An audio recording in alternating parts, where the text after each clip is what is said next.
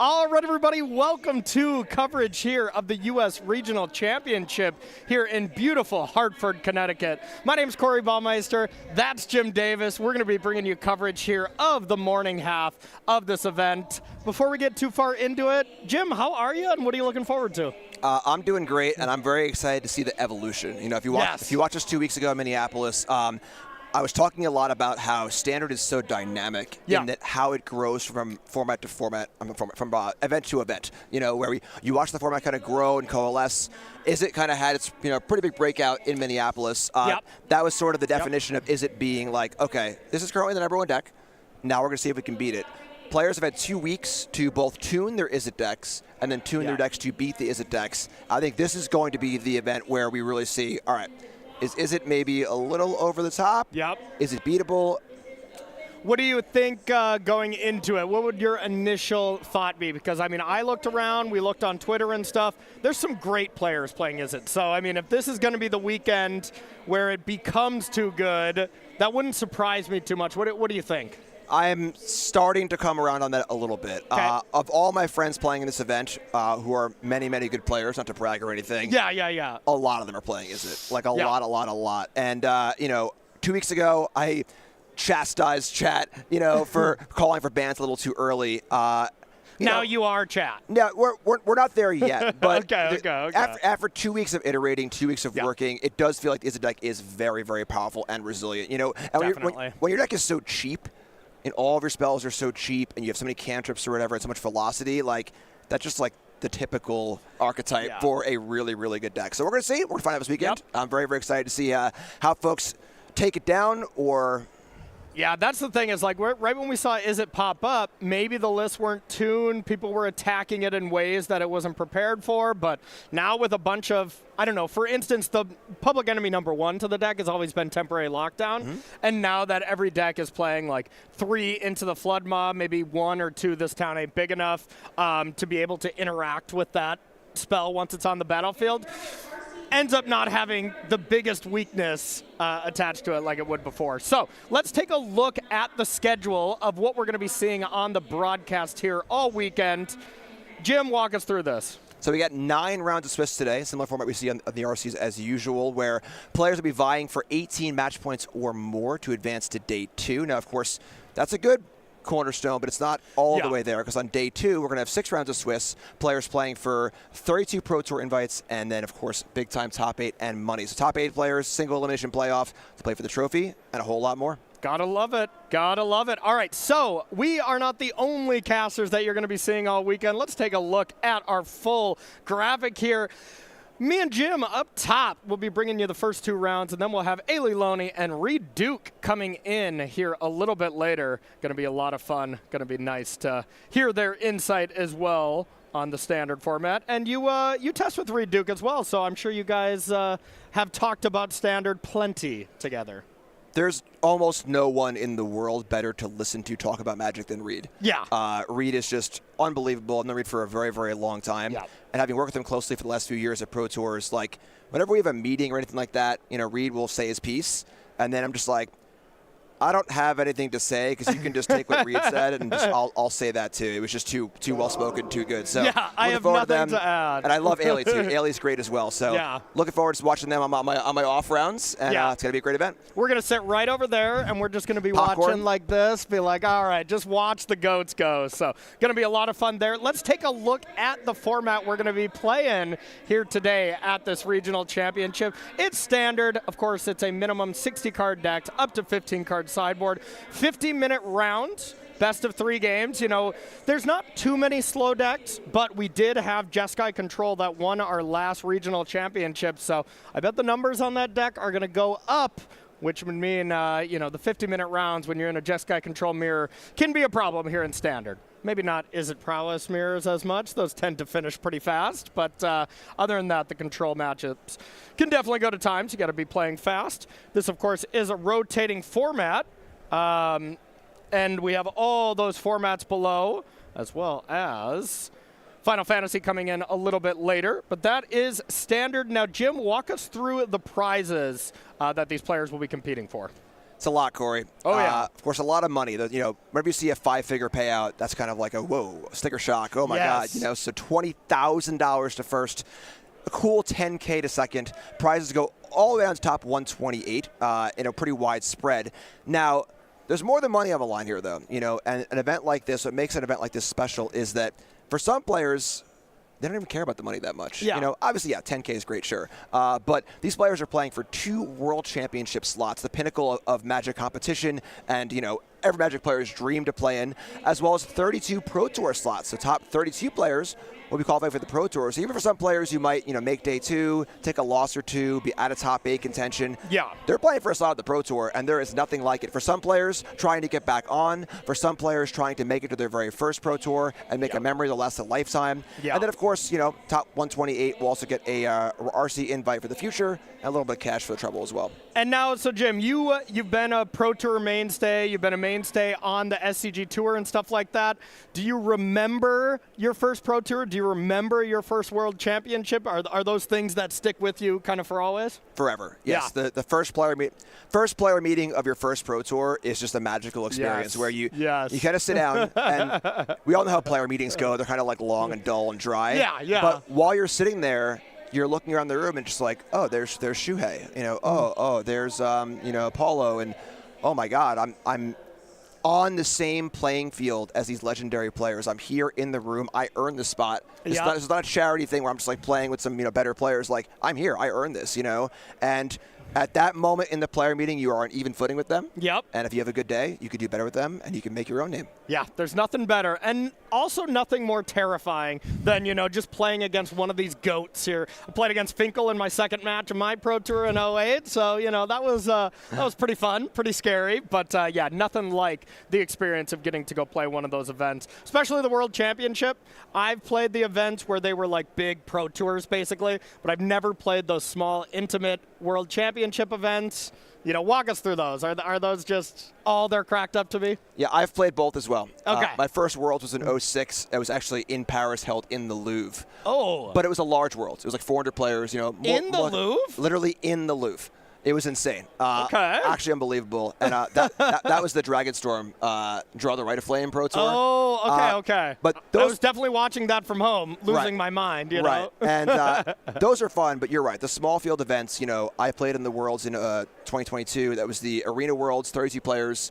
when the field is that small, it's like you just feel like you're the most important person in the world. And as someone who's played in the Star City Players Championship as well, which is 16 players, when you're in these small field tournaments, it's like, wow. Like, you actually, people, like, take better care of you, pay more attention to you because there's only so many of you.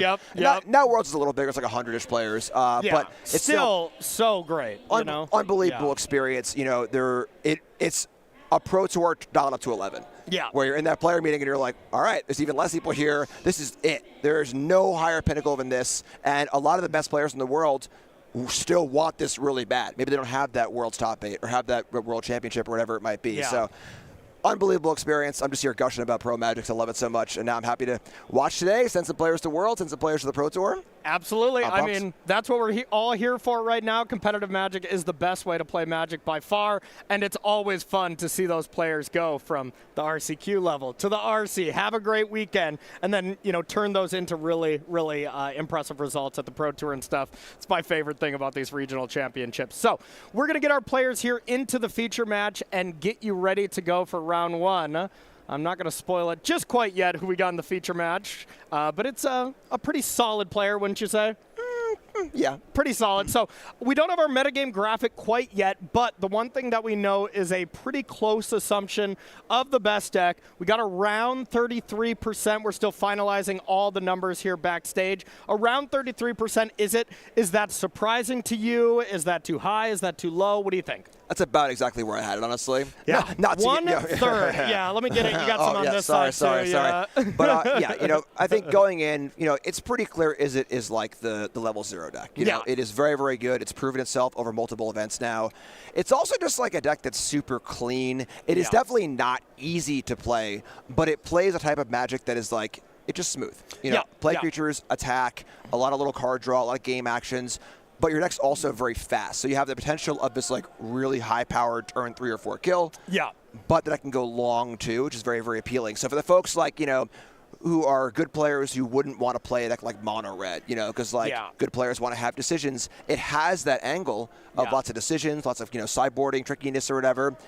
But it's also cheap and powerful and fast too, you know, so good players can gravitate towards a deck that is powerful but has a lot of micro decisions as well. It really reminds me kind of like of all the Gruul / mono red players and then all the like bounce house players that just combined, you know, into something that, you know, leads to a very, very powerful archetype when you get two extremely powerful archetypes that kind of feel like they get connected with that. So, I mean, yeah, really powerful stuff. The deck is somewhat easy to play when it's just like the all-in aspect. Like, I have Corey Cutter on 2. I'm going to play a Swift Spear into a Monstrous Rage, into a Burst. Like, that stuff is kind of easy, but once you get into the weeds and you don't have the perfect draws, that's where you start seeing the good players, you know, really shine in a deck like that.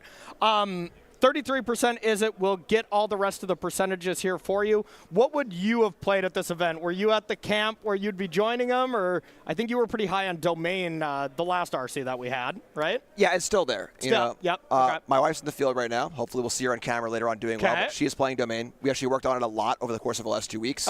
And I think it's still very, very good. I think it's really, really good in the space where it is good against Izzet, not amazing, just like, you know, solid to good. And then it's good against Izzet in the sense where one of the big things about the Izzet decks is they've been evolving, you know, and 2 weeks ago, the lists were pretty stock. It was, you know, 4 Slickshot show off, pretty aggressive, pretty straightforward. Now folks are experimenting a lot with ways to try and win the mirror. So we're seeing more things like main deck of Braids, taking things like Burst Lightning out for Torch the Tower.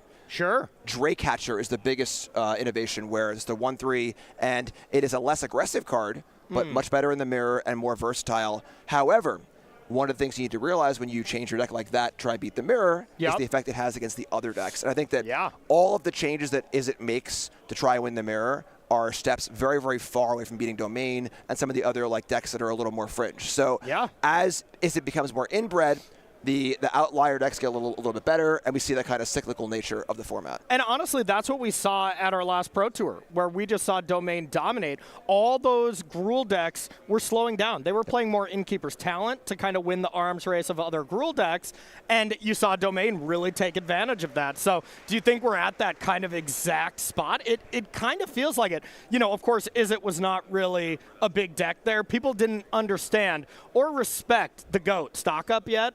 enough at that Pro Tour, I feel. You know, of course, there were the people that played maybe Azorius, Control, Ely Cassis, stuff like that, that respected it. So, you know, who would have guessed the GOAT Ely was ahead of the curve, but that's no surprise. We've known and played against him, played with him for years. But, you know, it feels like the metagame is getting to that spot again where Domain could be a solid choice. So I'm with you. I think I still probably would have just played Izzet at this point. Yeah, I know. But, yeah, pretty strong stuff. All right, so we'll kind of start shifting gears here to our first feature match. We can put up our graphics for our deck list here if we have that, but our first player is going to be, if you'll hand me those, Jim. Oh, we got lists. Yes, there we go. Our first player is going to be Matt Nass, you know, defending Pro Tour champion. And, you know, would this shock anyone to figure out that he's playing Domain? Yeah, you would have Pro Tour with the deck. Yeah. You kind of get married to it a little bit. You know? And we know Matt for obviously being a combo specialist. Yeah. You know, Matt loves a crazy combo deck. I even showed you one that he sent me a couple days ago that he's like, I've been, you know, thinking about playing this deck. I'm maybe kind of glad he didn't. That deck looked a little wild, but, you know, the bread and butter here, Domain, still looks pretty solid. Yeah, I've been in multiple Pro Tour Discords with him, obviously on different teams with him, and yep. he posts a lot of pretty wild stuff. You know, he's definitely KCI Master, for anyone who doesn't remember that deck. Yeah. That horrible deck. He's got a brain that's always going. And it's one of those things where, like, yeah, a lot of the ideas look stupid, but there's a diamond in the rough sometimes, and when there is, he's the one to find it. Yeah, absolutely. So we're going to have Matt Nass on Domain up against August Rowley playing Azorius Omniscience. That match is usually pretty brutal, right, Jim? Favor to August? Yeah. So one of the interesting things about Domain is that there aren't many decks in Standard that have very polarized matchups. Yeah. You know, a deck like Izzet is never going to be too great or too bad against anything. You know, it's a pretty even-keeled, you know, deck, whereas Domain's very polarized. It obliterates some decks, and it gets obliterated by some decks. Yes, and, very true. We have the classic combo versus ramp matchup here, which is a longtime Tron player is pretty bad for the ramp deck. You know, the Domain deck doesn't really have the tools, especially in the main deck, to either kill fast enough or interact enough, giving the Omniscience deck time to set everything they could possibly want up. A turn 4 kill is obviously possible as well, and Domain can do almost nothing about that. So, you know, game 1 is pretty rough. Post-sideboard, things change. You know, a variety pack comes in. We'll see. Get to get all this removal and your lockdowns out of the deck. Yeah, Riot's End, lockdown can get out of here, and we see some actual interaction like negates and high noon and stuff like that. But, of course, Omni's ready for that, too, with their possible transformational sideboards or whatever else. So it is definitely a touch matchup. The kind of matchup where if Domain can steal game 1, it's huge. You're set. But games 2 and 3 are going to be the really important games. All right, it sounds like our players are ready for round 1 at the U.S. Regional Championship here in Hartford. Let's head on in and get ready for the action here. Welcome to the feature match area, everyone. We got August on the bottom there, and we got Matt Nass up top. Domain against Azorius Omniscience. Should be a lot of fun. Yeah, this is basically Matt's got to almost hope a little bit that things go wrong for August. You know, I think part of the Omniscience deck in the format in general is the fact that it is a combo deck. It doesn't have a fail rate. Yes. We saw it 2 weeks ago. There were some games where Omniscience just had all 4 Omniscience in the bottom 20 cards of a library, and it makes for a really awkward game, you know, so. It makes for the best game, Jim. It makes for the absolute best game. That is true. And now it looks like for August's side, they have the version that is becoming more stock, I feel, not playing any invasions, anything like that, just kind of winning with fair magic, we'll say. I mean, as fair as cheating and Omniscience comes into play, you know, you do just kind of, you have that mill combo. But wait, actually, is that? We don't even have that enchantment in here, that saga in here to mill out the opponent. Is that wild? Yeah, there's an Oracle of Tragedy. Okay, there we go. I believe that card works for the combo. I need to bring up the Oracle text in that card. Yeah. It is a fringe uncommon. Yes. I know it's a 1/3 2-mana creature with an ETB ability, but we'll have to get the confirming on that. But I would assume that's part of the alternate combo kill. In some way, wins the game, that's for sure. So, looks like we have a stock up here. Heading back to Matt.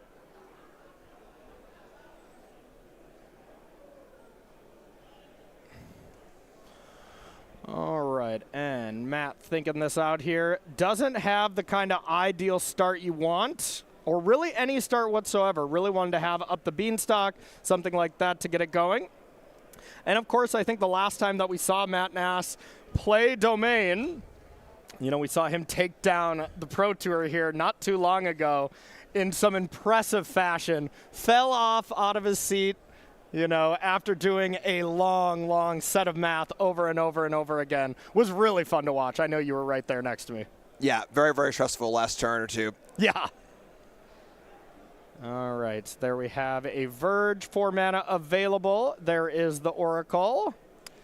Yeah, so I mean, that doesn't win the game, right? Right, I might be missing something. You could obviously do it where you can loop through and you can just like shuffle cards in, keep drawing cards. Yeah. Set up a battlefield of 4 dragons in play and counter spells in your hand to win that way. Yeah. So not a direct kill, but almost just as good, and a better card to just cast and block with early on.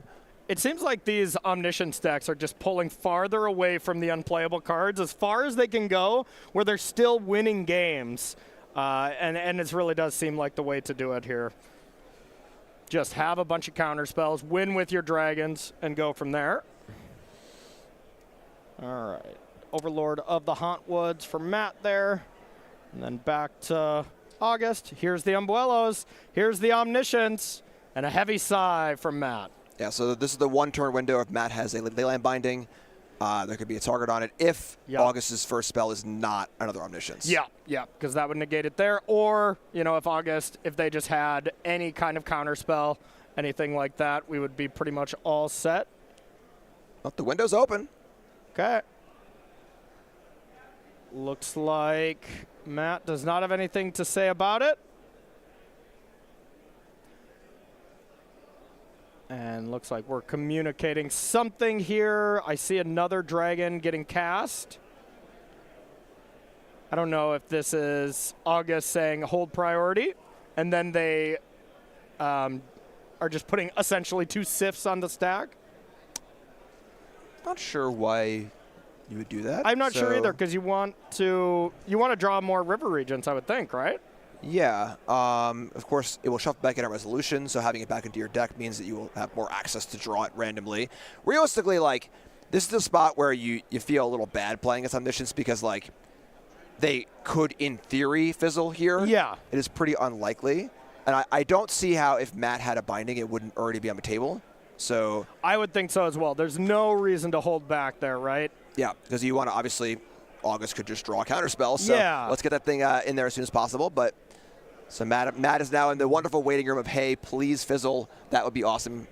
Help me out here. This is Matt saying, you know, at least when I'm in the spot round 1, you know, if I'm playing in this kind of scenario, it's like, all right, how's my day going to go? You know, like, oh, I'm just losing on turn 4. Okay, this could be a brutal one. And it does look like Matt has the Leyline Binding here. So the first Sift has resolved. The first draw 3, discard a card. And there is Leyline Binding, and it worked. Wow. I'm still curious what this other river region is doing, if it's resolved. Or, okay, so this looks like it is just in play. All right, so it was cast as a dragon. So, that being said, I'm not sure why that happened like that, honestly. Yeah, me neither. Because, like, sure, if you cast the dragon and, you know, you get the bounce targets, we responded with another, with the coil and catch side of River Regent. The thing is that so the first thing that should happen, in theory, Omniscience comes into play as a 1/1 creature. Yep. August will cast the first spell, and at the first chance Matt gets priority, Matt fires the Binding and tries to hit it, right? So if the dragon had waited, Coil and catches on a stack, Binding hits the Omniscience, and the second dragon could just bounce the Binding. Now Matt's tapped out, and your coast is clear. Yeah. So interesting sequence there for sure. I haven't played a ton of Omniscience, so I'm not willing to be like, oh, that was definitely wrong. I'm not 100% sure, but the problem now is that Matt still has a whole bunch of work to do. Yeah. You know, like 20 life for August and plenty of time to kind of get things going. And also, there's a 6/7 in play. Yep, there's a giant creature. Creatures are one thing that Domain has a fine, you know, is very good at dealing with creatures, to say the least. You know, so that's not the biggest deal, but this combo will come back here at some point. Now, the one thing is August, they were not able to draw enough cards to go end step, discard to hand size, and get that Omniscience back in the yard to kind of put Matt back in check, as we like to say, with that Omniscience ready to combo again. So August may have to do a setup turn, but we do, of course, have the Roiling Dragonstorm as well that you could play, discard, and then play another Umbrello's Awakening next turn. So still possible that August would get it going once again. Everywhere you want to be. And here is another Overlord. And this is Matt fully putting the shields down. Let's see. There is the Dragonstorm. We're going to draw 2 cards. Jim, what do you think August is going to discard? I mean, Omniscience sounds reasonable. Well, I was being sarcastic. I thought for sure it was going to be Omniscience. So now we're seeing, this is the cards that were bouncing from the Dragon, of course, a little bit more card draw, but more setup, and Matt actually has a threat in play now. Yeah. To be fair, got to go through the Dragon. It's a chump blocker here also. Still pretty far from lethal, but Azure can activate this binding. We can see some damage kind of burst out of nowhere. So there's still a lot of work for Matt to do, but it's definitely, this game is still going, thankfully. Absolutely. And I did see on Matt Nass's side Azure in hand. So that play is good to go. Dragon stays home, so the Leyline binding can be blocked. It's always weird to say that. Yeah. It's a weird thing where, binding, of course, has a vulnerability where you can lose it and get the card back. Yeah. When it becomes a creature, it's even easier to kill. So with Omniscience, such a valuable card under the binding, it's a little scary, but, as long as there's a way to push through this Dragon, which there are plenty of in Matt's deck. Yep. And looks like this is everybody's favorite 3-drop. It's Zur. Wonder if Matt framed any of these Zurs yet, Maybe framed up the Beanstalk. I hope so. Yeah. After taking down a Pro Tour, you'd think you'd have to. It'd be required. Yeah, I actually I loaned Reed 2 Mountains, Mirage Mountains, for the PT he won, and I had him sign them when he gave them back, and then I had Seth sign a Vein Ripper. Okay. He runs, so I have those. I'm going to frame those eventually for a little Pro Tour memento. I mean, framing it's the only thing you can do with Vein Ripper. Can't play with it anymore. Card's too good. It's true. You guys broke it. You broke it in half. All right, this is the big turn here. This is the spot where August has to have it. Looks like they do. 4 mana's being tapped. Let's see if it is Umbrello's number 2 on Omniscience number 2. It is. And let's see if the win's there. As we're seeing and looking at this list, we're not seeing any way to win the game on the spot. There's no way to mill out your opponent with a Saga.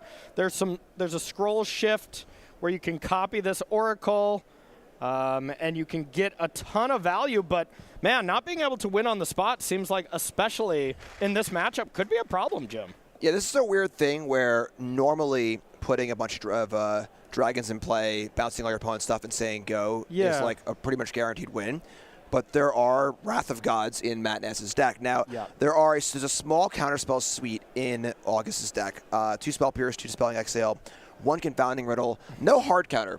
We saw one Refute in some of the decks 2 weeks ago, which is the cancel with the discard effect. A little surprised to see maybe 1 hard counter for spots like this, but there's enough counter spells here where through a long process of looping and drawing your entire deck, we can see everything get bounced, and then kind of say go, 4 dragons in play, 1 million counter spells in hand, which should be good enough. Yeah, I would totally agree. So here is the Dragon. Roiling Dragonstorm is going to be able to be bounced.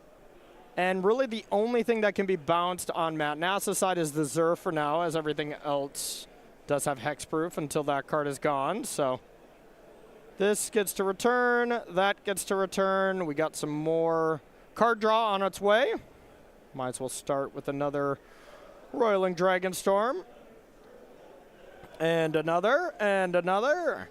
Now this is going to be more than likely a very long turn. Buckle up. Yep. As you get to do all the things, all the lands to the yard. The Dragonstorms are here in full force. Now, if you ever get a River Regent, you get to draw 8 cards and discard 4. That's usually pretty good. Yeah, so I believe we're going to see what I was saying, the setup where go through the entire deck, keep looping the dragons, and end up with a board state of 4 dragons, a hand of 4 counterspells against no board at all.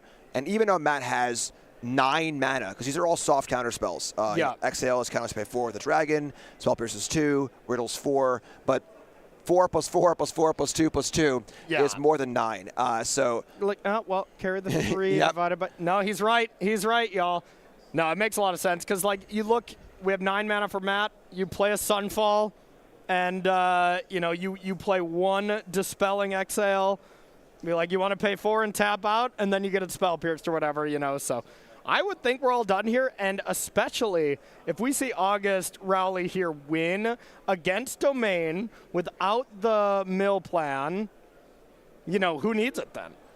Yeah, for the 1/3 body, it sounds silly to say a 1/3 for 2, a Lumen Grid Warden for all you boomers out there. Yeah. Is a good blocker, but like just having anything to throw in front of a Draycatcher or a Suspir in the early turns is more profitable than the Saga we usually see, which has very, very minute value. It is castable. You can play it for a little bit of something, but the 1/3 body blocking is certainly higher value. So it looks like right now August is explaining a loop here with the Oracle. And, as far as the Oracle looks, shuffle your good cards back into your library, and you're gonna draw them. And I think that was the case. We don't have the table mic going, but it's, hey, I'm going to draw my entire deck. I'm going to shuffle all my relevant cards into the deck. I'm going to end with 4 dragons in play, and I'm going to have 5 counterspells in my hand. Then I'm going to say go. And that explanation was enough for Matt to pack it in game 1. So, I mean, if that's how this can end with Omniscience without the mill combo, good riddance to the combo, because the Saga itself was kind of unplayable, Yeah, the fact that the dragons and the Dragon Storm are just so good by themselves, and the dragon is just so load bearing. The ability to bounce your opponent's stuff, your own stuff, loop things, keep going. It opens up a wide range of possibilities. Yes. All right, so looking at Matt Nass's sideboard here, a bunch of spells, no creatures, really not much to deal with any kind of aggressive decks. That would lead me to believe Matt is pretty much pre-sideboarded for these Izzet decks. What do you like in and out here up against the bad matchup of Azorius Omniscience? Almost everything. Yes, I was going to say the same, besides the authorities, right? Yeah, so this is the kind of matchup where in game 1, Matt's fully aware of it. Like, it's a race in a situation where he's driving a boxcar, It's like not fast enough to really get through. However, post-board things change a lot. There's a ton of relevant interaction. There are 5 hate pieces in High Noon and Rest in Peace that must be removed before August can go off. 2 copies of his Stone Brain is a real nod to his matchup of hey, Stone Brain is an extremely focused card that is basically only good here. Being able to remove Omniscience is a huge step towards victory. A couple Disenchants, Destroy Evil, Tear Asunder. Stock Ups are great when we saw at the Pro Tour. Matt played one of the sideboard as kind of like an extra copy of all these cards, which is great. And then, of course, a few negates as well. So a lot of tools here. All the lockdowns, all the Riot Zens, all that crap can go out, and we'll see a bunch of this stuff come in, and we'll see a much more competitive game from Matt. Yep, makes a lot of sense to me. God, that game 1 feels bad for Domain. And then from August side, what are they bringing in? So we see the transformational-esque sideboard for August. 2 Beza, Clarion Conqueror, Overlord, Abolisher. So we can see some amount of changing. The problem here is that whereas against a deck like Izzet or a more low-to-the-ground kind of deck where they have trouble beating 1 Overlord or 1 Beza or one kind of big thing, Domain wants to play that game. Domain is a much better Overlord of the Mistborn's deck, and is a deck that's not going to fold to a single Beza or Overlord. So the Transformational plan is not going to be super effective here as a full plan. It can be a little bit of a distraction. So Overlords and Bezas are kind of not really exciting. Abolisher is nice here as a way to play around the negates and other disenchant effects. Yeah. If August can set up a turn where it's Abolisher, sorry, all your negates and disenchants are off, then Omniscience that can work as well.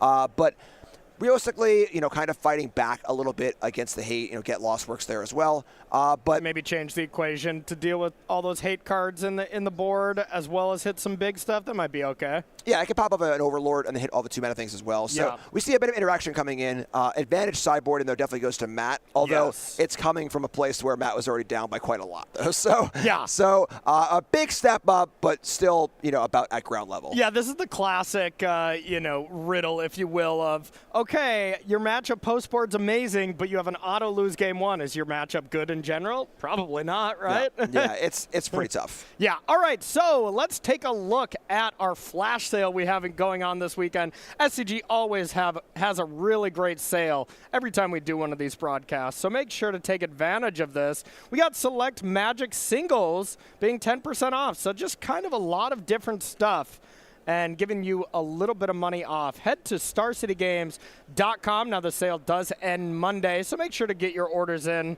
throughout the weekend as you start seeing these busted decks you see on camera that you want to start playing here at your local FNM or your RCQ. So go ahead and check out that flash sale right meow. Can you tell me the complete text on displaced dinosaurs? I cannot. I could tell you zero text on it. I have never seen that card in my life. Yeah, if that card doesn't have a built-in way to blink out creatures, then get that name out of there. I'm just thinking Eldrazi Displacer, so. Boomer alert. Yeah, there we go. All right, players are figuring out if they like their hands. We're going to have Matt Nass, our defending Pro Tour champion, getting a Surveil here with the Hedge Maze. And a Surveil from August on the way back. Both players like what they see. If Matt likes what he see, I bet a Beanstalk's coming down. All right, never mind. I mean, it's funny because the two tops here from Matt, normally Scryl has, a little bit of information, whatever. Yeah. That's an immense show of strength for me. Where Domain's already a deck that's very, very interested in just binning almost anything that's not a Beans and Overlord, a real proactive card. And always these Haymaker sideboard cards, too. There's just a lot of cards you want to see and a lot of cards you're happy to push. So topping 2 cards in a row is like a pretty big statement. Just give him the trophy already? Is that what you're thinking? Or is that a little too soon? Maybe a little too soon for that, but still pretty strong. All right, Overlord being impended here to get that everywhere counter. What is that everywhere counter? I cannot tell what it is. I'm getting a Settlers of Catan vibe, but there's no way. That's way too basic for Matt. So, yeah. So. Who knows? We'll have to ask him a little bit later. There is a Roiling Dragonstorm #2. Discards cards, but no Omniscience in the yard yet, so not really putting Matt in check quite yet. Now we'll see. Here is the follow-up to get the pressure going.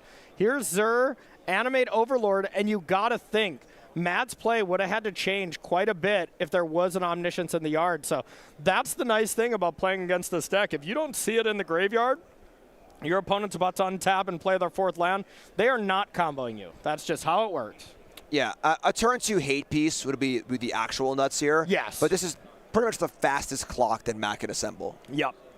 There is Omniscience into the yard. So everything from here on out, if I was Matt, is going to be, all right, now I have my aggression. I no longer need to play any more Overlords or anything like that. It's like, I want to play a High Noon. I want to play Rest in Peace. Probably not in that order. I wouldn't recommend it. But I want to play Rest in Peace. I want to play a High Noon. I want to hold up Negate, and I want to win the game just straight away like that. So we'll see if Matt has the tools. Yeah, this is the massive difference between Game 1 and Game 2, where this also would have been an ideal start in Game 1, but it's hard to have that proper follow-up. Yeah. Where you're still just at the mercy of, this is a good draw, but it isn't the fastest clock. So now Matt has so many tools available, and August has to navigate through all of them. Yep, makes a lot of sense. I also see Zur being held back, just respecting Ride's End or something like that. Not sure why you wouldn't get that one in there, but a Forest it's so Dispersal. Minor. There we go. Yeah, you're probably still leaving that one in, huh? Yeah, and it's not great here, but it's not great, but it can be part of the combo where you're bouncing your own dragon, a little bit of Surveil, and if you do get it bouncing with it, it's a pretty huge tempo swing as well. Yeah. So, it's a kind of card that could maybe get shaved a little bit, but the 1 point damage doesn't really affect the clock that much here. So, not worth the risk there for Matt. Makes sense. He's thinking about everything. And here is the moment of truth here for August. We don't see the High Noon, Rest in Peace, anything like that. So that's got to lead me to believe Matt at least has a negate, right? I feel like there's no way you're keeping that hand if Matt was on 0 interaction if it was just Overlord and Zur, right? Yeah, I would say likely a negate and then maybe 1 disenchant effect of some kind. Yeah. Binding, Get Lost, etc., etc. Stock Up gets cast. Looks like if this is a non-Umbuelo's Awakening card, Matt's not going to waste his potential negate.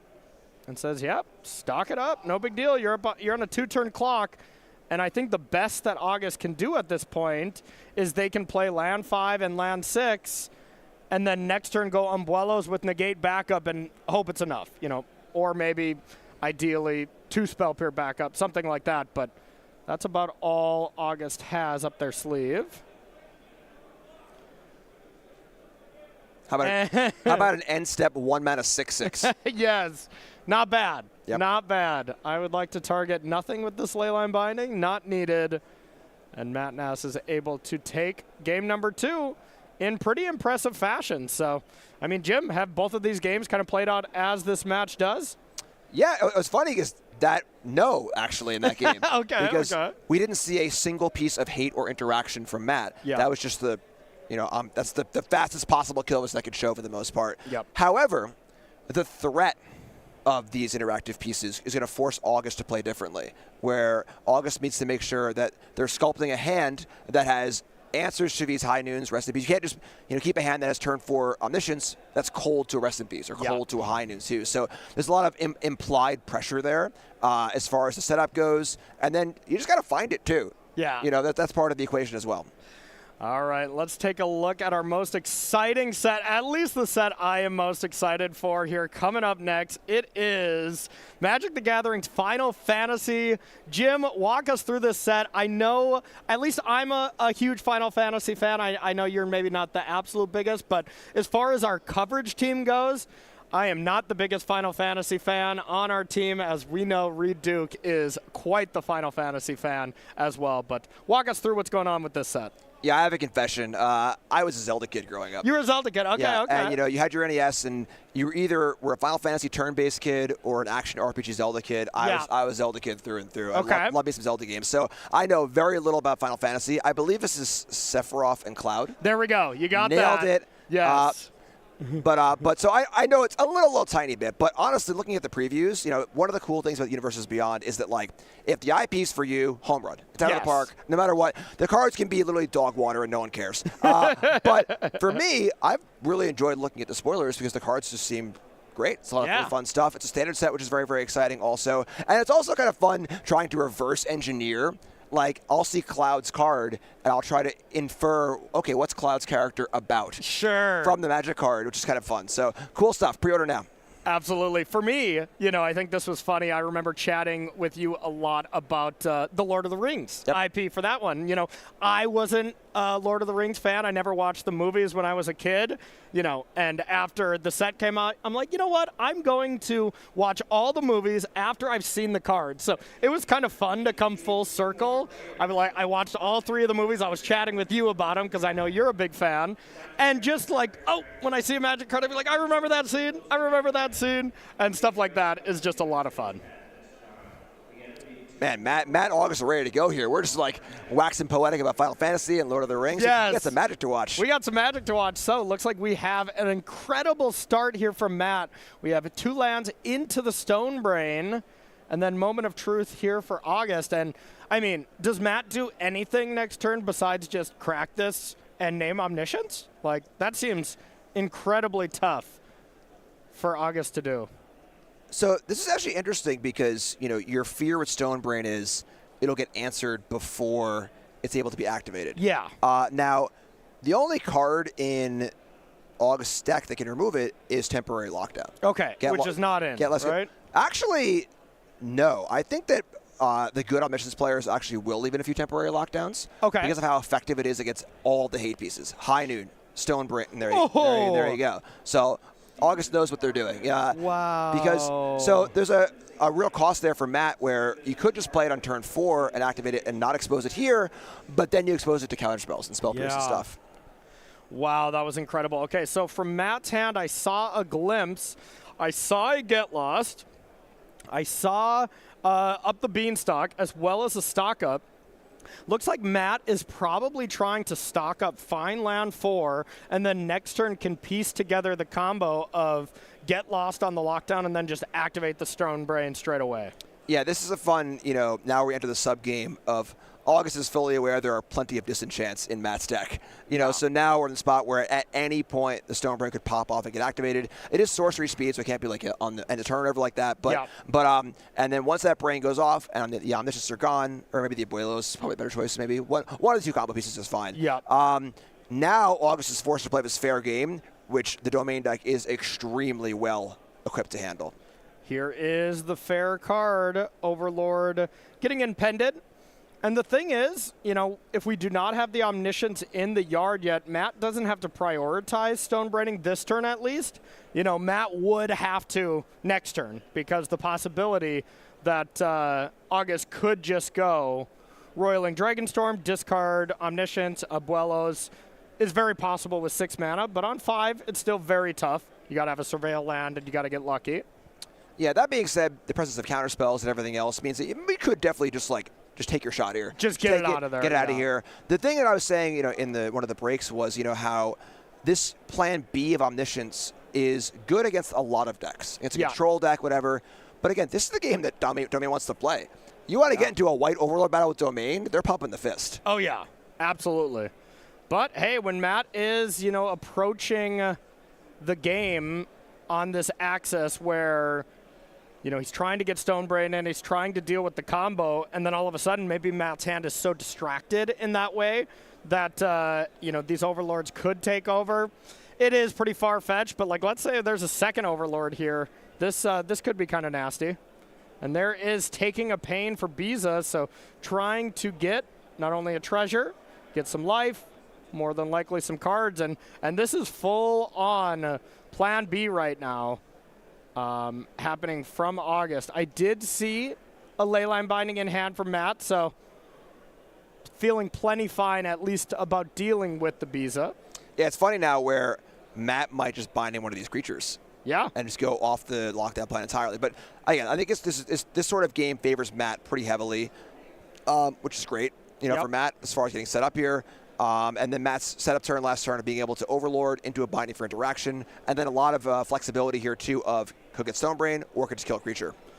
So didn't fire off the Leyline Binding, but as I saw, there's Up the Beanstalk in there, so it looks like Matt is trying to get a little bit more value, which I really love here. I think I saw Rest in Peace as well, so could go something like Up the Beanstalk, Leyline Binding, and Rest in Peace this turn. And kind of deal with a lot of different things while gaining card advantage. Not so bad. Yeah, for sure. And the thing is that while a lot of decks board out removal spells against this Omniscience deck, that's kind of why the sideboard juke works. Yeah. All these bindings and get lost are still in Matt's deck. Because they are, A, you just can't cut all the removal, and B, they are answers to Omniscience. So there's still plenty of kill spells in Matt's deck. This is not going to be like a, oh my god, you played a creature, I can't do anything scenario. Exactly, yeah. Up the Beanstalk comes down, draws a card. 2 more mana getting tapped. I gotta say, that Everywhere land looks way worse than Matt's lands. I have to agree. Let's let Matt use his. All right, Rest in Peace. So the problem with this is Matt is taking a lot of time here. Matt is really saying, hey, hit me all you want. I'm going to get all these things set up. There are counter spells in August's deck. Yeah. So, like, we could get into this weird, like, Delver Tempo scenario where August has 8 power in play and just cast a Spell Piercer 2 and, like, somehow kind of sneaks through here. Yeah. So, but Matt, because Matt is taking this sort of line, it makes sense there was also some interaction as well. So 2 mana getting tapped. Matt didn't go proactive and try to play a Leyline Binding on his turn when there was virtually no mana available. Waits till combat and gets lost the giant 4/5. Get a couple maps, take 4 damage, Matt falling down to 12. And you got to think, this is Matt. This was a nice setup turn for Matt where we got some card advantage going. We got a hate card to deal with the combo plus a removal spell. Feels like this is the big turn for August. They need to do something nice and maybe kind of back it up with a counter spell to have a chance here, because it feels like that next turn for Matt is going to be very, very good about dealing with the remainder of the creatures here. Yeah, strong agree. You know, there was some risk in Matt's last turn, but the punish has to happen now. Yeah.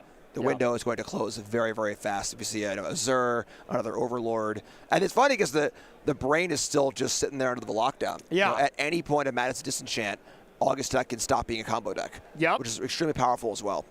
Yeah, and I mean, the Rest in Peace has to be dealt with too, so yeah, August has a ton of things that they have to fight through to actually combo off here in any meaningful way, so. Now the Overlord's going to be coming off in a couple of turns, which will be nice, but by no means amazing, and I see High Noon, a Verge, as well as a Leyline Binding in Matt's hand. Blast Zone on 1. Blast Zone also an excellent tool for dealing with these hate cards because they almost all cost 2. Blast Zone is just an incredible card in these Azorius Omniscience decks. Yeah, super low opportunity cost. Playing the first copy is almost free. Yeah. And then second copy can be reasonable as well, and it just covers a lot of your bases. This would just be the best Blast Zone ever deck, or the best, deck to play Blast Zone, is if it started on 0 and it would also hit the Monks. Oh my. That card would be just so perfect for the metagame right now. Yes, it would be a very nice cleanup option. Funny how it's better, so it's worse. Exactly. There we go. There's the Jim Davis quote of the weekend already. It's better, so it's worse. All right, going to Matt's turn. 2 mana left open. Here from August, they had the ability to crack the map as well, so 3 mana technically with the treasure, so that should, kind of put some alarm bells in Matt's head that there is some form of interaction. Looks like that was a change the equation. It's cast for 1, but the mana value is still 6. The equation has been changed. Yep. This is a math problem. It's not going to work out. Yes. Somebody didn't do their homework. Exactly. I have no more math jokes to make. That's all I got. That's all we got. That's all we got. English major here. Sorry, folks. Always scary putting in Overlord under a binding. Yes. Where if that binding is able to be killed, a whole lot of power comes to the battlefield very, very fast. And that's got to mean that Matt has a way to interact, right? Because otherwise you're just hitting one of these flyers just to be safe, right? And deal with the Overlord later? Yeah. 5 power it's not a huge amount, but it's representing a pretty serious clock with Matt already at 12. And, I mean, to be fair, just like most games you're playing against Domain, if Zur ever comes to the battlefield, the game's completely over and it's not close. You get to just animate the Overlord, animate the Leyline Binding. What can you do if your opponent, were to just gain 11 life? That's why I was saying, Matt's deck is so well suited for an Overlord game. It's really, really hard to beat Domain on this fair axis.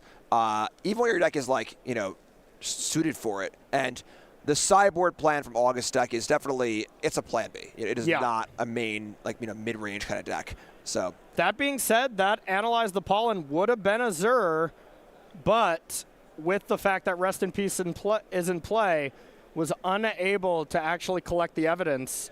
High Noon gets countered. Matt kind of knew about that, changed the equation. And then, High Noon number 2. So Matt definitely kind of baited August there a little bit, but hey, High Noon's something you have to deal with. Yeah, and now the problem is, though, that there's just 3 really important 2-mana permanents in play. So this Blast Zone looking even better. Yep. And there's plenty of time for August to, navigate the Blast Zone as well as the attack step. So there's still some flexibility here for August. Yep. That flexibility will change if it comes to Zur coming down, but that is by no means in Matt's hand ready to go. The one thing that Matt does have available here is at least can crack High Noon to deal with one of the flyers in a pinch. Here comes the River Regent. And what are we bouncing? Bounce the Leyline Binding to get a bunch of tokens.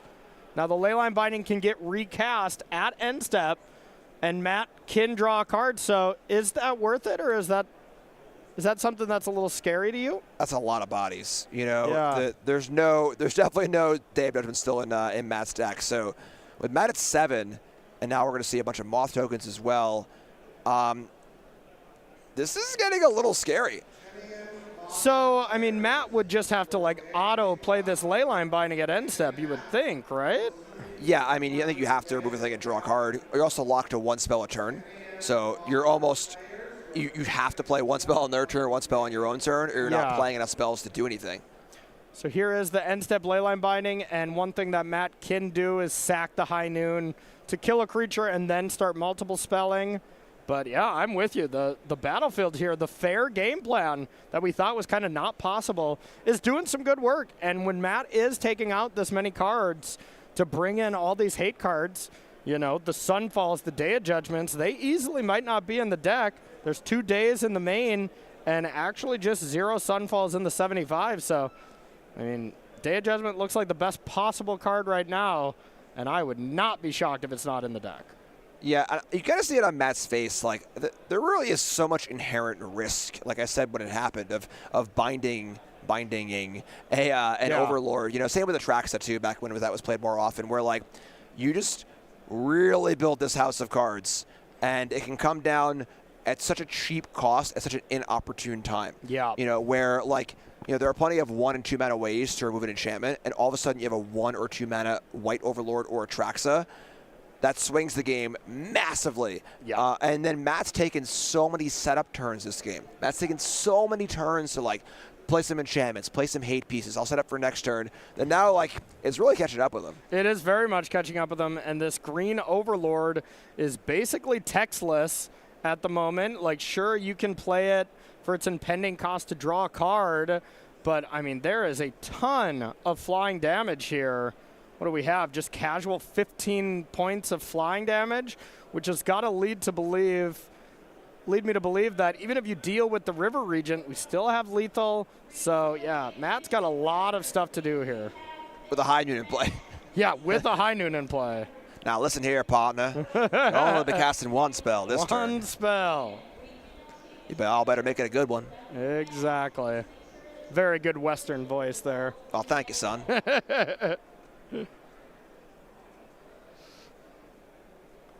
Big thinks here. Probably not a big think, and then Day of Judgment would be my guess. That would be pretty funny. Yeah. This is tough. I feel like Matt's really played himself into a corner. You know, Yeah. This game looked good, you know, a lot of steps of the way. Autumn has really just been playing a very chippy game, you know, just kind of, here's a thing, here's scrappy, here's a 2-1, getting some damage in, you know, to the point where all of a sudden now we hit this penultimate turn where Matt's like, wow, I'm at 7, I have all this stuff in play, and none of it matters. Yeah, and here's a stock up. We can't cast another spell. There's 4 land and up the beanstalk. That can't be enough. And that's just the game. I got to say, those High Noons and Rest in Peace, sure, they serve a purpose. And, you know, they stop the combo. But both Rest in Peace and High Noon, it seemed like they both hurt Matt more than they hurt August in that. Because we had the Analyze the Pollen that you weren't able to collect the evidence from with the Rest in Peace. And then the High Noon, maybe Matt didn't have any spells to cast anyways at the end, but it definitely seemed like a hindrance in some way there. So these hate cards, when they're universal, they're not always free from the domain side. Yeah, Matt's a phenomenal player. Yeah. I think Matt wants that game back. Yeah. I think if Matt went back and watched that game, you know, I think that you can see it in his face a little bit too, you know, where it's just kind of just a little here and a little there and a little there, and all of a sudden you're on this last turn, you're like, how did I get here? Yeah. You know, how do we end up in this spot? How could this have happened? You know, so agree. I think it's really, really important from a domain side that you can't just play stacks. You can't play prison. You have to do your own thing. You know, in a lot of these post-sideboard matchups across various matchups, you know, you have to do your thing. So Autumn played really well that game. Super, super scrappy. And taking that a Pro Tour champion game 1 is not a bad place to be. Yeah, nobody's beat Matt Nass playing Domain in a very long time. I can't imagine he played too much Domain since the Pro Tour. But, yeah, big congrats to August. Hope they continue to crush. Sounds like our backup feature here for round number 1 is all ready to go. So let's jump on down and see what we got. Jim, more Magic. Let's do it. Up. And more quality players, too. Oh, yeah. Both David Inglis and is it Peter? I would think so. Yep. I think it's Peter. I want to make sure. But I've seen him around as well. Yeah, and David Inglis, Team Handshake, Pro Magic player, and then Peter's been around a long time on the SCG Tour as well. So got some good matches here. Absolutely. It looks like we have Is It Prowess up against Azorius Omniscience here for David Inglis. So what I've been seeing, I've been chatting with players, walking around, seeing seeing my friends and stuff.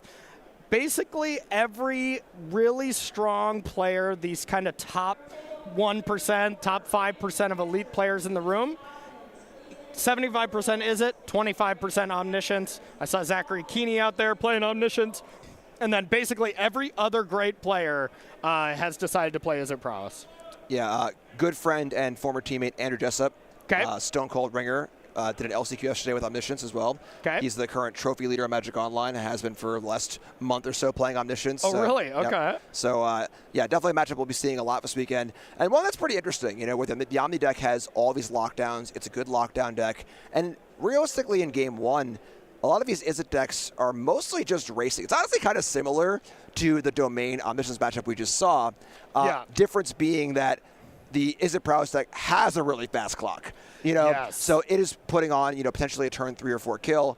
Doesn't have as much interaction. Might have, you know, a Floodmaw here, a Spell Pierce there. For the most part, it's Goldfish in Game 1, and they bring in a bunch of spells for Game 2 and 3. Yeah. So what do you like in this matchup? Is it the favor of Izzet or Omniscience fast enough where they can take it down? I usually would think Omniscience is favored in this matchup. Do you agree? Yeah, I think Game 1 is pretty strongly favored with the lockdowns and ever. I think post-board, I think if all 3 games are post-board, it would be pretty heavily Izzet's favor because of the amount of tools they have. But I think Game 1's pretty much in Omni's favor with the lockdowns as well. And then it's kind of a scrappy post-board game where those transformational sideboard cards can really come into play. A lot of jockeying back and forth of, am I playing bases? Am I playing blockers? Am I going to combo? Oh, you brought in 9 Spell Pierces? Well, I have a base and Overlord, sorry. Yep. So there's a lot of play to this matchup and a lot of really interesting sideboard dynamics. And kind of what you were saying in the intro there, Peter, Peter's list really is kind of focused on that arms race with Izzet. You know, the 3 Torch the Towers instead of the Burst Lightnings, the Drake Hatchers, all that kind of stuff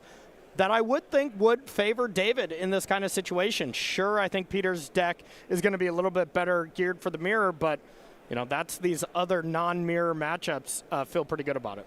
Yeah, both Thundertrap Trainer and Slickshot Show-Off are 1-2s. They are very different 1-2s. Yes. And if you're playing Omni, your opponent casts with a Thundertrap Trainer, you're pretty happy about it. You just do the largest thumbs up. Yep, you got it. You got it. That resolves. Yep, Squire draw card, sure. Your Otters, they are on the battlefield, that's for sure. Yep, and even a small change like Torch the Tower over Burst Lightning, you know, Torch is effectively blank against Omniscience, where Burst Lightning can be that second spell for a cutter. It goes to the face.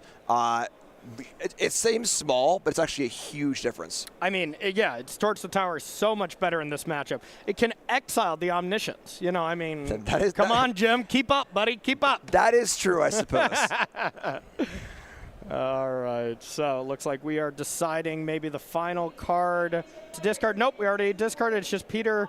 Looks like piecing together, can I win? Or how much damage can I do with 2 Swift Spears to start? Yeah, and again, Game 1 here's a race. You know, these important cards are, you know, Monstrous Rage, Cutters, you know, with no Slick Shots. So Spear's pretty important, honestly. Like a double Swift Spear draw is pretty close to where Peter wants to be. Yeah. And technically, you can win this turn, but I think it would kind of just be 3 Monstrous Rages. Yeah, Cantrip Rage would probably do it. Here's David, no thumbs up. David's way too cool for that. Way too much of a poker face to give the thumbs up there, but definitely thinking it. The thumbs up is in the brain. You're like, God, I'm glad those aren't Slickshot Show-Offs anymore. Yep. David Inglis, of course, an incredible resume on the Pro Tour, has been a little bit on and off in these last couple, but I remember that first year, basically what started with Reed winning the Pro Tour to start the Pro Tour season. David Inglis was in the top 16 of all 3 Pro Tours that year, which is just one of the most impressive things. So maybe didn't have that flashy finish where you're getting these top 8s, but those are more impressive to me when you can just piece together this consistent result after consistent result. And that's David in a nutshell here, just consistency to a key. Yeah, so the trainer also is not a prowess trigger either. Yeah. So Peter's giving David quite a bit of time. Yeah, absolutely. So here is the 3rd chapter of the saga. Now, this is the way to win the game. Basically, the same turn, you know, you start comboing off with the Umbrellas deck. Founding the third path has the ability to mill your opponent immediately. You want to walk us through this combo, Jim, for anyone who is just seeing this and doesn't see the invasions in the list anymore? Right, so this is like the more stock version of a deck. We saw Autumn's version playing the Oracle a little bit different, but the goal here is simply you have one Founding the Third Path in your deck, and you get your loop going with your 2 dragons, where you have an Omniscience in play, you have both dragons being cast back and forth, where the dragon will bounce the other dragon and one other thing. Yep. And you just set up a loop where you Founding the Third Path, you read ahead to Chapter 2, build it for 4, play the other dragon, return dragon, Founding the Third Path, cast it again, and just go through that loop infinite times, or however long is necessary to mill their entire deck. Unless they have, a Gaia's Blessing or some way to put some cards back on top or win in their upkeep, which can happen. Sure. If they are tapped out and you're at 1 and they have a Burst Lightning, but pretty fringe stuff. But we still get those counter spells like right. we got before that kind of back it up, right? Exactly. Okay. So, but it's a clean kill, although the Founding itself is not a great card to cast, as we're seeing here. It can give you a little tempo in the Chapter 1 and a bit of a flashback on Chapter 3, but not a great card in this deck otherwise. Yeah, absolutely. So unfortunately, had to put temporary lockdown into the yard. This has got to be the turn where Peter can probably piece together a win here, right? That was a very sad turn from David, just killing an otter. Now we have 3 damage in play. We're a couple spells away from just taking it down already. Yeah, Cantrip and a Rage. Uh-oh. That's got to do it. I'm scared. All right, that sleight of hand represents a lightning bolt as well. So this is 7. So not just any spell. An op doesn't win the game here. Yes. A Monstrous Rage would, or 2 cantrips. Yeah, 1 more point of damage or an extra land and 2 spells. Yeah. So it's close, and realistically, David only needs 1 life. Yeah. Because like you're saying, in my Burst Lightning scenario, David can go through the entire deck, mill out Peter. Even if Peter has a Burst Lightning, or even 2 in hand, David's going to draw through all the counter spells of the deck. There's usually a few Spells Pierces and a few other counter spells, just enough to counter that spell or 2 as needed. And then, of course, Peter will die to not drawing a card. Yeah, absolutely. 2 Spell Pierce in the list. Outside of that, there are not many hard counters in this list from Tangrams. This is a little innovative. I mean, you find the 2 Spell Pierce, and in the upkeep, if Peter does only have 4 lands, that's still just barely enough. But, man, there are not a lot of counter spells in this list. No Confounding Conundrums, those kind of things. So pretty innovative. Towards the tower on one of the creatures, that's 10, right? That is not 11, so David has 1 more turn. I don't see the Omniscience in the yard, so we don't have that ready to go. I see Umbuelos in the hand. Yeah, this is probably a lockdown or bust kind of turn. And the thing is, he just surveilled a lockdown into the yard, so David was not interested in trying to lock down the following turn, but I guess you can just Umbuelos that back, huh? Yeah, and then there's no Into the Floodmaw in hand for... I'm sorry, you can't tap your own creatures. So Jim, I just realized this now. Like, just think, if that Torch the Tower was Burst Lightning. Yep. It was just game. Yep. So, I mean, those kind of decisions are really a real thing. And here's Umbuelos back on the lockdown. So that lockdown is just a 1/1. Here's Corey Steelcutter and the haste creature. Doesn't matter. Torch the Tower still good enough to win this game. Yeah, and there is some utility, as you saw there. It is pretty funny watching your Is It Prowess player just torch their own creatures. Yes. But, hey, with 3 Spears in play, it's 3 Prowess triggers. It's obviously worth doing. And, yeah, I mean, we saw there, like I said, mostly a race. We didn't see Peter really interact with anything David was doing. It was just, here's my stuff, I'm going to attack you, put it all together. David couldn't do it. Yeah, absolutely. So looking from David's sideboard here, Jim, what do you want to do here? This Plan B looks a little bit better against the Izzet decks, huh? For sure, yeah. Overlord and Base. Obviously, Base is phenomenal. But Overlord's quite good, too. 3 Authority is pretty interesting. That's not a card you often see in the Omniscient sideboard. And it's kind of fun where it looks like a Nambo with temporary lockdown, right? So you have all these lockdowns. Why would I play this cheap card? It's actually a phenomenal insurance policy against Into the Floodmaw. So you end up in a spot where you play Authority on 1, you gain a few life off of it, they build a board, you lock down. The typical counterplay for Izzet against lockdown is to end step into the Floodmaw, get all of her stuff back, untap, and kill you. But if there's an Authority involved in that, that means the cutters are making tap tokens. You're gaining a good amount of life as well. So kind of cool and definitely interesting to see a card we don't usually see in Omni sideboards. Otherwise, a few counter spells, maybe Get Lost or 2. Get Out's kind of interesting as well. It's not really Foundry Fist, I guess. But yeah, mostly creatures, some interaction, and a tougher road for David, I think. Peter's got to respect David's authority, for sure. So, from Peter's side, what are you sideboarding in here against David? Actual interaction. Yes. Let's get those let's get those prowess triggers to a positive thing rather than shock my own creature. Ghost Vacuum, Spell Pierce, Stock Up I can see coming in as a way to kind of just find these extra things as well. One of the things about Peter's deck is that, like, there's a lot of fluff here. You know, there's so much built for the mirror with this kind of this town package alongside the trainer. We have these torch the towers. So we can shave down on these kind of things for more interaction and then keep in the cards that are actually aggressive and attacking profitably. Yep, makes a lot of sense. And then we do have that one Enduring Curiosity on the board. I was at a barbecue restaurant last night, ran into Nathan, who last chance qualified into this event. Nathan Starr playing 2 of that card on the board and was feeling pretty good about it. So that might be a little spicy tech that we're going to see in this event. But if you want to join us on our next event, this is going to be a really exciting one, Jim. Walk us through SCG Con Indianapolis. Yeah, a lot of cool stuff happening here. So, of course, the Spotlight Series is awesome in that it's an open event. So you walk in the door, you pay your entry fee, and you can play in a major event with Pro Tour slots, phenomenal cash prizes, and more.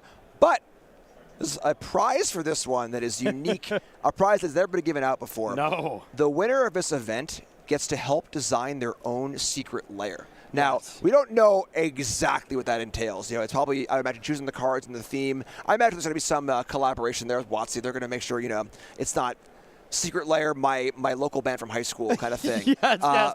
My collection of cats I have at home. But a really, really cool prize. And again, you can just walk in the door. You pay your entry fee. Top 8 players go to the Pro Tour. Going to be awesome. And as a side note, I love Indianapolis, and I love Indianapolis not in the dead of January. I've been to so many events there in January, so being able to go in May and June is great. So May 30th to June 1st, check out starcitygames.com/SGCon for all your information. Hope to see you there. Yeah, Jim and I will be there commentating that event, and I am very, very excited to see that one. It's going to be a lot of fun. I guess we'll play some Modern, too. That is the format, which seems somewhat relevant. Yeah, that is important. Play some Modern here. This will be the first really large Modern event since the ban of the unjust ban of Underworld Breach, so it'll be interesting to see where the metagame goes from there. Don't listen to Corey. Folks, just stop. Just don't listen to Corey. Breach did nothing wrong, okay? It's paying for Mox Opal's sins. Anyway, we got Spell Pierce here on a Swordbreaker's Challenge. Get Corey off the topic. All right. Yeah, all right. Maybe it did a few things wrong. I'll admit to being wrong. Here's an opt, maybe trying to find second land here for Peter. For David, when Spell Pierce can be a Sword Supply shares as well. Big game. It's combo defense, and it can be life goal defense too. And that is no land here from our established pro here, David Inglis. End step opt from Peter to try to find some aggression, but yeah, that's not good. Pretty telling also because there are a bunch of 2-mana cards that can draw in Dragonstorm and Moment of Truth. So not seeing one of those either is pretty scary. Very, very true. I see a bunch of lockdowns in hand, but looks like Peter is just taking this time to stock up, get a nice and close to perfectly sculpted hand. Yeah, so stock up, I think, has a claim to possibly be the best card in the format. I think it easily could. We're seeing it as a major player in Izzet, a major player on Omniscience control decks. However, I will say, playing as Izzet, when they tap out on turn 3 for a stock up, they don't get any prowess triggers off of it. It can feel like a reprieve, like a chance to breathe when you're playing any other deck. Unfortunately, David here does not find the third land, which is bad. But he's got time to breathe, so, you know. That was the time to breathe. And now, I mean, Peter's trying to get back here. Peter's giving David quite a bit of leeway here, and David is just not capitalizing. I don't know. I think it's that one of end step Enduring Curiosity, which seems great in this matchup. I'm feeling it. I think Peter has it. That's the man that's about to jam a 4-3 that's going to draw him an extra card every turn. I can feel it. I knew it. Yep, I like the read, Corey. Definitely. Peter put that land way too fast and said go for it to be anything else. And there's nothing else that made sense. If you just stocked up and your turn 4, you got nothing. Yeah. I mean, you know, it just doesn't work like that. So David did just discard a non-Omniscience And here is a sleight of hand. You got to just feel horrendous from David's side. Even if you were making land drops, if you can get a Curiosity that's going to start connecting, and then Peter is able to start finding all these pieces of interaction, you're in a lot of trouble. There was the Corey Steelcutter as well to hand. Yeah, for me, it is not the most powerful card in the format, but Enduring Curiosity is my most grown-worthy card. And I think it was the most powerful one for quite a while. Yeah, you know, like it's just a card where once this happens, you just feel like you can literally never win. Obviously, David has no lands in play either, sure, whatever. Yeah. But just like, even, like, it's funny, without triggering on other creatures, the card is still, like, just pretty good. 4th Flash Ophidian, you know, but, whew, yeah. Nope, it is a phenomenal card. There is the stock up on turn 1,000 from David, Spell Pierce from Peter to be able to just kind of stop David from doing anything. Peter's going to be drawing 3 cards a turn here, minimum. Yeah. And really tough to do anything here. Just unfortunate. You know, I mean, this game, everything came down to David not drawing any lands, you know. David being on the play kept a 2-lander. That does have a cost, but most of these 2-landers where you have a stock up at hand, you just keep those. Play or draw, you know? I don't know. Like, the problem is that, like, a lot of the things that would make you want to keep a hand like that would be the things David has shown us he does not have. So the 2-mana spells that can search, Dragonstorm and Moment of Truth, or an Omniscience as a backdoor where, like, hey, if I miss on 3, I still have this upside of discarding Omniscience too. So trying to find these backdoor outs. So, like, okay, if I hit my land, awesome. If I don't hit my land, what else can I do? And David doesn't have any of those right now. What about Spell Pierce 4, like a Corey Steelcutter? Was that enough to do it? But as it stands, we have the Corey Steelcutter, got another hasty threat.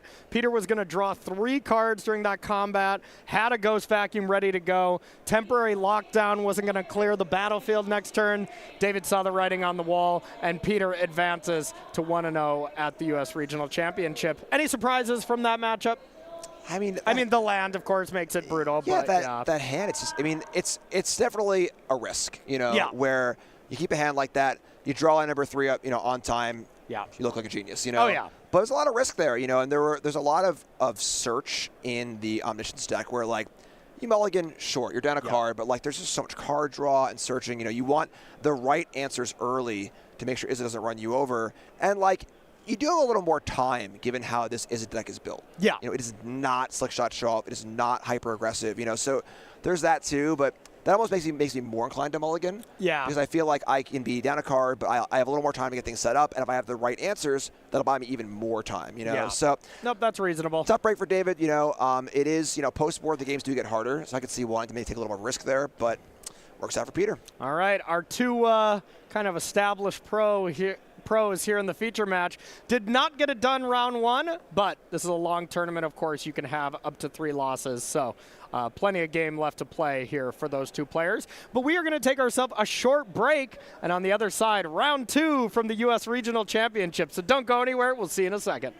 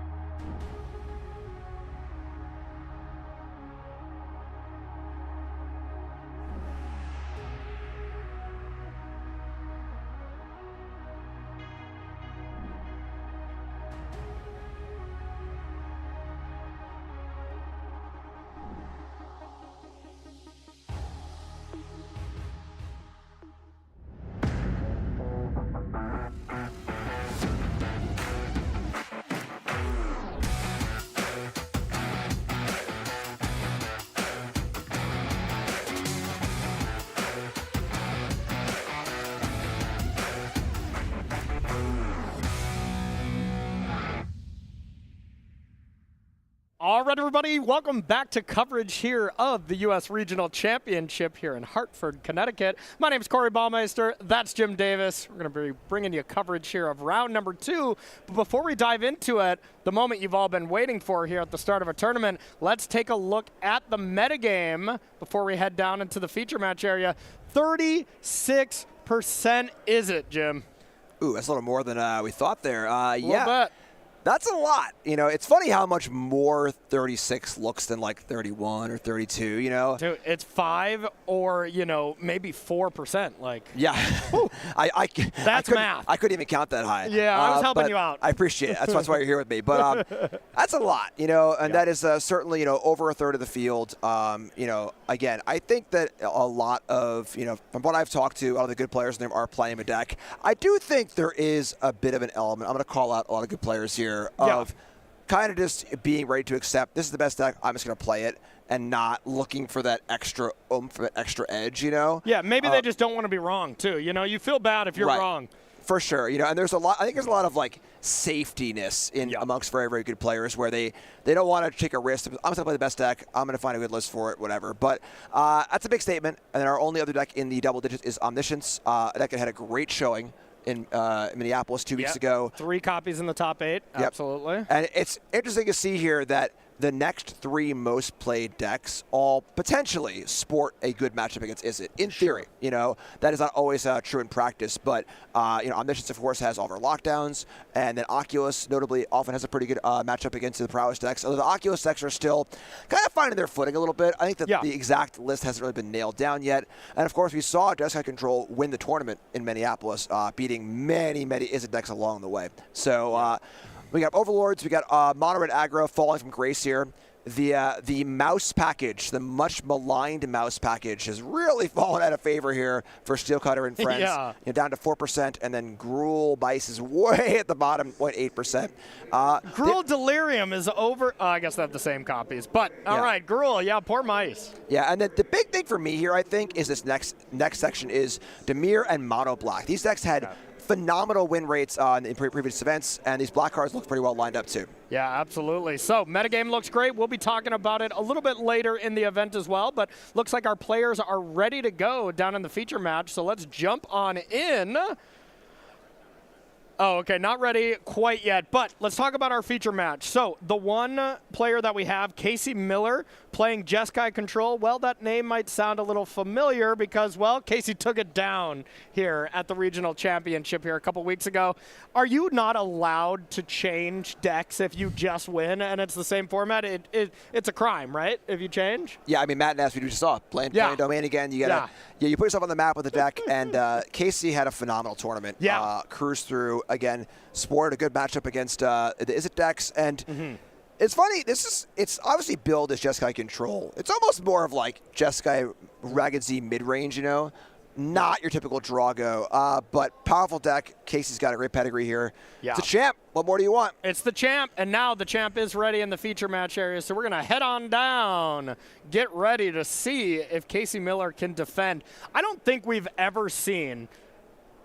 Well, I mean, assuredly, we've never seen someone defend their regional championship in the same season because, well, you know, that the U.S. is one of the few places where there are 2 of them, but wouldn't that be incredible? It's a big tournament. Yeah, two big tournaments, that's for sure. So Jeskai Oculus down below here from Brent Clift, and Casey Miller up top with Jeskai Control. How do you like this matchup? How does it play out? It's a pretty interesting one. You know, the Oculus deck is kind of weird because, like, it's almost more based on, like, how smooth is their draw, how is their play, how's their sideboarding. It has a pretty flexible matchup spread overall. 2 main deck spell pierce, going to be pretty big here, of course. The big thing about the Oculus deck is it doesn't do super great against larger creatures. You know, so a 4/5 Dragon in play can really muck up the works. You know, we see Torch Tower, Braid, 1 into the Floodmaw, these Glacial Dragon Hunts as well. So if Casey's able to establish, you know, some big creatures in play, kind of get control of the game, should be favored, but a lot of play on the Oculus side for sure. How about just a second Prof's Eidetic Memory on turn 3 with no big creature in the yard? How do you feel about that start? That is not where Brent wants to be. Not it.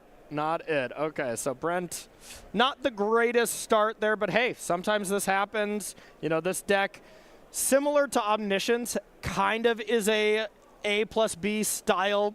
It's weird to say combo deck, but you really are trying to assemble the Oculus into the yard, helping hand to get it back. That is your ideal play. Now, there's a lot of stuff that you can do to bridge the gap in the middle there, but that is kind of the big thing. And Brent Cliff just saying go on turn 3. Yikes. Yeah, it's not A plus B. It's A plus B and then C plus D and then E plus F. There's a lot of little mini micro combos here. You know, you want to have discard to go with your Mako. You want to have, you know, your draw spells to go with your profs. You need to have your graveyard stuff. You need cards to give your Oculus. You need to discard the right card. There's so many moving parts to this deck. When it works amazingly, it looks like a well-oiled machine. Yes. And then sometimes this happens. Yeah, and this was a deck you played at the Pro Tour where Mad Nass won, right? You and your team decided Oculus was the deck for you, and you didn't even, you know, the list might have not been as finely tuned now or as powerful as it was back then, correct? Yeah, but there was definitely some of this too then as well, where there were some games where you draw a few cards, your hand is just 3 Oculus and 2 helping hands, and you're like, what am I doing with my life right now? Yes. So it's a deck with a pretty wide spread of outcomes. Yeah, you can get a helping hand to your Sunday being free at times, huh? Land go again from Casey Miller, 7 mana in play, almost assuredly a plethora of counter spells, and we'll see what Casey can do. And this game's got to be favoring Casey Miller for sure. Yeah, right? that is one way to do it. Brent did discard Oculus to hand size last turn, but that is not the way you want to do it in a matchup like this. Oculus is back. I bet it's going to be on the battlefield for a small amount of time, and there it goes. Parting Guest. May I offer you a fish in this trying time? Parting Gust, excuse me, yes. Enjoy your fish. That Oculus is exiled for good. So long, and thanks for all the fish. Excuse me, did Casey not have the fish? Casey's gifting the fish. We'll go ahead and get Casey a GRV here for not supplying the fish that's been gifted. Yeah, party foul for sure. Party foul for sure. Yeah, this game is getting really ugly for Brent. You know, I can only imagine there's a few more Oculus and helping hands in hand, but giving Casey this time, you know, this is just like kind of your classic control versus creature deck, you know, where creature deck kind of is the aggressor, has to get things going. There obviously are good interaction points for Brent, but they require having a board presence of some kind. Absolutely. Yeah, starting off with Prof's Eidetic Memory, great card. Always kind of want to have one of those. But not having a Mako on turn 1, not having any pressure on turn 3, 4, maybe even 5, you know, ends up being a little brutal. So the fish has arrived. We're going to get an attack in and start the pressure. 22 more turns, Jim. This is a load-bearing fish. Yeah, this little fish has got a lot of work to do. You know, we're hoping for a great white shark or something here, not little Finding Nemo or something like that. Exactly, yeah, that is for sure the babiest of fish. Still nothing going on from Casey, but we've seen it time and time again. There's plenty to be doing with your mana from the Jeskai deck. Yeah, there's not much that needs to happen on Casey's turn. Shiko and split up, stock up, of course. The other up spell. Aside from that, interaction, counter spells, the works. Yep. I heard a quote from someone on socials would be like, yep, I'm about to play a tournament with Dig Through Time, Mole Drifter, and Lightning Helix in Standard. I'm about to have the greatest time ever. And I'm like, you know what? That does sound good. Yeah, it is a really sweet deck for sure. It's so sweet. If you have never cast Shuko and targeted stock up in your yard, you have truly never lived, as that is one heck of a combo. That's funny here because we were joking with the fish. This fish actually does bear a pretty big load. So it's a way to put counters from Profs on. You know, Profs is a card where, you know, you really want to have a creature in play at all times, and you're getting Profs going so you can get the value of those draws. And then, of course, it can wear the map counters as well. So having a creature in play, be it the tiniest of fish, is still very, very relevant here. Just kidding. Maybe it was a minnow. Maybe now it's like a carp. You know, I mean, now it's dead, but if we got that up to 3 or 4, maybe we're up to salmon, you know, but. It's in fish jail. Fish jail, okay. Yeah. Someone it's been captured. It was a little baggie at a carnival, and now it's brought home, and it's in the tank. It's got to go back to school, huh? Yep, definitely. Brutal. All right, 3 mana. Here is a very powerful haste threat. the equation has been changed. The one of in the main deck here from Casey. Change the equation has felt better and better for me, you know? Like, being able to counter pretty much everything from the Is It deck and still do a lot of work in the other matchups. Change the equation is pretty impressive, and Casey tends to agree, or obviously agrees since there's one in the main. Yeah. Rarely dead, and then often very good when it is. And, and now we're seeing what I was saying earlier. There's a bunch of Oculus and a bunch of helping hands. So does get to keep doing the thing here. So Oculus finally manifests Dread, and we'll see what Casey has to be able to deal with these creatures. This feels like a Day of Judgment or some kind of Wrath, but instead we have Shiko. Now the one saving grace for Brent here is that this has been a lot of turns for Casey without playing a card draw spell. Yeah. You know, no Morangraver Regent, no stock up. Finding that first stock up is pretty important, so your Shikos are always live to draw more cards. So Casey is actually a little light here. Yeah, and I do think maybe Casey only has one card left in hand. At this point, that could easily be a brick. It could easily be a 3 steps ahead. Oh baby. I was going to say it, too. I was going to say, if this manifests as an Oculus and Brent can kind of start applying some pressure, the onus is actually on Casey to start put something together here. I mean, that is the best feeling when you're playing this Jeskai deck, where you can hide an Oculus from the Oculus and have another threat. You know, you pretty much always factor that in where that creature is nothing. And then anytime it's anything more, you're like, why me, you know? Yeah, a big thing to note here, too, is that lockdown was not without cost. The one copy of Roiling Dragonstorm in Casey's deck is kind of a great way to mitigate Flood. It's an extra way to kind of find your extra spells and so on and so forth. And it would have gone to hand with the Dragon and then been recast as well. So that's sort of that velocity Casey is looking for that ended up being lost. All right. And it looks like we have another Manifest Dread. And we get to start it off from Casey. Didn't attack the Oculus as well. I'm feeling for Casey right now because I've been in a spot so many times in my career playing both control decks and goblin decks where you're just dying to draw your Goblin Ringleader, your Matron out of the goblin deck, or your control deck, whatever the card draw spell of choice is. Jace's Ingenuity, Dig Through Time, whatever it is. You're just, please gotta just draw one, because once you find the one, it'll turn into many, many more, but you have to find the first one to get the chain going. Exactly. Stock-ups are very good at finding other stock-ups. I suppose ringleaders are pretty good at finding other ringleaders too, huh? I wouldn't know. You wouldn't know? I wouldn't know, yeah. You're not a big goblin guy. Yeah. No, okay. So no more parting gusts here, no more gifted fish, but instead, how about some maps?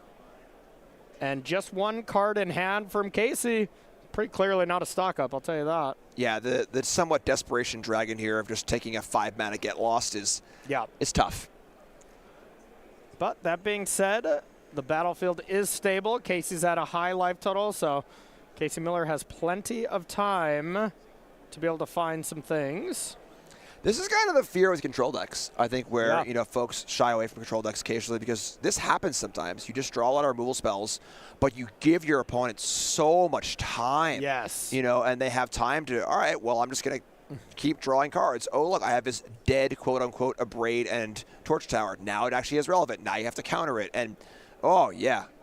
Oh, yeah. Oh, woo. wow. Woo. So a lot just happened. That was 2 removal spells on the Shiko. That was just 4 mana instant speed clone from the 3 steps ahead. Had the double spell pierce to interact with it, and now Casey is on nothing. This fish is about to get a little more swole. Not the case. Take 3. Not bad. So this put Brent in a position where he could possibly do something here, but one stock up or something could really do some damage. Looks like we saw a Dispelling Exhale off the top from Casey. So, hey, 2 mana counter unless you pay 2. Not going to be great on the battlefield here. Yeah, now that waiting room is getting awful stuffy. You know, we really got to find one of these card draw spells. Brent's clock isn't amazing, but it is still a clock, and having a clock of any kind is so important against a control deck. Looks like I saw a land off the top there. I think that was a Verge that Casey left in hand in case you find a River Regent. Oh. And there it is, the GOAT. Finally. Stock up. Came to hang, and Casey could not cast that any faster. We saw the Shiko, saw Get Lost. Either way, there's probably another stock up that's going to be on the stack here real shortly. Yeah, they come in bunches. You know, once you find one, you find another, and then that chain starts to go. And at this stage in the game, when Casey has so much mana available, the sky's the limit. Yeah. And there it found a Biza as well. That's actually a picture of Casey Miller there on the far left of that stock up picture. Just all the goods Casey's going to have at the end of this turn.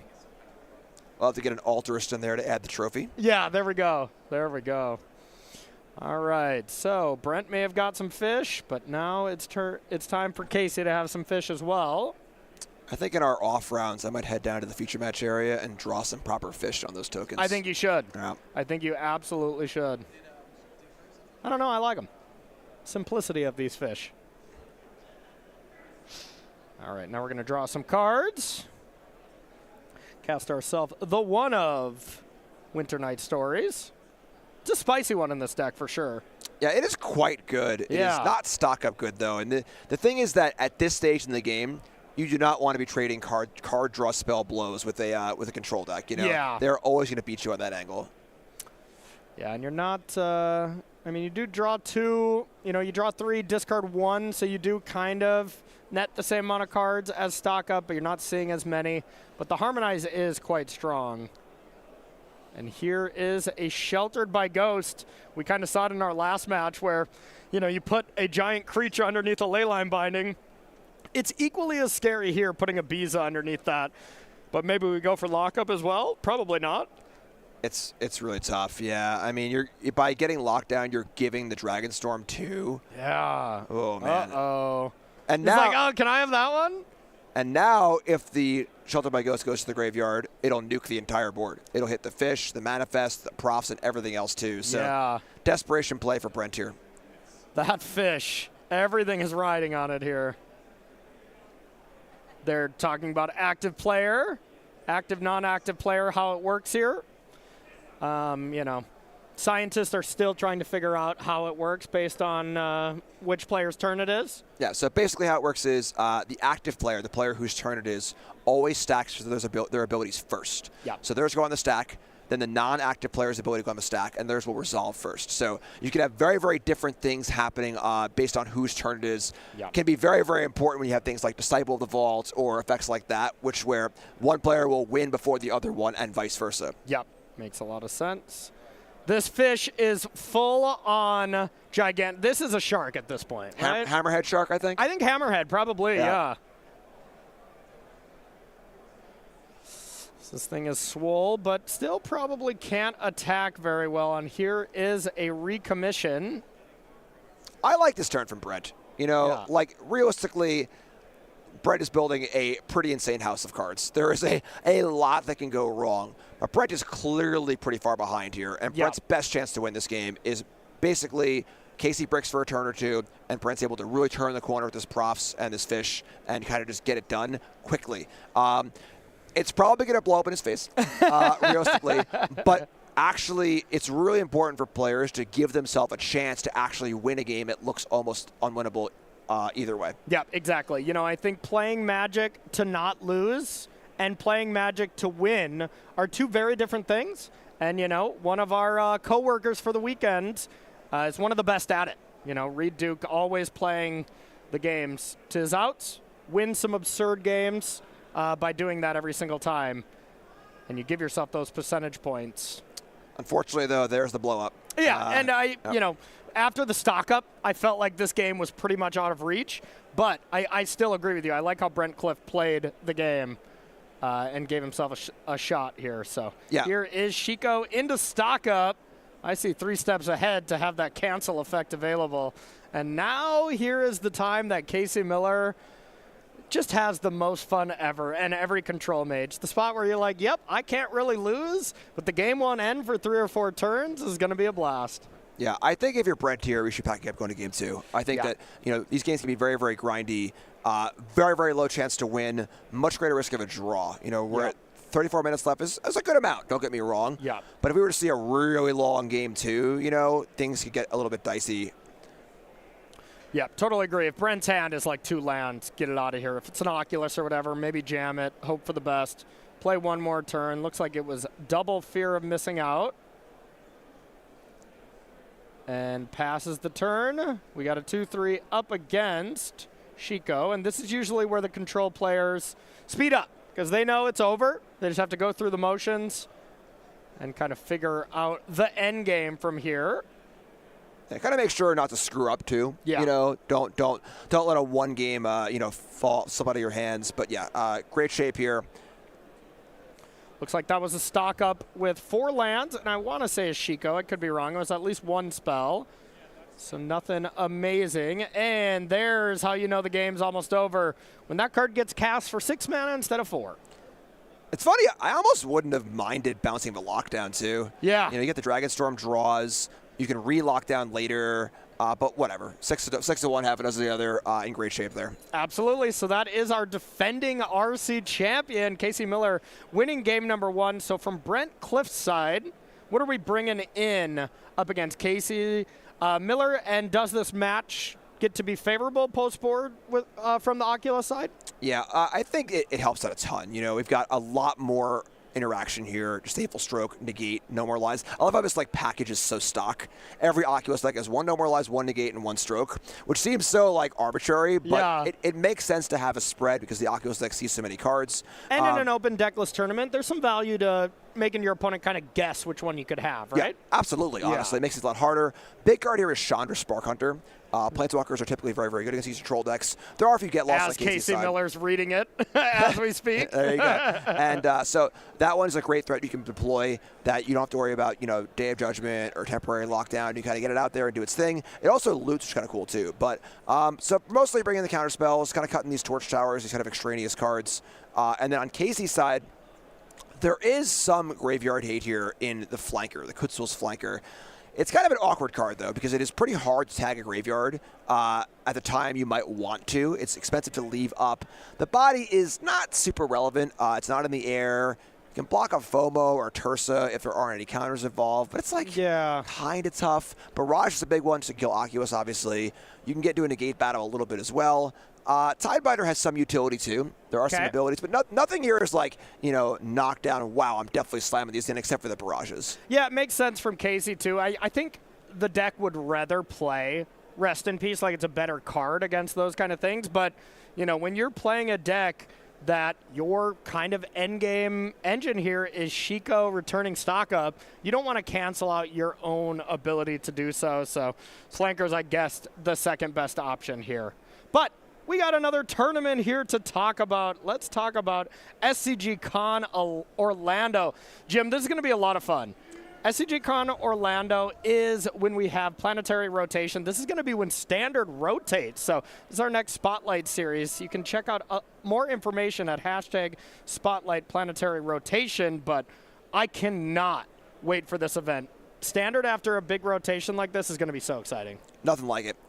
You know, it's getting to see every player just put on their brewing hat and it enter into a tournament where there's so little information is the absolute best. You know, you get to see great players put their takes on things. You know, brewers who might, you know, have a little more trouble brewing an established format, have that day one. We've seen so many decks win these day one tournaments that ended up being kind of like bad, but they were so fun. They were good for the weekend and they were really, really fun. So it's a great event in that regard. And about 80% of them were the Jessup brothers, right? Yeah, that would make those decks. Or Todd Anderson. Oh, of course. Todd was notorious for winning week one with the worst deck you've ever seen.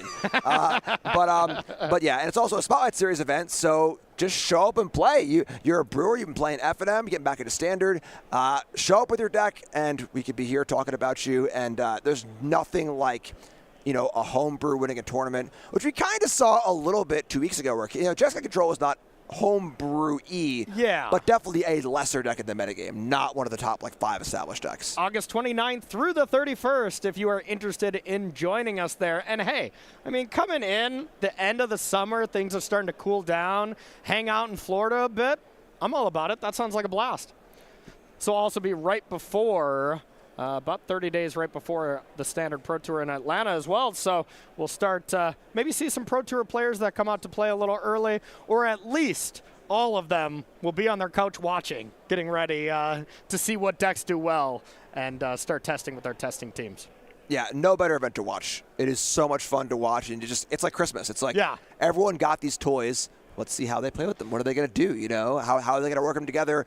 Oh, they did that thing that I was thinking about, or oh, did the thing I wasn't thinking about. I didn't even consider you could use a card like that. Wow, awesome. Exactly. And with the new set, it's Christmas in space, bro.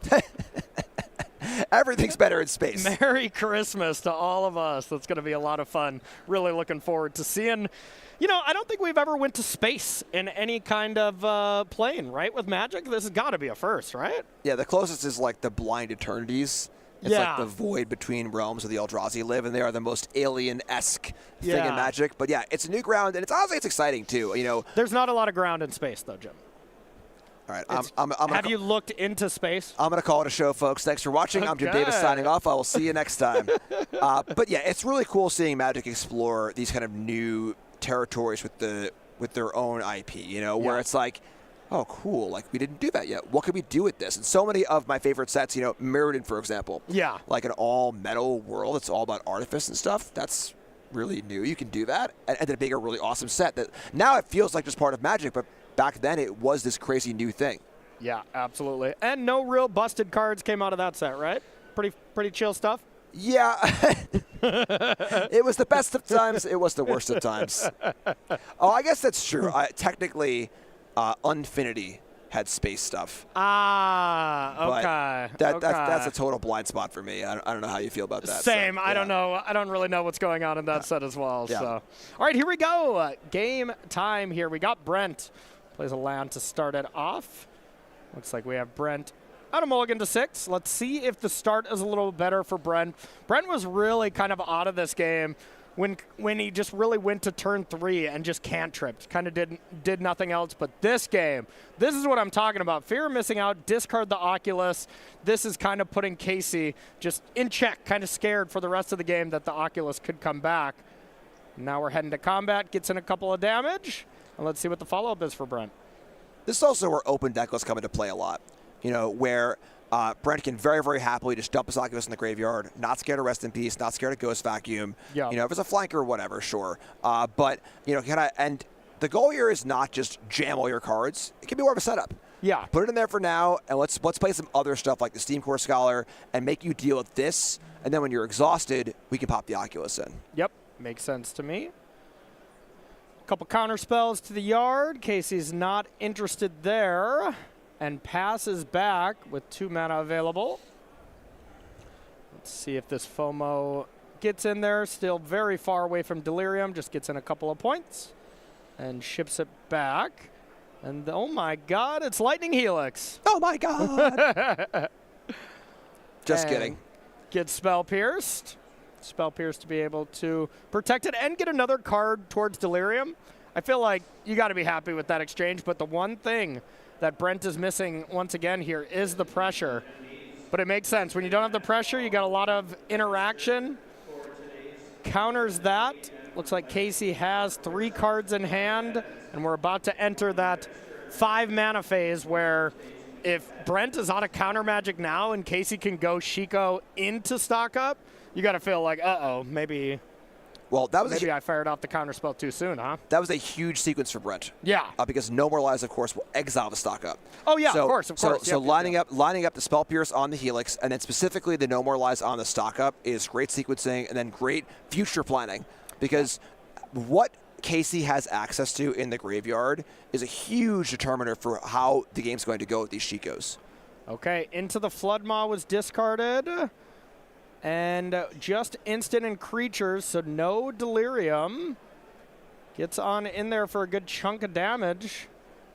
Tarsus is great here, too, because it's a fast threat, it's good post-Wrath, and then it's also a card that doesn't get hit by Lockdown either. So one of the better threats that Brent has access to. How scared are you, if you're Casey, that Brent only discarded 1 card there, too? Maybe only had 1 card, actually. That would change things. Not so scared if I have Beza. Yeah. Beza's a house. And Casey, I love the 4 Beza of the deck. Oh, yeah. Like, Beza really is one of the better cards in the format. Folks usually play 2 or whatever, but, like, it is just so good. Just read the card. Yeah. I know it takes a while to read it, but read it twice. Right. And then put 4 in your 75 if you're playing a deck that ever wants to play from behind, because that's the thing. This isn't a proactive card. I mean, it's a proactive threat in the sense that you can play it, on 4 mana, even if you're ahead. But this is a card where if you ever plan to be behind in a game, play 4 Biza in your 75. I mean, it's an incredible, incredible card. It's not even that, too. It's just like when you're on the play, it almost always just draws a card, too. Yeah.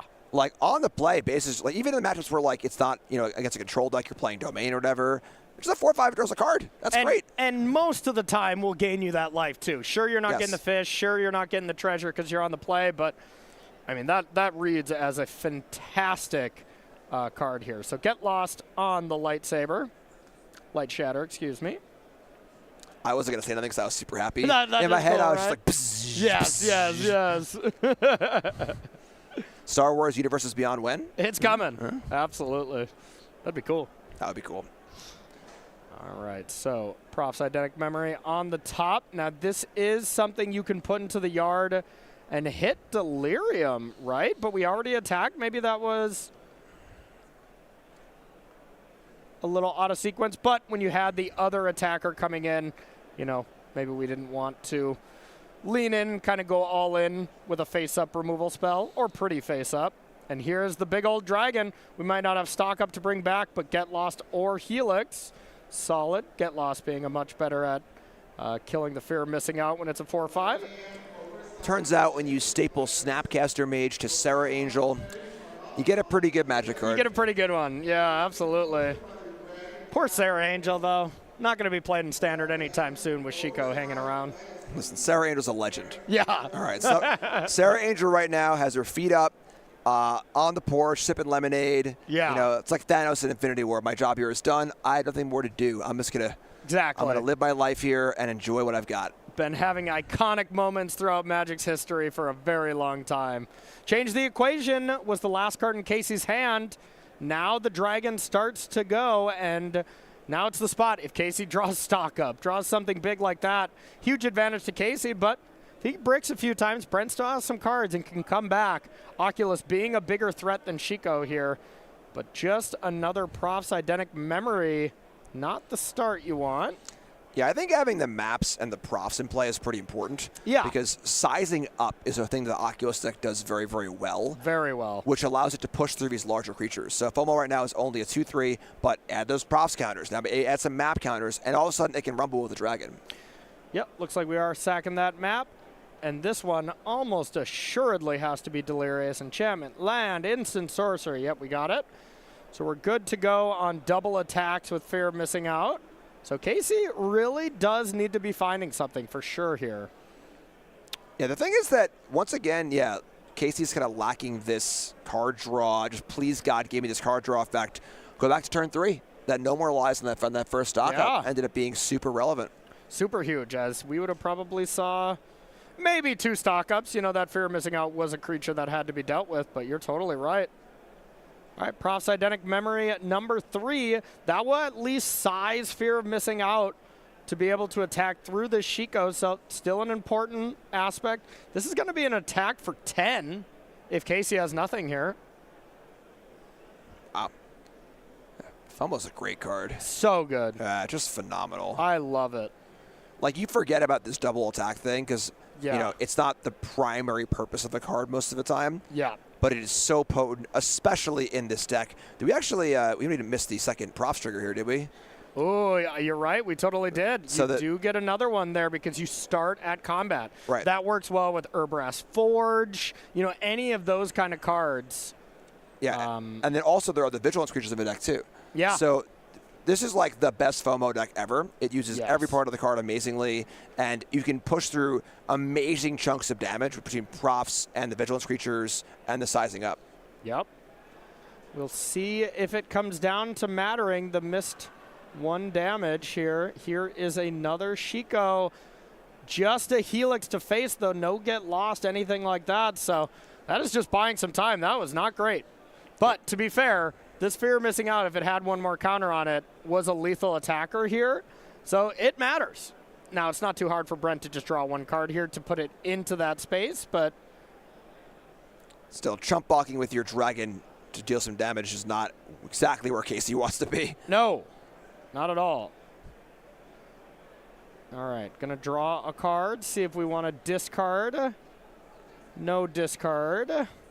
But that will be one additional counter on the fear of missing out, and you got to think if Casey had Get Lost, something like that, it would have been cast already before there was a chance that there could be a counter spell drawn. So this is probably a chump blocker. Oh. I'd be looking for a graveyard exile, so no delirium. Yep. Checking to see if it's intervening if clause so that the trigger can go on the stack, and then it checks the resolution for the graveyard being full. So this is a way to kind of sneak the flanker in. That is how it works, though, right? Like, this does not have 2 combats now? I believe, yes. Yeah, I would think the same, because the ability does stack, but we didn't even want to go, so what, this was 7 toughness. We did have the ability to double block that, right? Yeah, and given the state of this game where Casey wants to just get as many turns as possible in this stock-up waiting room. Yeah. So that being said, Brent is at 3 now. So if this is Lightning Helix, sure. We almost could have had our Lightning Helix moment. It's so funny because this is, like I was saying, more of like a mid-range deck than a control deck. You almost never look at your opponent's life total when you're playing control. Yeah. It just, can I get to the point of the game where I'm in control and I win? But yeah, 3 life is one shot. All right, here's the spot. No delirium right now, so this is just an attack for 8. Casey can block the fear of missing out that would not die here. Even with this boost up, this is 6, 7, 8, 9, 10 damage. So right now, Casey can just ignore it, fall to 1. Now you do have to still clear out the Scholar if Casey wants to win on the following turn. So Casey's kind of all-in game plan. All right, never mind. Everything I was saying, nothing matters, and the game is almost assuredly over. Yeah, we had a props there for the extra damage and the removal spell. And 11. Yeah. And the 11 damage, and that will even it up here. Brent Cliff takes down game number 2, forces a game 3 with 16 minutes on the clock. Plenty fine. Yeah, I mean, it's a little iffy, I think, once sideboarding and shuffling goes down, but yeah, we saw in that game that the sizing up, the ability of this Jeskai Oculus deck to just never feel like its creatures are locked into a certain mode. They're always variable, they can always get bigger, and they can push through almost anything with time. Yep, absolutely. And got to bring attention, like you were saying, right back to that stock up. That stock up, getting no more lives there, bought Brent just enough time. That was really, really excellent. So another thing that is excellent is the SCG newsletter. Jim, walk us through this. Listen, you want to buy Magic cards, you want to play in Magic events. That's what we do as Magic players. Yes. And you never want to miss one. All right. So if there is a sale, if there is an event happening, you can find out. They'll email you, and not that often. I've been signing up for this for the newsletter for years. You're not getting one every day. It's not like once, twice a week, you get an email saying, hey, there's a cool event coming up. Maybe you want to go here. Flash sale. Don't miss out. I did need those dual lands for my deck. Thanks for that flash sale. Appreciate it at StarCityGames.com. So sign up for the newsletter, StarCityGames.com/newsletter, and never miss out. And also, I've been emailing you every day, and you're yet to respond to me. Are you going to get around to those? Or? You are blocked. I am blocked? Yeah. Oh, okay. Yeah. Well, I've been sending you long emails, great stories and everything, and you just had me blocked, huh? I meant to say I've been reading them, and they're really, really interesting. Okay, good. Yeah, excellent. Really enjoy reading every single word of those. They bring me a lot of joy to my life and everyday experience. Yeah, you signed up for the Corey newsletter at one point, and there's no, unsigning up. So, sorry about that. Looks like Brent is going down to 6. I don't know how you make a time for it, honestly. Yeah, no. It's brutal. Oh, no. That was a fast mulligan. Yeah, I feel like this is an interesting match. One of the things about, winning a tournament, you come into your next tournament, and there are expectations where there weren't previously. Yeah. You are all of a sudden the target. Yep. Where last tournament you played, maybe you were underdog, maybe you were kind of just playing this event. But now you are the one player in the room that every player knows won the last one and wants to beat. And that can weigh on you in a few unique ways where you feel a pressure that wasn't really there, and B, your opponents are gunning for you. Yes. And they know what you're playing. I mean, I guess it's open decklist, so everyone knows, but still, you know. Right. And they've watched you play it, too. Yeah. You know, they can go back and watch your games. They could have studied you play this deck, you know. Yeah. And if Brent wins this match, what a pump to start a tournament, you know. Oh, for sure. You know, I'm 2-0. I just beat the defending champ. You got to be feeling good. So a lot of pressure in this match, even though we are in the early rounds. And, I mean, if the flip side, if Casey takes this down, starts 2-0, it's just like, you know what? I'll go win another 20K. Why not? You know? Sure, Casey's already got that World Championship slot and the Pro Tour slot lined up, so not necessarily gaining anything on that front, but $20,000 and the ultimate bragging rights forever are definitely still on the table for Casey. Yeah, there is an element to playing with house money here for sure. Yes, yes. Yeah, I mean, I've definitely never had an opportunity where I'm like, oh, yeah, I'm already qualified for the World Championship. I'm just going to go play another tournament. No, that doesn't happen for a lot of players, that's for sure. So change the equation, getting the Prof's Identic Memory out of there, which is huge. Yeah, Great start. Big step. We have seen Brent able to draw a lot of those. I think that's like the 9th memory that Brent has cast in this match so far. At least. But, yeah, huge as far as keeping this board under control. And here is the Scholar. Scholar, of course, looks a little less exciting without Profs on the board. Yeah, if this was going to be a Sarah Angel at the end of this turn, that would have been real nice. Sarah Angel, get off the couch and come to the battlefield. Out of retirement. All right, we got a Flash 3-1 coming in, eating up the graveyard a little bit. Pretty minuscule for sure, but hey, Casey had the mana to spare. Wishes that was a stock up instead, but hey. It's not a perfect world. I will say that is somewhat telling of Casey's hand, though, because the expected mode there would be the scry and gain life mode, right? Yeah. Look for a stock up, look for something cool, put something in the graveyard. So Casey's saying, hey, my hand's already pretty good. I'm just going to make sure you can't do your thing. No surprise delirium. And just get this body in play and start getting in. Lithomatic Barrage takes down the Scholar. See what the follow-up is here for Brent. Maybe something like a Chandra. That would be a great turn for it. But Prof's Identic Memory number 15 hits the battlefield. We got a deck check, Brett. Yeah, yeah. There's got to be 6 of those in there, right? 100%. Here's an attack for 3, and the pressure begins. And, you know, that's the thing about this Jeskai control deck. I'll say control in air quotes here. It is a tap-out control deck. You know, there's those 2 avenues. You're that draw-go deck, you know, that we've seen plenty of times, the Sphinx's Revelation style decks. Ooh. Think twice, you know, really get everyone excited there. Or it's this tap out thing that can actually just turn the corner pretty quick, and you can change the equation from being that control deck to being hyper aggressive here really quickly. And speaking of battling on the stack, little counterspell war here over this recommission. Yeah.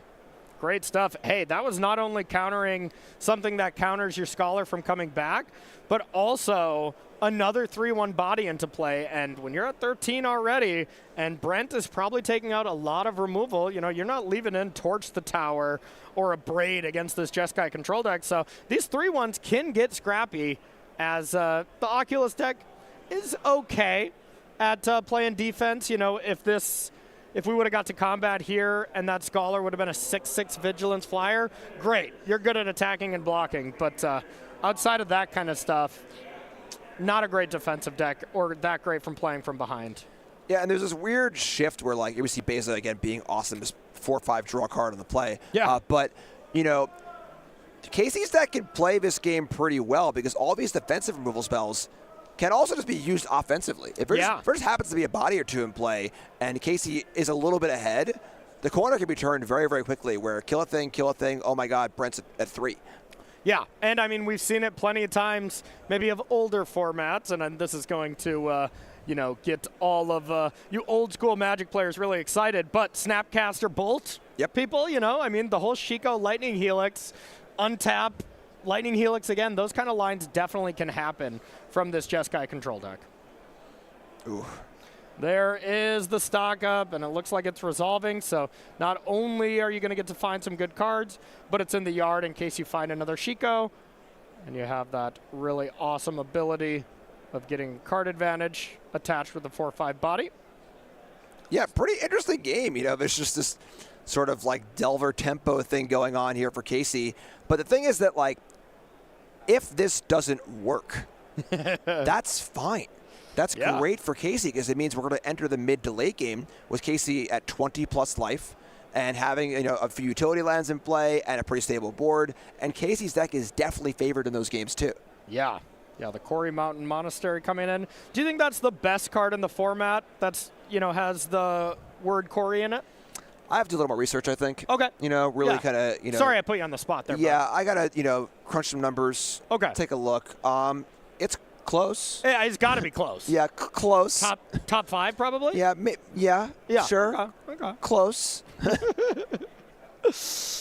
All right, here is the powerful 3-drop. We got Tursa coming into play. Able to discard some cards, draw some cards. It can get boosted up to 5 power. It can use the ability that we don't see as often, but it's an incredibly strong ability. Attacks, get a random card from your yard. Never mind, get lost. Get out of here. Get out of here. Get lost, and mainly, Casey was just like, please no Spell Pierce. And if not, Casey's feeling pretty good. This is an attack, putting Brent down to 4. 4's not 3 in this scenario, but you feel terrible if you're at 3 against this Jeskai control deck where you're behind on the battlefield and your opponent's at 23. It's almost funny, if the Tursa had lived, does it even attack? Yeah, it's a good point. Does it have to block? Right, like... Ugh. Either way, feels quite bad. We got an all-powerful 1/1, and is this Tursa part 2?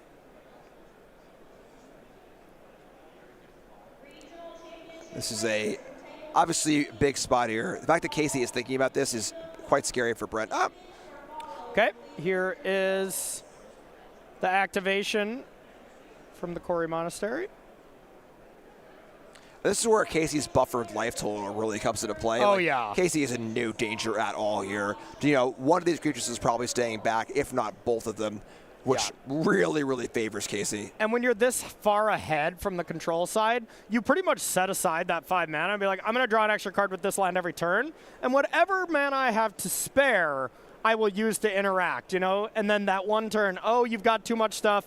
I'll use all 10 of my mana to completely decimate your board, something like that. But now we are going to see, do we attack with this Tursa? And it kind of looks like, with Brent's body language, that we said go. Ooh. And Tursa's gone. Maps for days. Yeah, we can see, we were saying, about this Jeskai deck being almost more of a mid-range deck. This land would be very, very bad in a draw-go deck, where you must play the card on your next main phase. Yeah. Because this deck is mostly sorcery speed with a few counter spells. Wow. Is that good? Oh, man. What were you saying about that land being bad? I'll let you finish. But, yeah. Whoo, boy. Oh, boy. Yeah, there's the lockdown. Deals with the blocker, puts Brent to 1, and all of a sudden your opponent got to tap 8 mana, play a lockdown off the top of the library for free here, and now Brent is well and truly in the defensive driver's seat. Casey's drawn 2 cards a turn. I can't imagine a scenario where Brent pulls this match out. It would be quite lucky. Yeah, just gonna. With all these helixes and ways to cast them. There was a Disdainful Stroke, though, on Chico, so... okay.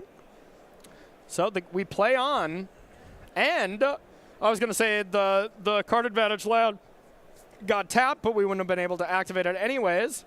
But now it's time to start activating the Draw 2 mode. Do we have land 5? Oh! Yeah, and this is what I was saying earlier, where, like, Casey's done all this damage. There's just so much that Brent would need to do to get back into this game, and Casey has all the time in the world. And when your kill condition is simply cast a Lightning Helix, not too hard to figure out. And a Lightning Helix off the top of the graveyard still counts as a Lightning Helix off the top, just like when we were watching that iconic moment back in the day on our dial-up internets. Lightning Helix is still winning the game. I was there, Corey. Were you? I was there, Gandalf. Oh, I was in the Pro Tour. It was my first Pro Tour. I was in the viewing area, watching it with all the other Pro Tour players on the big screen, and the French contingent was not very happy. Oh, yeah? Many, many curse words were said in French and many other languages. Of course, their countrymen. England versus France, obviously a big rivalry. Sure. And Olivier, took it with grace. Countryman did not. You know, obviously as the viewers, they can get an emote and so on and so forth, but it was a lot of fun. That is fair. I was watching it on my kitchen table. I had to yell. I was watching it on my kitchen table. After I saw the moment, I was, of course, drawing a Magic deck and pretending that I was in that moment. Also yelling at my mom to get off the phone so I could finish watching the Pro Tour. So it was, oh my God, it's Steve! Exactly. So that's really aging us how old Jim and I are. But Casey Miller took down that match. Really impressive stuff there from our defending regional champion here from Minneapolis, Minnesota a couple weeks ago. That was really fun to watch, so we're going to be keeping a close eye on Casey to run it back throughout the weekend. But sounds like we got ourselves some more Magic. We're going to jump on into our backup here that is going to be starting at Game 3 between these two gamers. Let's check it out. All right, we have Chris Patello on the bottom up against Alex Purdy on the top. Chris Patello, a player we have definitely seen a lot of in the professional Magic world, playing, oh yeah, baby, Azorius Control. I still love this deck. I know it's not the best deck, and Jeskai Control is probably better, and Izzet Prowess is almost assuredly better, but this is the deck I have the most fun playing with, Jim. Let's not sell the farm yet, all right? We still got a match. Chris is still playing here. It's Game 3, all right? Yeah. And this is more of an actual control deck. Yes. So Azorius Control is still playing stock up and so a few tap out elements, but a lot more counter spells, and I'm more interested in playing that classic kind of draw go game. This is the draw go game, and the one thing that we saw as a bit of a weakness from the Jeskai element of, hey, if you don't find the stock up, you know, you don't have that kind of card advantage. Blue-White Control does not struggle with that. You play 4 Fountain Ports. You always have something to do with your mana. You're always drawing cards. Now, the thing that Chris Patello and Azorius Control does struggle with is you don't have those Shukos, those abilities to, like, play to the battlefield and, you know, really win the game quickly. We're usually playing Horn-Locked Whale to be able to flash that in at end step when it's time to finish off the game. But here is High Noon for these Izzet Prowess decks to limit Alex to 1 spell a turn. Hi, partner. Yeah, I think that the differentiation, you know, the Jeskai Control deck is much more of a modern control deck where it's, you just get a lot of equity where, okay, in the games where things go wrong, I would much rather have a 4/5 Dragon in my deck than try and always play this kind of draw-go game. So in the games that get ugly, the raw card quality of the Jeskai deck can be better. Yeah. But when the game's going smoothly, the blue-white deck can just answer everything at every point and look like it's totally dominating. There's also a lot of elements from the Azorius Control deck where you can have one minor mistake and it can snowball out of control and you lose because of it. Jeskai does just have that ability to be like, whatever, I'll just, you know, sure, I didn't, you know, play this lockdown when it was going to be fully safe type thing. But you're like, I can just Shuka it back next turn. Who cares? Yeah, for sure. The draw-go strategy, it's very taxing to play. Yeah. And if things go wrong, they go really wrong. Yeah. You feel like you are in just about every game, though, too, and you can kind of screw stuff up.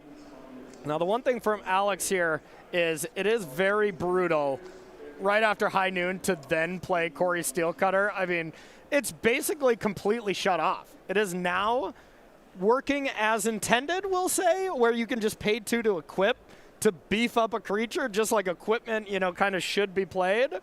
That element of double spelling completely taken off the table.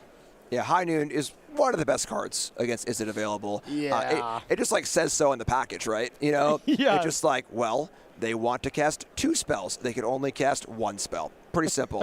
And it's the kind of card where the Izzet deck can like end step Flood Maw and just unload.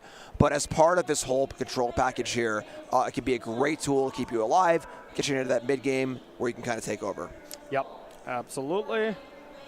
And the Azorius Control deck, perfectly great at casting 1 spell each on the turn. Stock up, pass with 3 mana open, and have a counter spell. Something like that. Perfectly reasonable, where High Noon isn't going to do a lot to Chris Patello's deck. And the flip side, you play High Noon, and I even think I remember Casey Miller in his winter interview from Minneapolis, like, sure, High Noon is good, but he was like, it completely shuts off Shiko, and that's the best the main reason to play Jeskai over Azorius. So I don't think we saw too many high noons from Casey, and it makes a lot of sense. Yeah, we saw none.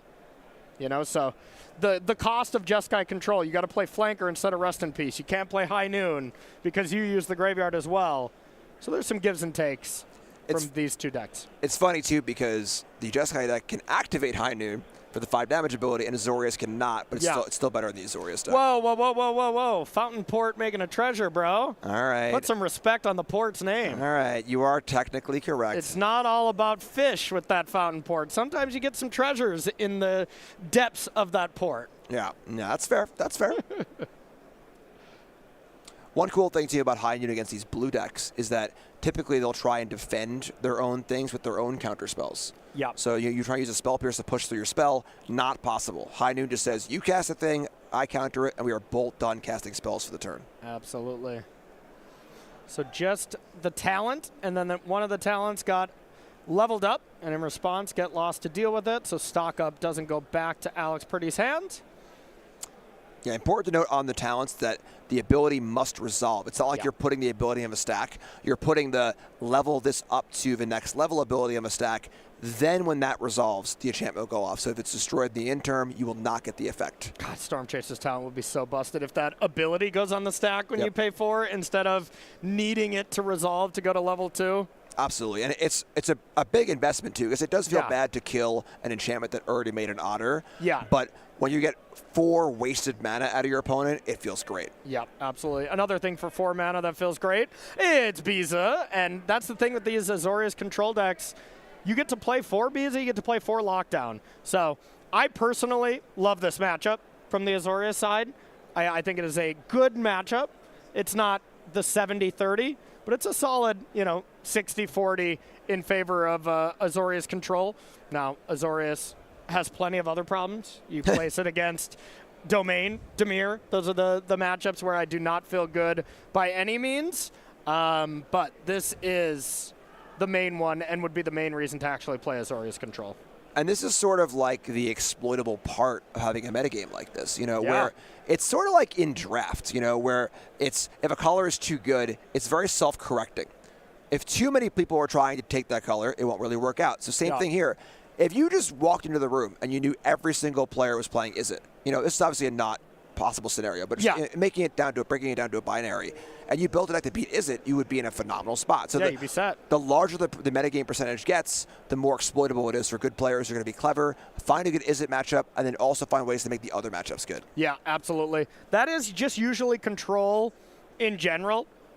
Control is usually in today's day and age of Magic not amazing because you know what your opponent's doing with control. You can kind of place play your spells around it. Double spell, cast a spell at your opponent's end step, then play 2 during your turn. These kind of play patterns, you can just naturally play around control because it does the one thing. It tries to control what you're doing. So when a metagame is like this and you only have to be prepared for 3-4 decks, then control gets a lot better. Yeah, it is dangerous when you're trying to be the answer deck and you don't know what to answer. Exactly. But when it's this polarized, you can really, really pinpoint. Yep. You can main deck your hate cards that are good against 70% of the field that you're expecting instead of good against 25%. Right. It's important to note that the high noon is great against Omniscience, too. Yeah. Which is our second most played deck. So this is a good tournament to play the card High Noon in. Yeah, so absolutely. It's good against half the field at minimum. Definitely. And I did see Chris Patello on socials was just saying, Is It probably is the best deck, or maybe this is a great week for Domain, but I find those decks boring. Anyways, I'm playing this deck, so it's the classic. Maybe Chris doesn't have the utmost confidence, but has the decks that Chris really likes, and Azorius control. I've definitely seen it in Chris Patello's hands quite often. Yeah, you can't overcome a monumental deficit of power level. Yeah. But there's a lot to be said for just knowing your deck, liking your deck, having a good feel for it, playing it really, really well. And it shows, especially in these control decks where you play these really long games. Yeah. And you get to kind of show that skill expression. And honestly, I mean, the thing about it, maybe, you know, as my years of being a pro Magic players, kind of seems like it's in my rear view. And when I go to tournaments, I'm definitely a little bit more about the experience. But even back in the day when I was trying to compete at the highest level all the time, playing a deck where you have fun and you enjoy what you're doing is a big deal as well. Yeah, it has a big effect on your mental, too, where it's not even just like, you know, I'm just better at playing control decks or whatever. When you feel good, you play good. Yeah. You know, and when you know, I played Super Stock Esper at PT Outlaws last year, and it was probably the best deck, but I didn't enjoy playing it. I hate going into an event knowing that I'm playing the most popular deck and everyone's trying to beat. And I didn't really have a fun time. I did okay. Yeah. But, like, I just kind of slog through, you know, whereas it's so much different when you have a deck that you like. I mean, yeah. I mean, looking back, the Jeskai Copycat or 4-color Copycat in Standard. That was one of my favorite decks I ever played, and I got to win a GP with it. It was truly the most fun tournament I've ever had in my entire life. I've made top 8s of events where I'm like, great, that was cool, I top 8'd, but I didn't have the most fun.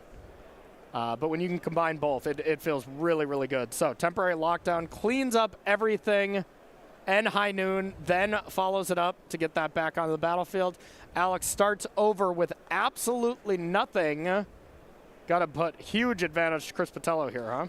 This is the Splinter Twin scenario where Into the Floodmaw is the card that has really made Izzet like go above and beyond. Yeah. It is such a good answer to basically any hate card you can throw at Izzet. But there are only so many of them. Yeah. And if you can tax them like this, where you survive the first one and you get to double whammy with the lockdown and the High Noon, and it's very, very hard to set up get out of this kind of thing and get through both of them. It's a great place to be. 100%. I always feel great if I have the battlefield neutralized and I have like more than 9 life, because you got to expect at some point this Izzet deck is going to bounce your lockdown, have one last really big push. And if you have a life total where you can just use that as a resource, then replay the lockdown, something like that, you know, you feel perfectly fine. But if you're at 5 at a situation like this, I feel pretty brutal, you know? Yeah, it's really, really important. You know, that the Izzet deck is, like you're saying, good for one last burst. Yeah. You know, they have their initial rush. You can kind of answer with the lockdown stuff, and they've usually got one big punch left in them. And if you can survive that punch, you'll often be in great shape. All right, so it sounds like we are going to jump out of this matchup here. We're going to come back to the booth as we just had pairings that are coming up for round 3. So we kind of got to get out of here. Chris Patello did go on to win that game, though. I mean, I'm not going to say it looked pretty locked up or locked down, if you will. But yeah, I mean, that's the spot the control deck wants to get. It makes total sense. Absolutely. So that is going to do it for us here to start this morning. On the other side, we're going to have Ailey Loney and Reed Duke bringing you round number 3. So don't go anywhere. We'll be right back here at the Regional Championship here in Hartford, Connecticut.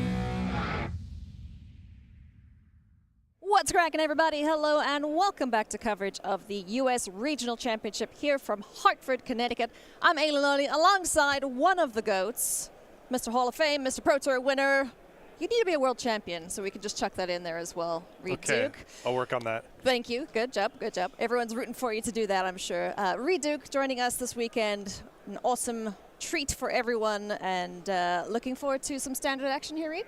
Yeah, I think this is going to be an awesome show. I mean, we got the best seats in the house, in addition to just a good format that I think is going to make for a lot of fun for the players on the floor.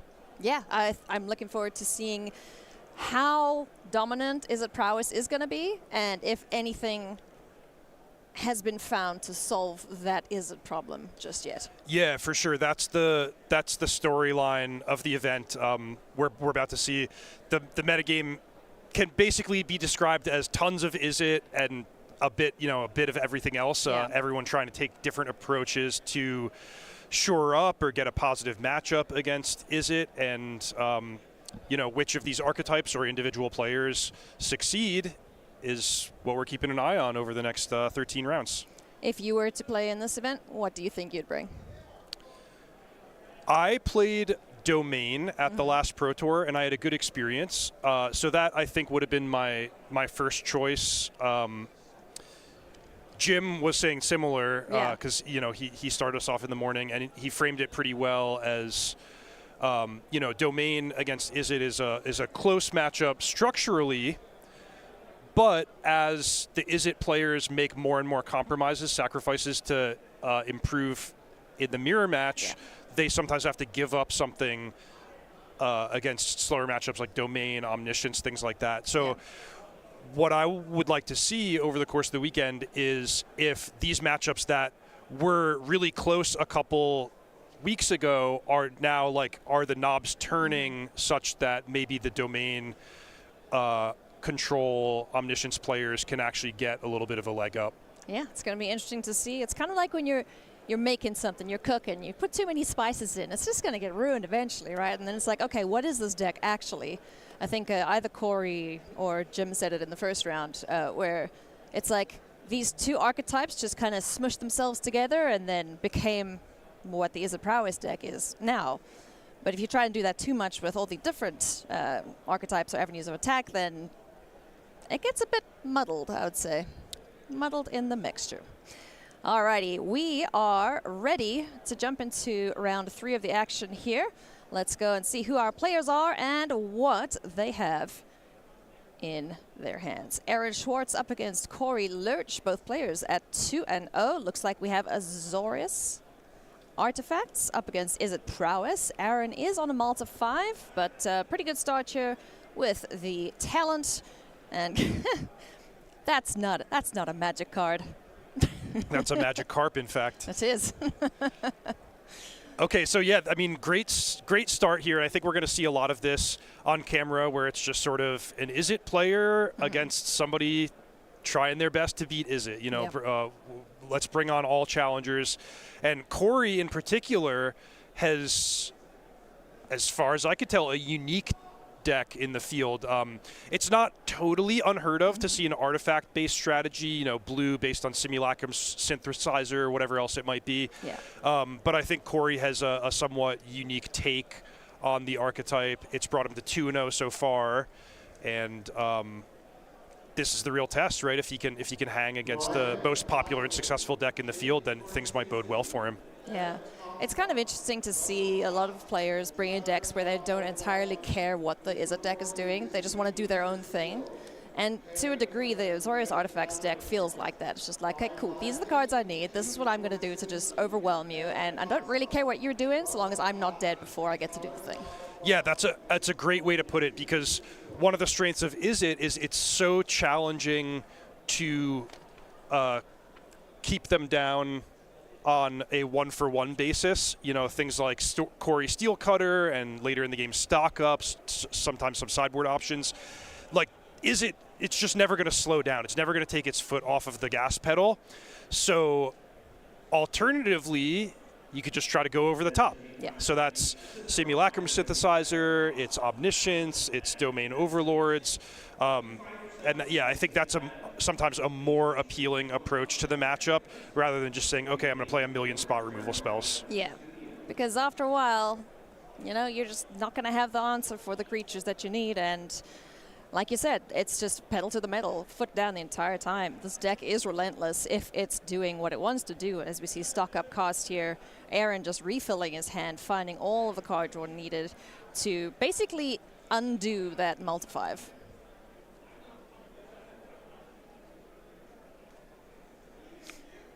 Okay, Simulacrum Synthesizer, which that's quite a tongue twister. Yeah. I'm going to try to be saying it as much as I can through the course of this match. But this is the key card, and getting to have multiples this early, in fact, turn 3, turn 4, is sort of the ideal setup. With each additional turn that Corey gets in this game, I'm not sure how many that will be, but he's just going to explode onto the battlefield with massive constructs that grow bigger for each artifact he can cast, for each construct he can create. And I think Aaron's really going to need something special, including probably an Air Force, because the ground is going to get clogged up pretty quickly. And he's going to need to really put pressure on the game to close in a timely fashion, or else he's going to get buried.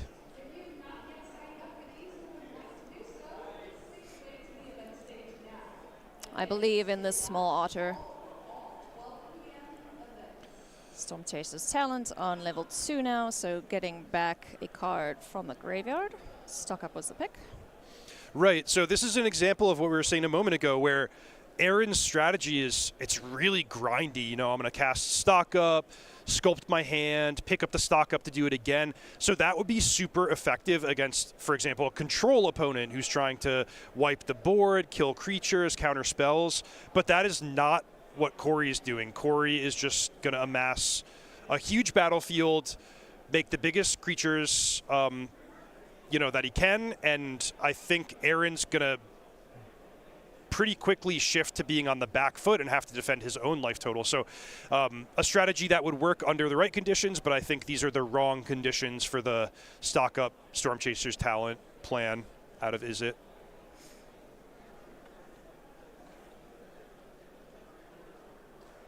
So plenty of permanence on Corey's side of the board there. Aaron still trying to cobble together something to stop what Corey's up to. Into the Floodmaw, great answer for these constructs, but certainly not a permanent one. Yeah, you see that life total of 15, it's just too high. You know, if Corey was at 7, maybe we could talk about this game being close and competitive, where maybe Aaron can get a flurry of action, use these tempo spells, sneak in some unblocked attackers, and close the game. But I think Corey is just pretty comfortable here in terms of life total. He's even got the candy trail, and the value of the artifact deck is going to start to accumulate in a really problematic way if you're Aaron Schwartz. Who'd have thunk candy trail would be played in a competitive setting, huh? Not I.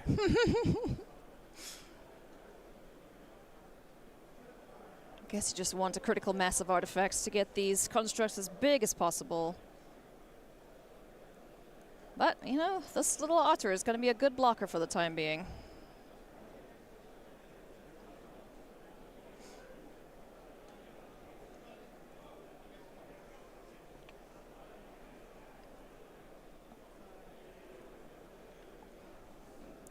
All right. So, back to the action here. Stock up once again for Aaron. 5 cards, huh? Jeez. This card's not okay. It's pretty good, actually. Yeah, that's correct. It is not okay. As a person who's played plenty of divination in Constructed, you know, you just feel like you're getting away with something when it comes to stock up. Also similar to one of my old favorite cards, Dig Through Time, which, you know, really powerful in its own right. It's been restricted and banned in various formats, but that one you at least have to work for, right? Yeah. You don't just get, you know, all that value for 3 whole mana. But Into the Floodmaw is found now. No gift given. Rude. And that massive construct is out of there. What is the construct count? 1, 2, 0 so far, well, but hold your breath on that, because it only takes a single turn where Corey could plausibly put 4 onto the battlefield. Yeah. He's been scrying. He's drawn extra cards. And plenty of artifacts, mana value 3 or greater, to create some more of those friends.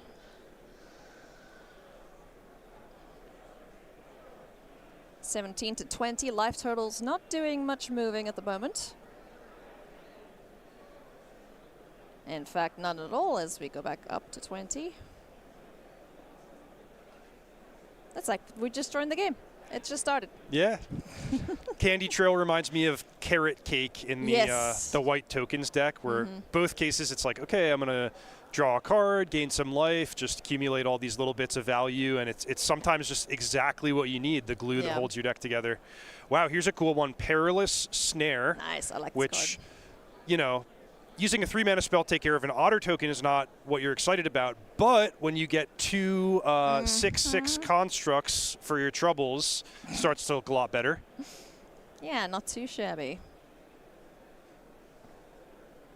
This artifacts deck just kind of feels like a bunch of draft commons and uncommons slapped together. That's exactly what it is. It's the 4 Simulacrum synthesizers, which is just a totally busted card, amazing, and then whatever you need to put together in order to support it. And you can see that 4 9/9 constructs or even 10/10, and that's enough for Aaron to just concede. Oh boy. All right. So I bet this is not a deck that the Izzet prowess players came expecting. So what in the sideboard would you see coming in here from Aaron's side? The ones that jump off the page are Abrade.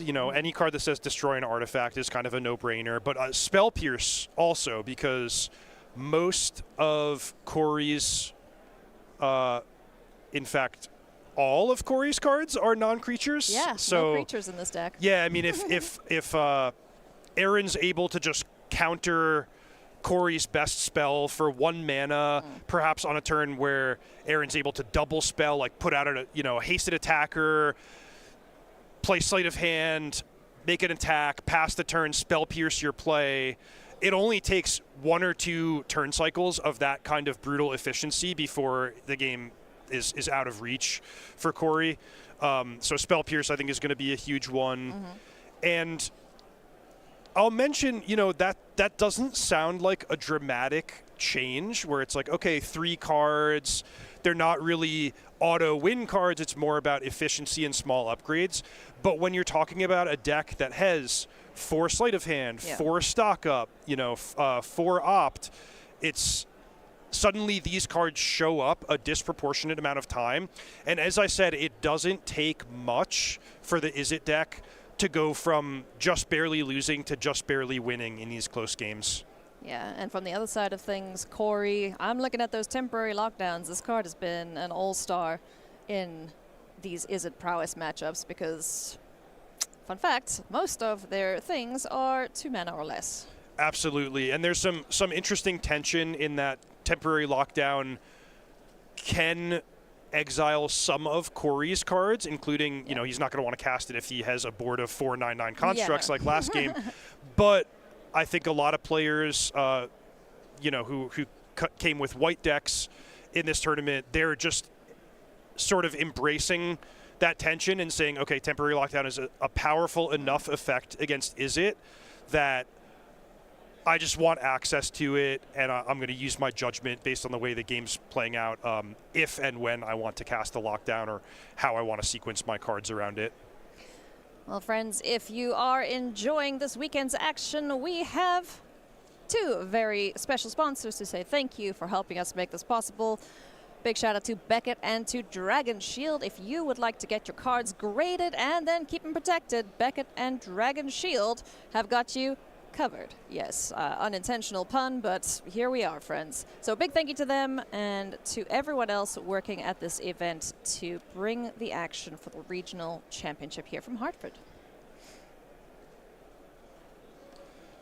It's got to be a good feeling, Ailey, to be 2-0 up a game with your homebrew deck. Just be like, hey, I've done it. Like, I've got the deck of the tournament here that everyone's going to be talking about next week. It's sweet. and of course it's early, so that happens, you know, plenty of times, and then people wind up not converting to a big finish, but it's a great start, and I think to do it in your own way is a really cool and special thing.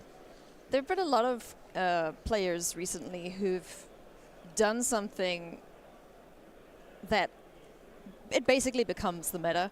And I can't remember who it was, but this person who made the deck ended up winning the entire regional championship end of last year, I think it was. So that was super sweet. I think it was Pioneer. Yeah. So it's awesome when that happens, for sure. Lots of room to innovate in Standard with a deep card pool, lots of powerful cards. We should mention, actually, this is Are you kidding me? A big sideboard card that we did not flag, but the full 4 copies of Authority of the Consuls for Corey. Really powerful against the haste creatures of Izzet, really powerful against Corey Steelcutter. And we talked about how these games are close. It just takes a little bit of extra oomph to get over the finish line. And Authority of the Consuls can be the extra bit that Corey needs on his side. Yeah. I hate this card, so it's probably why I just glossed over it. Because I like to go fast. I like it when my creatures go boom, shoom, towards your face, right? But that doesn't happen with that down. And then every single creature you're making is just giving Corey life. So I hope the Sunspine Lynx made an appearance off the sideboard too. Right, yeah, good call. So Sunspine Lynx, not just for the enters the battlefield trigger, which can be powerful its own right, but also that can't gain life clause against a pretty large number of life gain cards in Corey's deck. Yeah. Let's see, how many are there? So we know there's Authority. We know there's the Candy Trail. Pretty sure he's got others that gain life as well. And like Clay-Fired Bricks, I think, is one. Yep, that one gains 2 life. I'll confess that I didn't study the back sides of all of these craft with artifact cards in advance, but you never know. I don't think I've ever seen anyone craft them, honestly. So we'll be fine until that happens. We've just commentators cursed ourselves, though. So. Well, can't possibly have to know this. Yeah, the backside of what is it? Clay-Fired Bricks is Cosmium Kiln. Let's flip that over. Let's see what that is. Oh, it makes friends. Okay, it makes friends, and then it's an Anthem effect. Cool. That's not too shabby. Alrighty, as things stand, though. Got a couple spells cast here. Monastery Swift Spear doing its best. And, oh, it's a monster now. Courtesy of Monstrous Rage. So I feel like it's going to be, you know, a one-man show here as much as possible for Aaron. Just try and get the biggest creature you can to do the most amount of damage and not give any more life where possible. Yep. Yes, I would say, you know, a really nice borderline ideal start for both players, with Aaron just curving 1, 2, 3 with the most powerful cards in Izzet. But I really like what Corey has been able to do, and especially it might be exactly what he needs to win on the draw against a good hand from Izzet, with multiple Authority of the Consuls into his key card Simulacrum Synthesizer. But here he's met with Disdainful Stroke, and this is what we talked about, these couple of key sideboard permission spells coming in clutch at the right moments for Aaron can be big difference makers. Yep. Disdainful Stroke. Keeping a big threat off the board there. So Aaron untaps with 4 power against 10 life from Corey. If he can cast 3 spells, he can assemble a lethal attack. Gee, I don't know if there's a deck could do that, Reed. Stock up, so find 2 1-mana cards or a Monstrous Rage. Either one should do the trick. Yep. Granted, it can't be a card that puts a creature on the battlefield, because that would cause Corey to gain life. So like Storm Chaser's Talent may not do it, but also there's the Corey Steelcutter that triggers, right? It's not a. Oh, great point. That is not optional. Life, So basically, Aaron's going to have to deal 12 damage, which would be possible if he finds a Monstrous Rage, but looks like the game's going to continue. All right. So not going for another spell here, keeping the 2 life to himself, and getting in there for still a big chunk of damage. What's that? 1, 2, 3, 4, 5, 7? Perhaps. Oh. More. That's the second spell, though. Okay, so as you mentioned, mandatory creation of a tapped monk that gives Corey 2 life. So I'm counting 8. If you start with both creatures being 2 power prowess, now you've cast 2 non-creature spells, up to 8. Still would need to be Monstrous Rage exactly. Monstrous Rage or Bust. Or maybe Burst Lightning. Is Burst Lightning in? Yes. Burst Lightning would do the trick as well. That may not be in after sideboarding, though.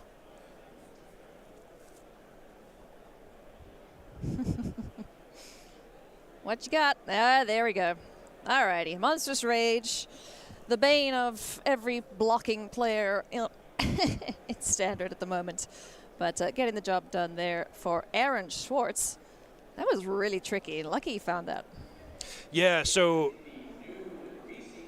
is it really threading the needle there? I was about to say, oh, what was the key card in that game? But really, it was everything. Every single card played contributed to an exact lethal kill.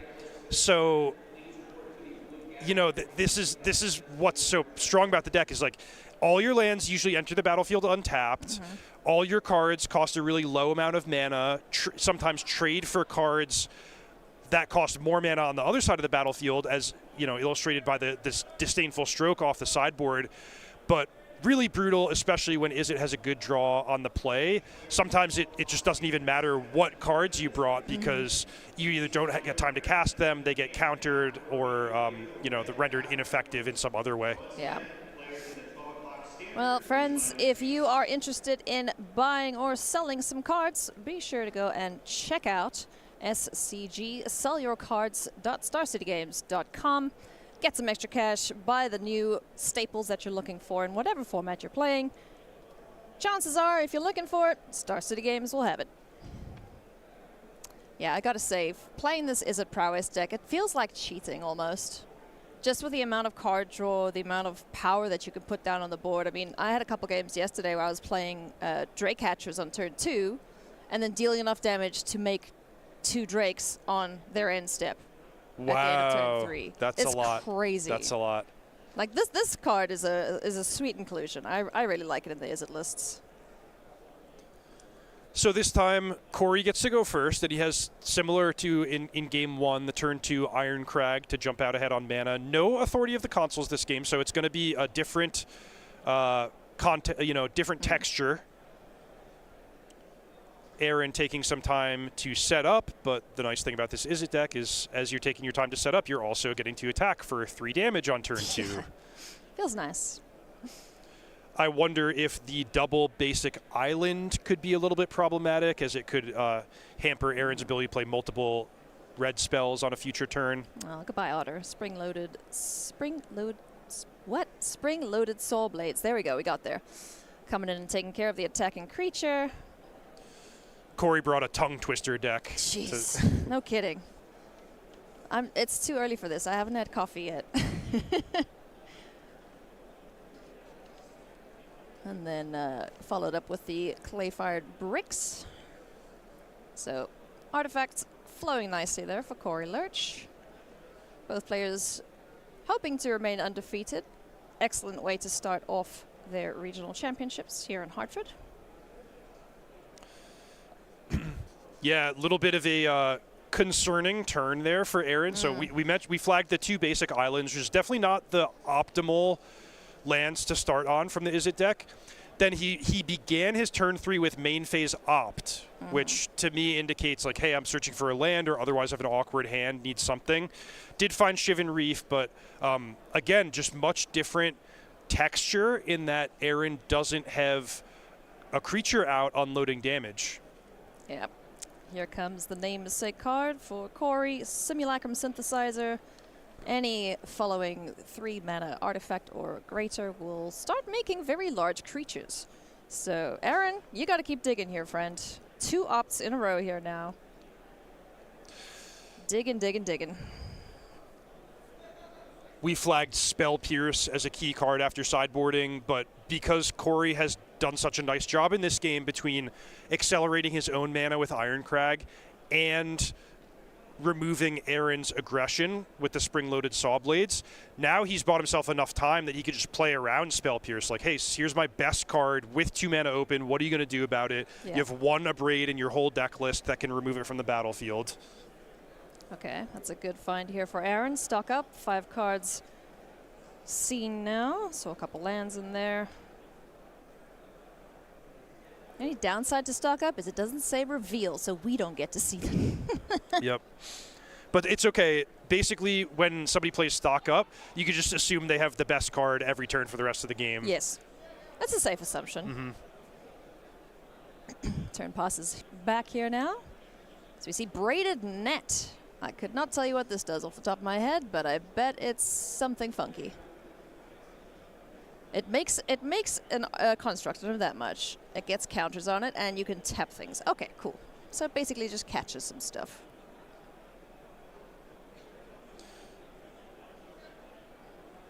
Okay. Okay, so here comes, in response to the Braided Net, Aaron is going to make the tempo play of Into the Floodmaw on Simulacrum Synthesizer. So the result is Corey winds up with a fish and not a construct. That's a fair trade, right?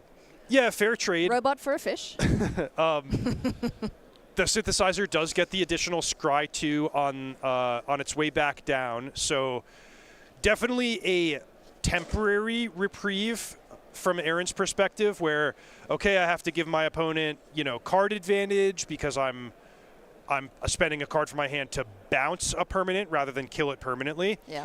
I have to give my opponent another ability to scry, so next turn Corey's going to untap with a good draw step and 6 or 7 mana available to him. So really the pressure is on Aaron. He's bought himself this small window of time, and he has to use it to great effect, or else he's going to continue falling further and further behind. Yep. Corey Steelcutter, good start here at least, with no blockers on the field.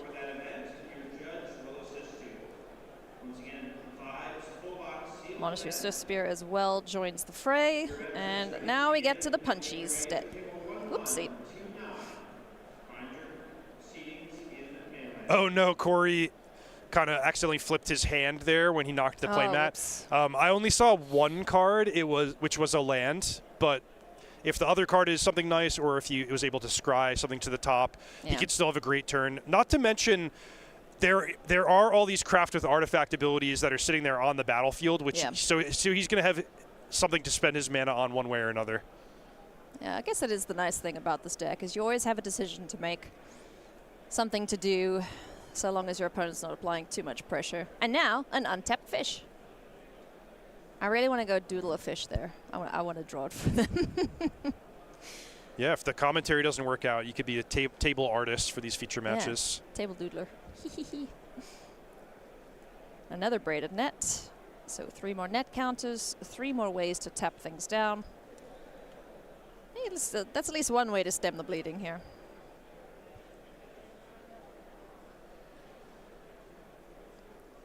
So Corey's doing a good job of keeping himself alive. And we should get a construct here. Right, yeah. If this is resolved.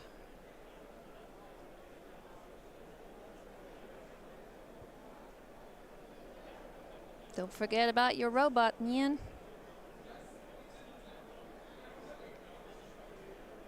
Okay.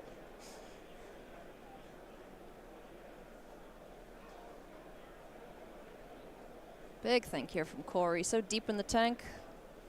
May have missed his trigger on Synthesizer.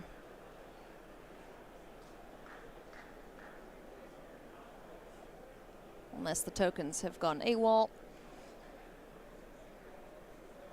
Yeah, so for those who not familiar with tournament dynamics, if your card has a triggered ability and you do not execute it in the proper way, it is possible to just skip through it and unfortunately not wind up with a construct at the end of everything.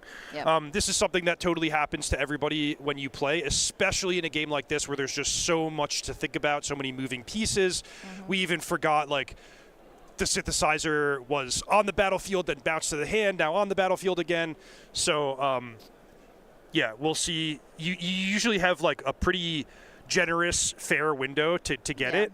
And here now Corey is remembering, maybe just the players check with a judge to make sure everything's agreed upon, and then you can continue with the turn. Yep. And it looks like we are, in fact, crafting with artifact. Braided Quipu is the card that can draw a card for each artifact you control, and then this goes back into your deck third from the top. That's pretty sweet.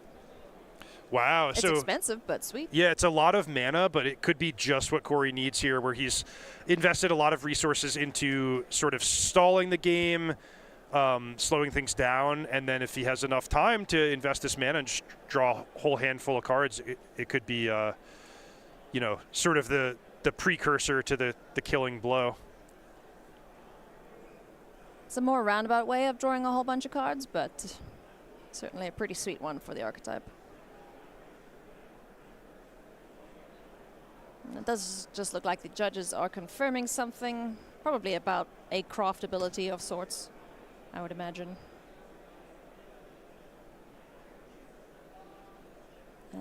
This isn't a deck that you see very often.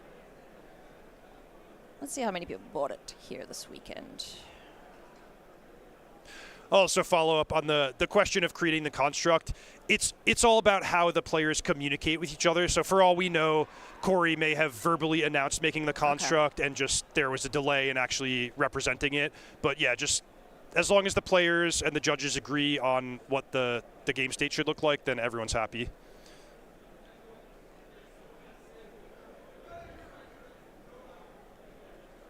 Looks like we are going wide now. Aaron Schwartz making a bunch of bunks. He's got another stock up on the stack or about to resolve. It's tough though with, you know, even though this is a really impressive army with everything just attacking on the ground against the construct being the largest creature on the battlefield, it's really tough. You know, also you add in braided nets or a well-placed removal spell, and suddenly it's like, okay, one of my creatures getting tapped, one of them's getting eaten by the construct. Yeah. I can force through, you know, 4 or 6 damage, but Corey's still at 18. Yep. And as you mentioned, braided net will have a net counter removed, and the unequipped monk is going to get tapped down.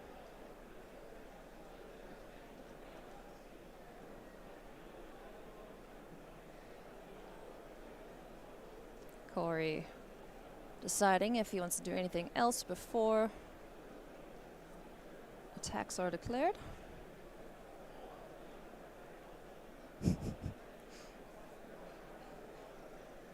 I do appreciate how he lays out the graveyard over there.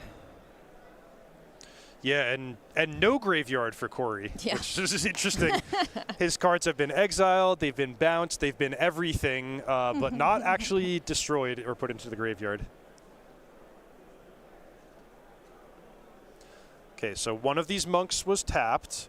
One is getting, you know, presumably killed by the construct.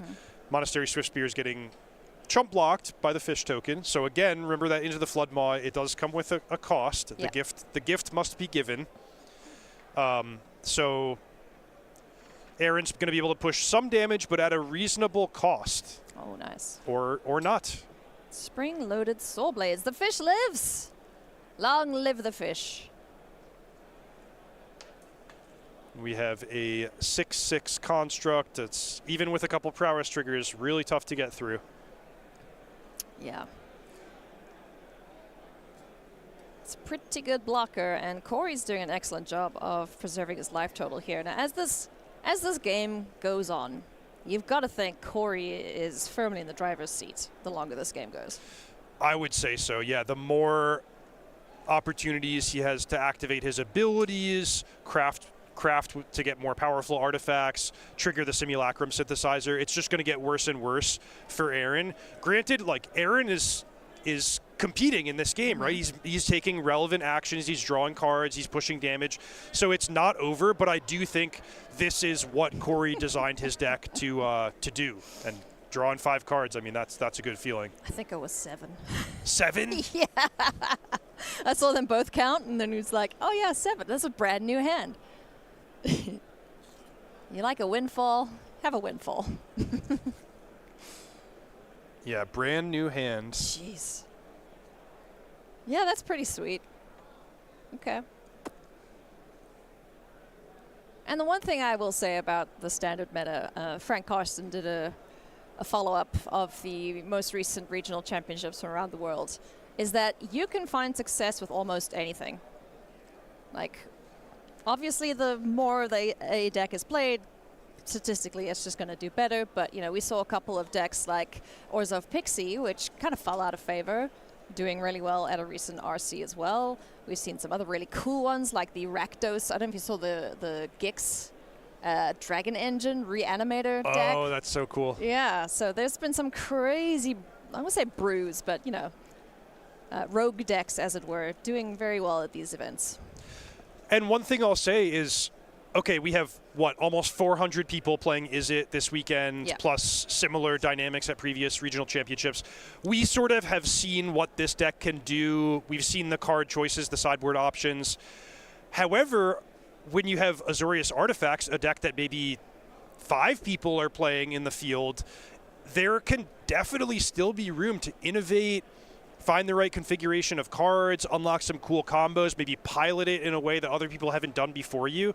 So it's exciting to think about there might be some untapped potential in some of these fringe archetypes like the one that Corey Lurch has brought.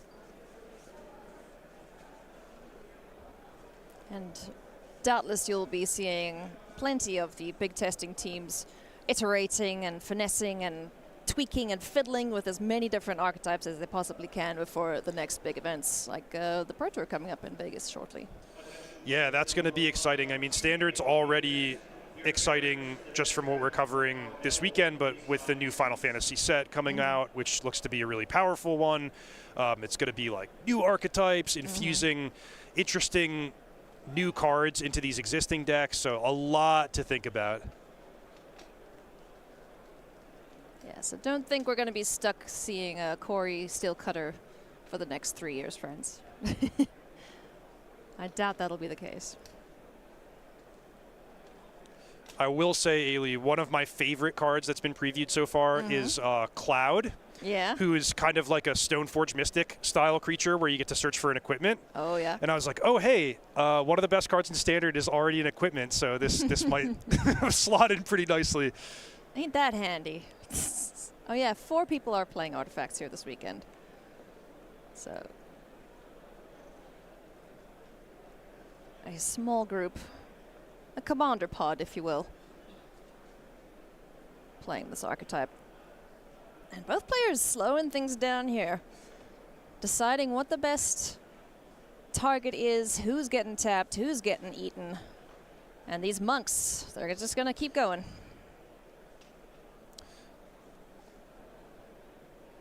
Yeah, so once again, Corey just trying to keep his head above water against the swarm from the Izzet deck, but each time the construct defends well. There's the fish token that can absorb some damage. The braided nets tap something down.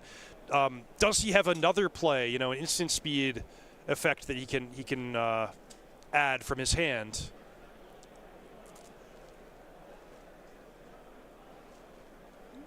He did just draw 7 whole new cards, so I will be gobsmacked if he doesn't have an answer here, as we see Monstrous Rage on the stack targeting a monk. Yeah, I love this. So Monstrous Rage on the monk to be able to trample over the blocking fish token. And also it's like, you know, normally you don't want to play a combat trick into your opponent's open mana. Yeah. But what is Aaron really investing here? It's a token creature that he got for free. Yeah. So the nightmare scenario where Corey has, you know, a spring-loaded saw blade, some kind of removal spell, it's like, all right, you know, you got me 1-for-1 against my Monstrous Rage.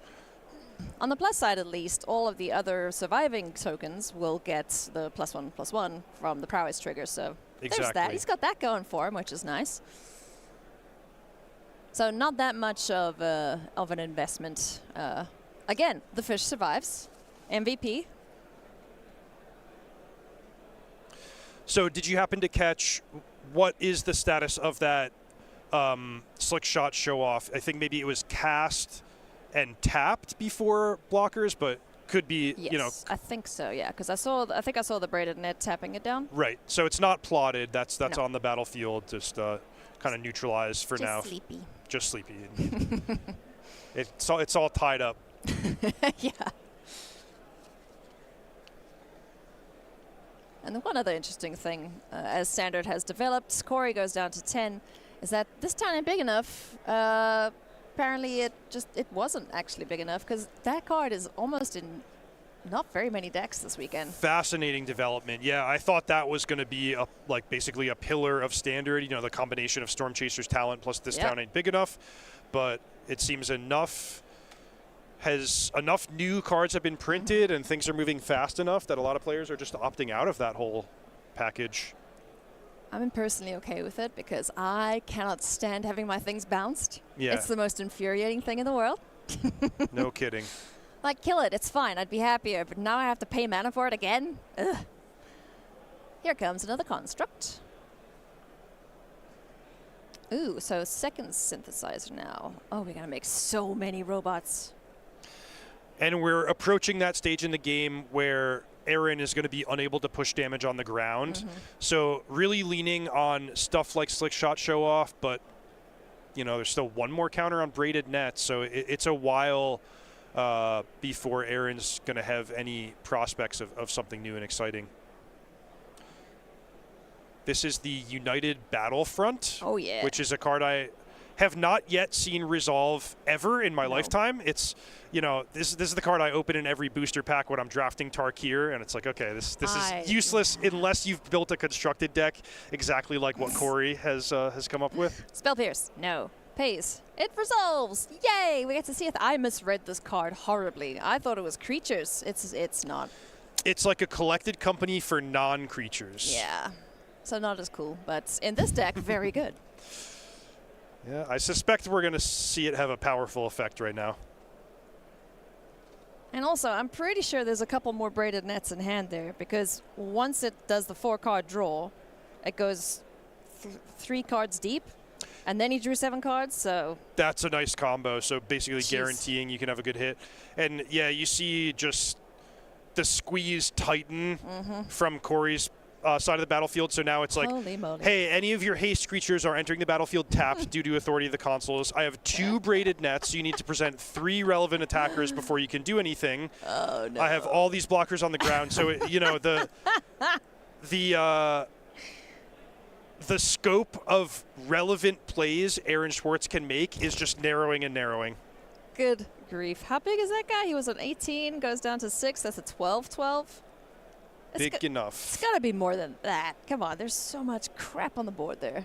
Jeez.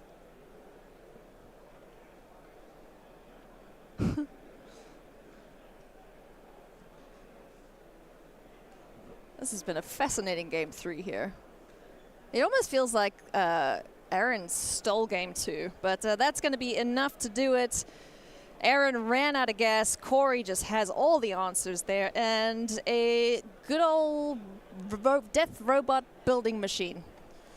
Got a factory going. So Corey Lurch 3-0 with Azorius Artifacts. If my memory is right, this Azorius Artifacts deck is one that's been kind of like swimming below the surface, has not broken through to an RC top 8, but you know, from what we saw, it's got chops against the best deck in the field, so anything's possible from here. Yeah, it has staying power if it can get through the first couple turns, where its prowess is at its most powerful or threatening, then yeah, you could see games like that where you just have the entire world at your fingertips. And we're going to jump into our backup game here. We're going to jump into game number 2. So let's go and see who is in action and what they're playing. We have Larry Coleman up at the top of your screen and Corey Lack. Corey Lack is a previous winner, if I'm not mistaken, of NRC, or at least top 8 at the very least. Boris Monument up against Jeskai Control. Yeah. And more Corys. More Corys, yeah. It's a Corey-themed weekend. Yeah. Corey Steel Cutters. Yep. Corey Baumeisters. Corey Baumeisters. He doesn't make any monks, though, as far as I know. But yeah, let's talk about this Boros Monument, because this is another cool one. Another I mean, I would describe it the same way. Swimming below the surface, like a cool fringe archetype that we know folks can win with, but still perhaps waiting for its big break. Boros Monument, I would say, has a lot of similarities to the Jeskai Oculus deck that Standard players might be a little bit more familiar with, but it skips the blue cards, it skips the Abhorrent Oculus, and instead focuses more on Monument to Endurance with just extra discard synergies. Yeah. Hey, it's playing the Phyrexian Dragon Engine too, which is cool. No Mishra. No Mishra to make the big melded thing.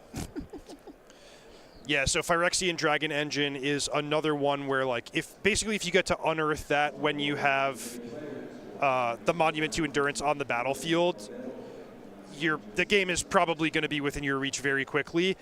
And it's almost a free roll because with so many draw and discard type cards, like the Fear of Missing Out that's on the battlefield right now, you could just dump that Phyrexian Dragon Engine for later anytime you have it have multiple copies in your opening hand.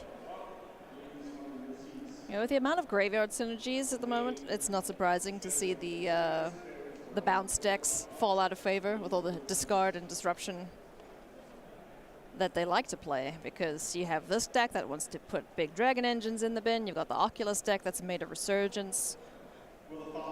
Meaning, so Hopeless Nightmare can get you in trouble, allowing your opponent to choose and discard a card. Yeah, I could definitely see that. Yeah. Or even Momentum Breaker. If there's no creature on the field, you're just like, yeah, what do you have in hand? Oh, damn it. There goes an Oculus. Right.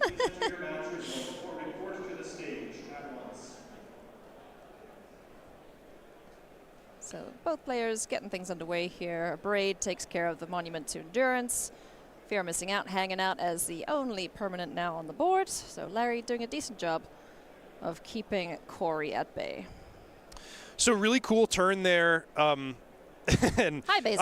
I have an interesting idea of cool because a turn where nothing happened, but I like it from a strategic perspective because I would guess that Corey has plenty of cards that he could have played on that turn. Yeah. But knowing he's against the Jeskai control deck who passed with 3 mana open, he says, hey, I'm not going to play this on your terms. I'm not going to play my key card at a time when you're just, you know, chomping at the bit to counter my spell. Yep. Instead, I'm going to wait, pick my spot, make things inconvenient for you. So I love that sort of high-level just gamesmanship and trying to make things as tough on your opponent as possible. We have our little Scrapwork Mutt in the bin. Monument to Endurance gets recommissioned. And with Beza just hanging out, no counter magic available this time around for Larry Coleman. Ooh, look how much cycling this deck does. Boros drawing cards in this economy. Yeah, I'll also mention, like, look, Corey seemingly had a pretty bad draw. I've seen 6 lands revealed already in just the first handful of turns. For a normal, Boros beatdown deck, that would be awful. But his deck has so much built-in card velocity and consistency that he's just churning through it. You know, he's got all these. The Scrapwork Mutt was surveilled into the graveyard, so a total free roll.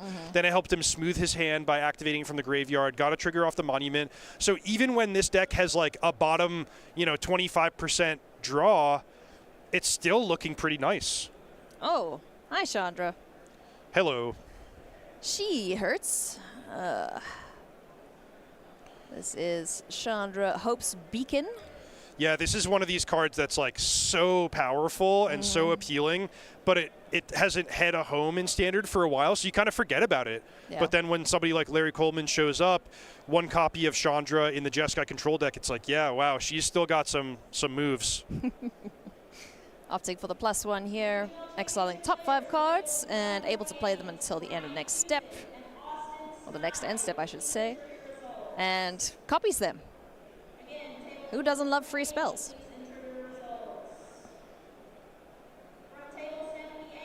So, back against the wall here for Corey Lack. Up against a Visa and a Chandra. Helping hand. Ooh, there's the Dragon Engine, so hey, friend. something cool might happen. I believe in you, Corey.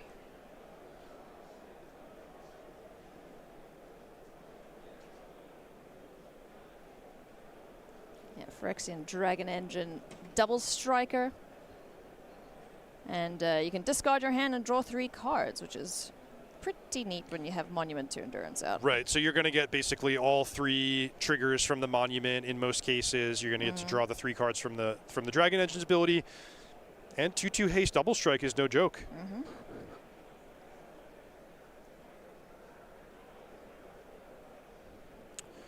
All right, so it looks like, was that Corey cashing in a treasure to have a big turn here, cast the Chandra, cast the Recommission? Goodness me. Chandra Spark Hunter this time around, the 4-mana Planeswalker. At the beginning of combat, a vehicle becomes a creature.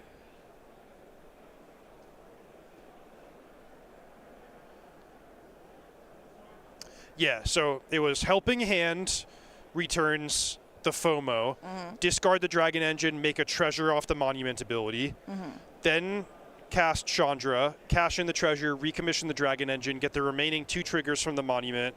So really impressive showing here, now creating the vehicle. Goodness. However, all of this is, you know, just against Larry Coleman, patiently waiting to untap with his 6-drop Planeswalker, his 4/5 Elemental, the ability to double the first spell of his choice. So Nice. even though Corey has had an amazing turn, I still pick Larry's position here. Yeah. If your Planeswalker survives the turn, you're very happy as he just got control player. And now it looks like we're stocking up twice. It's a pretty good card to copy. Where do you stand on Planeswalkers? You like them? You dislike them? I like when I have them on the battlefield. Yeah, you don't like it when you're playing against them, though, hey? Yeah, I don't like this feeling when you're against a control player and you can't kill their Planeswalker, and you just kind of have to hold your breath and hope things don't get very bad for you. But from knowing how powerful a single stock up can be, getting to double it, choose your basically your best 4 cards from your top 10. A control player with this much mana too. It's we can expect Larry Coleman to play a lot of powerful and highly relevant to the battlefield spells.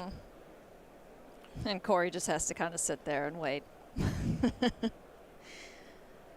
And hope that somehow a deck that's really well built whiffs.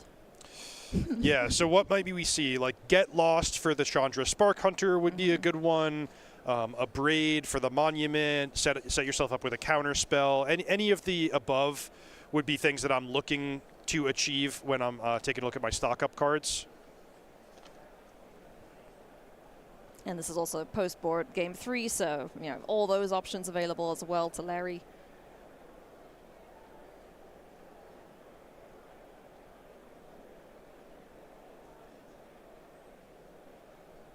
Okay. Looks like there is a Get Lost there. Targeting the engine and the Planeswalker, so the 2 biggest threats on Corey's board down. And temporary lockdown taking care of the FOMO as well. So just disassembled is what happened there for Corey. Yeah. How do you even? This is what I want to know after that turn from Larry.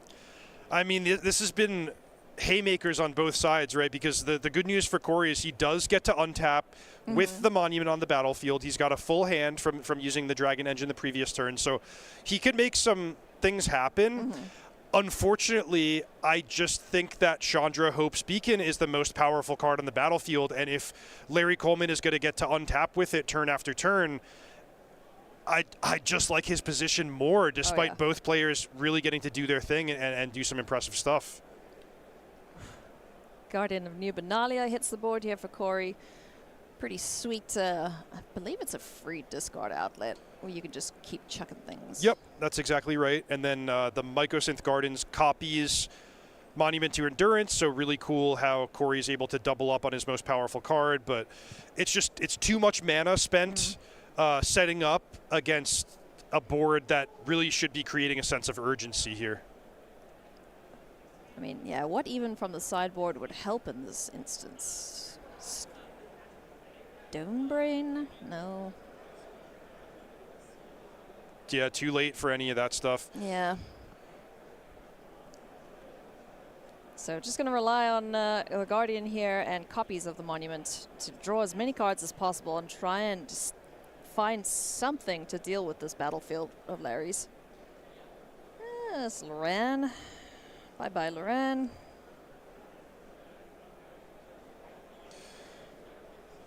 Sweet round, though, you know, factoring in both awesome. of our feature matches. It's like we get to see Chandra Hope's Beacon, Guardian of New Benalia, braided net. You know, these are not cards that I expected to be major players in the winners bracket of the regional championship. But just, man, Standard's a deep card pool, lots of room to explore. And, you know, we're talking about like anything from fringe archetypes to customizing your existing archetype, like Larry has done the one of Chandra Hope's Beacon, clearly the dominant card that's going to, you know, possibly take him to a game and match win here. So you just love it. You love the creative room for artistic expression. Yeah. And that is definitely one of the coolest things about Magic, is finding something that resonates with you, and then it becomes your pet deck or, you know, your favorite archetype, and you just go from there. You know, that's one of the reasons that I love Commander so much as well, is you can really build something that is you. Yeah, no doubt. You could have your favorite card that it's like, oh, you know, I just want to work towards having my Chandra on the battlefield, and then I'll be happy regardless of what happens. Personal wins, right? You might not always get the win-win, but in Larry's case, he's getting to do both at this point. So meanwhile, Judge being asked a question, not sure exactly what's going on, but presumably just some sort of accounting game state thing. Yeah. And when we're all through, Larry is going to get to untap and have another Chandra turn where he gets to double a spell of his choosing.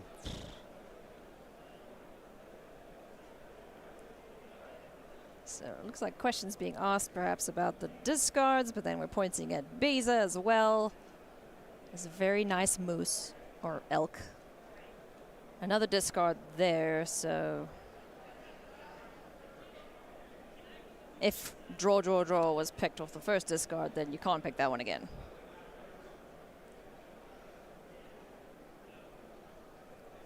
So as we get that resolved, Lorena, the third path, is hanging out there. Just want to say thank you, everyone, for joining us wherever you are watching. We're going to jump back into that as soon as the judge call is resolved. You're hanging out with me. I'm Ailey. This is Reed. If you don't know who Reed Duke is, well, he's great, and you should go and find out more about him if you don't. And we're going to be watching some very cool Magic the entire weekend. We've got plenty on the line here for many of our players. Our top 2 players are going to be going to the World Championship. The top 8, might be even more than that, is going to the Pro Tour, which is also a fantastic experience. I remember my first Pro Tour commentating. I have never played in a Pro Tour, but just getting to see the players like dial in focus mode, you know, when they sit down and they open their first draft packs, it gave me chills. It's giving me chills again now, actually, because it's wonderful. So I wish that for every person playing in this regional championship, but alas, there can only be a handful. Yeah, it's a different vibe for sure, and you know these players. I just echo exactly what you said. Like I wish the Pro Tour has meant so much to me in my life and delivered so many really great memories and experiences that I hope, you know, more people can have those opportunities and those chances. Definitely. And, you know, events like these, the regional championships, they are attainable. You can qualify for them. They're the RCQs, they're the LCQs. So keep an eye out for all of these events wherever you are. You know, if you have to drive a couple hours, I promise it's worth it, even if you just come and hang out and play some Commander for the whole day at the events.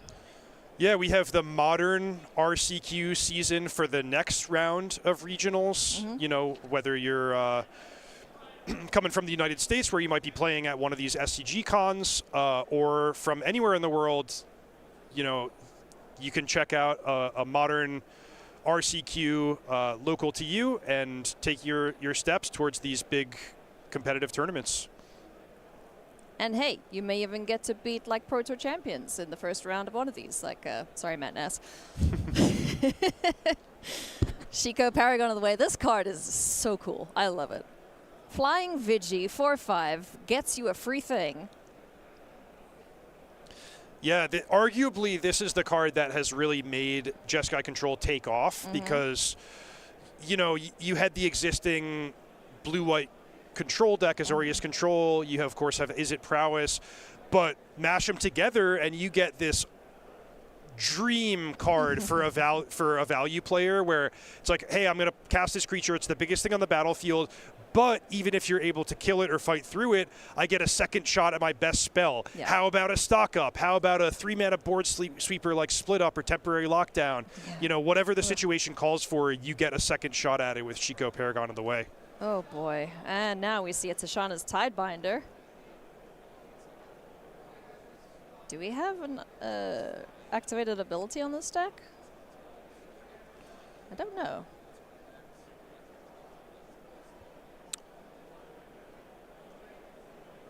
Yeah, a fine question, because it looks like it's Larry's main phase, right?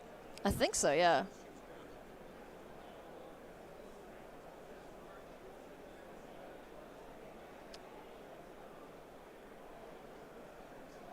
But it doesn't do anything. Oh, there must have been a discard trigger off of the...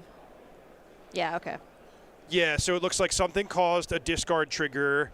Larry went to counter that trigger and shut off one of the monuments. Corey responded by another discard to get additional triggers. And you know what could be happening is you're limited to one trigger per turn off of Monument to Endurance, or at least one of each trigger. Yeah. So with the repeatable discard outlet on the battlefield for Corey, he might be trying to trigger stuff at the end of his turn that he is going to be, you know, setting up to use again the following turn. In this case, it looks like it was a response to the redundant copies of Monument getting destroyed. Okay. But Larry Coleman down to 5, so, you know, with Monument to Endurance able to deliver direct life loss, things are getting scary, and I maybe was premature in counting Corey out of the game. Certainly Larry has done a great job accumulating value, answering threats, but I mean, we could see just 6 points of direct life loss and Corey actually winning this game. Yeah, especially with a second copy of Monument. I would like to discard something, please, I bet is what he's thinking. Phyrexian Dragon Engine. In response, what does Larry have? Because I'm pretty sure he's going to be dead here. Nope. Nothing? Because it'll be Dome, Lightning Strike to the face for each. So, with a discard, Phyrexian Dragon Engine comes out, gets to draw 3 cards.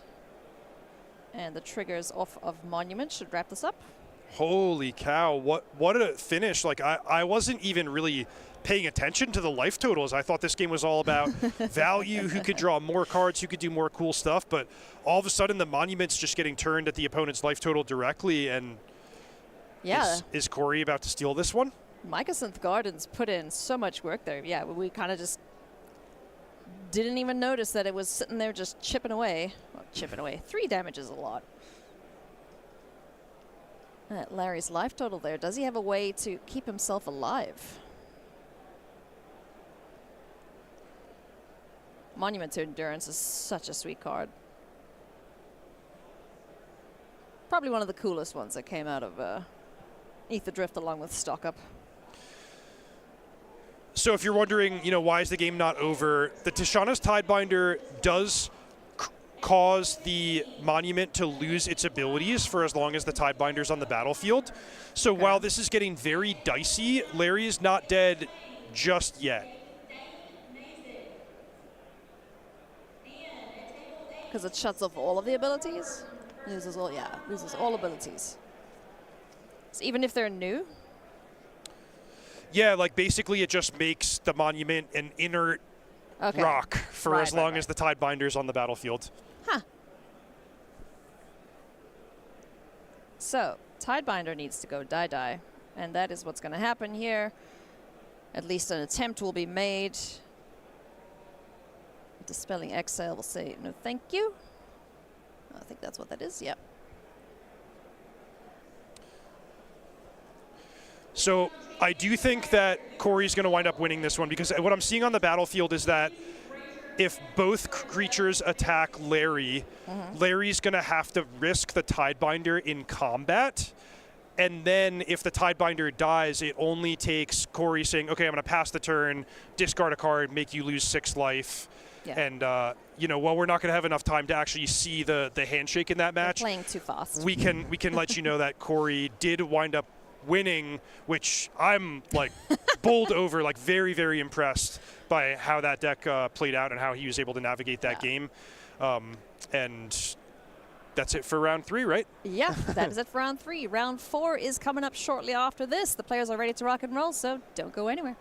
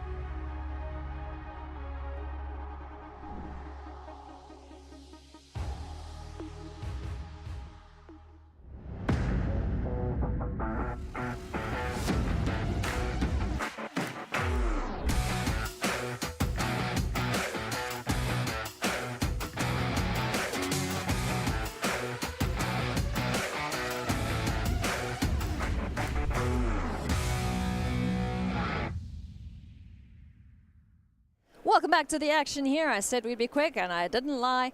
I'm Ailey Loney alongside Reed Duke, and we are jumping into round 4 of the action here. Turns out when you bring a bunch of flappy birds that like to kill you quick, the rounds go real quick, Reed. Yeah, no kidding. I mean, I'm grateful for it. Yeah, no, we're not complaining, just saying. But we will do our best to show you the resolution of the matches, even if we have to go super, super duper quick. Our players coming up in the next round are playing real sweet. Well, one of them is playing a really sweet list. The other one is a prowess, which everyone knows what that is. But we're going to talk about this deck as we get into the matchup here. Reed, Throne of the Grim Captain. That's another, like, draft rare, you know, thing. 4-color Zoo. What is happening in this list? I see Italia, I see a Galta, there's a Trumpeting Carnosaur. Well, I'll start by saying when you call a deck Zoo, that's sort of like an industry term for, you know, competitive Magic, where it means like, okay, I'm playing a bunch of different colors, playing the best creatures in all these colors. This is more of like a zoo in the dictionary definition of zoo, where you have every different animal that you can actually put into, you know, into one place. Yeah. So we've got merfolk, we've got dinosaurs, we've got pirates. And vampires. And we've got vampires. Yeah. So the Throne of the Grim Captain is about having to craft with one of each of these from your graveyard. And the payoff is, I mean, basically you're going to win the game. You get like some 7/7 with every ability. That's going to be the biggest, most powerful creature on the battlefield. So that is what one of our players, Azim Lyons, is trying to do, is to basically transform the Throne of the Grim Captain. Okay. So we're in for an exciting one. I'm here for it. Big picture, we have another one of our good guys versus bad guys matchup where it's the Is It deck that we're going to see a lot over the course of the weekend against somebody trying to do something new and original and exciting and seeing if they can beat Is It. All right. Well, 4-color Zoo. Let's see if these animals are getting let loose or if Nicholas Odenheimer can keep them caged. Is It Prowess down at the bottom of your screen up against the Azim Lions on the 4-color Zoo list. Shame. I wonder what the white creatures did to not get included, although there is a Galta and Maverin in here, so it's fine. Yeah. You're not costing that ever, but yeah. And I believe the Throne of the Grim Captain, the backside is a black creature, so that has every color represented, even though this is a base blue-red deck. This could be sweet. And 3-0, so I bet you no one practiced for this matchup. Yeah, the backside is a Menace, Trample, Lifelink, Hexproof. It's the Grim Captain. Whenever this attacks, each player sacrifices a non-land permanent. Then you can put an exiled card, used to craft it, onto the battlefield, tapped and attacking. Ew! Okay, I love it. This sounds fun. Quick out of the gates from Nicholas Odenheimer, not even bothering to plot the slick shots. They're just coming down as attackers, accumulate that little bit of damage, set up for a big explosive turn later. But I will also note that he missed a land drop, so not ready to stock up just yet, but maybe Opt or Sleight of Hand would put him in good position. Oh, Spirebluff Canal, right on time. Able to do the stock up you mentioned. Did see a big Atali hit the bin there for Azim. But still quite a ways to go. He has the Trumpeting Carnosaur in hand that can also discard itself to deal 3, so would like to get that to sort out one of these birds. Yep. So there goes one of the slick shot show-offs. Unfortunately, doesn't have prowess, so, you know, it can never get out of toughness range if there's like a lightning strike or a shock or something to kill it. Ooh, okay. Oh boy, so the Staunch Crewmate, really powerful in a deck with other pirates, but it can also find the key card, the Throne of the Grim Captain. Nice. And we're already set up with a Merfolk and a Dinosaur in the graveyard. If that Staunch Crewmate dies, then we're only one away. Got a pirate, yeah. So for Shapeshifters in the bin, because there's a couple of those too. There's Torian Mauler and there's 3-Tree Mascot. Boy, Torian Mauler is a blast from the past. I guess that must be like a Foundations card that I did not expect to see in Standard. No, I'm going to double check that.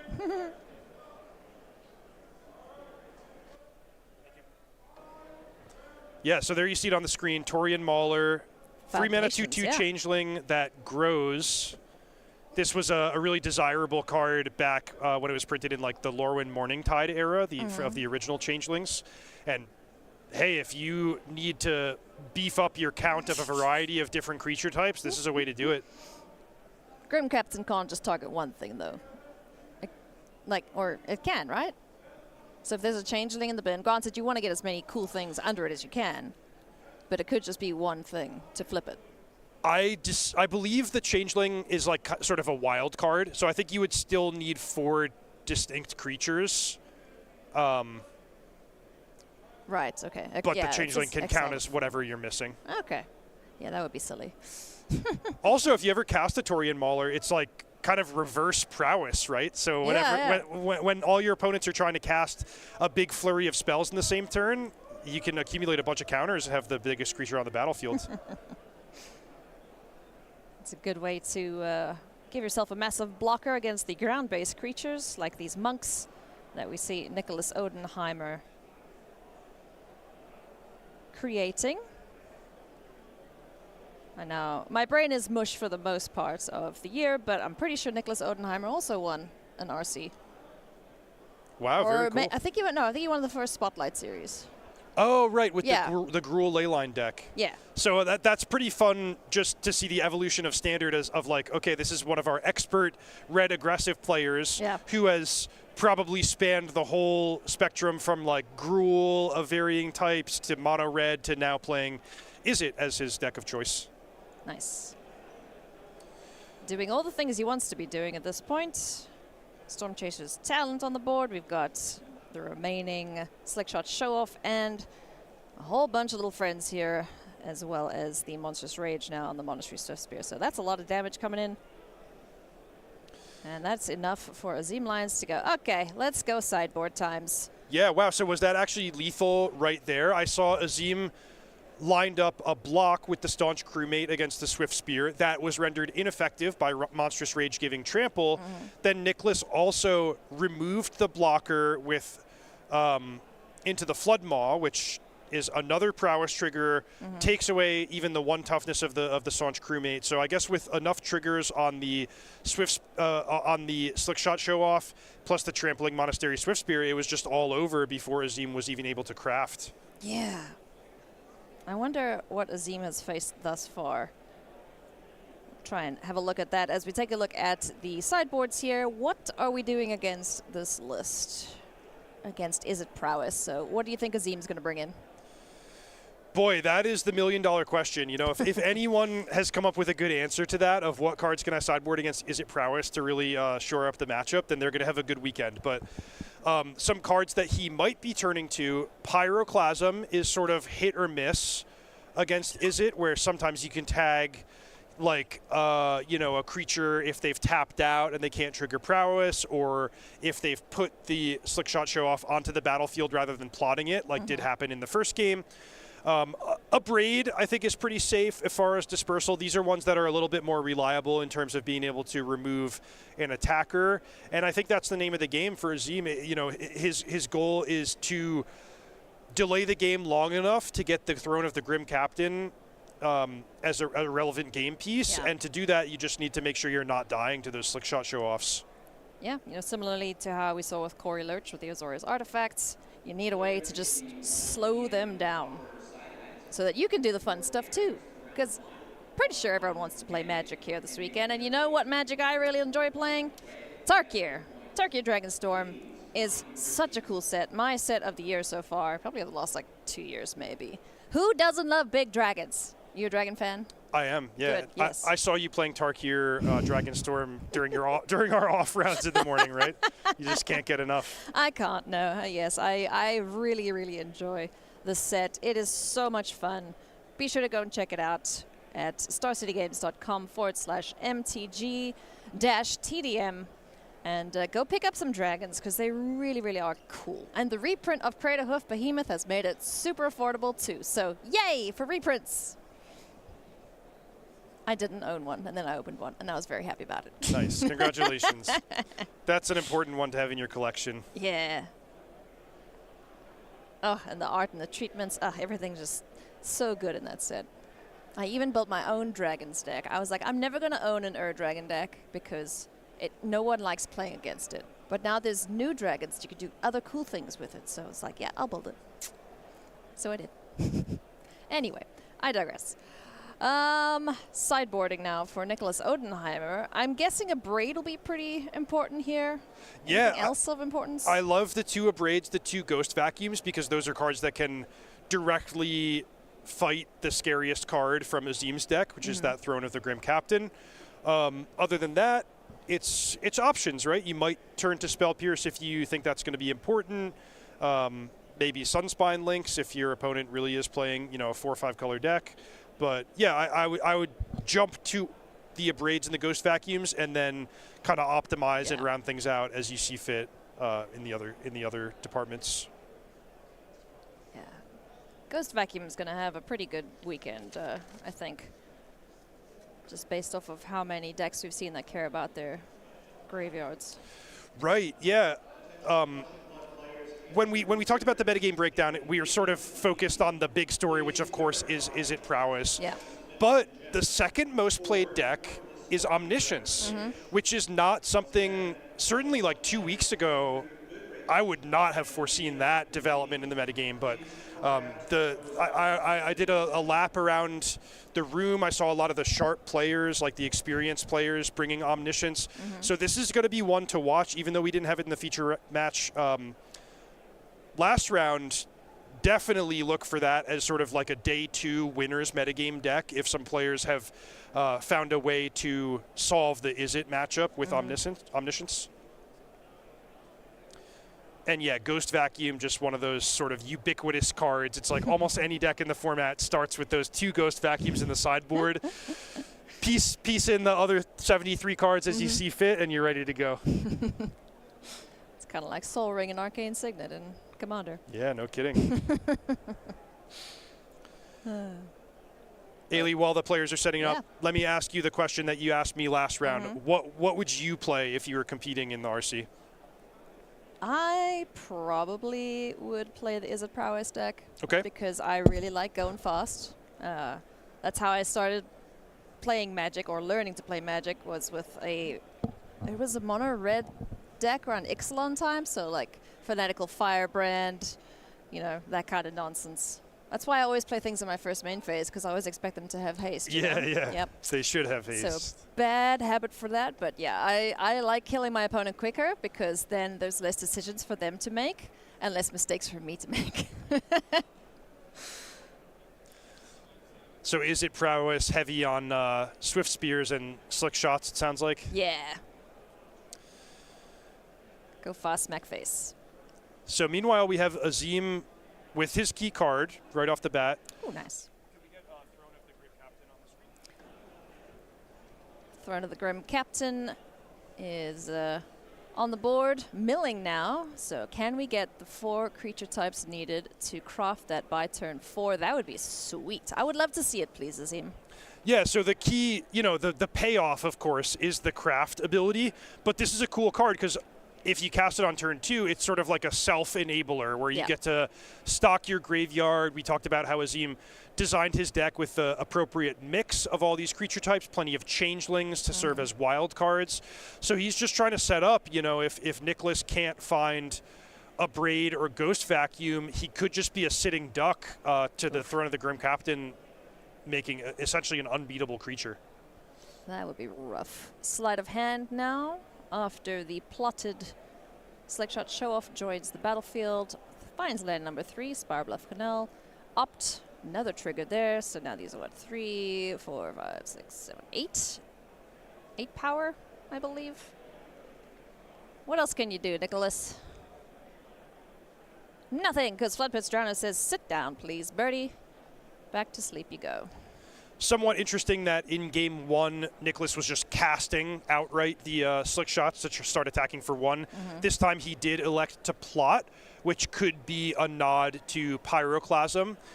You'll see these sharp Is It players sort of like recognizing the patterns and knowing what you should be doing differently between main deck and sideboard, and of course depending on what your opponent's strategy and hate cards available are, but just not exposing the Slick Shot Show-Off to a sorcery speed removal spell until you're ready to have your big turn.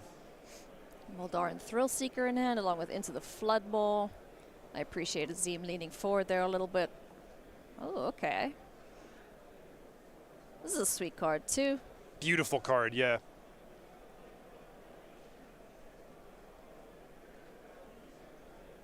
It's a decent blocker and decent way to deal some reach damage.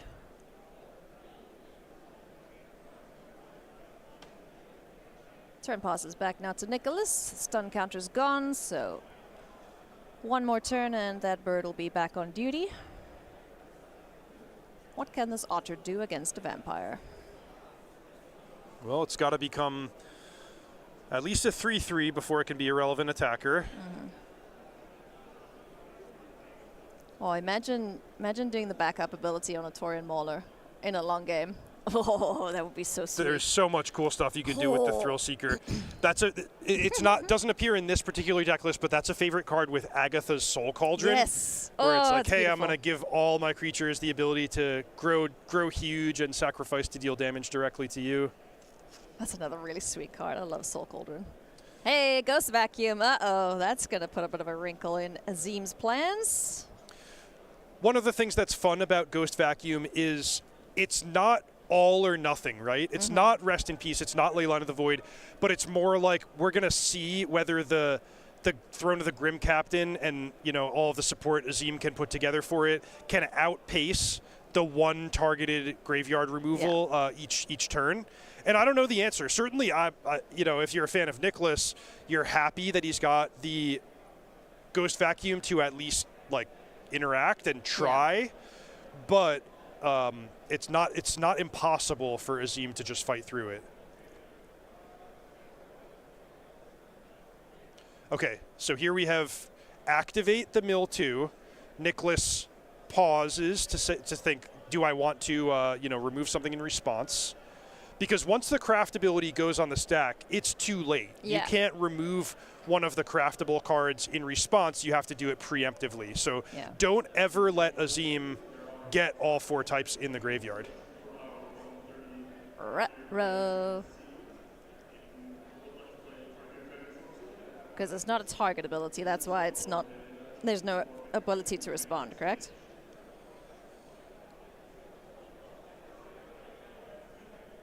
Well, the Captain's awake. So he crafted with the vampire from the battlefield. I forgot you could do that. Yeah, oh right, sweet. All right, the Grim Captain. Grim Captain, he is a 7/7 with many keywords. Lifelink, Hexproof, Menace, Trample, and basically has Annihilator. I mean, yeah, this thing is not going to be on the battlefield for long before the game ends. So of course, we'll flag Lifelink and Hexproof as things that a red-based aggressive deck are going to have a little bit of trouble for. Just a bit. Yeah, just a bit. And then whenever the Grim Captain attacks, each opponent sacrifices a non-land permanent. So that's the Annihilator you mentioned. Then you may put an exiled creature card used to craft the Grim Captain onto the battlefield under your control, tapped and attacking. So how about that Atali Primal Conqueror? Yeah. How about that Voldaren Thrill Seeker to back up onto the Grim Captain itself? I think this game, you know, once that thing turns sideways even once, we're going to see Azim just do his thing and show why this kind of goofy-looking deck is actually 3-0, possibly on track for 4-0. Oh boy. Nicholas is going to put up the best fight that he can, though. Monstrous Rage on the birdie. Okay, good. It doesn't fly. Grimcap, I thought it flew as well. I was like, yeah, that would be just busted. So down to 13 goes Azim, but not all too fussed about that with the Grim Captain on the board. Oh, Captain, my Captain. So it brings up the question, you know, did Nicholas make a mistake in not activating the Ghost Vacuum soon enough? Was there an opportunity that he could have targeted something or something different to protect himself? But certainly, like, I'll admit, I missed that the vampire on the battlefield was going to be a valid crafting option. Yeah. So that's why, you know, one of the hidden strengths of bringing one of these fringe decks is like, hey, people haven't practiced against you. They maybe haven't seen the cards. They don't know all the tricks that they need to know in order to shut you down. And there's Azim. So cool. I mean, I don't know if the word stealing is accurate there, but just doing his thing. He's and a pirate, Reed Duke. Of course he's going to steal it. Stealing everything he can. But the Grim Captain, man, that is scary. That was so cool. Yeah, and like you mentioned, Thrill Seeker coming back, giving the backup ability to the Captain.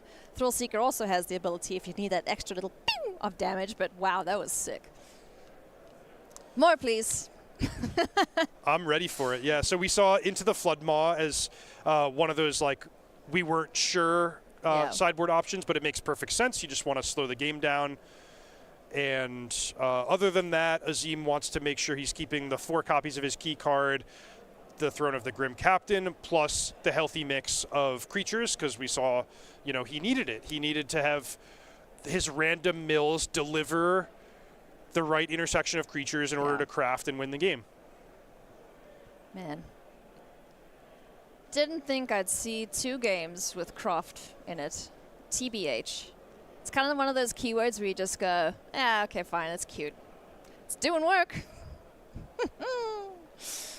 Oh, man. Magic is cool. And you know what's cool? Final Fantasy. That's the next set coming up from Magic the Gathering, and you can pre-order your singles right now. StarCityGames.com/MTG-Fin.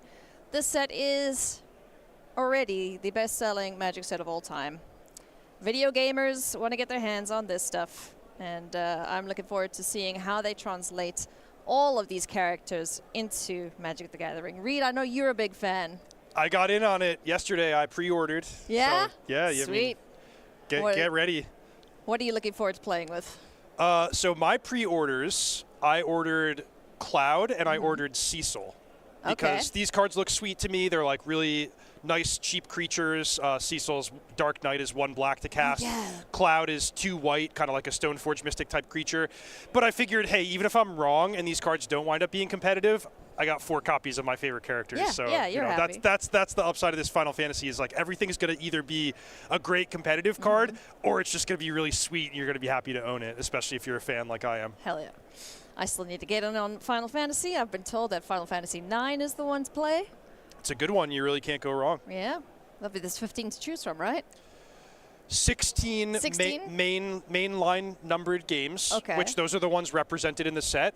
And then if you go into the spin-offs, you're talking like dozens or hundreds more. Okay. I don't have that much time. I can maybe play 1 before the set releases. Oh, goodness me. Players are resolving their mulligans, shuffling up here. Let's see. Come on, Azim, do it again. That was so much fun. I know what I'm playing after this round. Just putting it out there. Some pirates, some dinosaurs. Yes. Some merfolk. It's my favorite dead vampires. It's like my favorite things. I started playing in Ixalan, so like I got a soft spot for these creature types. Yeah, so let's talk about like the standard card pool is one of the biggest standard pools ever. I don't have the stats in front of me, but I wouldn't be surprised if it's like the biggest standard ever. Yes, I think it is. I think Frank Carson did a count. It was like it's either over 3,000 or over 5,000 cards. It was nutty. And in addition to all of the like stock archetypes that we're seeing every day, you forget that like every single individual set in standard had its mechanics and its synergies that you can still go back and tap into. So Ixalan is a great example. You said, we saw two craft decks on camera. That was one of the main like structural themes of Lost Caverns of Ixalan. So if you want to go build a Grim Captain deck or a typal creature deck of any of the supported types from Ixalan, you can do that. You want to go build Toxic, go back to the Phyrexian All Will Be One cards. Final Fantasy's coming out soon. I'm sure there will be set-specific mechanics for that. So there's just so many directions you can go in Standard. And, Azim showing that, like, even at the high competitive levels, you can still make it work. Good job, Magic designers. Thank you for giving us cool cards to play with. So both players start with 6 here. Nicholas gets to go first, which that is, for better or for worse, quite a big deal for the most important deck in the field this weekend. It is very scary when it gets to get out of the gates with a turn 1 Monastery Swiftspear on the play. That is what you want to see if you are Nicholas Odenheimer. I mean, it's a toss-up, I guess, between that and the Stormchaser's talent. Which one would you rather have? Well, if I have to pick one, I'll take the Swiftspear. But my favorite is when you're like turn 1 Stormchaser, turn 2 Swiftspear. Now I've got 3 creatures attacking you. I'm setting up for a big turn later. But yeah, I mean, speaking of 3 1-mana spells, this is what Is It does. Is it does what Is It did. Is it does what is it do? Yeah, thank you. Something along those lines. Oh no, get it. Okay. Wow, that's a sideboard card that I did not expect. Gleeful Demolition, which can destroy a Kori Steel Cutter always, but also hedges your bet, protects you against the sideboard artifacts. So, yeah, Azim just threading the needle, being prepared for all the various things that he needs to fight through. You know what's funny? I don't think I've ever seen Gleeful Demolition kill somebody else's stuff. It always just wants to make 3 goblins for the Convoke decks, right? Totally, right? yes. Yeah. The secret mode there. 1 mana destroy the best card against your deck. I'll take it. Sweet. But luckily was able to take care of that Changeling, so doesn't have the wild card in the graveyard at the moment. This matchup's been really cool.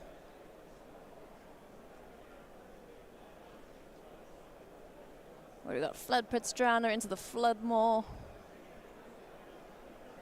That's Mishra's command. Yeah.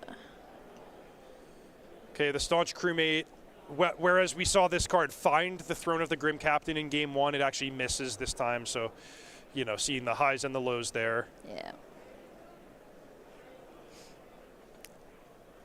Storm Chaser's Talent hits the board now for Nicholas. Prowess trigger on the Swift Spear. And they're going to trade. No?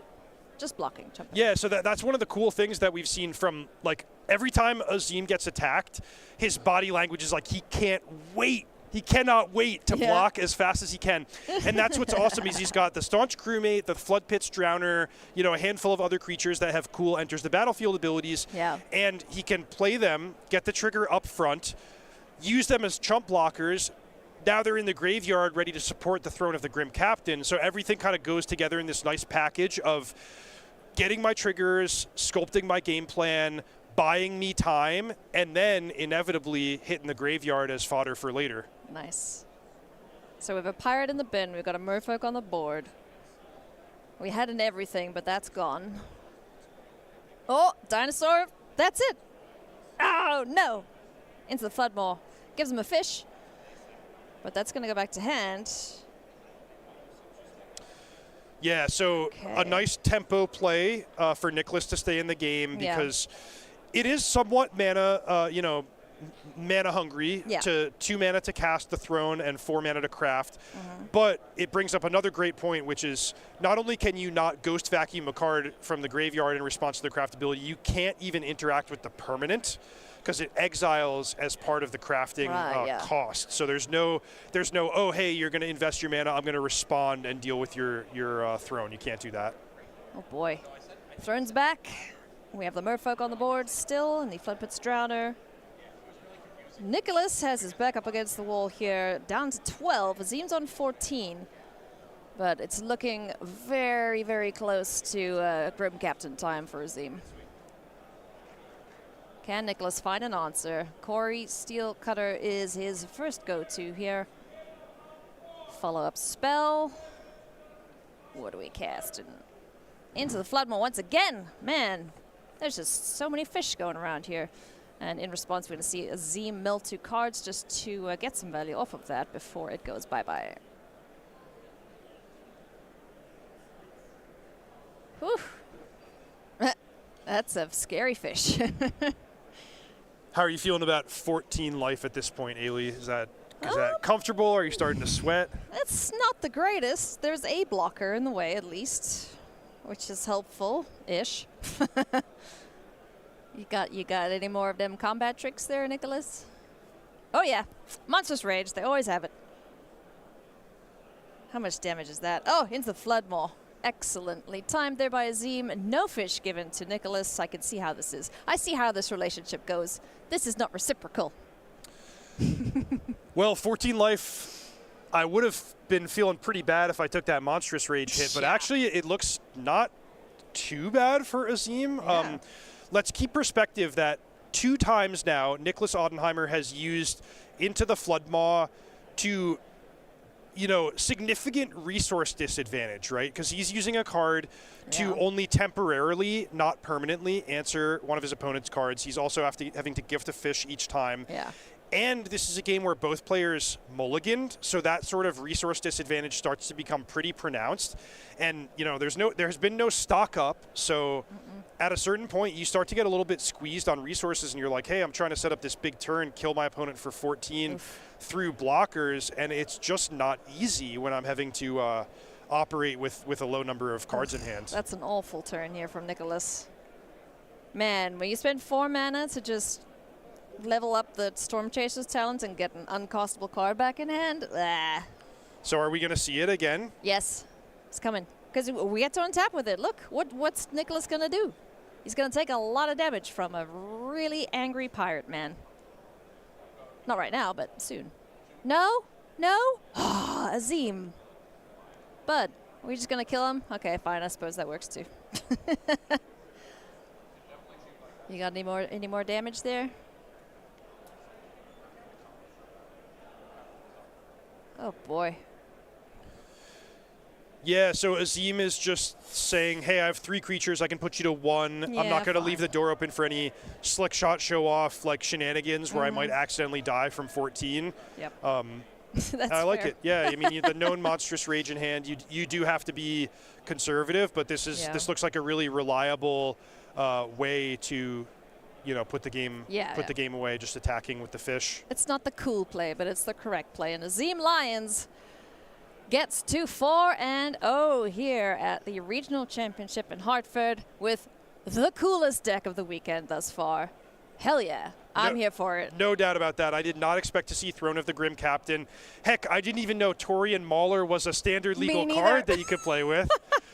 So, yeah, huge props. 4-0 doing it his own way. You love to see it. I'm going to rename 4-Color Zoo to the Motley Crew. There's so many pirates and things in there. Come on, man. The Motley Crew of the Grim Captain. There you go. Nice. All right, I think we have one more match to show you, friends, before we jump into round number 5.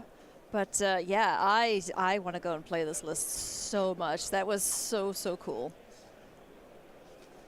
It just looks like a smushing together of cards, but it does such cool things. Yeah, so I love how just clean cut it is in that particular matchup. It's like, look, if I put the Grim Captain onto the battlefield, I win the game. Like barring maybe dying exactly that turn to exactly slick shot show off. Yeah. That is a KO against the most popular deck in the field. How this would perform against some other decks, I hope we have a chance to see. Maybe this going up against Omniscience or Domain or one of the control decks would be really fascinating. But good showing there. I mean, it seemed to have some nice interactive pieces plus a way to drop the hammer. Yeah, and I was curious about his previous matches. So he's faced 2 Izzet Prowess decks, Mono Red Aggro, and Azorius Omniscience. So go Azim. Yeah, beating Azorius Omniscience, that's impressive to me. Let's jump into our backup match here, friends. More Magic for you. It is Taylor Spain on Izzet Prowess up against Dane Mazik on Selesnya Stompy. Woo, Selesnya Stompy. Say more. Bright Glass Gearhulk nonsense? I'm here for it. Yeah, I love this deck. This is one of the ones that every time I jump into Standard, it's like one of the first things I try because I like, Llanowar Elves. I like the green-white sort of swarm token type strategies. They're really fun to me. Getting some complicated combat steps. Yep. But this one is not the traditional like Llanowar Elves, good cards type of Selesnya deck that we've seen in the past. It actually seems to be his own take with a small artifact theme, Herd Heirloom, Teething Wormlet. That's a great card. Yeah, cool stuff. I mean, Herd Heirloom is really nice in a deck that happens to be mostly creatures, and then also you get to use it as a little bit of a late game card advantage to keep the card advantage flowing. Target your Bright Glass Gearhulk, maybe your Regal Bunnicorn if you can get that one big enough. I'll never not laugh at Regal Bunnicorn. That is just such a funny card. One of my favorites. Yeah, and Bright Glass Gearhulk being, the card that kind of holds everything together, because just look at the mass of 1-drops/0 drops in Market Backwalker that you can go and fetch with this card. It's so cool. And importantly, it's not just, hey, I'm going to go get 2 cards. It's, I'm going to get the perfect card for the given situation. You have something I need to answer. Boom, Dusk Rose, Well of Query. Am I totally flooded? I have 100 lands on the battlefield. Market Back Walker. Yeah, so there's no shortage of great things you can do once the Bright Glass Gearhulks start coming down. Scrap Shooter and the Warden of the Inner Sky have hit the board so far, as well as the Herd Heirloom on the other side of things. Is it doing Is It things? It's 2 Storm Chasers talents, so we have 2 Otters, and awaiting some spells here from Taylor Spain's side of things. Is it, though? It is. Is it? We'll never not make puns about it, okay? Wizards just put it there for us.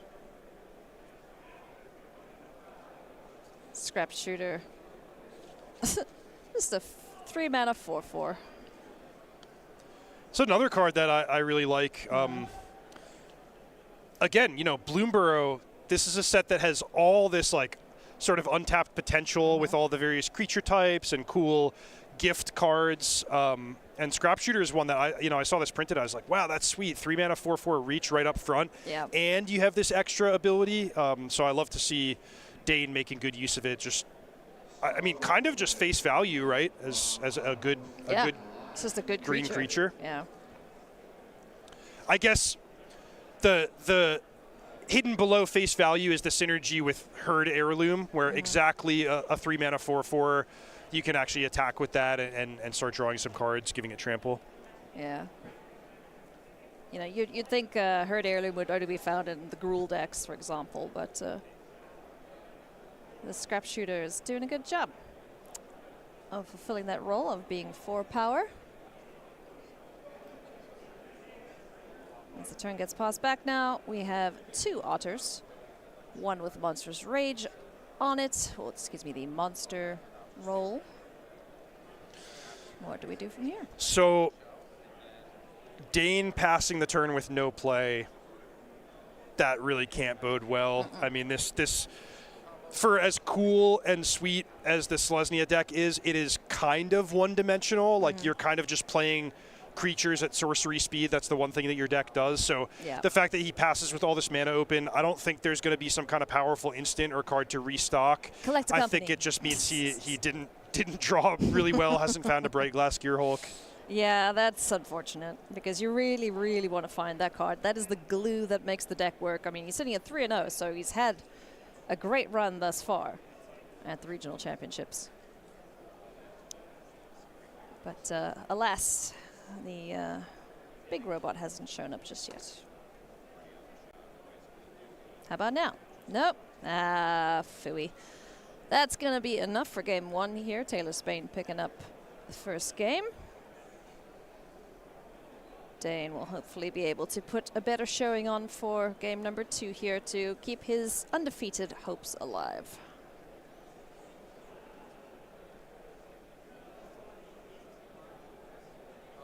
So what did you say you would play this weekend? You would probably play Domain? Yeah, that was my answer based on like familiarity. Yeah. I have a lot of friends who are believers in the Is It deck, so it's possible I would have been convinced or bullied into playing it. But I enjoy the Domain deck, and we did see Matt Nass, in round 1, playing his Pro Tour winning Domain deck, so that it can't be that bad of an idea if a player like Matt is still ready to bring that to battle. Take a look at the sideboards here quickly for anyone wanting to see what's up with the Selesnya side of things. Invasion of Gobokhan, I really like that one. Gives all my things indestructible when it flips. Yeah, that one's really, really cool.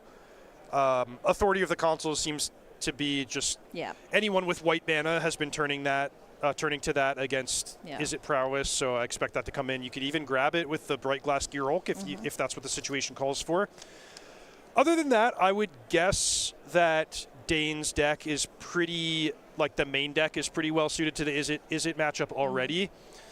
And then Taylor is going to have to, work on the fly. Again, everyone's practiced 100 games against Is It.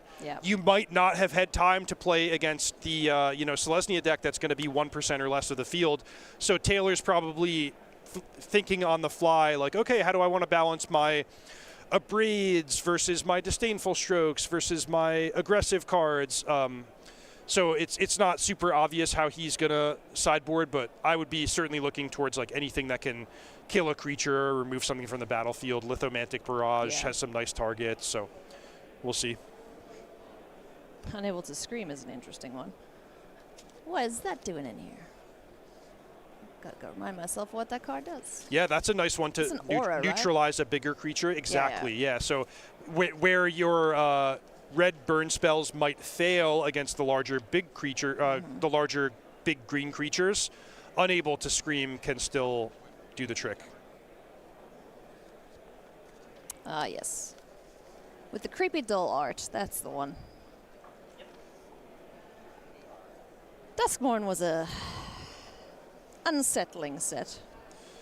They did a good job in that regard. They certainly achieved the goals of making that unsettling.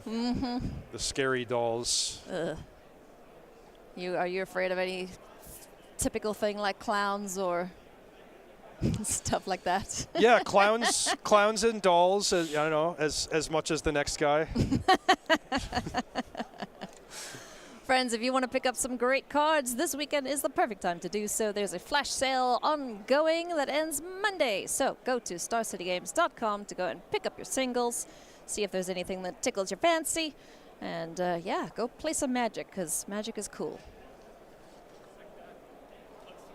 A couple of the games I played yesterday, I ran into a lot of Haywire Mites. Yeah, that's a really great one. Yeah. Especially with Bright Glass Gearhulk giving you an excuse to grab it. I see that Dane has 1+1, one main deck, one sideboard. Yeah. And a great answer for one of the peskiest cards in the format right now, Corey Steelcutter. Teething Wormlet. I thought it was a dinosaur at first, but it's just a goofy worm. I would have thought it was a dinosaur as well, especially based on the art. Yeah. So Regal Bunnicorn, not particularly scary yet, but I wouldn't be surprised if that thing becomes a 4/4 or a 5/5 in pretty short order. Yeah. Oh. Or not. No, not. It's just going to get dead. It's that Burst Lightning taking care of the Bunnicorn before it gets out of hand. Teething Wormlet. It's going to try and do its best job, or its best here, to get Taylor dead. Tall ask for a 1/1 though until we get some artifacts hitting the board.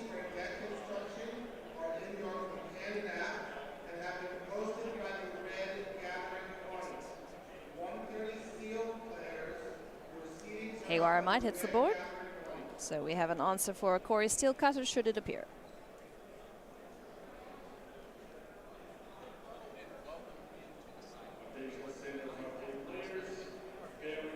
All right, Sheltered by Ghosts. Gonna nab that Monastery Swiftspear and gain some life here with the Wormlet. So pretty cool turn there for Dane. I really like the way Dane is navigating this, where Sheltered by Ghost, it's less about this being like a Doomblade, right? It's not meant as a permanent forever answer against an opposing threat. It's more of like, hey, I'm gonna just play this, hammer my advantage, get this massive life total swing. If you want to answer my Teething Wormlet, good luck. You got to spend your whole turn paying the ward cost. Yeah. And that's just enough for me. Like whatever, an 8-point life swing plus a temporary reprieve on the battlefield. It's just good enough. Yeah, it's great. I mean, even if you do get the Monastery Swiftspear back after that, the damage is done. Gained the life, did the damage, and now you have a 1-drop. Scrap Shooter hits the board once again. Making an appearance, 1 mana left open if needs be here for Dane Mazik. Teething Wormlet getting in. Go, buddy, go. Block, Monstrous Rage in response. Yep, they'll be able to kill that friend. It's never a great sign if you're using Monstrous Rage on defense, but hey, at least it's there. Well, it is a nice way to circumvent the ward cost, because if Taylor was like, okay, I'm going to play into the Flood Maw, take my whole turn to pay the ward too, that's a tough way to do it, but just getting this, trade in combat doesn't feel too bad. Not in this situation, not at all. So one problem dealt with. Still a pretty formidable force here for Dane, the 4/4. So, yeah, Dane is doing pretty well on the battlefield. And what's this game is going to come down to is what is his play next turn. So if he gets to play Bright Glass Gearhulk and restock his hand and just guarantee some nice plays for follow-up turns, I like his position. If it's like game one where he has to go, okay, your turn, I'm doing nothing while you're sculpting your hand, stocking up, you know, leveling up your talent, it's not going to bode well. This is sort of an intermediate play where, yeah, Novice Inspector, you do get to spend your mana and continue drawing cards, but it's at the expense of not really hammering your board presence. But here's that really nice Herd Heirloom Sharpshooter, Scrapshooter combo. Love that. Yeah, that's awesome. That was a great turn again from Dane. Like, he's had 2 banger turns in a row. Yeah, really looking for that key card, Bright Glass Gearhulk. If he plays that, he's going to be sort of all set for the remainder of the game. But if the top of his library doesn't deliver, it could be a little bit of a different story. Okay, Torch the Tower, nice. Finds the opportunity to kill the Haywire Might before it can kill the Quarry Steelcutter, so that's a great turn of events here for Taylor Spain. And exiled, so no life gain.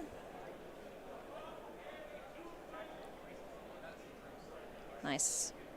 Chump block there from the Novice Inspector. Monastery Suspirit got in, leaving the Monk behind.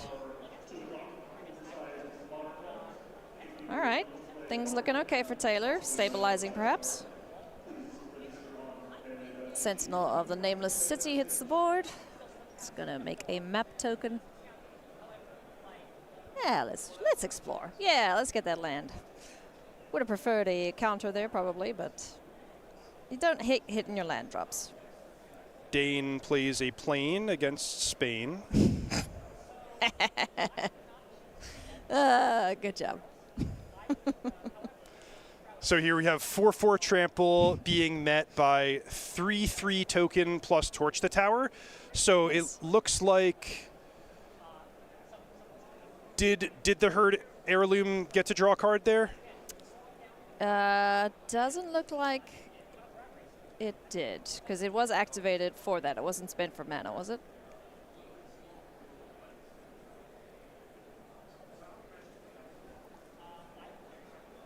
I wasn't keeping track of spend, but if he missed it, whoops. Otherwise, it was used to spend for a creature. But here's the Gearhulk. He showed up. You're late for work, man. Yeah, could be just in time though, or I mean, better late than never, perhaps, sure, is the expression I'm looking for. As the game is still very close and competitive, and this restock, and we talked about how he gets to get, you know, the right card or configuration of cards for the situation. Yeah. Looks like he's picking the Teething Wormlet, which is just a nice, efficient play that can kind of grow larger, plus the Dusk Rose Reliquary. I think it's going to get a little dead here, unfortunately. Oh, no. There's a Novice Inspector. Yeah, eat that instead. I thought the Wormlet was just going to be a sacrificial fodder for the Dusk Rose Reliquary, but it's not. Just sacking the Clue, taking care of the Quarry Steelcutter, and rebuilding that battlefield. Nice. It makes me wonder, Dane has access to 2 Haywire Mites. It's not super obvious to me how strong of a card it is in this matchup. So I wonder if he had the second one available as a target that he could have searched for there, or if that one is still warming the bench in the sideboard. Just, you know, thinking ahead about, like, okay, like what cards am I going to want access to with my Gearhulk? What might I want a second copy of? Yeah. These are such interesting questions that it would take, I think, a lot of, you know, a wide range of experience with the Selesnya deck before I'd really have the answers to those things. Life total is 21-9. Dane in the lead in that regard, and also in the lead on board. I do really like this deck, though. I think the Herd Heirlooms could be a meaningful innovation here. I never would have thought to build this deck without Llanowar Elves, but I like what Dane has come up with here. It's pretty sweet. I'd like to give this one a try myself. Yeah. I understand why Llanowar Elves is like everyone's favorite one-drop. But if you draw it on turn 5, you're so sad to see it. Totally. That's been my experience playing with it, but because there's just so much better things to do, you know, in Magic as it stands than what? When was Llanowar Elves printed first? Many, many moons ago. The beginning. The beginning. There you go. Yeah. 30 moons ago. Oh boy, what do we got going on here? Plenty of Monastery Swiftspear and Monk Prowess triggers. So Dane taking some damage, down to 15 he goes. And we are gonna send Kellen on an adventure. Ooh, that's an interesting one. Journey on, my friend. He's gonna make map tokens where X is 1 plus the number of opponents who control an artifact. So 2 map tokens? 2 map tokens. Yep, perfect. Cool.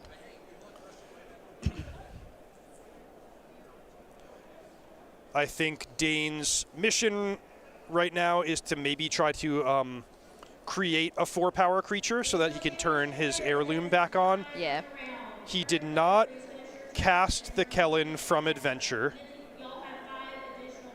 So what does that tell you he has? What instant speed nonsense do you have? Is there a llama land? I don't think so.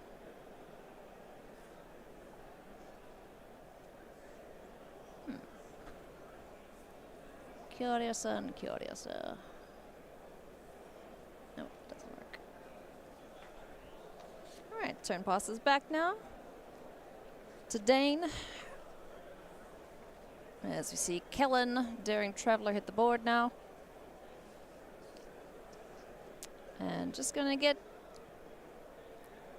the damage in while he can into the Flood Maw. Oh, nice. Is gonna bounce the Reliquary. A fish is given. That has ward too, doesn't it?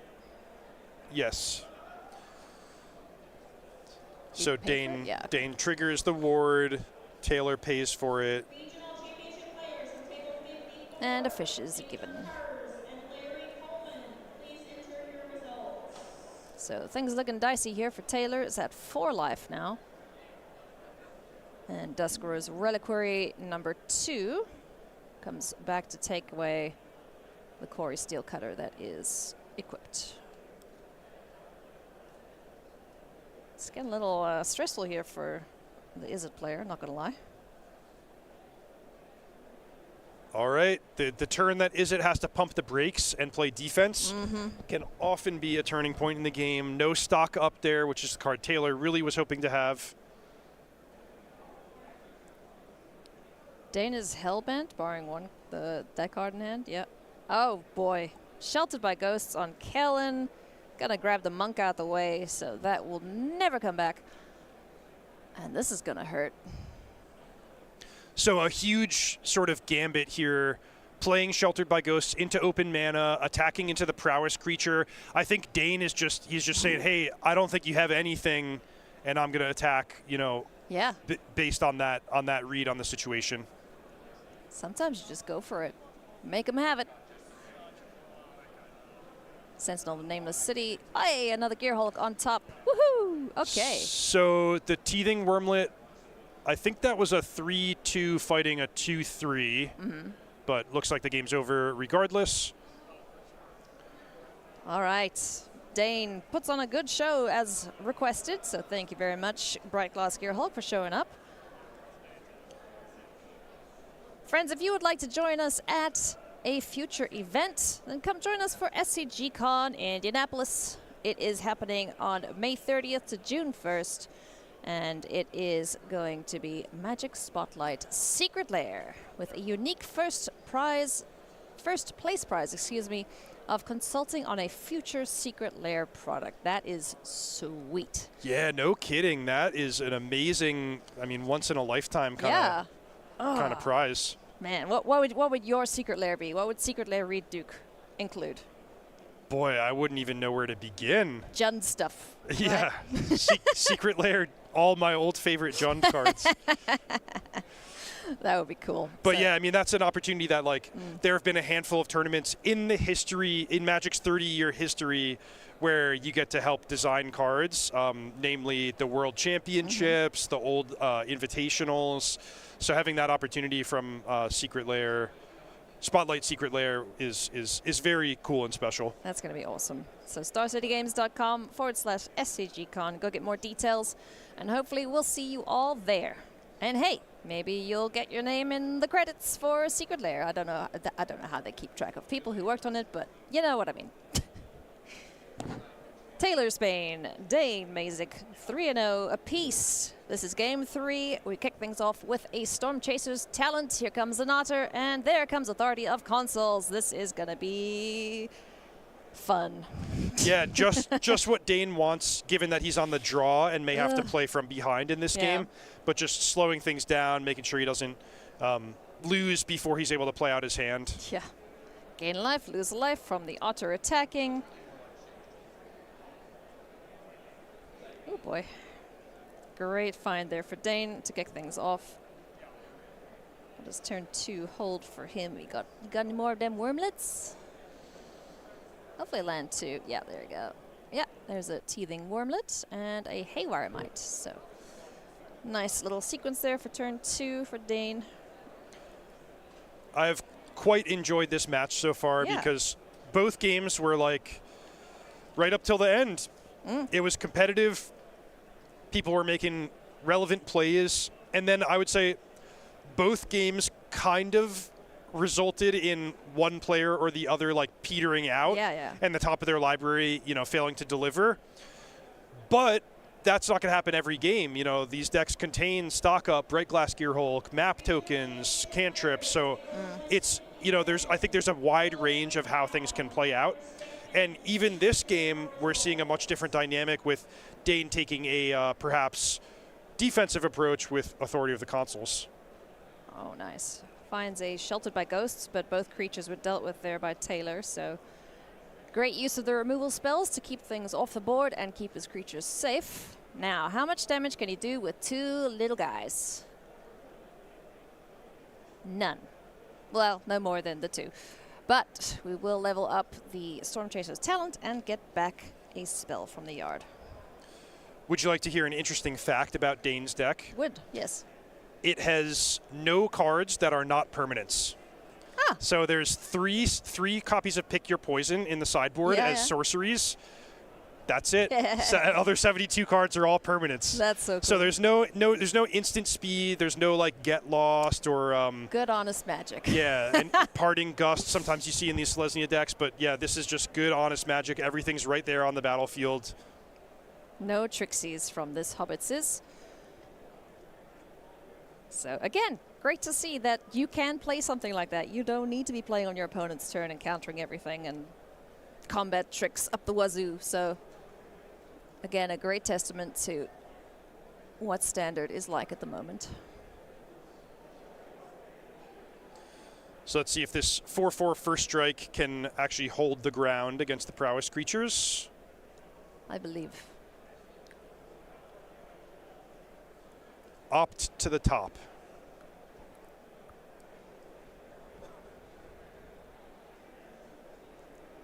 All right. Sleight of hand. So we're up to 3/3 and 3/4. Thank you. Appreciate it when players keep track of their triggers for us. Oh, there nice. It is. Unable to scream. So it still gets to chump block, which is not nothing, but the trample now making it very close to nothing. So look at this. You start the turn with 4 lands and 2 prowess creatures.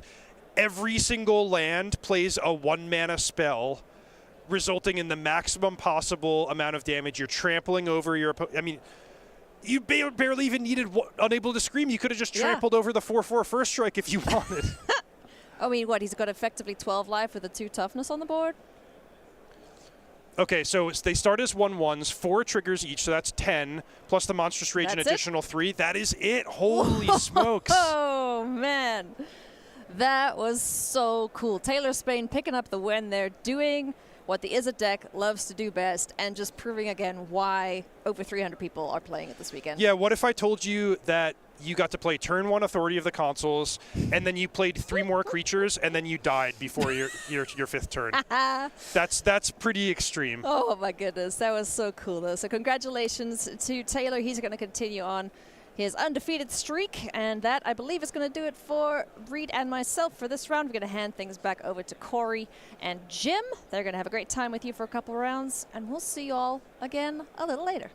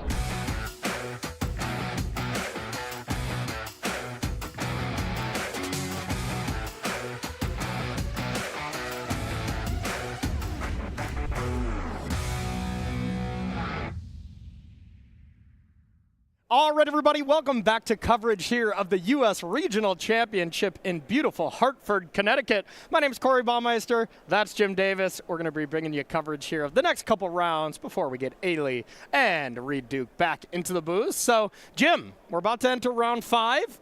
What have you noticed from this tournament as you've been walking out on the floor? Anything really standing out to you so far, or kind of just business as usual out there? Is it versus the world? Yeah. You know, talking. And who's winning? Is it's doing pretty well. Okay. You know, so far. Okay. You know, talking to my friends who are playing, you know, it's just there's a lot of is it in the conversations. Okay. You know, a lot of just like either they're playing it or they're playing against it. A lot revolving around that, which is kind of a story of a tournament. This is a tournament where this is it is the center, everything else is revolving around it, and now we're trying to decide is it, you know, a celestial object or just the deck. Does that analogy work, kind of, maybe? I think it checks out. Whatever, sure. Yeah, yeah. It's the new planets that's coming out. I was going to say, yeah, right? wait for the space right, set, but whatever. But yeah, it's all about is it for sure. And, but there are some cool brews out there. I ran into Harlan Fear, good friend of mine, and great Magic player and brewer. Yeah. We got a spicy one coming up for you. Yeah. We're going to get to that pretty soon. It is definitely a deck. That is for sure. It looks really, really cool. So first, let's take a look at the standings to see who is dominating this event. Jim, any big standouts here? I see we got Jarvis Yu in 11th place. Nathan Stoyer, a former world champion as well. There's some nice names on this thing. Bit of a variety of lists here, too, right? We see Boros Mice. You know, the Mice package has kind of fallen off. That was the dominating force in Standard, be it Mono Red or Gruul. Yeah. Boros Mice was kind of like the distant third in that trifecta. Yeah, the Boros Charm, Lightning Helix style Boros deck, right? I think it's usually more creature-based. There's the Crag Flame, and Sheltered by Ghosts is a big draw deck also for the mirrors. But kind of cool to see that. The Azorius Artifact deck's pretty cool. And, of course, Orzhov Pixie. I talked to my buddy Pete, who's playing Is It, and he got obliterated by Pixie. But it's the one thing that deck does really, really well is beat up on Is It prowess players. So the question there, of course, is are we at that critical mass point where you can build a deck that is only good against prowess and have that do well? Yeah, absolutely. And then as far as some notable players here, you know, Nicole Tipple, she has been dominating, especially when it comes to Standard. 4-0 with Is It Prowess, and I cannot believe it yet again. If there's a top 8 on our standings, Michael DiBenedetto Plummer will be on it. Just took second in the last regional championship, losing to our Jeskai control player. And let me tell you, he just keeps winning. So let's take a look at another page of our standings if we got one queued up. And Jim, all these players down through 32nd place, still undefeated. We see Oliver Tomiko, a phenomenal Magic player who just not only crushed the SCG Tour back in the day, dominated it, I would say. Former fellow players champion, right? Yep, absolutely. Yep. He has been crushing it, as well as Steve Stillman, doing quite well there in 30th place as well. Any other notable players here, Jim? Player-wise, Zachary Keeney is also quite good as well. Yeah. My eyes are drawn to 4-color Zoo. Yes. Did a modern deck get registered for this tournament? I want to say that was the deck we just saw a little bit ago on camera. It is a wild one. We also have a deck tech that we're going to be showing a little bit later from that. So I'm not even going to spoil it to you because it was all over the place. It looked like a really sweet deck. I picked a bad time to get lunch, man. Yeah, you really did. Ooh. Yeah. So that is the standings for all the players that are doing well going into the tournament. 4-0, you know, they haven't really accomplished anything yet. Still plenty left to do. And it sounds like our players are actually ready, though. We're going to be checking out Harlan Fear with a really sweet Boros deck. Jim, tell us about it as we head on down to the feature match. So I ran to Harlan, and he's like, I got a sweet one. What are you playing? He called it Boros Vintage Cube because almost every card in his deck is in the Vintage Cube or, you know, Vintage Cube adjacent. It's kind of just like a mid-range aggro deck, you know, Fear of Missing Out, Screaming Nemesis, very, very high card quality, Voice of Victory, a couple removal spells, Sheltered by Ghosts. And he also describes me as having a Splinter Twin in his sideboard. Okay. Magebane Lizard plus Sheltered by Ghosts against Is It. For the Wombo combo, it deals the damage, you gain the life. It's protected from the Sheltered by Ghosts. So, okay. Harlan is, you know, some folks come to you and say they have a brew, and you're like, all right, sure, whatever. Harlan is not one of those people. Harlan brews all the time, well known for it. Very excited to see his deck in action. Yeah, someone will say like, "Oh, I got this sick brew, and it's stock Izzet Prowess with 2 changes in the sideboard or something," and then you just walk away from them, and you just can no longer keep talking to them. But yeah, Harlan Fear's got a spicy one here. I think this is basically Boros cards I own in my trade binder as well, so should be really interesting. Up against Bailey on Azorius Omniscience. Wasn't Harlan saying this was the one matchup he wanted to avoid, though? He did say that. He said he was extremely poor into Omniscience and then great against everything else. So this is the trouble of matchups in a metagame and in a tournament where you can plan for most things, but sometimes you gotta try and break through in a bad spot. Yeah, absolutely, and that's why you physically got him on camera in his worst matchup, right? That's just what friends do? That was my instructions, yes. The director was only put Harlan on if it's against Omniscience. If it's a bad matchup, yeah, exactly. We gotta have him fighting upstream here. So Voice of Victory coming in for some beatdowns, attacking for 3. Heading back to Bailey. Let's see if there is an answer. Now, no land drop from Harlan here, which is going to be pretty brutal. Let's see if there's a temporary lockdown. Bang, there they go. All right, so there are 2 main deck Lorans here on Harlan's side. Let me break this up, hopefully, and a Get Lost too. Unfortunately, the interaction in there you go. Interaction in Harlan's deck is not lining up great here. Burst Lightning, Lightning Helix, Abrade, Sheltered by Ghosts. All of these cards are not really for this matchup. Yeah. So kind of on the beatdown plan in game 1 with a little bit of interaction, and then game 2 we'll see some more stuff. Yeah, definitely seems like we always look at these standard decks when there's a deck that's 35+% of the metagame in the lens that how do they do against the big deck, the deck that every single one of these competitors figured would be the most played deck as it is it Prowess? And it looks pretty solid against that. Screaming Nemesis, Abrades in the main deck to deal with Corey Steelcutter.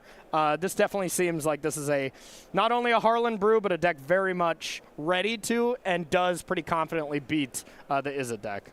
And that is what the brewers do, where they don't just brew, they brew with purpose. Yes. It's not just like, I'm going to build this cool deck. It's like finding the cool deck that lines up well with the current metagame. Yep, absolutely. So here could be a Burst Lightning on the temporary lockdown, something we don't say very often. And Harlan had the ability to kind of destroy it with the ability on the stack. But, hey, clean up those maps. It's minor, but, hey, it's still a thing. Now we get a big old attack for 9 in. And there's no Omniscience in the board, so it's not like we're comboing right now unless we can surveil an Omniscience into the board. So things looking quite good for Harlan. Yeah, it's funny how we just spent 2 minutes talking about how the interaction doesn't line up right. Yes. And Burst Lightning kills a lockdown. Didn't know it could do that, Yeah, no kidding. Gotta love the spice. There's stock up and a couple of lands. So if there's nothing to stop the attack, and to be fair, this is Azorius Omniscience deck. Sure, they have lockdown. Sure, they have some dispersals. But outside of that, they play a lot of air to get to the combo. And by air, I mean card draw, moment of truth, that kind of stuff. And looks like Harlan's able to take down. I feel like the game he has to win with a deck like this. So huge in these bad matches to win game 1. And we see a bit of the allure here of we watched Domain versus Omniscience earlier. Tough matchup, Yeah. But Harlan's deck, everyone has a plan to get punched in the mouth, Yes. It comes out swinging. It has enough creatures where you can get in for a reasonably aggressive attacks pretty early, put on a clock. We saw one piece interaction with the Get Lost, and I guess the Burst Lightning as well. Takes it down. I see Invasion of Gobakon there from Harlan's side. Are you bringing in that kind of card against Omniscience, or what is Harlan doing? Yeah, Invasion seems phenomenal. That's like the White Thoughtseize effect, which is excellent. And then 4 Magebane Lizard, pretty exciting card in sideboards for this tournament because it's obviously great against Izzet. It plays many spells. It's great here too. The Omniscience deck, the Omni deck cannot combo off with a Magebane in play because it involves just casting a bajillion spells. So Magebane's great. We got a little Ghost Vacuum action too. Even Destroy Evil. Another spot where most of a sideboard can just come in here, and obviously, Lightning Helixes and Abrades can get out of the deck, and we can see a much more interactive game in game 2. Sounds right. How about from Bailey's side? What do we do up against? And I mean, to be fair, Bailey is not going to be prepared for this Boros deck. You can be prepared for mid-range style matchups, that kind of thing, but Bailey has not tested against this deck. I would be surprised if so, yes. But Beza and Overlord here are kind of like the transformational plan. Looks quite nice. Of course, the Clarion Conqueror can also turn off Ghost Vacuum. So this creature package looks pretty nice. And this is a real, Zig versus Zag scenario where Harlan looks like there's a lot of cards coming in. A lot of his kill spells are going out. That makes the creatures on Bailey's side good. But Harlan sees this too and knows that. So if Harlan does the, this and that, it's just, well, screw it, the way you want in front of you, in front of me, whatever kind of thing. So I like it. So it's definitely some fun jockeying here. Would not be surprised to see Bailey go back to the sideboard for game 3. Shuffle things around a little bit. But Beza and Overlord probably the most important cards. All right. Well, Bailey is going through the sideboard. Let's take a look at our newsletter. If you want to stay on top of everything when it comes to Star City Games, make sure to go to starcitygames.com/newsletter. You will get notified anytime there is pre-order starting, sales on singles, when the next event is. Basically anything having to do with these SCG cons, the newsletter is going to contain it. And as you were saying earlier, they don't overdo it. They send you the information you need, and they don't keep flooding you with it. So make sure to sign up for this newsletter. I've been signed up for a very long time, and it's nice to know exactly what's going on at these Star City Games events. All right, getting back into it. Both players at 3-1. You feel great going in at 4-1. Of course, ideally, everyone would like to be 5-0, but after 5 rounds, you sit at 4-1. You're going to be feeling very good about your tournament. 3-2. When you have 4 more rounds left to go, where you feel like you got to win them all to really have a good chance tomorrow, or you can lose once. It doesn't feel the best when you're going into those last 4 rounds, Jim. For sure. Yeah, the middle part of the tournament's definitely, the teetering point. We're about at that point, where whoever loses this match is still super alive. But there's an amount of momentum as the day goes on. We're not machines. We are human beings, and we are definitely subject to the whims of, round 1 jitters, the mid-round kind of push, and then late round kind of getting over the fatigue. Yeah. So the more you can make those late rounds easier for yourself, the better it is. Yeah, 100%. You start off a tournament, you're feeling good, you're playing great, but then, like you said, we are indeed humans. So by the end, it's very hard to play a perfect tournament. Or it's impossible. It's pretty hard to play a perfect match. Yep. It's hard to play a perfect game, so you want to make sure and get yourself a lot of wins early so you can afford to stumble, when you kind of have to, or maybe draw poorly in a match. Give yourself that leeway so you're still live for top 8, even with a little bit of bad luck on your side. So. It's fun watching the different kind of players, too. Yeah. Where some players thrive with their backs against the wall. Yes. And some players are the opposite. They're very momentum-focused. They start off 5-0 and 6-0. They're a freight train. They take an early loss, though, and they derail. Yeah. So it's kind of fun watching each different kind of player go through tournaments. What kind of player are you? It's funny. I'm a kind of streaky player. Yeah. Where my losses and wins tend to come in bunches. Yeah. Which I noticed a lot playing the PT the last few years. I don't really know why exactly. But often win 4 or 5, lose 3 or 4, up and down. Yeah. I mean, I do see you half the time, in the tournament halls after you lose 2 matches, you're just throwing your deck box at the wall. Is that part of your process, or is that just you being on tilt? I'm just testing its durability. Ah, okay. I didn't throw it. I was just testing its durability. You were placing it. Right. Okay, my bad. All right, Roiling Dragonstorm to get us started, and fear of missing out from Harlan. Be able to get some aggression going. Discards the Cavern, so does not have Omniscience in the yard to kind of put Harlan in check. So we'll see if Bailey can have a little bit stronger of a draw this game. And, if Harlan is going to put as much pressure down as we saw the first game. Sure, it was only 2-drop, 2-drop into 3-drop, nothing super exciting, but they hit hard. And, and you think, God, if you can fear of missing out, like a Voice of Victory or something too, you can do some nasty stuff with this card as well. Yeah, Voice of Victory is a card I'm really impressed with. Yeah. It looks so innocent as a 1-3 until you realize it's actually just a 3-3. Yeah. And then the ability to make your opponent play very, very awkwardly, not on your turn, even if it's not counter spells. It's just card draw spells or interaction. It's also especially good against a Forest Dispersal and Ride's End, cards that must be cast in your opponent's turn for the most part. Yeah. So. No, definitely a phenomenal spot to be at. You play against Jeskai Control or something from Harlan's Boros deck, man, shutting off every single counterspell, not only is it going to affect the in-game just how the game is going to play out, but it's going to affect how your opponent sideboards. They might be taking out all their counterspells, where counterspells are normally good against a Boros mid-range deck. You know, like being able to counter No More Lies, your opponent's 4-drop or whatever, is usually a great exchange, but do you leave those in if they have Voice of Victory? Who knows? Here's Biza. Biza is so good. So good. I feel like we're going to be saying this all weekend. Yeah. Biza is just incredible. Like, it's almost overshadowed a bit because of how Monstrous Rage can kind of push through it. Yeah. And most of the aggro decks are so predicated on Monstrous Rage. But Biza is just an unbelievable defensive force. Yeah, absolutely impressive.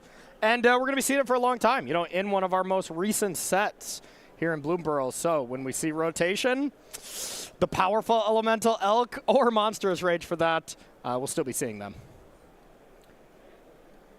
And here is Screaming Nemesis. I love the shortcut. You know, Harlan's been playing for a while. Like, why play it untapped and then tap it? You know it's attacking. Strong agree. Yeah. Comes in with the Nemesis, and man, that is a tough creature to block. Yeah, that being said, though, it was at a pretty safe 19. Yeah. And then with this, you know, kind of wall of fish and elemental elks, has a lot of time to get set up here. And, you know, Harlan has some interaction, but not a ton. There aren't counter spells here. You know, there isn't really a lot of graveyard hate aside from the Ghost Vacuums. So right now, advantage Bailey for sure. Yeah, and it's all permanent-based interaction from Harlan, right? We don't really have too many spells that interact. Sure, you could see the Burst Lightning on, you know, a lockdown or something that got brought back from Umbrello's Awakening, but I think that was something that was a little unique that we saw from the last game. Here's Screaming Nemesis number 2, and double Screaming Nemesis plus double Fear of Missing Out getting in there. Yeah, so Bailey attacking with Basilisk turns a pretty strong signifier that there's going to be a lot of interaction on this attack step. Yeah. You know, while you don't want to block the Nemesis with the Beza, Bummo's a great block. You know, so yeah, that's strange to attack with it, wouldn't you think? I think it's just Bailey saying that, like, hey, I'm going to threaten the fair game too. Yeah. We've seen these omniscience decks win a lot of games of combat damage in the post-board games, and just making sure that it's not one-dimensional where you say, I'm attacking you for a bit also. Didn't know second Nemesis was coming either. Yeah. But, you know, kind of making sure that I'm going to pressure you here and then also threaten combo too. But how much interaction would you have to make this attack? Like, dispersal, double, get lost? Does it have to be that? What if the only interaction is these two spells? Would you still stand by the attack type thing? Yeah, I think 2 is reasonable. Okay. You know, because I think that taking 4 off of these FOMOs, there's some still fish to block later. It's fine. Now you're in a reasonably even racing scenario. I think it's definitely fine. Okay. I like the pressure. So there was Burst Lightning on the Screaming Nemesis, and then it went upstairs. So an invisible emblem is here. You know, I feel like nobody's ever actually owned the emblem from Screaming Nemesis. I don't think I've ever actually seen a physical one. It's actually not an emblem. It's not a thing. It's just hey, don't forget about this. Yeah, that's right. That's right. Which is very, very strange. Yes. Because you know what Magic players do from time to time? Forget about this. Correct. Yeah, yeah. It actually has precedent, though. Sigma Lasher, I think, was the first card to ever have that ability. Okay. Same templating, where just the player can't gain life for the rest of the game. Okay. No emblem, no. So a little weird, but. So we'll just remember it collectively. Yep. Because it comes into play, something like that, it will not be gaining any life for the rest of the turn. And hey, if that Burst Lightning was already going to go face, might as well aim it at the Nemesis. I like that. Now here is the lockdown. Not only getting 2 Fear of Missing Out, but getting 2 Roiling Dragonstorm. So if Harlan ever does want to deal with that lockdown, now Bailey will get some value coming back as well. So I wouldn't be too shocked if Harlan is like, yeah, I'll ignore that lockdown here, unless it would be to actually kill Bailey. It is pretty fun in this format. How much interaction there is with lockdowning your own stuff. Yeah. You know, like, it's just really, really a thing you wouldn't consider maybe, but it's very, very relevant. Yes, definitely, especially if we're going to see some Orzhov Pixie decks. Yep. I mean, Orzhov Pixie utilizes lockdown almost like a Yorion ETB would. You know, like with that ability where you can play it, exile your own stuff, then bounce it to get some value. It has a Yorion-esque feel to it. Plus, it can just be a lockdown to deal with your opponent's stuff. Absolutely love that deck. So great against Izzet. And it's just a really, really cool deck. There's the Ghost Vacuum from Harlan to have some interaction for the combo. Yes, like I was saying, you know, these Bailey's attacks so far, pushing the race into their favor. You know, we see 12 life, about to be 8. And now we see a big dumb dragon, you know, and we've seen this a lot from the Omni deck where post board, forget the combo, I'm just going to beat you down with some pretty good mythic rares. Yeah, absolutely. I was going to see if we were going to get super frisky and bounce that lockdown. That'd be a little dangerous, I must say, but hey, I'd be here for it. Instead, bounce the creatures. Now all of a sudden Bailey's on the aggressive, and you know what? We haven't seen it all. The combo, anywhere to be found. And Bailey's still looking like he's going to get it done. This is where a Meringue River Regent just looks so good in this deck. You know, it's such a phenomenal card. You know, Coil and Catch, the instant speed sift, would be close to playable in the deck without the Dragon half. But the Dragon half both facilitating the combo as well as just being like just a fine card to cast. You know, a 6/7 is quite large. You know, if you're behind, it can turn a board. If you're ahead, like in the game like this, in the post board games, the creatures. You push some damage, just great stuff. It's hard to find a spot where this card is bad. The thing is, it's not amazing up against Is It Prowess just in general. Like 4 mana spell can get Spell Pierce pretty easily, and when you're playing it to bounce something, everything's so cheap from Prowess that it ends up being just okay. But it's still facilitating, you know, discarding the Omniscience, so it can't be that bad, you know? Harlan going for the Hail Mary here of flip over the Quarry land in the attack step, trying to hit maybe a get lost, something like that. Yep. And he looks to stay alive is actually not stay alive, right? Because there's no life gain. Isn't it just your opponent can't gain life? Or is it just no getting life? I'm sorry, I had it backwards, right? Okay. My bad. Usually he looks to play in the defensive deck, so yes. And it's weird because we've flipped here where Harlan is playing defense. Yes. Which is odd, but what this Omni deck's capable of. Absolutely. Yeah, we haven't really seen Lightning Helix and Screaming Nemesis together too often. The Boros Mice Shell for a little bit, you know, had that combination, but yeah, slightly odd there for sure. Here's Fear of Missing Out. Discard a land. See what we can find. Feels like desperation, and it indeed was. Game number 2 going to Bailey, and so far, no Omnisciences came into play. Yeah, the primary combo plan is obviously quite good against Harlan, but this sort of like sideboard pseudo control plan is not bad either. You know, I mean, it does put a lot of weight on Beza, which we saw turn 4 of that game absolutely completely turn the game around, but it's very effective. You know, the Dragon and the Overlord, plenty of threats, and can kind of make the cards like Magebane Lizard and Ghost Vacuum just look silly. Yeah. No, 100%. Any changes you make when it comes to play draw here, Jim, or still just kind of business as usual? I think it's less about play draw and more just about like the feel of what each player wants to do for game 3. You know, where you know we just saw Bailey win an extremely combat-oriented creature game. Sure. Does that make Harlan bring in a few more kill spells and shave down on the lizards? And then does that make Bailey want to maybe look more combo for game 3? You know, so it's a real song and dance. I absolutely adore transformational sideboards in Magic. You know, because it really becomes a sort of like game of chess where it's like, all right, well, you're thinking this. I felt like you really like this and you're going to stay that way, so I'm going to do this in game 3. And there's just a bunch of play back and forth. I love it, too. I especially love it in closed deckless tournaments. Like, totally get we need open deckless tournaments. Makes a lot of sense. When we have coverage, it is an unfair advantage to show off people's decks. And you shouldn't be disadvantaged because you're a name in the community. You have a cool deck, so we show it on the broadcast kind of thing. But transformational sideboards, when it's closed deckless, you can really get people pretty good, which is pretty cool.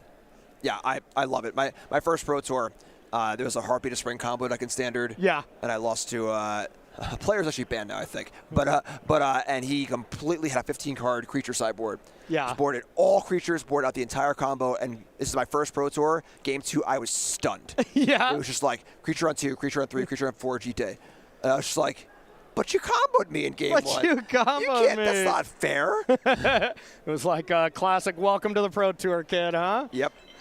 So, while we are sideboarding here, let's put up our sponsor slide and give a shout out here. Of course, big shout out to Dragon Shills and Beckett for sponsoring Live Paper Magic. Absolutely love what they are doing. Dragon Shield's been an industry leader in the sleeve game forever. You know, absolutely forever. And Beckett, if you got any really nice cards, you want them graded. They're also at most of these events. I've went to Beckett and I've talked to them. You know, you can do some cool stuff in person as well if you're going to be at any of these SCG events. Get your stuff graded. I believe they take it back, you know, to their area, grade it, and then they mail it to you. They don't do any grading on site or anything, but yeah, you can really get some cool stuff going on with Beckett. So thanks to our sponsors. We appreciate you. That'd be kind of cool if it was on site. Yes. Take the card, look at it. I give it a 6. Yeah. Just one guy's like, yeah, you know what? I'll judge this right now. 6.3. Yeah, apparently they do it at the Magic Cons, you know, where they just have a grading team there. Wow. Yeah. I guess they, maybe one day they'll bring the full force here. I'll have to check that out when I'm at this next Magic Con here in Vegas. That's some cool stuff. So thanks to our sponsors as we get underway here. Got a Surveil land into Harlan. Being able to play Invasion of Gobakon. One thing I'd love about Invasion against this Omniscient deck, if you see an Omniscient, you can take it, and they are not ever casting that. I'll tell you that. All right, look, it's not non-zero. Okay. Just because it costs 12 mana doesn't mean they can't cast it at some point. Hey, that's true. That's true. Yeah, no cheating it into play, though, when it's removed with Invasion of Gobakon. So what are you taking here, Jim? So let's see, we got a hand of Get Lost, Seed Overlord, stock up Abuelos and 3 lands. Obviously, without Omniscience, or even really a discard outlet, the Abuelos is not very exciting. Honestly, the Overlords will get a feeling, but stock up too. Stock up's the card. This hand looks kind of weak, you know, so stock up's the kind of card that would fix it. There is some fear that the Overlord is just really, really good. Yeah. You know, but we see Harlan valuing. We can't see the cards in Harlan's hand. Harlan can. Yeah. So Harlan clearly has a creature worth protecting or an enchantment worth protecting. Makes sense. So Get Lost is the pick. That's got to lead me to believe that Harlan has a plan to, let's say, play a fear, or not a fear missing out, a Screaming Nemesis and attack this invasion. Even better. Even better. Be able to discard some cards, draw 2. Let's see if Bailey found the interaction. If not, a flipped invasion is big game. Yeah, pretty cool. So this makes the creatures grow every turn, and the battle can be sacrificed, or the enchantment now, I suppose, to give your team hexproof indestructible. So nice way to kind of defend. And then the growth is important too, where like now this one creature is a threat. If Bailey tries to kill it, or if as far as dispersal it, it can be fizzled. Yeah. And then every turn it gets bigger and bigger. Yeah, really, really big game here. And let's see what we have. So we did draw a dispersal, or it's just time to stock it up. Now, we should have 5 cards in hand, so it's not going to be the case like, oh, if you find Omniscience, sometimes that's nice. When you go up to 8 cards, just discard it to clean up. That's not going to be the case as we have 5 cards there. And now Harlan's going to have one more turn to kind of just get as aggressive and as proactive as he possibly can, and maybe make it so Bailey is a little too far behind. Yeah, it's interesting to see the cards Harlan discarded. Yeah. Left in a lot of the burn spells. You kind of just have to. Yeah. You know, the way Harlan's deck is constructed, you just can't cut that many cards. And these are at least cards that give you reach, you know, where they're discarded here, they're not a main part of the plan. But if Harlan gets into a spot where, you know, Bailey falls down to 2 or 3 life, but it can't quite kill him, and then facing down a combo, that could end that game 1 turn sooner, which is not great, but still reasonably important. What are you talking about? They both destroyed temporary lockdown brought back from Umbrello's Awakening. We have seen that happen a surprising amount of times. Yes, yeah. AK1. Yeah. If I had a nickel, I'd only have 1, but hey, that's all right. Still kind of weird. If I had a nickel, I'd have 1 nickel. Let's see what Harlan's follow-up is here. Oh, we got a Fear of Missing Out. Discard a land. Instant and land, so a couple types away from Delirium. So now the issue here for Harlan's deck is not great at getting Delirium. It's mostly creatures and instants. There are a few enchantments, a few planeswalkers. The Gobakon itself is actually a battle, so that would count. And that can be sacrificed at any point. So you could see like a surprise Delirium. Sure. Sacrifice in the battle, but Delirium is not super easy to achieve with Harlan's deck. Yeah, it really isn't. Playing a Fear of Missing Out next turn, discarding Fear of Missing Out, that's spicy. Get you right to Delirium, but that is a lot of things you have to do here. And just a land and pass to Harlan. Big turn of this game. I see a River Regent from Bailey, so that's maybe the plan is hope Harlan doesn't do anything too busted and then just sift and hope to win the game next turn. That doesn't feel great, though. Yeah, that's the scary part of this deck where, like, you've been saying a lot about the idea of being in check. Yes. When the Omni's in the graveyard, it completely changes how your opponent has to play.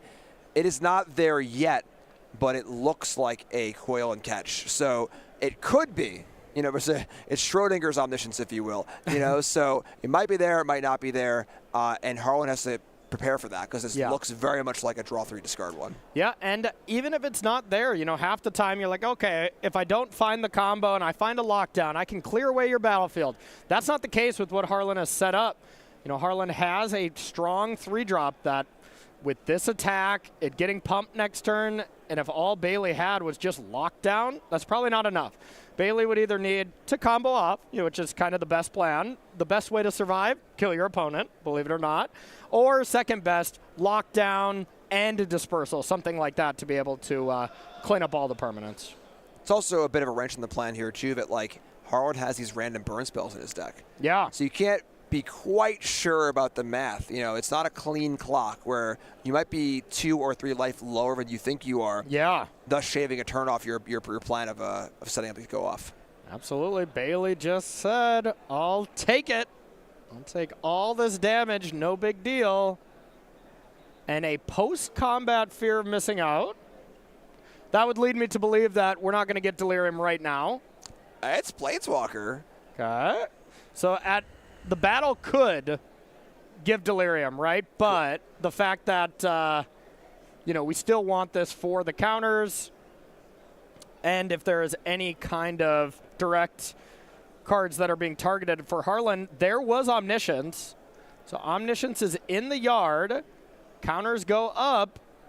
And now let's see if Bailey has it or if Harlan could do anything about it. I'm not seeing a lot of ways that Harlan could interact in general.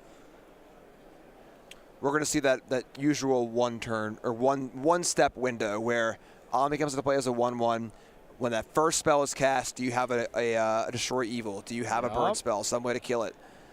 And there's the Abuelos. Okay, here it is. Is this game just over in favor of Bailey? Ooh. Abnir. So that is the way to play around it by your first spell being a second Omniscience. Yep. So now if you kill it, you still want to play. That being said, if the cards that are available to Bailey are Omniscience and Beza, you might not have the critical mass of card draw you needed to fully go off here. Yep, absolutely. Still get the fish, even though you have 2 creatures. And now you got to think this might be completely slipped out of hand. We see an Overlord. I see 2 more River Regents in hand, as well as that Dispersal plus a land. I think Bailey's got this one. That's a lot of card draw, yeah. That is a lot of card draw. And the problem is that even if it's not, we see a Fizzle here, which puts 2 dragons into play. Yep. Great. Yeah. Good luck, Harlan. Yeah, put 2 dragons into play, bounce Harlan's whole board, have a Beza, have some fish. Yep. Looks like Bailey's not even going for that. I believe we did see the Founding the Third Path just drawn, so that's available. Why not? Here's 10 more power. Yeah, some decks are able to overcome, Overlord and friends.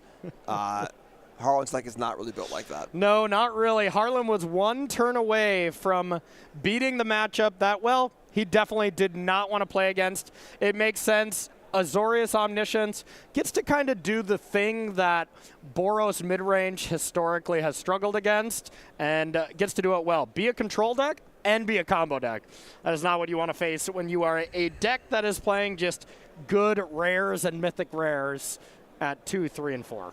For sure, yeah. Really, really cool deck, and then, our field is about 10% Omniscience. Yep. So in theory, in 10 rounds, you play against it once. We have about 15 rounds to play. I want to make top 8. Yep. So, you're going to see it 1.5 times. Hopefully that's Harlan's 1 time, and he can dodge the rest of the way. We'll see how the pairing gods go for Harlan, but deck look really, really cool, and obviously a great player and a great brewer. Yep, we'll definitely see. And if Harlan plays against Azorius a couple times, at least you got complaint equity at dinner That's a secondary prize. So we got a secondary match ready for you. Let's head on down. We got a spicy one as well. All right, so we got Nicole Tipple on top or on bottom, not sure. Names looks like they're switched. And Perry Fang playing, I know Nicole is playing Is It Prowess, so we got that. And Perry is playing Mono Red. All right.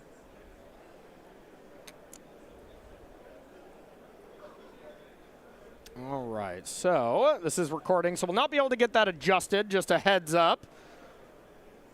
So we got Nicole with 2 gorgeous lands. Yeah, they're fine. Ah, how dare you? How dare you? As a note, also, the life totals will be correct. Okay, So yeah. bottom life, we see Nicole's camera, we see Nicole's life total. They're my second favorite next to the other lands that John Avon does. I am just the largest John Avon fan when it comes to these landscape lands. So, John Avon's great, but give me an invasion island. Okay. Not this full art stuff. wow. Can you believe it? Can you believe it? Speaking of a lizard in the main deck, boom. Wow. Main deck lizard. The deck that won the Magic Online Challenge a few days ago. I think the most recent challenge was a mono red deck playing 4 main deck lizards. Really? Yep. That is very wild to me, but it makes a lot of sense. In an Is It world, mono red's got to adapt a little bit. So, yeah, really cool stuff here. Yeah, it's in Is It and Omniscience world, so that's great there too. So it's great against half the field, serviceable otherwise, and if it's bad, just pour it out. Yeah. And, 4 Witchstalker Frenzies in this list as well. Here from Perry, so really, really cool stuff. Really innovative list. Only plays 3 lizard though, so. Oh, all right. Just said, you know what? 4th lizard, too much. Put that one on the sideboard. You got to commit to the bit, Yeah. I love it. So it looks like Nicole is stocking up. See what we can find here. And passes the turn back. When you're up against mono red, even when you're on the play, just stock up when you don't have anything on the battlefield. Does feel a little brutal, but when Nicole was able to have a removal spell on one, makes this a lot more manageable. Yeah, honestly, stock up's obviously great. Don't get me wrong. I think the stock up looks the worst from Is It on turn 3. Yeah. When you are not getting that prowess trigger, you're not getting a Corey Steelcutter trigger. It's just it's a sigh of relief for your opponent typically. I think the ideal kind of sequence from these Is It decks is just turn 3, Corey Steelcutter, spell. Turn 4, stock up, spell. Even if you don't have a spell with your stock up, you just cast stock up, you find a 1-drop, and then you find something else. That's the play patterns that I've noticed, yield me the most wins when I'm playing Is It. Which I did play a good amount of Is It last night. I was like, let's see how much this deck has changed in the last few weeks. It's a pretty good deck, Jim. It's a pretty good deck, I must say. It is very Phoenix and Pioneer-esque, where it's just so smooth. All the cards are so cheap. A lot of hand smoothing, a lot of card draw, a lot of game actions. And it can kill you really fast, too. Yep. Oh, look at those beautiful otter tokens. Love it. Good job, Nicole. Taking some damage, taking 1 from the first lizard trigger, 3 in total, second from the second one. So a good chunk of damage here. And now we get in for 2.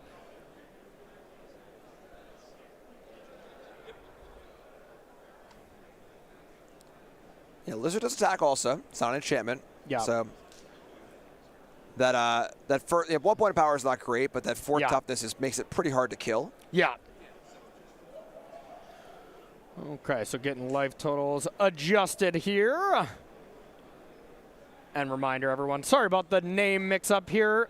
Life totals are accurate. So on the bottom, Nicole Tipple at 7. Up top, Perry Fang at 18.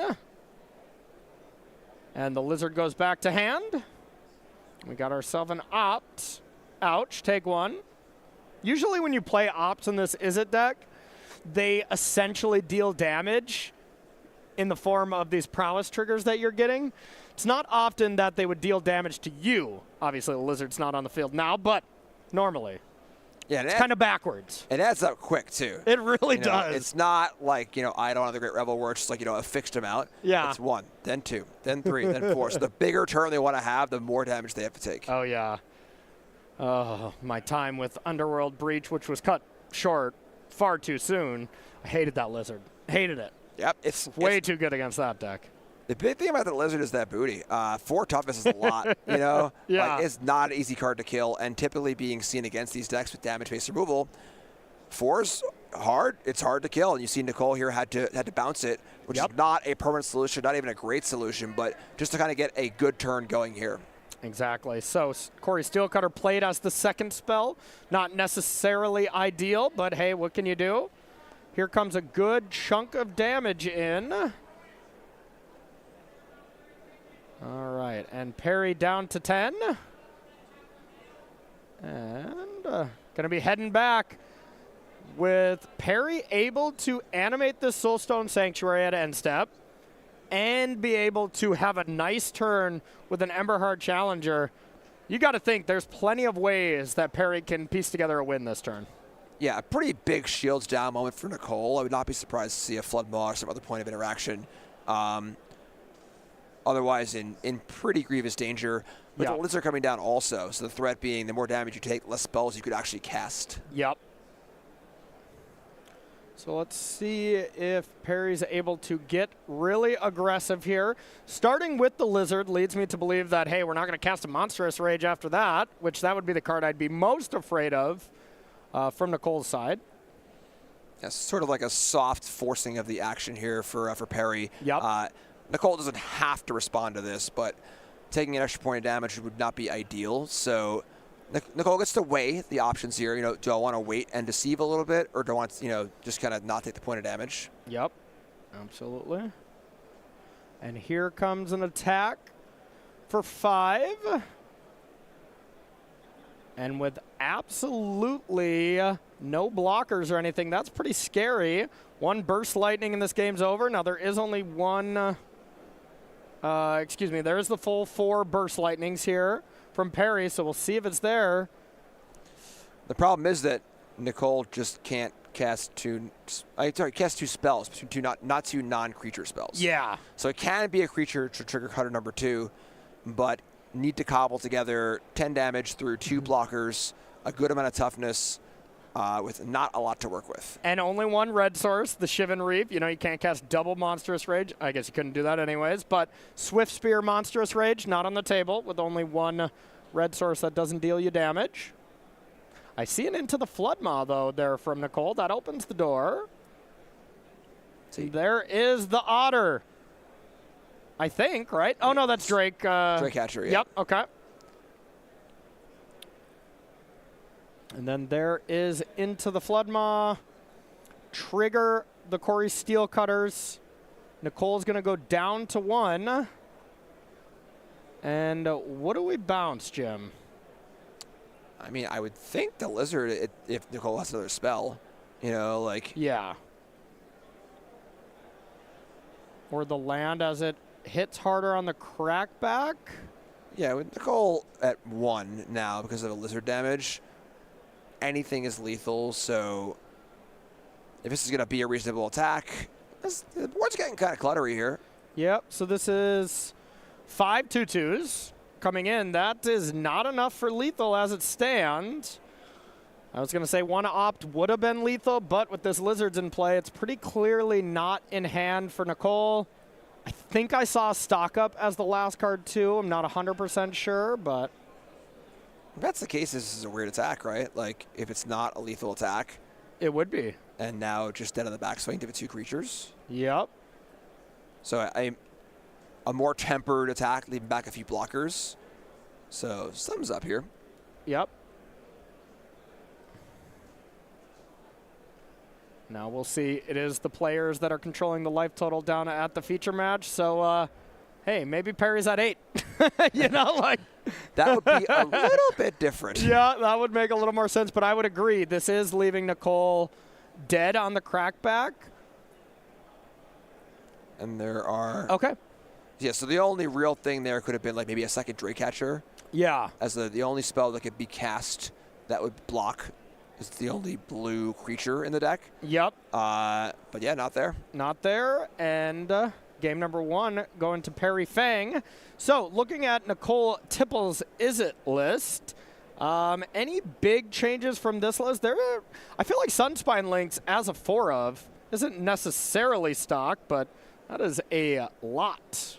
Oh, excuse me, they are flipped. This is gonna keep getting me. This is gonna keep getting me. So sorry about that. That makes a lot more sense coming from Mono Red. So Nicole's list up top. What are we sideboarding in here up against Perry? A little more direction. 'Kay. You know, just Abrade, removal spells. Fire Annihilation is the 5 damage exile spell, I believe. You know, which 5 damage spell these decks play is often up for debate, but yeah, 3 mana 5 damage. They all have minor upsides. That's really it. Yeah, Torch Tower, you know. Witness Protection is an interesting one. It is a 1-mana enchantment that turns a creature into a 1/1 with no abilities.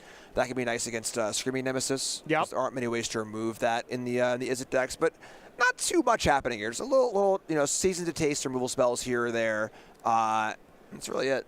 And just so many one-ofs there. I think there's, you know, any correlation between like a sideboard that has a bunch of one-ofs, you know, versus just a stock 4x of this, 4x of that, between like, you know, how amazing of a player they are. Like, I feel like the more one-ofs you see, the more maybe that these players deeply understand their deck and are more comfortable with this small amount of slots. I think that's partially true, but there's some causation also where like good players tend to play decks with a lot of cantrips in them, and a lot of velocity, and those decks benefit from playing more one-ofs because they get to see them more often. So I think there's a bit of both happening there. Sure. But this deck, you know, and the thing is with these one-ofs is that they're all similar. Disdainful, Stroke, and Negate are similar. You usually want them in the same spots, but not always. You know, Torch the Tower, you know, Fire Annihilation, more removal spells, whatever else it might be. You know, so they kind of do similar things, but having a variety pack with the cantrips gives you some flexibility.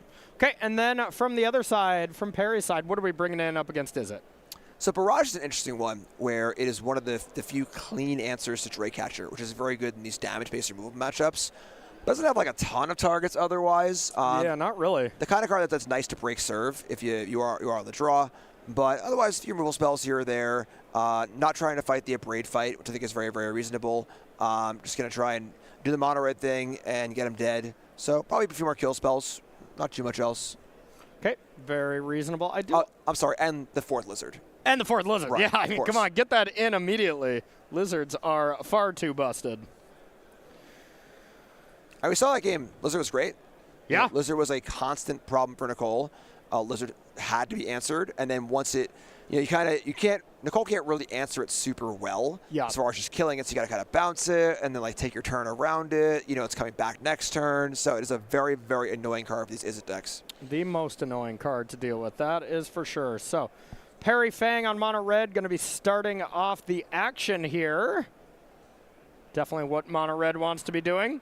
I do like the look of this new Mono Red deck. It looks solid, you know, because I feel like Mono Red just keeps falling in popularity, falling and falling, as it's just not as strong of a deck when Izzet keeps popping up. You know, it's not getting any new tools. So I like that it's getting restructured a bit, and it makes sense that the Lizard is just so good that it's worth the main deck slot in this metagame.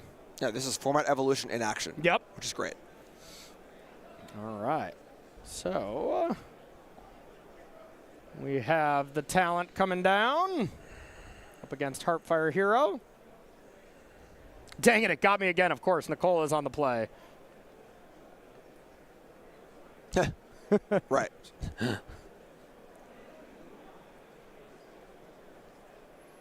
All right, Heartfire Hero.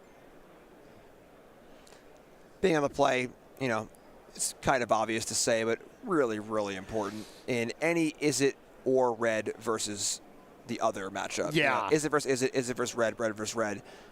It just can't be understated in these Monsters Rage matchups how important going first is. Yep, absolutely. Heartfire Hero coming in. And there's the Lizard. It's Lizard time. Oh, man. Let's see if the sideboard tech from Nicole, if we have a way to deal with the Lizard or maybe sidestep it, you know, start playing some aggressive threats instead of leaning into it. I want to say I think I saw Witness Protection, and there it is. That is a nice one. Can I get a witness? That's just a legitimate business lizard. Yep, no funny business here. Yeah. Suit and tie, just trying to go to work. Don't mind the tail. Don't mind the, shooting flames out of the lizard's mouth here. It is now just a legitimate business person showing up for duty. Following it up with a sleight of hand, takes a look at 2 lands. Gonna put that Verge into hand and then get busy.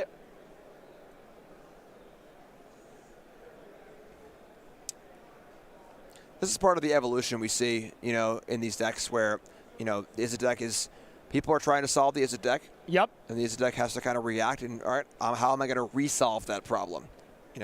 Witness Protection, kind of a weird card. Very, very fringe player. Has seen minuscule amounts of play, but here it is. That's a pretty cool answer. Yeah, I've seen that and Unable to Scream. Are they're pretty similar?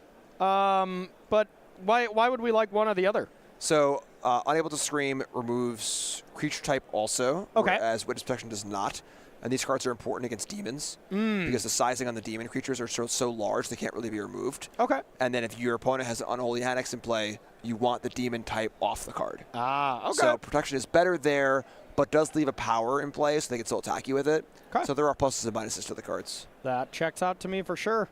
Manifold Mouse was dealt with before we get to combat, so there's no triggering of the Heartfire Hero. That came with a cost though, right? Monstrous Rage there would have been slightly a blowout. Yeah, it usually is. Yeah. That's true most games of Magic here in Standard. Probably the most common statement uttered is if they have Monstrous Rage here, I'm dead. I'm in big trouble. Yes. Kind of the Embercleave of our era. It really is. It really is. Which one feels worse to lose to, Embercleave or Monstrous Rage? I think Embercleave. I think so too. I think Rage is better. And Cleave requires more setup. Yeah. So it's just you got there. Also on Questing Beast with the Death Touch or whatever. Not cool. Let's hope Embercleave is in the most recent set coming out as well. Let's get Embercleave and Monstrous Rage together and just really set the world on fire, There is an equipment theme in Final Fantasy, so. I don't know if Embercleave fits, the lore of Final Fantasy, but we'll see. I mean, that Cloud guy has a big sword, right? Yes. Looks cleavy to me. That Cloud guy. Love it. All right, here is Emberheart Challenger coming down. And everything getting in, even the legitimate business lizard. Listen, you got to go to work somehow, right? Yep. Sometimes you got to walk. All right. That is a large chunk of damage. I like the untapping of the enchantment, really keeping it legit. Yeah. This is a proper board state. The enchantment doesn't actually tap, so really staying in character. Wait, I know artifacts equipped to it don't tap, but I thought enchantments do tap with it. Nope. Okay, I mean, it literally never matters, but. There are some extreme corner case scenarios, but for the most part, it never matters. You're correct. So it's a common thing people do, but I like that it was tapped and then intentionally, I'm going to keep this guy legit. Nothing. This is fine. Nothing to see here. This is totally on the level. I mean, it says the creature is a legitimate business person. A legitimate business person does things right. Yep. And looks like we are just taking this damage. Large chunk putting Nicole down to 10 life.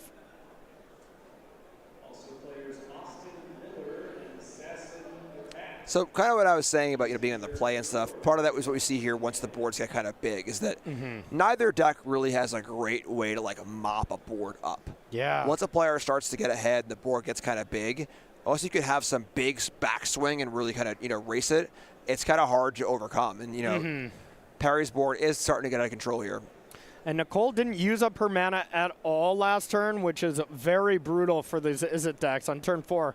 That's the turn they're supposed to stock up and get one other card, and that was not the case. We have an opt here. I think I saw Into the Floodmaw and 2 more lands in Nicole's hand, so nothing impressive by any means. So we're looking to pair this with, I mean, once again, at this stage of the game, I feel like you're always looking for stock up.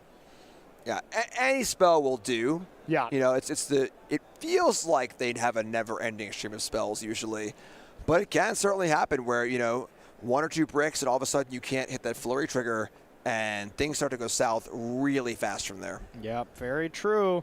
All right, let's see if this is into the Flood Maw or if we found something else. It is into the Flood Maw.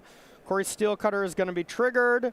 And I think Nicole is debating, what am I going to bounce? All these creatures are cheap, and they fly back. And they have haste back. So, able to get one of the hasty threats back to hand. And here's a big attack. This is an attack for 8, it looks like. Let's see. 1 spell is lethal. That's a spell.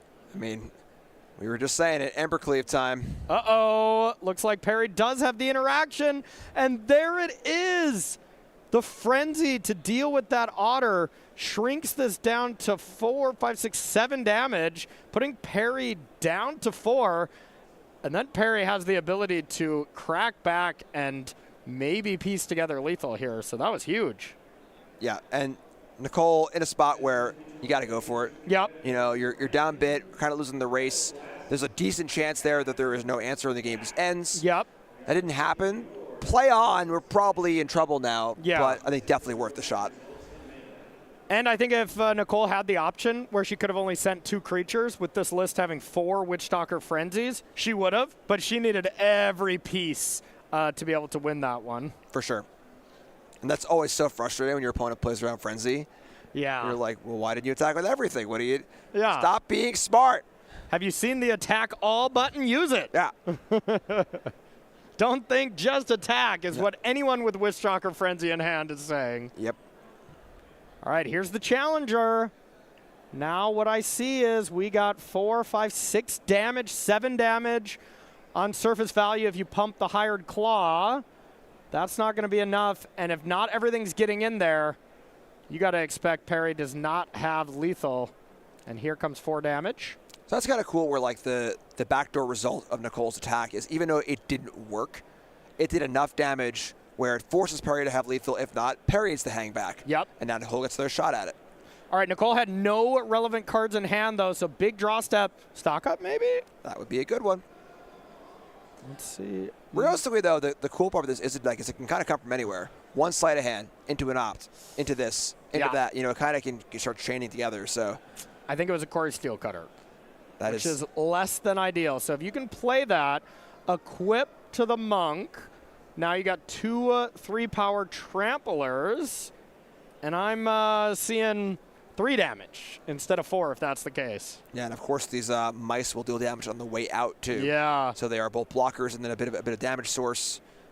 And the lizard and the other mouse should be able to finish it in that case. And that's the problem with a card like Witness Protection instead of a way to remove lizard. Not that there is good ways to deal 4 damage to a creature, but this legitimate business lizard has made the difference in this game by either just sticking around, forcing a removal, doing a little bit extra damage, and I think Nicole is kind of running through what she can possibly do as well and decides to hold the Corey Steelcutter in hand, and now let's see if Perry can piece it together.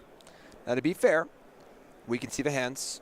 Perry cannot. Yes. So all Perry sees is Nicole with 2 or 3 cards in hand. Nicole, of course, a phenomenal player. She's so good. One of the rising stars in the Pro Tour, had a phenomenal start to her career in the last year. So you are staring down one of the top up-and-coming players in the game with 3 cards in hand. You know, puts you to the test. Just a standard master. You know, she broke onto the Pro Tour scene with a solid.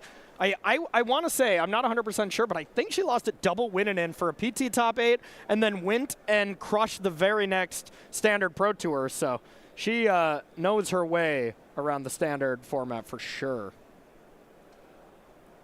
As well as limited, these Pro Tours are 2 formats. So yeah, Nicole's been absolutely crushing it. Yeah. You know, and this is kind of the Chris Moneymaker situation where it could be you. Nicole went to her first RC. Her goal is to win 1 match. She top 8 of the RC. Yeah. And there she's maybe only top 32, but cute with the Pro Tour. Sure. Yeah. And then onto the Pro Tour, lose some win-ins. Yeah. On the train. Absolutely. I remember she beat Ely Cassis in the last round to top 16. I want to say OTJ. And yeah, I talked to Ely after. I was just like, yeah, she beat me badly. And not too many people beat Ely badly in general, you know? So here is the attack.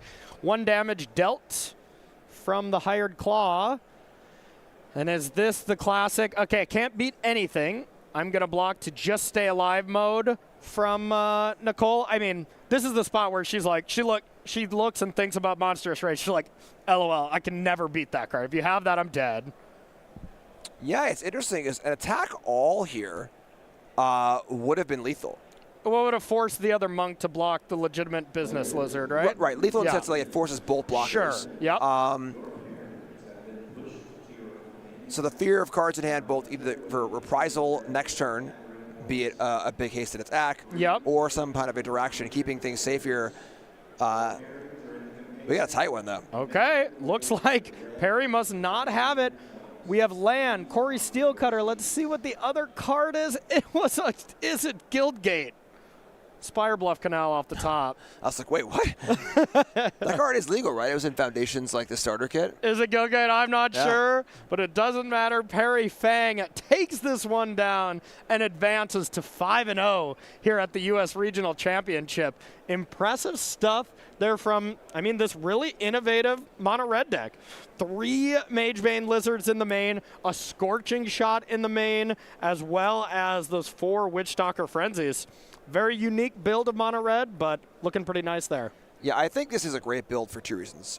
One, Lizard is fine in the deck regardless. Yeah. It is phenomenal against top 2 decks in the format. The other thing, though, is that mono red has had these like 4-ish flex spots for a while now. Monastery Swiftspear, when Tursa came out, people were playing like 2 Tursa, 2 Swiftspear. Some were playing 4 Tursa, but it was clearly a spot of contention where the card being played was fine but not great. Yes. So being able to cut those cards for a card that is an absolute ace in your top 2 matchups and is still serviceable otherwise, rather than always having this card that's like a B- C+ card, is great overall, and then great deck building as well. Yep, totally agree. It just feels wrong, too, that like, oh, I'm playing a mono red deck. First, of course, you cut Monastery Swiftspear. You know, it's just so if we would have heavy. said that to each other 5 years ago, I'd be like, yeah, of course you don't get. That's where you start your mono red deck. Yeah, it just the deck is honestly so creature heavy. You know, it's 25, 26 creatures or whatever. There only are a few spells in the deck, so it only really got a trigger or 2. Yeah. Swiftspear is obviously at its best it isn't, where spells are flying everywhere. So it's just a funny thing to say, I must say. You know? I agree. Yeah.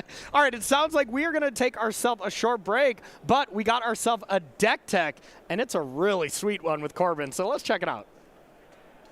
Hello and welcome into the Sideboard, everyone. I am Corbin Hostler, and we are here at the Regional Championship in Hartford, Connecticut at SCG Con, and I am joined by Azim Lyons, who we watched on camera a few rounds ago take this wild deck to an undefeated record. So we're going to talk about it now. All right, welcome in and congratulations on the start so far. Thank you. Appreciate it. What do we have going on here with this Throne of the Grim Captain deck? So basically, the Throne of the Captain is the name of the game.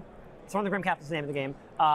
The main thing is this, and this is all you're doing. You are trying to flip Throne of the Grim Captain, and if that is stopped, you are trying to reassemble the combo or cast your draft creatures and beat them down, right? So Throne of the Grim Captain is basically a level letter to Ixalan. It is the side quest mini boss that you get to fight once you beat the main game. It's a good way to put it.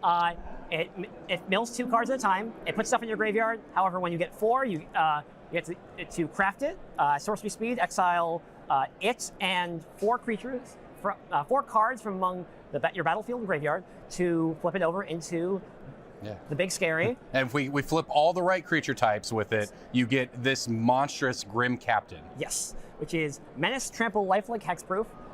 Not quite haste, but we can get to that. And whenever it attacks, your an opponent first sacrifices a non-land permanent, and then you get to put one of the craft materials that is exiled with it into play, tapped and attacking. So that can mean something like a Trumpeted Carnosaur, and suddenly you're being hit for 14, or an Atali, which can then spin into more things, and you're still hit for 14. Or the fun one is Valerian Thrillseeker, which can then attack, enters battlefield, back up 2, that's up to 9, that's 10, fling, that's 19, fling 20. Or the best possible outcome is Grim Captain, put in Itali, flip over Voldaren Thrillseeker, and then go bigger than that. Right. Well, I love, so we've got the throne here. That's the combo. And to fuel it, you've got what you called draft creatures. But, and commander cards too, right? Trumpeting Carnosaur, the Drowner, the Itali. So basically, did you go on a search here to find all the right creature types? I searched for merfolk, pirates, dinosaurs, and vampires, and came up with, at the very least, things that I am mostly happy to register in a 60-card deck list, and a few others. So, well, not bad. You got close, right? And it's you got a few dual types. You got Galta and Mavrin, which I cannot cast. However, it is a vampire and dinosaur. You got Commander Staple, Torian Mauler, which is all types. I got 1 3-tree mascot as a 5th copy of Torian Mauler. I believe Brineborn Cutthroat is a merfolk and pirate. So there's a little bit of wiggle room. You still have to exile with 4 discrete game objects. So it can't just be, you got to change them, let's go. However, it does smooth it significantly. So you can get them in the graveyard through Bitter Reunion, which is what makes the deck really sing. It not only fills your graveyard for you, it helps you find your lands, because you really want to hit land drop 4 and maybe 5 to give haste. Right. And then on turn 5, you can pay 4 flip, 1 mana, give it haste, attack, and you're off to the races. Well, and that's the dream start here, right? As you get the creature types into your graveyard, you craft, you're able to give it haste, and just in the game more or less on the spot. Yes. However, against mono red or against aggro decks, hexproof, they're not really set up to deal with hexproof. So turn 4, put a 7/7 lifelinking wall in the way is kind of winning the game enough of the time. That's a good point. Of course, they can still slip past. Slickshot Show Off is a menace and a scoundrel. However, like. Well, that's what I was going to ask, right? Obviously, everyone who's watching this wants to know. You're 4-0 so far here at the RC when we're filming this. How does it match up against the top decks of the format, including, we know Is It Prowess to be kind of running away with the field? So I would not choose this deck because I want to be Is It Prowess. I would, however, Is It Prowess, many deck lists are off 4 slick shots, which are the scariest thing for me. They are trying to tech against the mirror. They're going slightly bigger. They're playing Draycatcher, which is a card that I'm a lot less scared about. Some lists are even trying to go the terror route, which is once again slowing down to be resilient to the hate. And if they're not drag racing, then that gives me a little more time. Yeah, it kind of opens the door for you to come in with your a little bit slower removal, but is fueling your overall game plan. So how have your matches played out so far today? I've been very, very lucky, which I will not hide at all. So I believe round 1 was 2-0. I was able to flip plus haste on turn 5 against Is It Prowess, and followed by, I believe, flip, and they couldn't kill me, and then killed them next turn. Sure. I believe round 2 was mono red, which was, if I'm remembering correctly, I don't think it was hasted, but I flipped it, and that was game over on good turn enough 4, against on mono turn red. 4 or 5. I believe round 3 was Azorius Omniscience, to which my opponent got heinously unlucky in multiple games, and luckily, temporary lockdown is definitely an impediment to the deck. However, I was able to flip a Brass's Tunnel Grinder, and the other side of that basically says whenever you cast a permanent spell, discover X, where X is the mana value, and that you want both the Throne and the Bitter Reunion. Right. So once this is flipped, you cast one, you're going to find the other. Well, that's what we talked about, some of your backup plans, right? In addition to beating down with the draft creatures, as you said, you've got the Grinder, which gives you some room as well. Yes, yes. Well, it sounds like you've kind of run the gamut at least a little bit so far today. And you've got some more rounds to set yourself up for tomorrow. So what do you not want to play against the rest of the day? Put you on the spot just a little bit. What is the most scary matchup? So I have a real answer and I have the nightmare answer. Sure. So the nightmare answer is I play against the standard 10K at Minneapolis. Red-green Agatha's Soul Cauldron combo, which has main deck graveyard hate, can take my Voldaren Thrillseekers out of the graveyard and then use them and then fling their entire board at me. However, if I really had to say, I'm definitely scared of Prowess, but I don't want. I'm scared of a Prowess list with 4 slick shots and 4 bolt waves. Understood. Ones that are going over the top where the wall doesn't matter and they can get through. Yeah. Well, we've seen a lot of variation throughout those lists, so we'll see how you run into the matchups the rest of the day. Well, Azim, congrats so far, and good luck here at the Regional Championship. Thank you so much. Shout out Game Haven.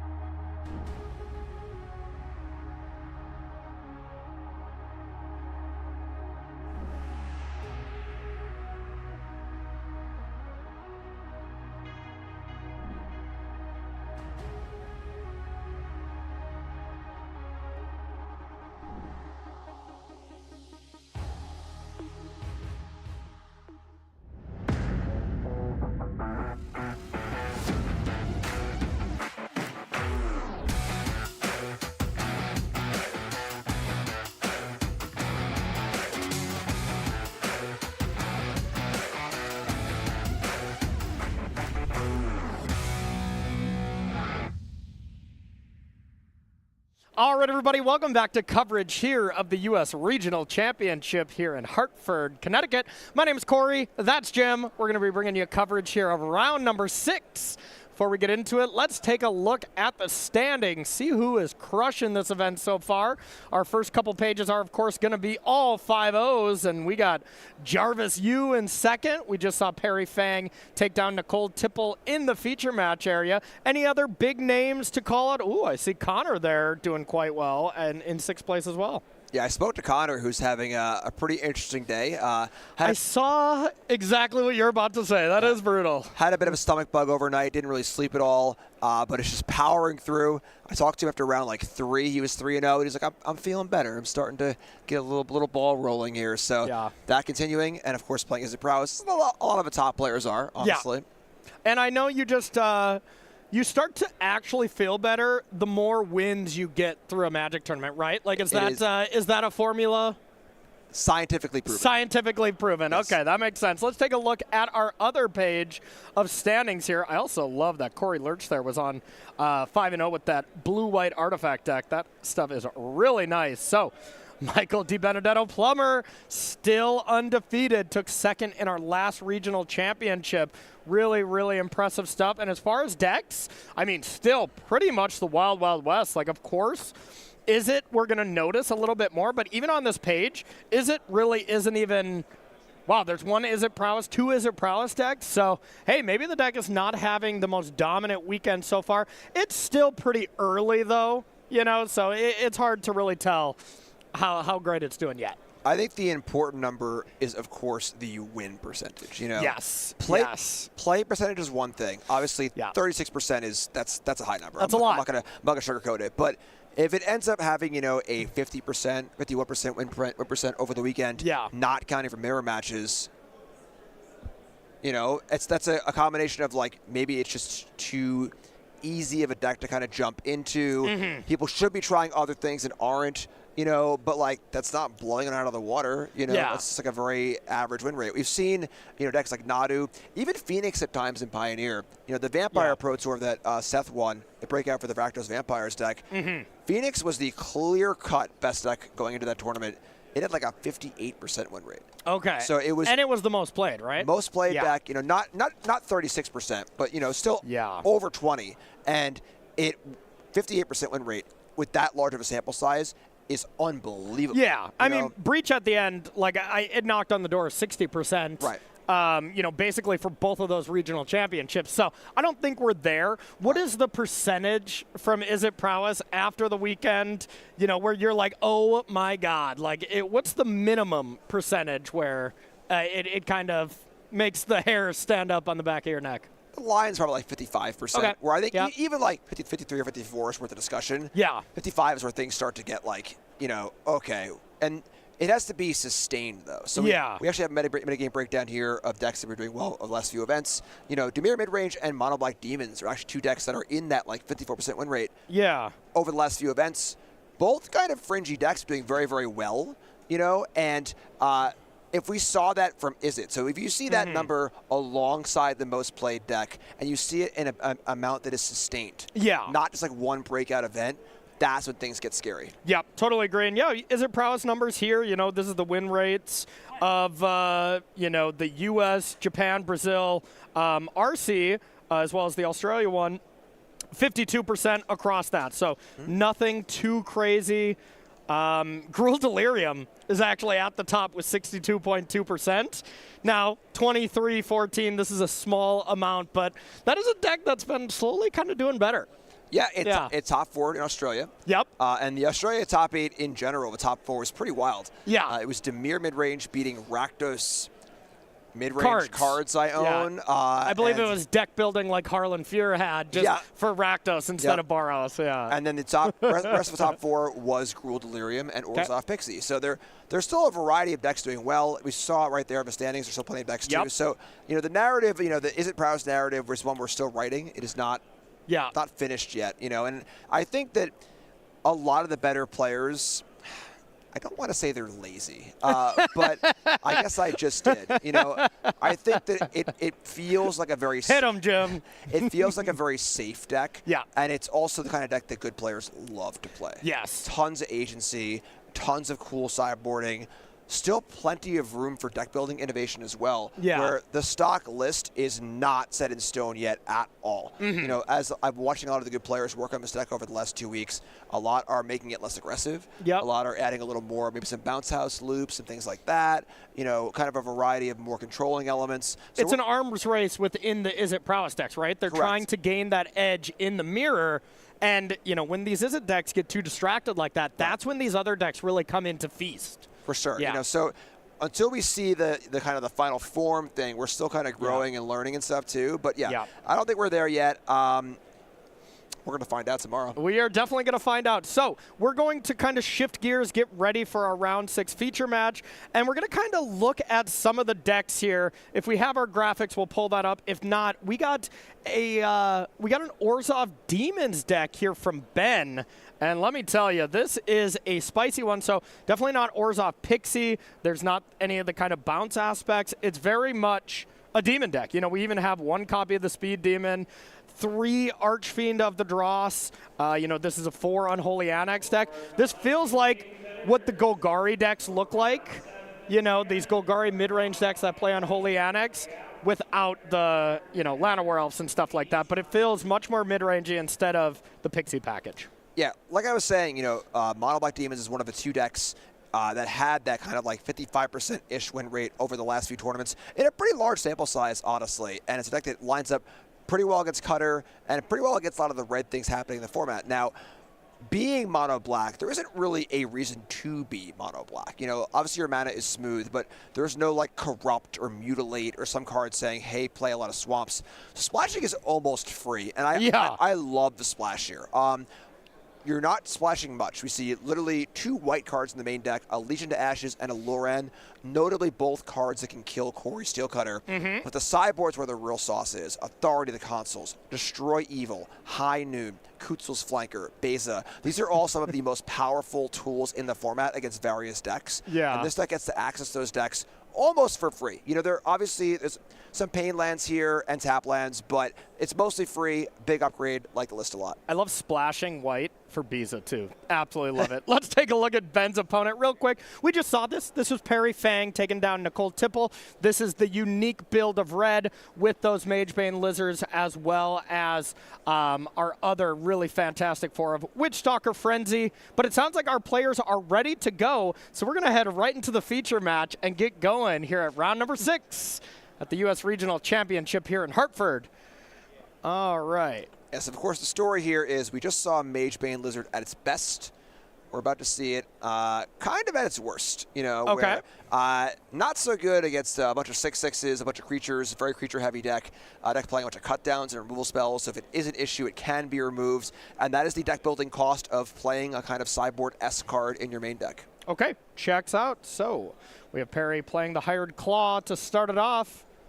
And just a land and a pass for Ben. Who do you think's favored in a matchup like this? I think both decks had in mind the Is It deck, but how do they line up with each other here? I think pretty good for Demons, honestly.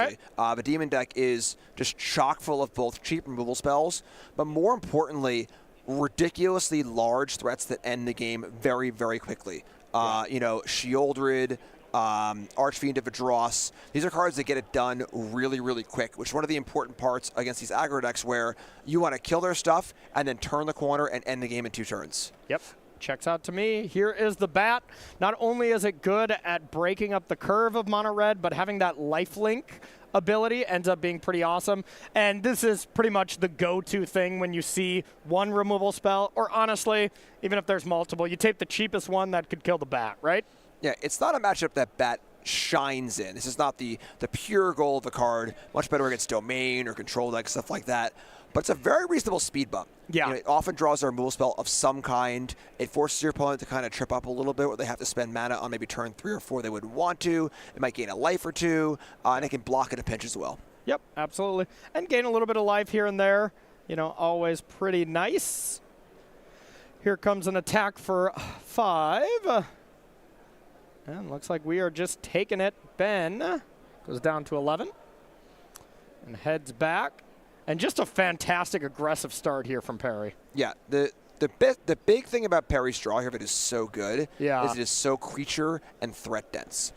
Because there's a lot of removal in Ben's deck, so you really don't want to be in a spot where you play creature, it gets killed, you play creature, it gets killed, and your hand is Burst Lightning, Lightning Strike, Witchstalker Frenzy. Yeah. That's a really bad place to be, so very, very threat dense. You're at 20? Well, make it 17. Your go. Gotcha. And of course, being on the play here is absolutely huge as well, as it always is for Mono Red. Yep.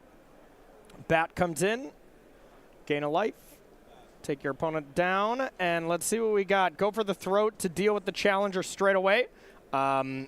Just ends up being important at preventing the ability to draw a card versus waiting for Perry to play a Monstrous Rage or something like that, right? You just got to get rid of it right away? Yeah, with the Village in play, and even with the threat of Village or Monstrous Rage, just get rid of the thing. You're going to kill it anyway. You know, what's the axiom? You know, bad players play things at sorcery speed.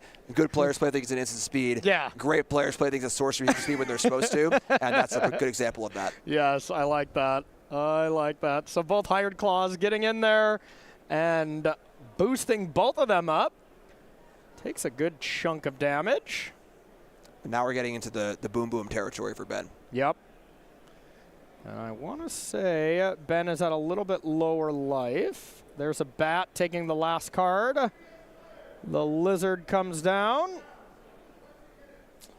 And we see Ben up to 7 as the dust settles.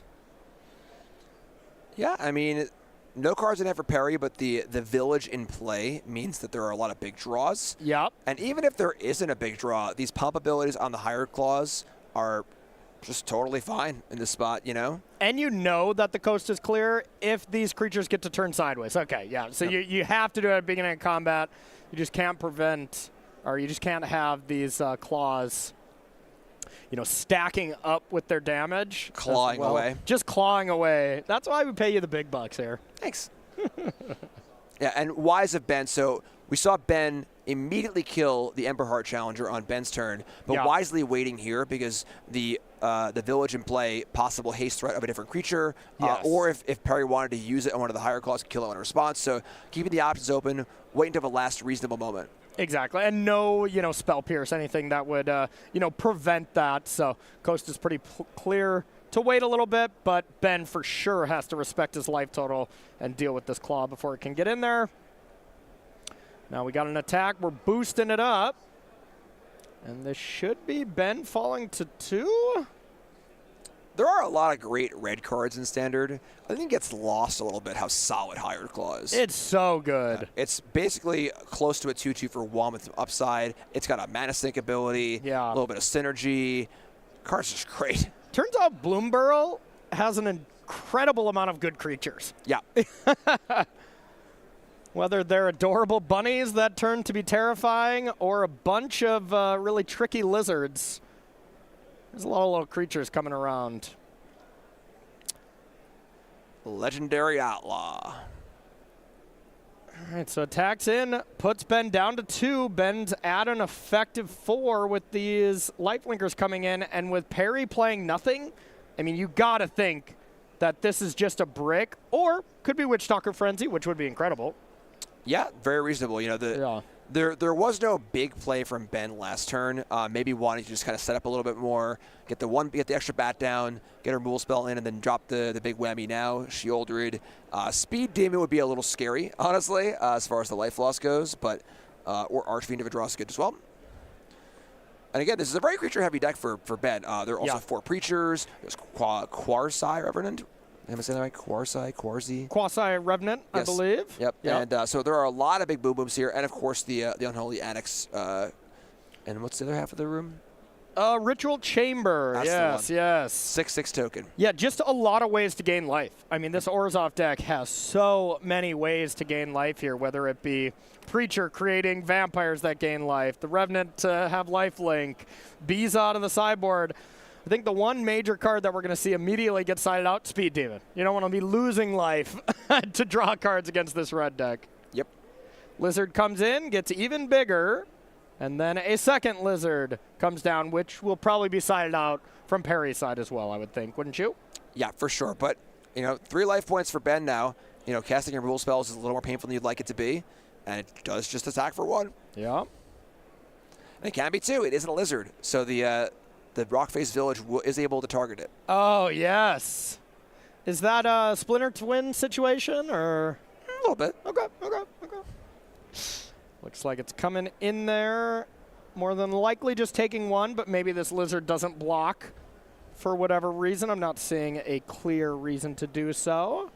So it looks like Perry falls to 16. Ben goes up 1 life point. And man, this Hired Claw has just gotten carried away.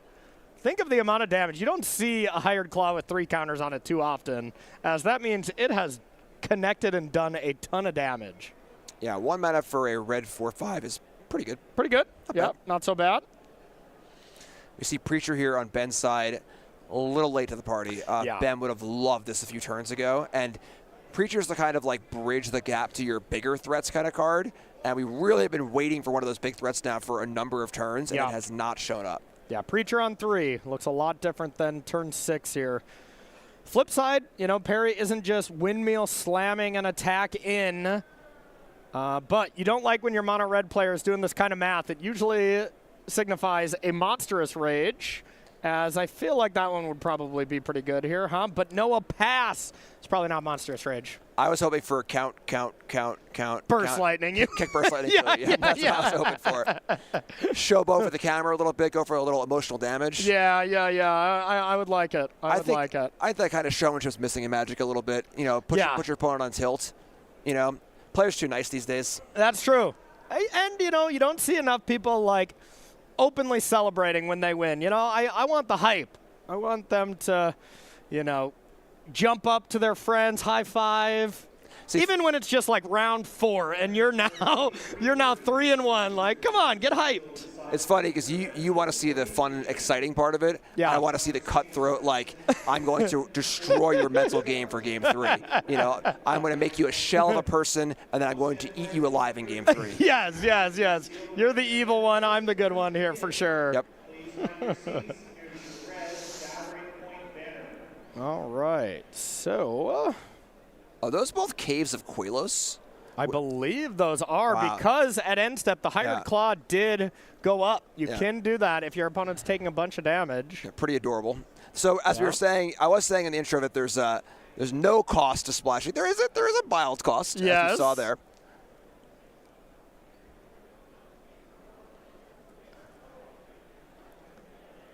And we see Death Touch on multiple creatures on Ben's side, as well as Lifelink. And we're seeing, again, why I think this Demon's deck is favored here.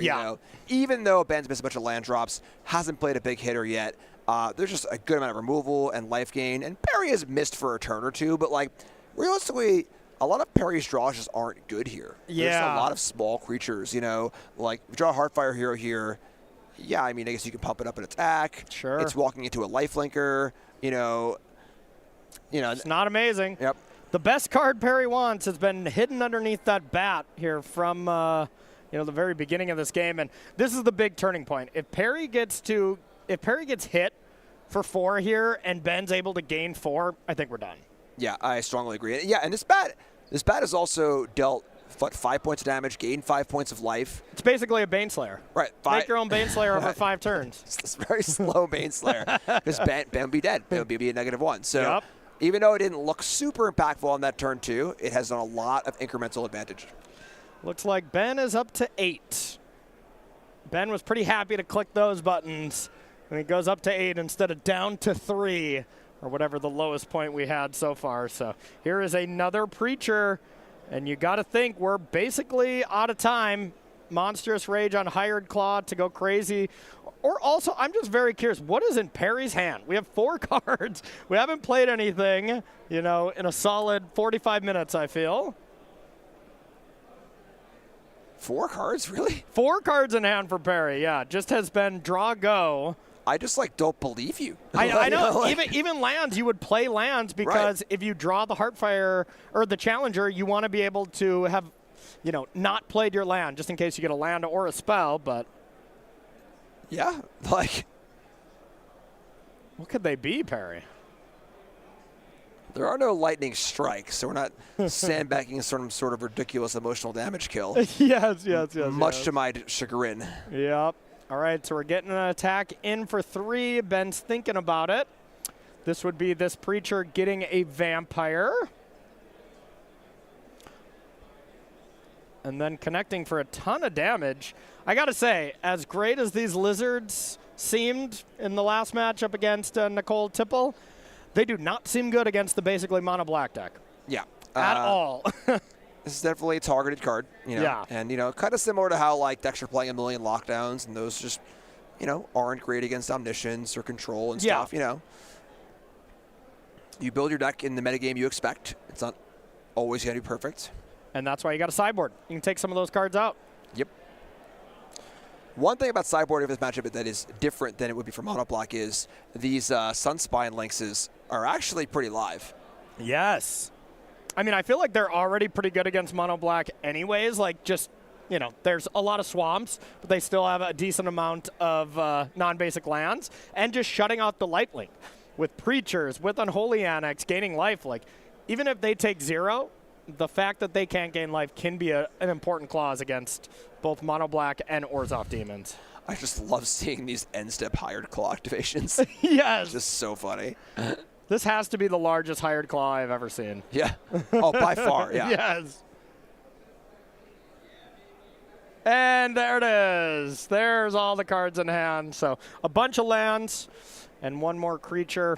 Perry, had Ben on the edge and then just fizzled out at the end. And that's just mono red. That can happen. There's no card advantage outside of the challengers. You can just run out of steam for sure. Yeah, and it shows the resilience of the demon deck too. Yeah. With all of his life gain and great blockers, you can kind of come back from these bad spots. Yeah, totally agree. All right, looking at the sideboard here. Looking at Perry's list to start. What do you like here, Jim? Well, so first things first, yeet those lizards into the sun. Just toss them across the room. Go get them later for next round against Izzet. But trade them for cats? Again, looking for a little showmanship here. But the Lynx looks great.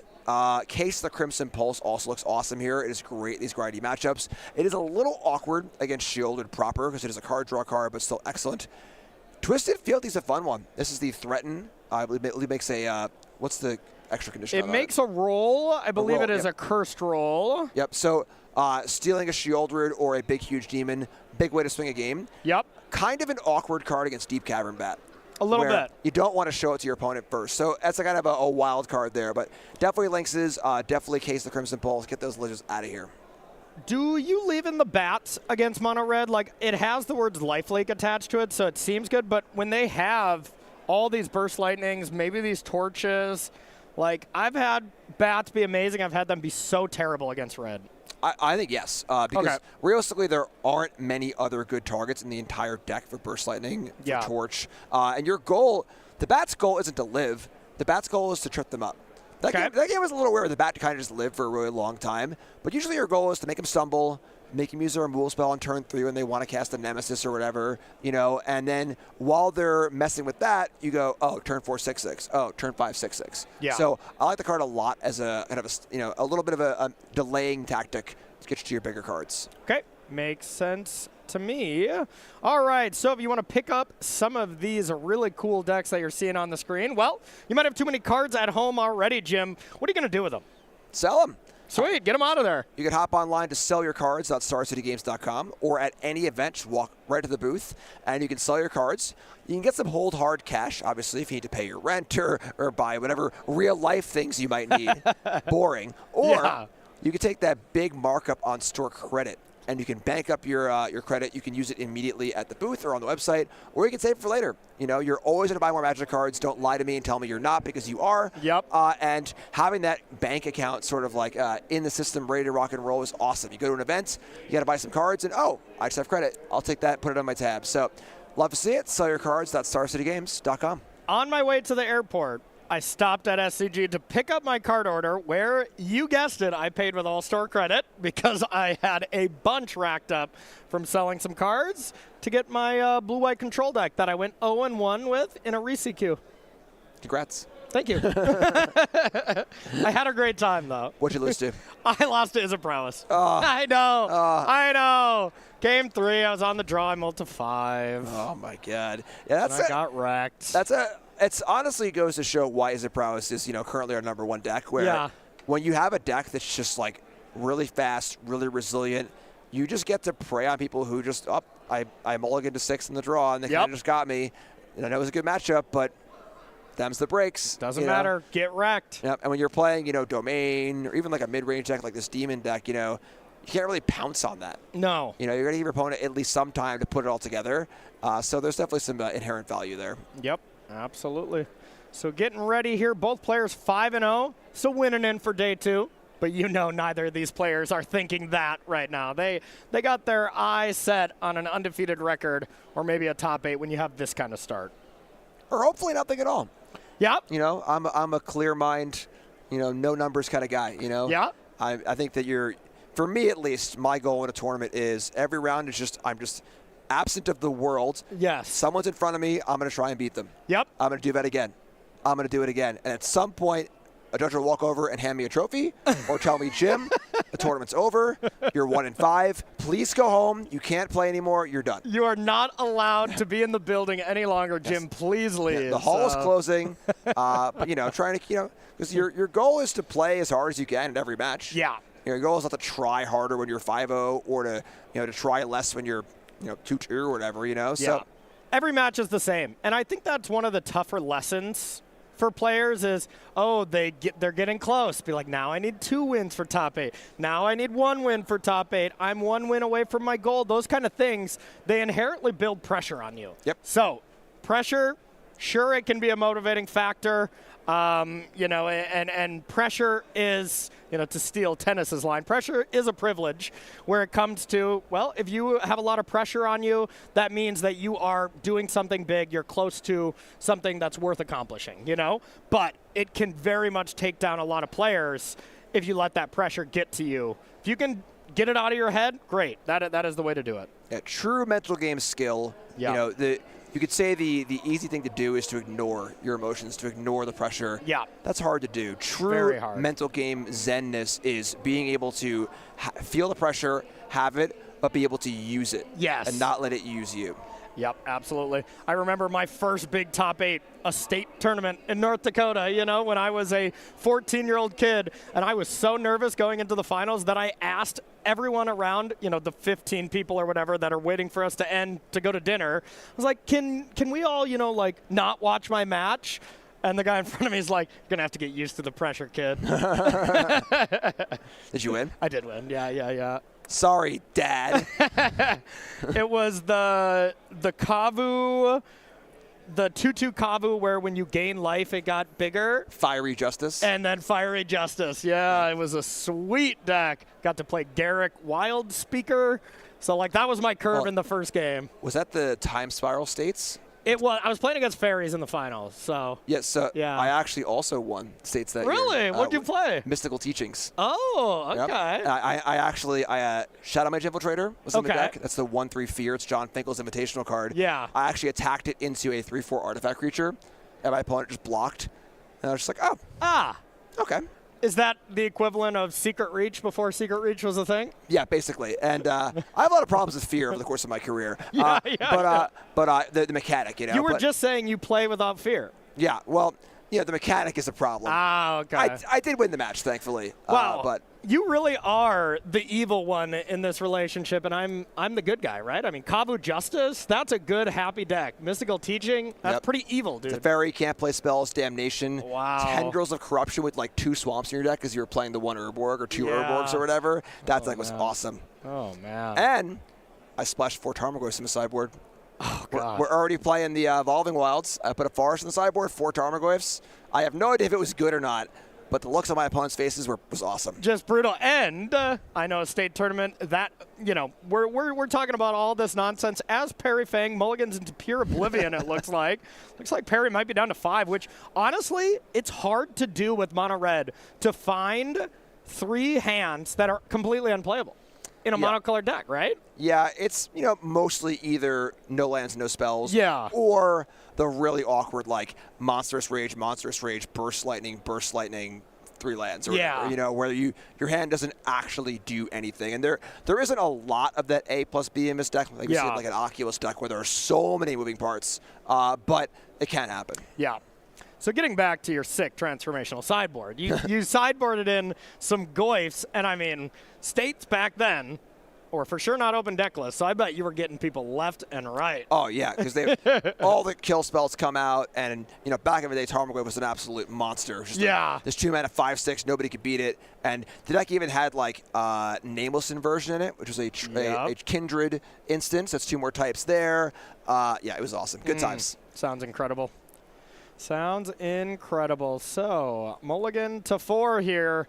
Not great. I see Mountain, Emberheart, Challenger, 2 other cards, and Ben's got to be feeling great, right? This is tough because there are definitely matchups where a mono red deck can mull to 4 and still feel kind of okay. Yep. Omniscience, or decks where the other deck requires a lot of setup.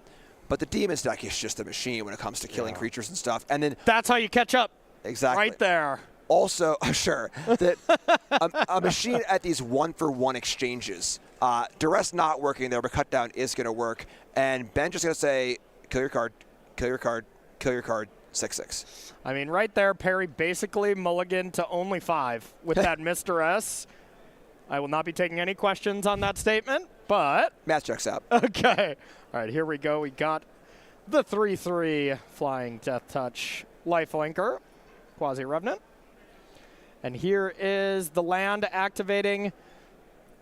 All right, that's 2 cards back. That is big. We've mulliganed to 6 now. The question here is the Challenger going to come in? Because Challenger right now represents the only engine that Perry has access to, and Ben would snap trade. Yeah, it just feels so bad trading with that card, because at some point, you're going to be able to give, God, if you ever put that counter on an Archfiend of the Dross or whatever, not only do you win the match, like, I think you win game 1 of the next match. It's such a sweet play. I guess how it works. Yeah. So here's a bat taking down the what would have been a very nice cat there to deal 3 damage and prevent all this lifelink. But instead, another bat comes down, and this is a build-your-own Baneslayer here from Ben. We got 5 lifelink coming in every single turn. This is going to be brutal for Perry to come back from. You don't think we're dating ourselves with Baneslayer, do you, Corey? I think, Lyra Dawnbringer? Yeah. Is that better? That card is legal and standard, I believe. Is it? Or Boon Bringer Valkyrie? Boonbringer Valkyrie is also legal, but I believe Lyra was in the Foundation starter kit. I think you're right. And, I mean, Boonbringer Valkyrie is a supercharged Baneslayer. That one's a nice one. That's a card we've actually seen in a number of these kind of like black-white sideboards. Yeah. I always played one in the sideboard of Azorius Control as well. So it looks like we have the land active to show off the Hired Claw. Almost assuredly going to be played. But yeah, doesn't even want to get in the Challenger as a 3/2. Doesn't want to trade with the bats. That feels bad. That's a huge statement. That is a huge statement. Because I don't think Ben's blocking there. Right. It's not a binary choice of like, do I want to trade this for the bats, yes or no? It's a, what's this attack look like? Yeah. Can Ben ever block there in the face of Monstrous Rage, Burst Lightning, any sort of interactive spell? It's just impossible to block. Yeah. If you attack with confidence there, Ben is at 3 less life, down to 22, thumbs up, still has a mountain to climb, but I'm with you on there. I would have attacked as well. Now Archfiend comes down, but Ben's at 1 million life points. Yeah, and Archfiend, as they were saying, ends the game exceedingly quickly. Yes. It's monstrous, and then everything that dies in its way, more life dead. It's honestly ended up not being a terrible draw for Perry, but I don't know if 7 cards would have been good enough here. Ben's hand looked great. Imagine that Perry just kept 7 and Duresh just hit on turn 1. Yeah. This game is probably heavily in Ben's favor. So we're seeing now the strength of his black deck against these red decks, kind of, sidestepping their removal by playing 6/6s and 5/4s and stuff or 4/5s and stuff, and then having this removal suite that can really deal with the creatures very, very effectively. All right, so Perry has officially not mulliganed at all with another whiff Duress. It's anyone's game here, folks. Yeah, exactly. Exactly. All right, so an attack for 11, gain 5. That is Ben up to 30. And Perry down to 1. And now, close game. And now if anything dies on Perry's side, Archfiend will finish him off. 30 is a big hill to climb. The red decks in this format, be it Izzet or mono red, are really, really good at dealing damage in fairly large bursts. Yes. However, 30 is not a burst. Yeah. 30 is the Burj Khalifa or whatever. It is a monumental task. So black deck looking pretty good. Looking really good. Kind of a non-game there here for our second one. A multi-4 is truly too much to come back from. But Ben advancing to 6-0 and has locked up day number 2. Now, Ben fans out there, of course, well, you want to pick up at least 2 more wins, right? You go in at X1. I don't care how confident you are in your deck. You feel pretty good about your tournament. Feel good about your day 1, right? Or you just turn your mind off and just keep playing. That's a good point. That's a good point. Wait, I learned this lesson from you earlier. Yep. Okay, I see what's up. We got a backup feature. We are going to jump on down and show you more magic. Let's do it. Oh, just kidding. Pump fake. We got a spicy one, though. We do have Jarvis Yu and Corey Lurch here with that Azorius artifact deck that we've seen from Corey on camera a little bit earlier, as well as Jarvis Yu playing Izzet Prowess, and Jarvis definitely one of the very talented players out there, has been around forever. It's funny here because this is kind of a good guy, bad guy matchup where you have Izzet Prowess. You can head on down as well while Jim's talking about this. The real fun, the Azorius Artifact brew. However, Jarvis is like the nicest guy ever, so it's hard for him to be the bad guy. But and as we say that, Jarvis is in the background. Oh. That match is going on, but not the one we're going to be watching. Fair enough, fair enough. All right, so this one is spicy. Jesse on the bottom. You might have remembered him from the last regional championship, played that really exciting Boros deck, the Boros Monument deck, if I'm remembering correctly, playing Jund Roots, Jund Insidious Roots, up against Bizman, up top playing Orzhov midrange. Yes, an even spicier matchup here. This is even spicier, absolutely. Good guy versus good guy. Yes, yes. And both have great beards. That's for sure. That is true, yes. That is very true. Okay, so a little bit of a different look here on this Orzhov midrange deck. This is actually Orzhov midrange. Okay. White cards, over one of the Mistborns, Enduring Innocence. Kind of a bit of a token feel, not going full on into the Caretaker's Talent realm. Yeah. But kind of a similar idea to that. Kind of tokeny, and then a lot of removal spells. And then on the Jund Root side, Insidious Root's a card we've seen on and off. One of those really powerful cards that is just so hard to properly break. Yes. Always feels so close, but it's just hard to get it to work out the way you want it to. Just never really seen this deck do anything huge. It's always a deck that you play in arena, you're going to play against it. It's always doing some cool things. It can have some busted draws, but we've never really seen this deck have a breakout moment at a pro tour, at a spotlight, at an RC, anything like that, right? Yeah, it's at times it looks like you're like, oh my god, this deck's broken. Yeah. It's like just turn 3, infinite token, kill. Oh my, what is happening? This can't even be fair. Yeah. And the next game it just does actual nothing. Yeah. So consistency is the thing that's not quite been found yet, but maybe Jesse's found the recipe here. It also seems like it could be quite brutal up against Izzet. But, Jesse very clearly, Jesse's a big fan of playing the deck that is maybe a little less traveled. And we saw Jesse get so close to the top 8. I don't remember the exact scenario, but I remember it was an absurd thing, like just needed a third land for so long and was not able to get there and kind of fell off at the very end. But we are getting this card out of the graveyard, so we're going to have another plant coming in. And these plants can generate some mana. Now, we don't have Tyvar in play. That's kind of the combo, where you get these plants, they get to tap for mana right away, and you get to do some silly things, but they just get big. Yeah, and honestly, this deck did gain a pretty huge upgrade in Molt Tender from Aether Drift. Okay. Which is like the basic perfect card for the deck. Yeah. So one mana creature can tap to mill, or can tap to exile a card for mana, kind of Deathrite Shaman style. just the perfect 1-mana enabler. It's a creature, it does all the things you want, it mills, it exiles, it makes mana. So it's not like this deck hasn't gotten upgrades over the last few sets, but, you know, again, not quite all the way there. Okay, makes sense to me. Bizman cracking a Fabled Passage. Getting a land number 4. Let's see what the follow-up is. Really interesting deck on this side as well. We have Dusk Animist in the list. A ton of 1-ofs and 2-ofs, but 4 of Overlord of the Mistmore here, where I bet we would love to slam that card. Get some flyers down. Yeah, I love the 2 copies of Servant of the Stinger. Yeah, so that's a spicy one. It's funny. It's a 2-mana 1/3 Death Touch, so it actually blocks well against the red decks. Yeah. And I believe if you've crimed and you attack your opponent with it, you can sack it to Demonic Tutor. Is that correct?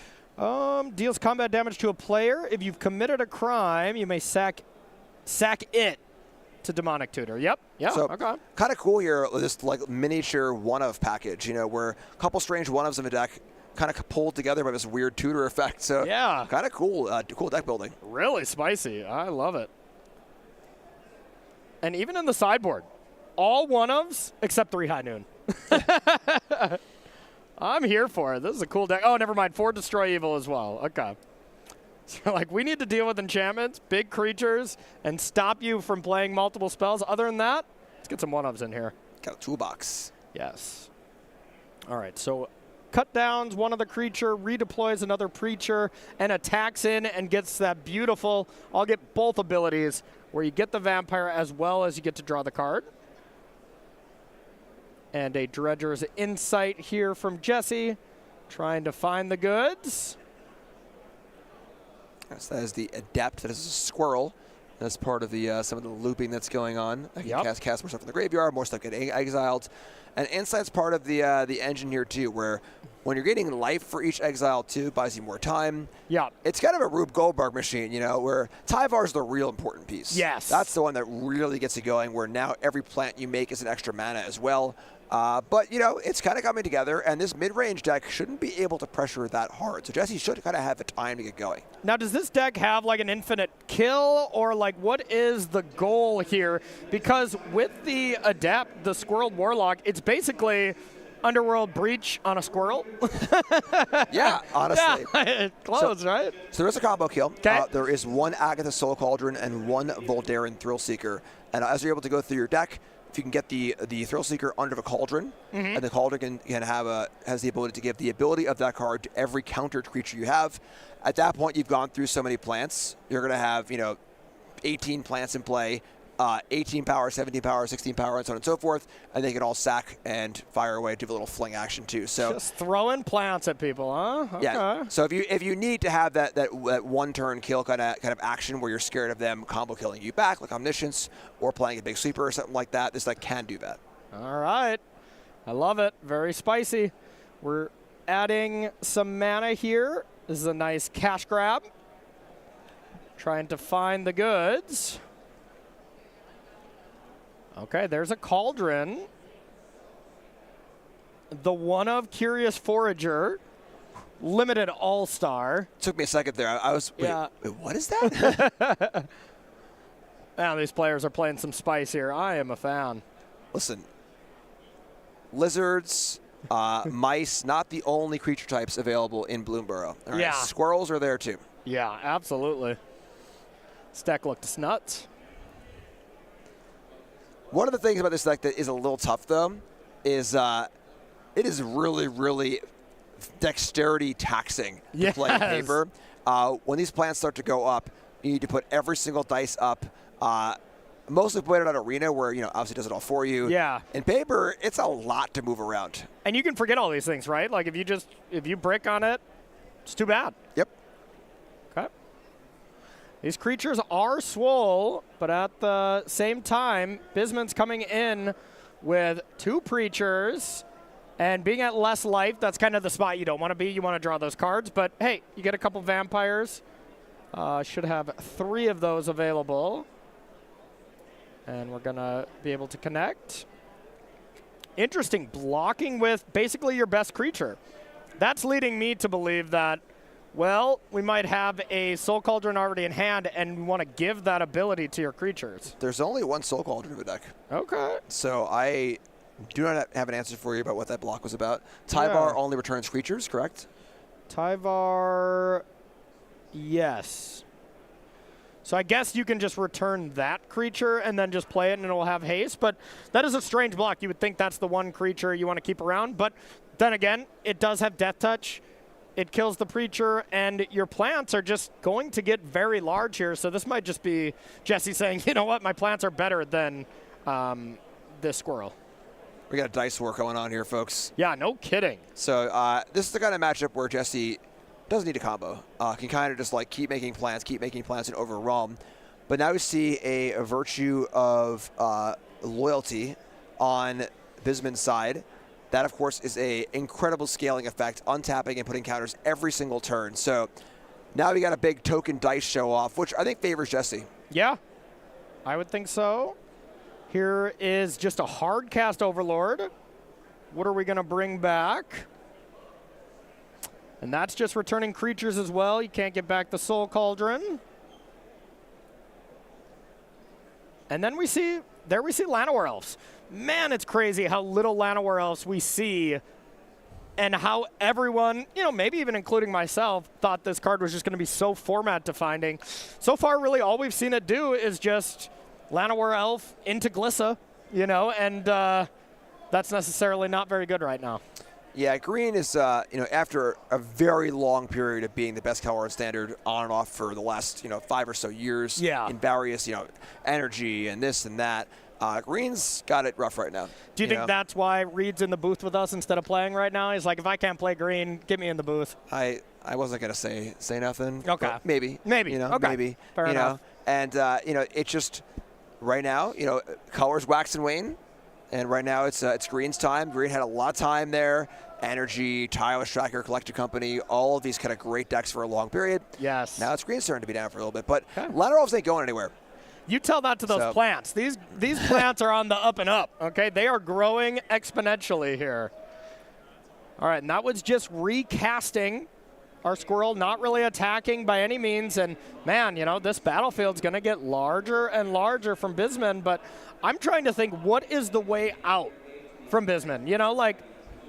How do you break through this ever-growing army of plants? I have an answer for you. Okay, tell me. There is one copy of Pest Control in the main deck. Now, the problem is the tutor engine is Servant of a Stinger.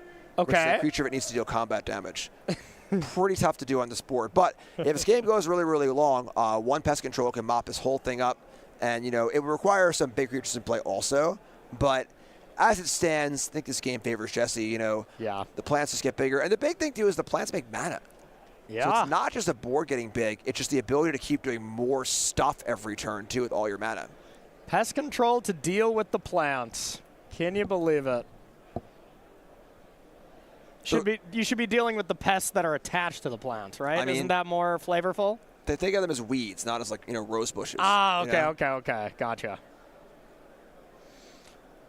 All right, so we attacked in, got one more creature. There is a Dusk Animus plotted. Now, couldn't you have just cast Dusk Animus? I think Bisman is one land short. So 5 untapped instead. Yeah, I thought it was 4.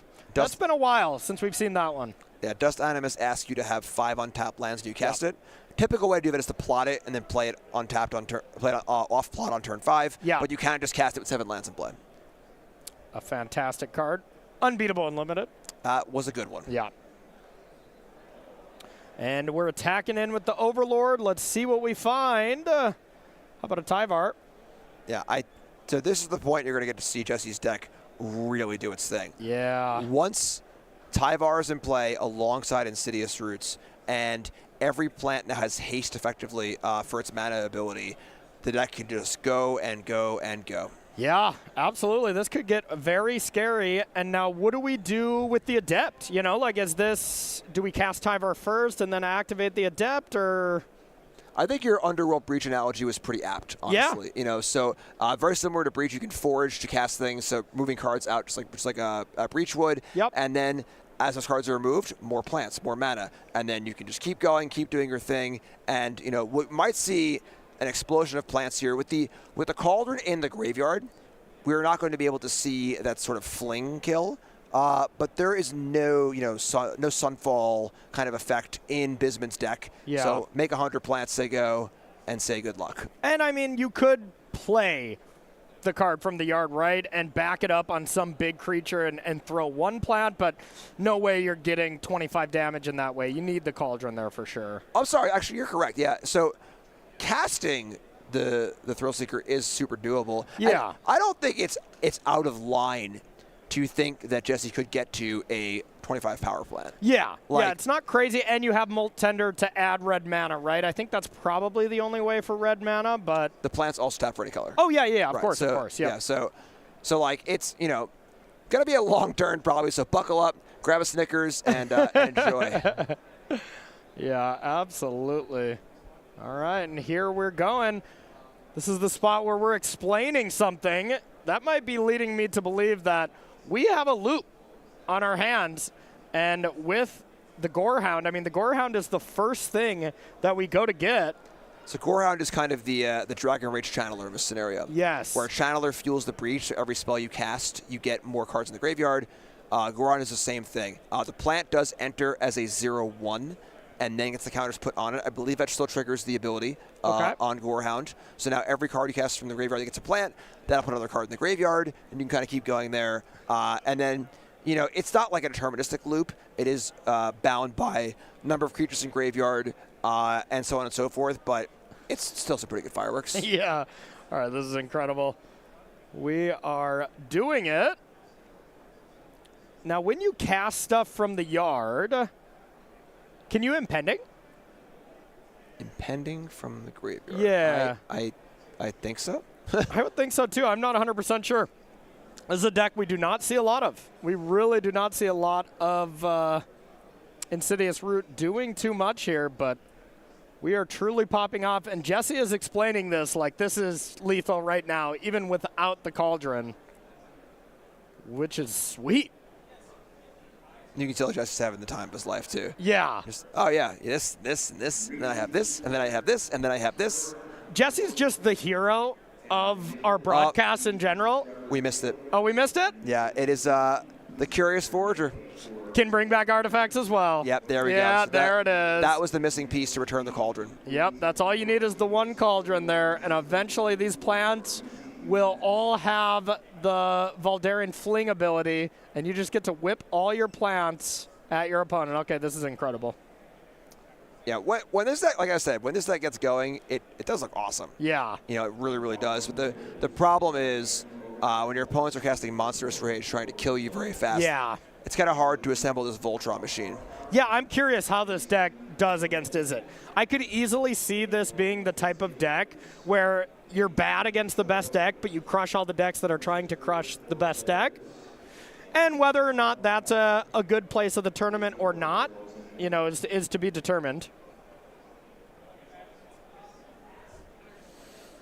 More plants, more surveils, more cards in the graveyard.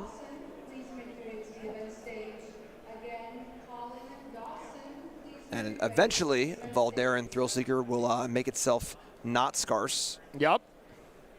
And you'll be able to fling all these plants. And this one's like, you know what? I want to see it. I want to see exactly how this works. And I'm glad that he's doing so, as we want to see it as well.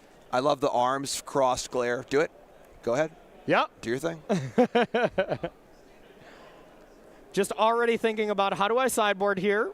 What am I going to do against this deck? What's for lunch? Exactly. There you go. With all these foods coming down and all these plants, maybe a salad? Maybe not, actually. Yeah. Maybe you never want to see another salad in your life after all these plants are striking back. You also have to keep track of all the plants coming into play and putting up the counters, right? I guarantee Jesse's shortcutting be like, I'll be adding counters at the end. Right. But, just take the number of plants on the left side and add it to the 4 and the 3 and the 2 and the 1. And, going down the line. Oh, there it is. There's the Thrill Seeker. So eventually you have the Cauldron coming back. And by eventually, I probably mean exactly right now. More plants, more plants. Good old squirrels. Good old squirrels. And here's the thing is, if Bisman has a removal spell, you know, sure, you can deal with one of the threats, but at instant speed, Jesse will be able to fling all these plants upstairs. And there's the Forger, the piece of the puzzle that we missed a little bit there. I'll take responsibility for that one. Okay, good, because I was blaming you. That's fine. Okay. I'll allow it. So where are chats? Fair. All right. That stack looks to be at least 12 deep. Yeah. So add 12 to the 4, 12 to the 3, 12 to the 2, and 12 to the 1. And then Jesse pointing upstairs and be like, to you! All the damage upstairs. And Jim, I got to say, that was awesome. Yeah, I definitely agree with what you're saying here, that this deck is a little rougher to the Monstrous Rage decks, but against all these mid-range decks that are just trying to kind of, like we just saw with the Demons deck, you know? Yeah. Cut down, kill your thing, play a Preacher. Preacher of Schism is phenomenal when your opponent is playing an aggro deck. It's good in mid-range matchups. Not so good when your opponent is trying to put together a combo. It's just only attacks for 2. It's kind of slow, and this deck does line up pretty well against that. Yeah, and I mean, at the same time, there's definitely game to this deck. Like, if you can get Haywire Might underneath a Soul Cauldron, like, just blow up Corey Steelcutters left and right, like, there is still definitely game from this, and as these Is It Prowess decks get in an arm race against other Is It Prowess decks, this is the perfect deck to, you know, really be able to answer the metagame. So let's take a look at Bisman. Wally, what are we bringing in here? This is like you were saying, the variety pack, right? Yeah. So it's funny how High Noon, it does stop the casting of spells, but like the combo turn isn't always super spell heavy. It can rely on abilities, exiling cards too. So not sure if I love that. Destroy Evil, pretty important here, actually killing the roots. Yeah. One of the big things about the roots decks is the trouble they have finding it and then keeping it in play. You know, so without a roots in play, all we just saw is not possible. Yeah. So that's a really, really big one. So, you know, we're going to have Bisman kind of going into like this interactive deck like most mid-range decks do, where they're not going to have the fastest clock ever, but going to play some threats, try and keep roots off the battlefield, and just try and get the attacks in and get it over with before Jesse has time to set up. Yeah, it makes sense. Destroy that evil of those roots. That'd be something I would be all about. So how about on Jesse's side?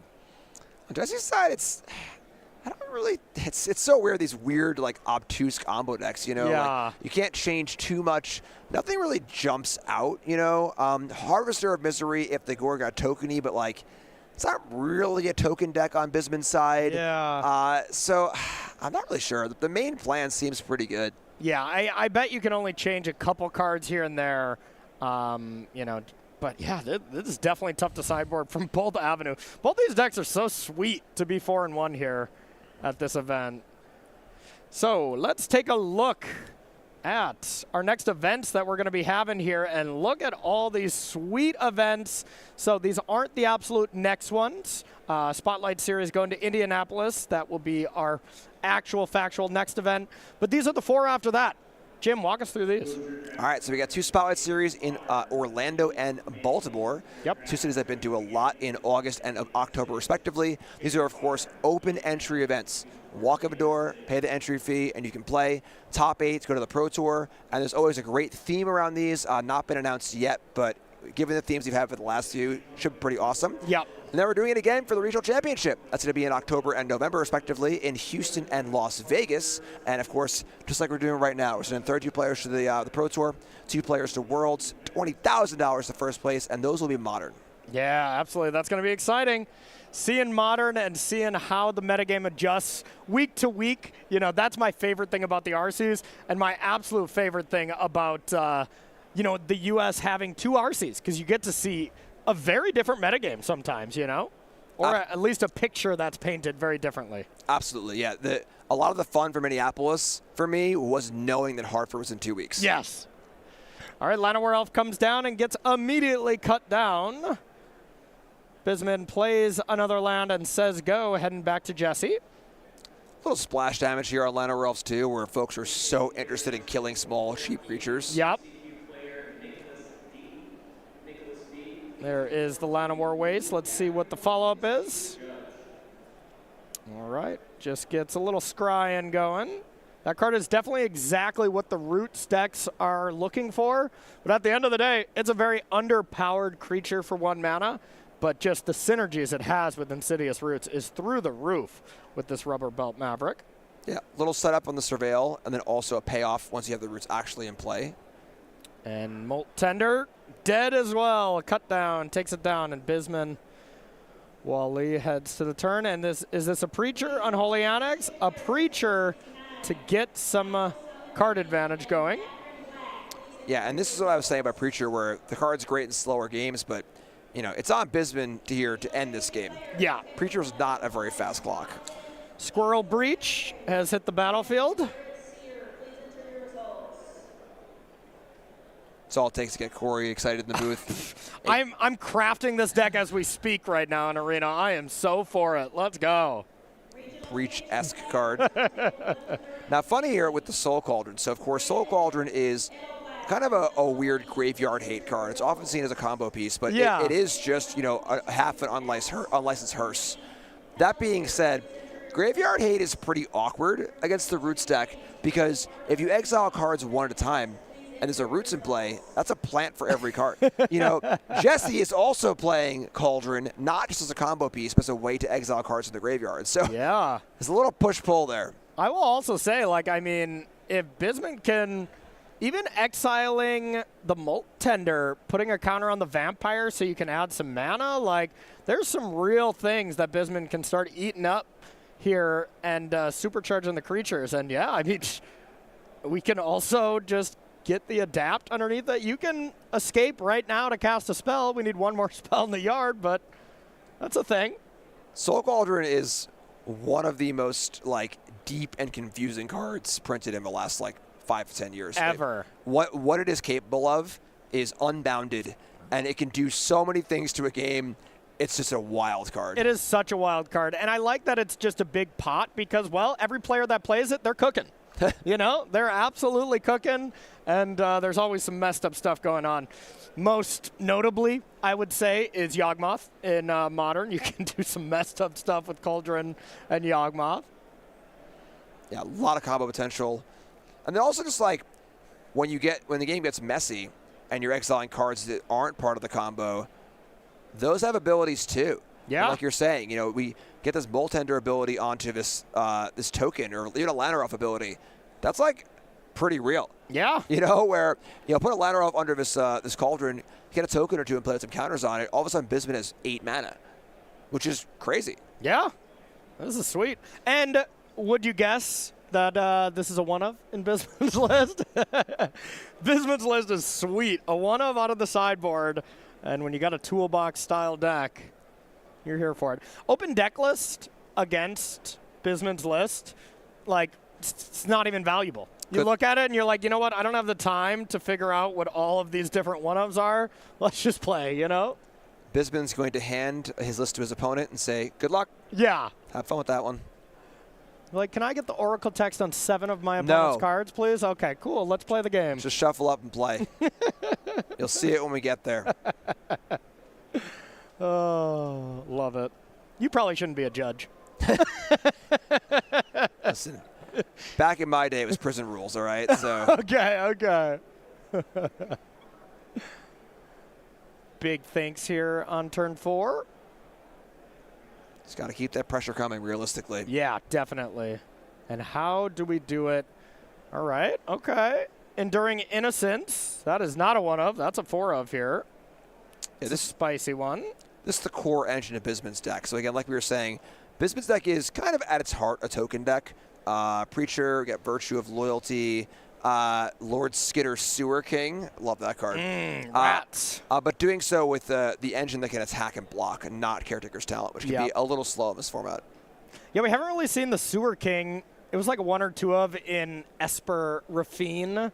You know, not too long ago, we saw that card make an impact, but it's an incredibly powerful card. I've cast Lord Skitter a lot, and it's a card that always impresses me. Yeah. You know, it's a great maker of bodies. It has a good base rate. It's a graveyard hate card. I think this card's just excellent. You know, Standard, like we were saying, you know, 2 weekends ago, Standard's huge right now. It's a really, really big format, and there isn't always room for every card to make an impact. Yep. Makes sense to me. Lord Skitter. The old Rat King. Man, if those rats could block, this card would be truly busted. Oh, busted. Completely busted. Okay, there's a Canker Bloom in the yard. That could be brutal, right? Wow. Yeah, so now every single creature that Bisman has is going to have the ability to disenchant things, and Insidious Roots and friends are going to have a hard time staying in play. Yeah, disenchant things. Also, you know, the ability of the Adept to be able to forage away some stuff that's not going to come into play yet, but that is still something these creatures can do. And they'll keep gaining abilities as the game goes. Here's a Gorehound. Now, we did see a green-black Omen Dragon earlier in the game. I believe that's in Jesse's hand right now, right? I'm not 100% sure. So, if so, Jesse has the answer to disenchant the Cauldron. Okay. Just needs a few more mana to get there. All right, so here is the Tyvar milling some cards. So with the Thrill Seeker in the graveyard, Bisman's Cauldron gets even better. Yeah, even scarier. You know, Jesse was like, dang it, I didn't want to mill that one. Anything but that one.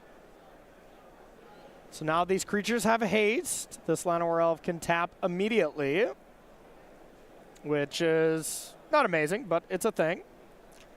But yeah, if that Cauldron gets to target that Thrill Seeker, this is going to be big game pretty quickly. Yeah, already 5 power in play for Bisman that can go kill Tyvar, can kill some of these creatures. Yeah. Sacrificing Enduring Innocence to kill something, gain 3 life, and get an enchantment in play is pretty cool. Not bad. Not bad. What a strange match of Magic we are witnessing. This is not what I signed up for this weekend. Exactly. But I'm here for it. I am totally here for it. And that's the thing about these regional championships. Sure, we see 36% of the best deck at the top, but that's 36% of one deck. The rest of the metagame is a lot of different decks. So while you need to be prepared for Izzet, you still got to make sure your deck can do other stuff. And, whoa, the pests are being controlled. Viewers, if you have small children, please have them look away from the screen. Exactly. Oh, boy. Oh, man. Pest control is Jesse's worst nightmare. You know, even Lockdown, which is much more commonly played, that's deal-withable. There's a lot of Haywire Mites. You know, there's 3 total Haywire Mites in the 75 that Jesse can get his creatures back pretty easy. No getting it back from pest control here. Yeah, and Tyvar's also down.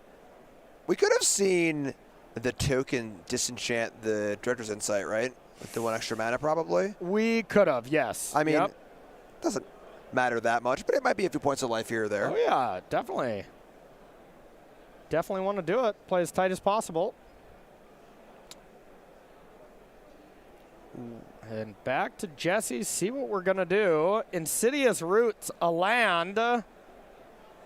Why is there 6 counters on? I am not sure. I am a bit confused on that as well. Finality counter. Okay, that makes a lot of sense. 6 of them. 6 finality counters on it. That was the activation of the Adept, and it comes back with a finality counter on it. Just a weird way to represent it. So, and like I was saying, you know, Soul Cauldron is a pseudo graveyard hate card, you know, Ghost Vacuum style. But watching someone sort of combo off with a Soul Cauldron against someone using their cards against them, is so cool. That was beautiful. Yeah, that's truly amazing. All right, so let's take a look at our next set that is coming out here. It is just going to be an exciting one. I am so excited for this. Final Fantasy, you can pre-order now, singles or product here at StarCityGames.com/MTG-FIN. Going to be an incredible set. See what Sephiroth and Cloud are up to. I can't wait, man. This is the first IP where I am just really, really all about it. It's going to be so cool. Did Link get a haircut? Is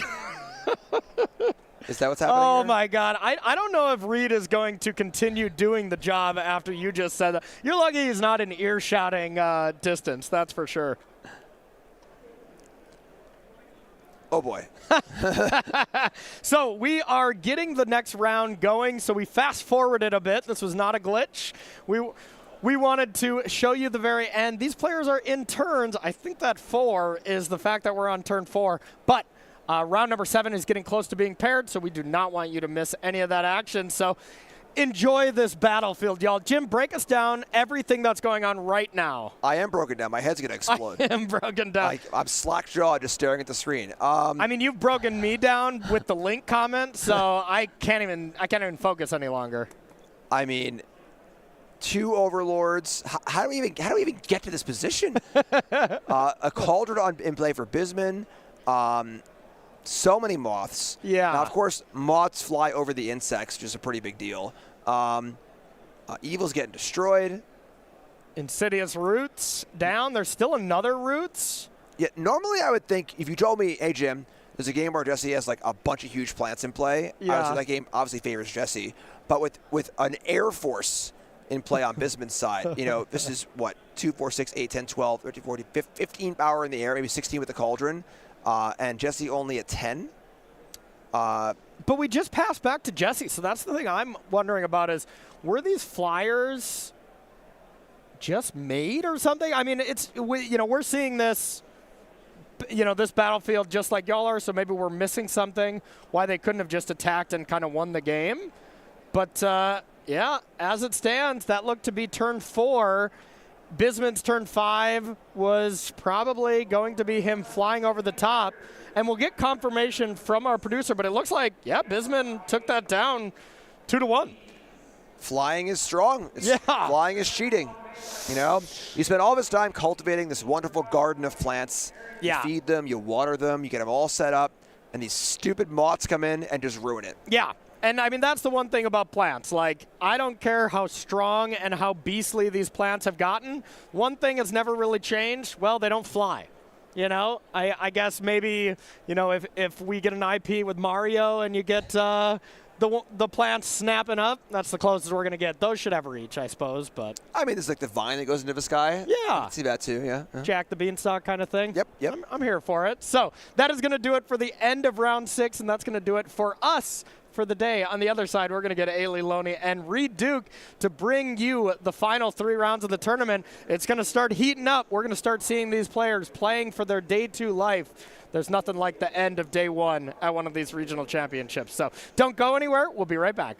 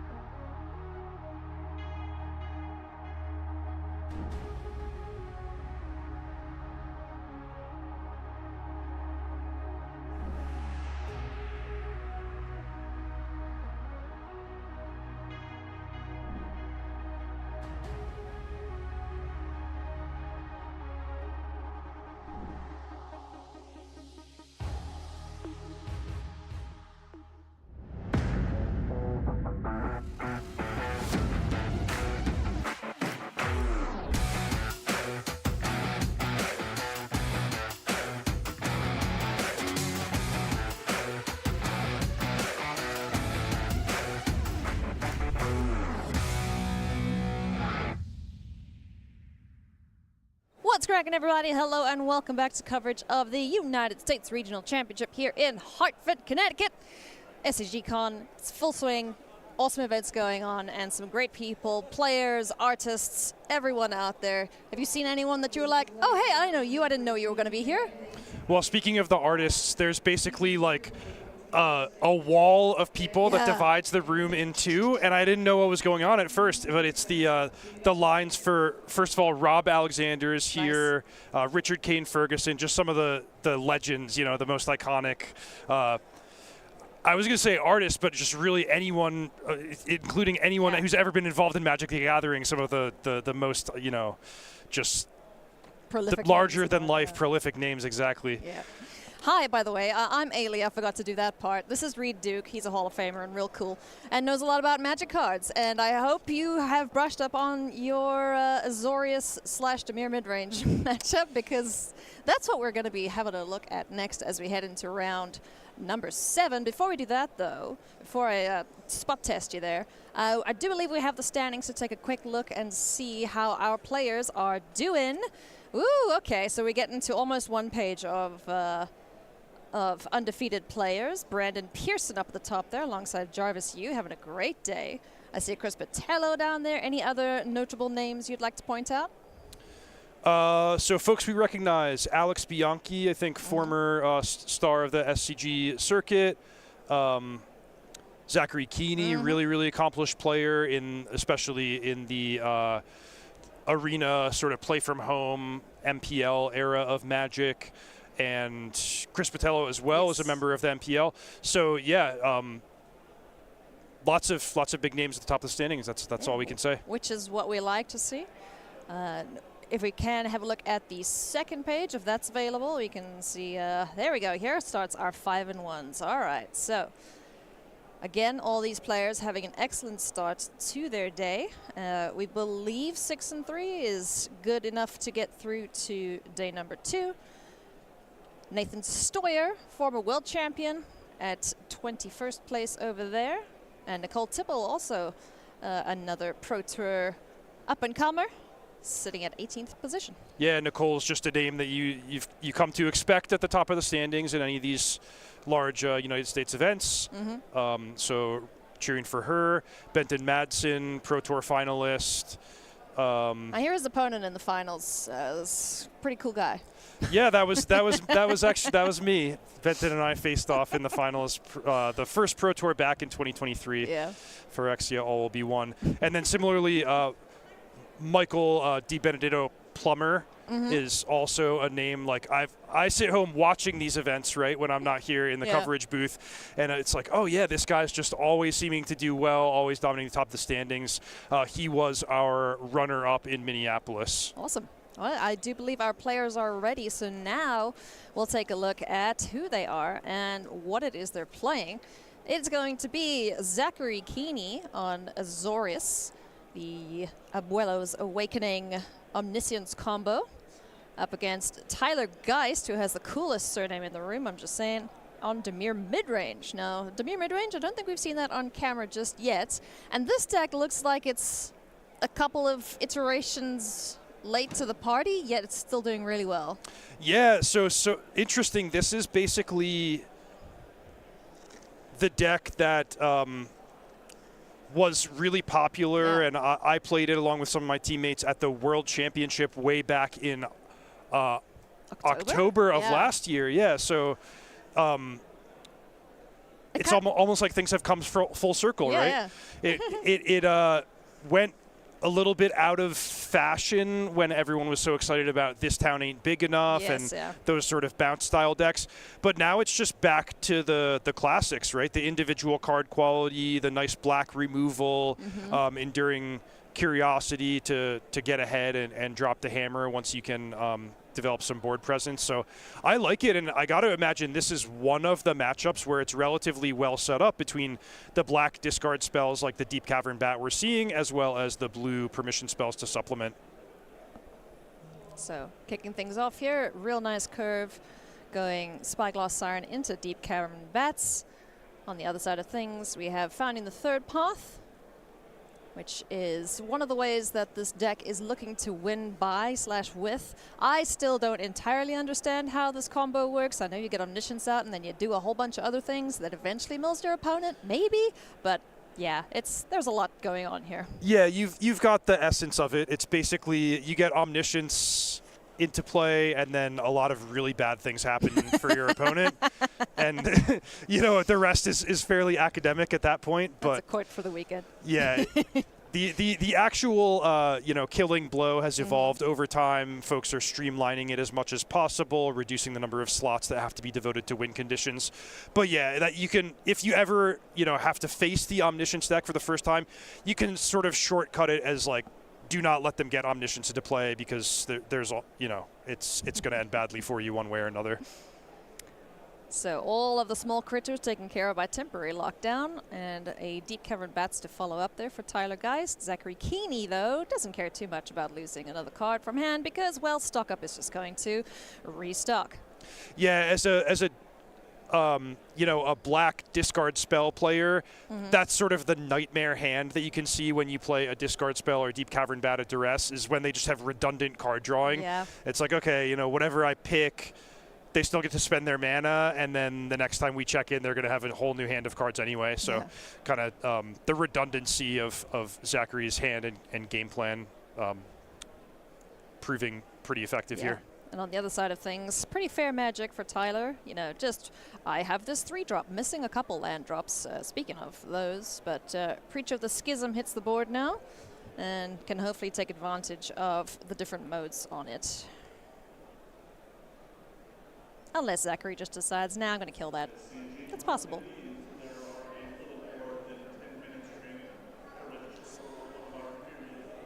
We did mention, Ailey, Omniscience is our second most played deck in the field after the Boogeyman of the Is It Prowess deck.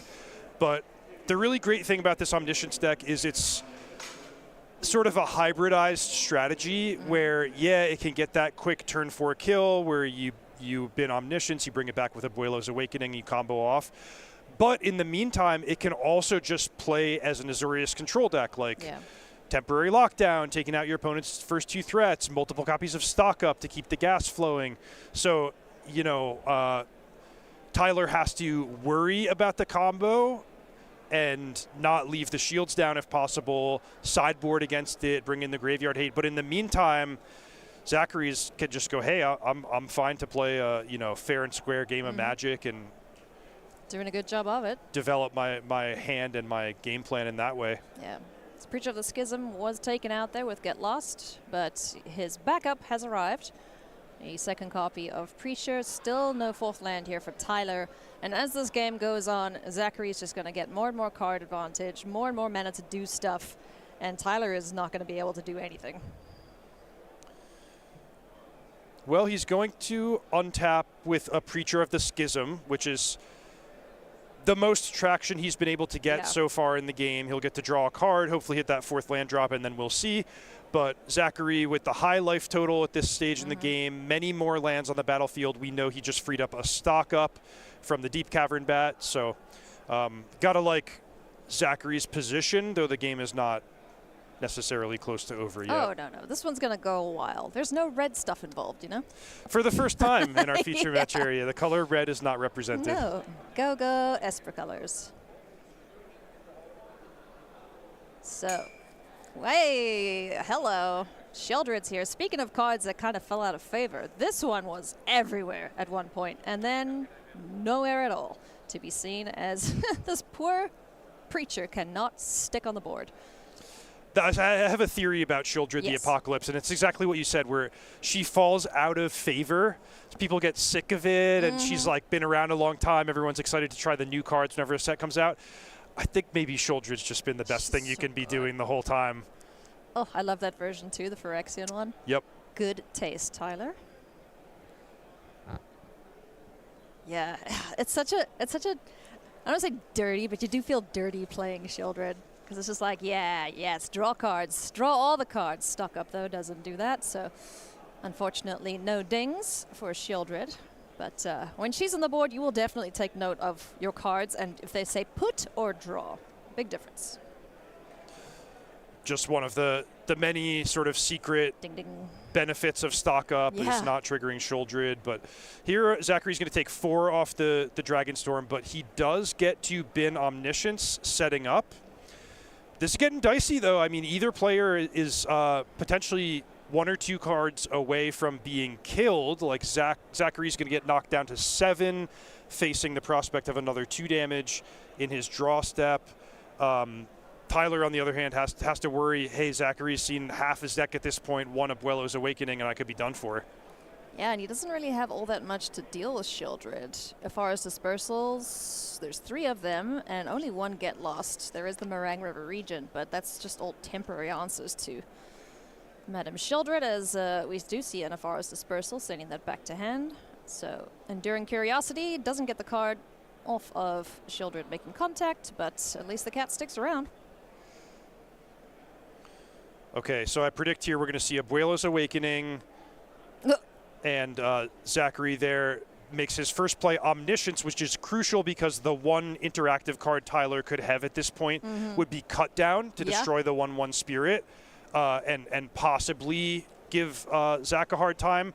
But with the redundant copy of Omniscience, there's almost no way that anything can fail to go right for Zachary. Oh, gosh. It's just going to be, I mean, I guess there's a scenario where your top 10 cards are all lands, but for the most part, you just always see the Omniscience player win from this position. Then you could just blame the shuffler, right, if that's the case. Right. And we see Meringue River region hit the board for free. Then we have another Roiling Dragonstorm just to refill the hand, grab more stuff, chuck whatever you don't need, and, choo-choo goes the train.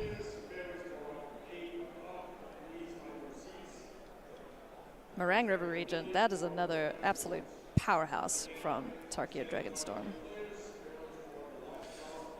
So what's happening here, you might ask? Zachary bounced his own temporary lockdown to his hand, which freed up 2 Roiling Dragonstorms. That's what he's excited about. But in the meantime, Tyler gets to use the Deep Cavern Bat. So the player's just going through the motions here, but make no mistake, Zachary is basically going to win this game. Yeah. Here's a River Regent, which will automatically bounce the 2 Roiling Dragonstorms. He can bounce his other River Regent, and that's all she wrote. That's pretty powerful stuff there from this list. Again, not really caring all too much about what the opponents are doing, so long as keep your life total high, get the 2 cards you need, and off to the races you go. So sideboarding time now.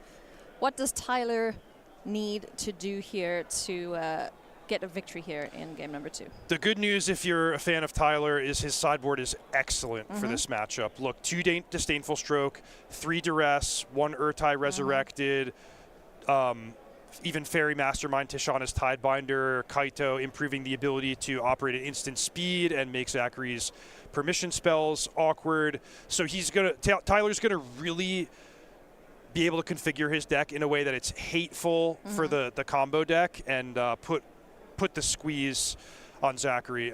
So it's going to be competitive. Zachary, of course, taking the first game, that is a massive advantage going into a best 2 out of 3 set. But Tyler's sideboard, I think, is going to make some moves towards equalizing the playing field. Awesome sauce. And then from Zachary's side, any major changes there? One of the other advantages of Dimir midrange in this matchup and many others is that it's more difficult to sideboard when you're facing a well-balanced sort of card quality-based deck like Dimir. When you go against Azorius Omniscience, it's obvious. It's like, okay, anything that counters a spell, anything that attacks the graveyard, Duress, those are all just slam dunks. They're so good in the matchup. Whereas when you face Dimir, it's like, okay, well, I guess I want a little of everything. If Aura's Dispersal is not a great card, but it might be necessary if I want to keep my head above water. Some temporary lockdown gets some of their early aggression, but it doesn't get everything. So Zachary has the more challenging task of building a well-balanced configuration where he's going to be prepared for everything, whereas Tyler has the easier sideboarding where he can basically just stack rank his cards of how good or bad they are in the matchup and go with that. It kind of feels like when players would have to sideboard against Rakdos midrange from a couple years back, because again it was all just like good stuff deck. exact clear answer as to what you should bring in, what should come out. So yeah, lots of decisions there to be made about the sideboard, and lots of decisions to be made for you, friends, because there's a flash sale happening this weekend alongside the regional championship. So if you would like to get 10% off of select singles, go and check out what StarCityGames.com has to offer. Go and pick up stuff from the latest set because Target Dragon Storm is awesome. Go grab some staples for whichever format you want to play in, and maybe come and hang out with us at the next regional championships / Spotlight Series.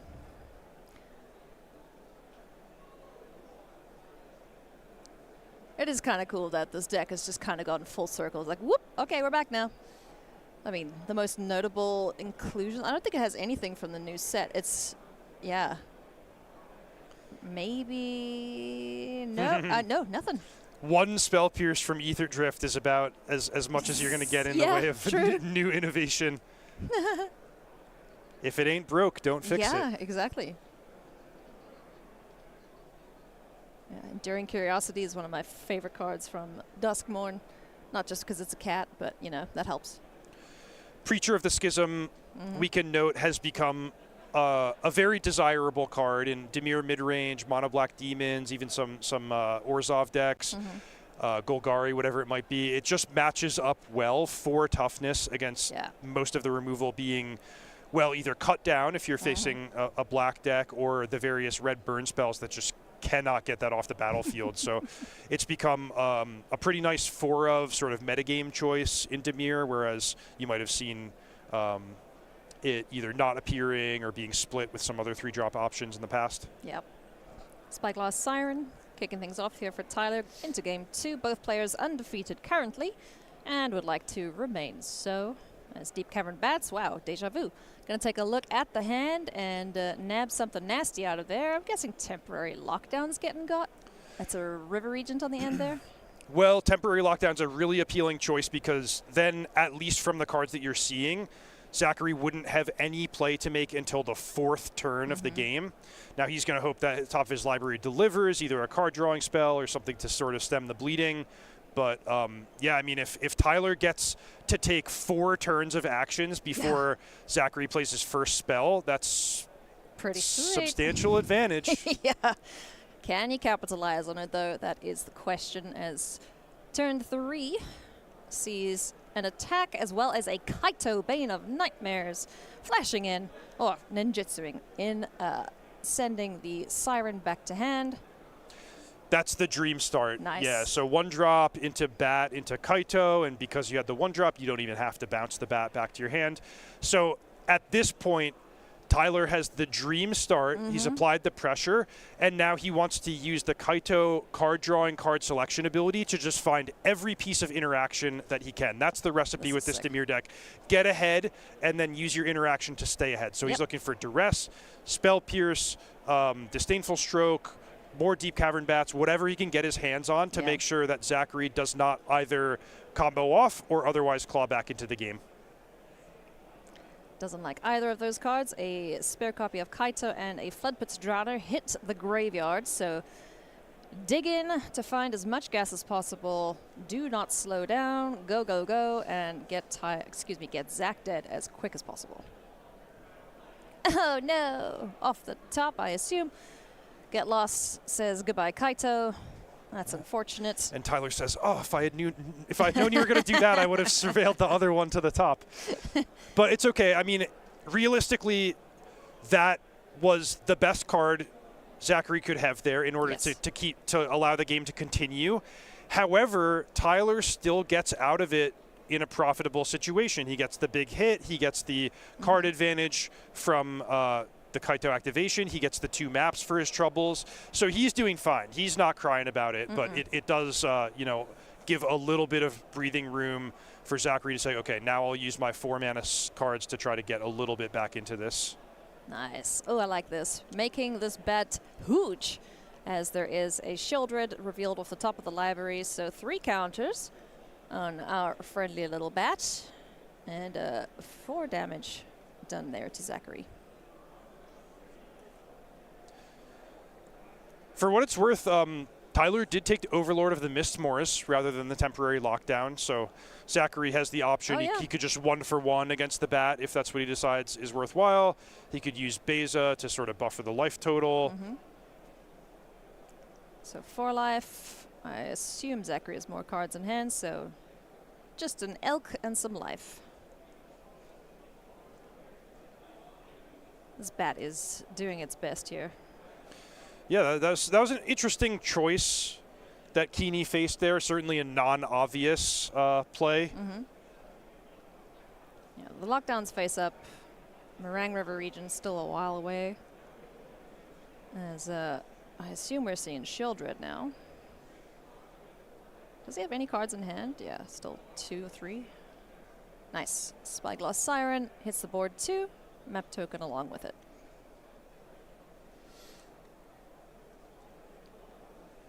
Right, things looking pretty good here so far for Tyler. And then out of nowhere, off the top rope. Oh my god. That's Abuela's music. Okay, that's to be expected as temporary lockdown takes care of the 2 small flyers, gets back the Overlord of the Mistmoors, and now Shieldred. Go on, make him draw 4 cards. Come on, do it.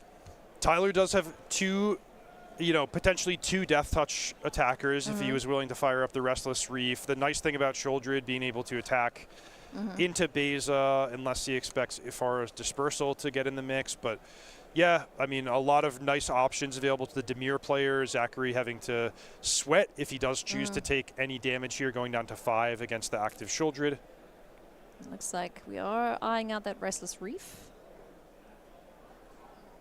No, something else. Floodpits Drowner, okay. Tippity tap, old Beza. Shieldred in for 4. Down to 5, down to effectively 3 on the draw step, unless he has removal before that.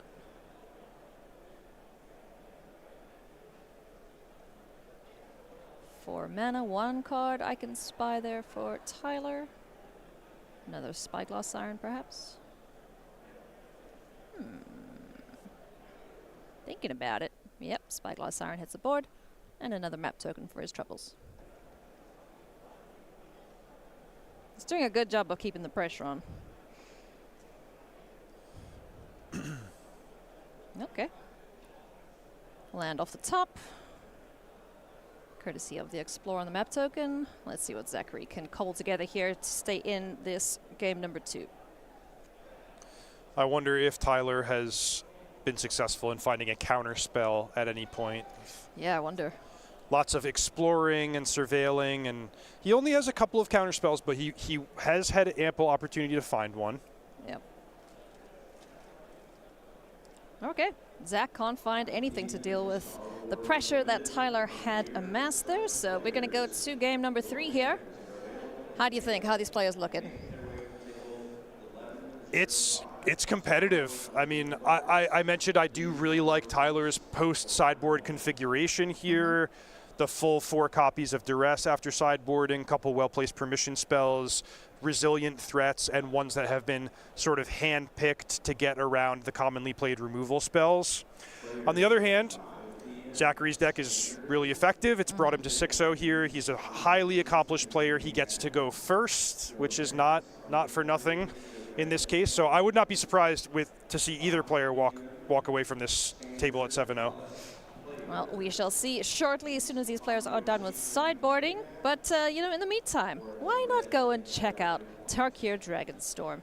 It is available. It is awesome. There's some sweet treatments that you can get for these cards. Go to starcitygames.com/MTG-TDM to go and pick up any cards that you fancy from the set. I can tell you that it's a real nice experience opening the collector boosters, because they're all so shiny. I'm probably a dragon. You know, the one that hoards all the gold. I like my shinies. It's piles and piles of yeah. collector boosters and foils. It's my weakness. They're so nice. Roiling Dragonstorm to kick things off for Zachary after a Spyglass Siren from Tyler. So we have Omniscience in the bin. Alert, alert. If there's a bat, then it's been the same opening every game, but alas. Tapland. Did not use the map, so what do you make of that? I want to kill something. That is Clarion Conqueror, though, right? So not going to happen. It's a surprising card to see coming off the sideboard for Zachary. Activated abilities. Ah, okay. That's a shot of Kaito, I'm assuming.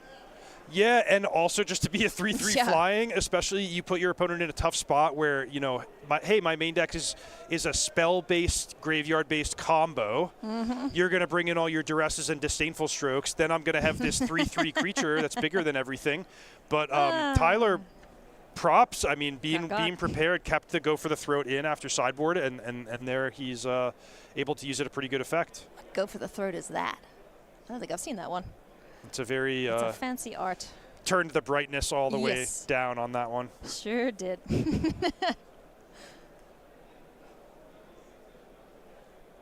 So, Voice of Victory. Okay, so that's another nuisance on the board. Now Zachary's just bringing in all of the no, you may not cards. Or at least starting off with them. Yeah, I think this is anticipation of Tyler going much lower on removal spells. The Voice of Victory, I mean, I don't imagine... Oh, there it is. Let's see if he can win from this position. It's happened plenty times before.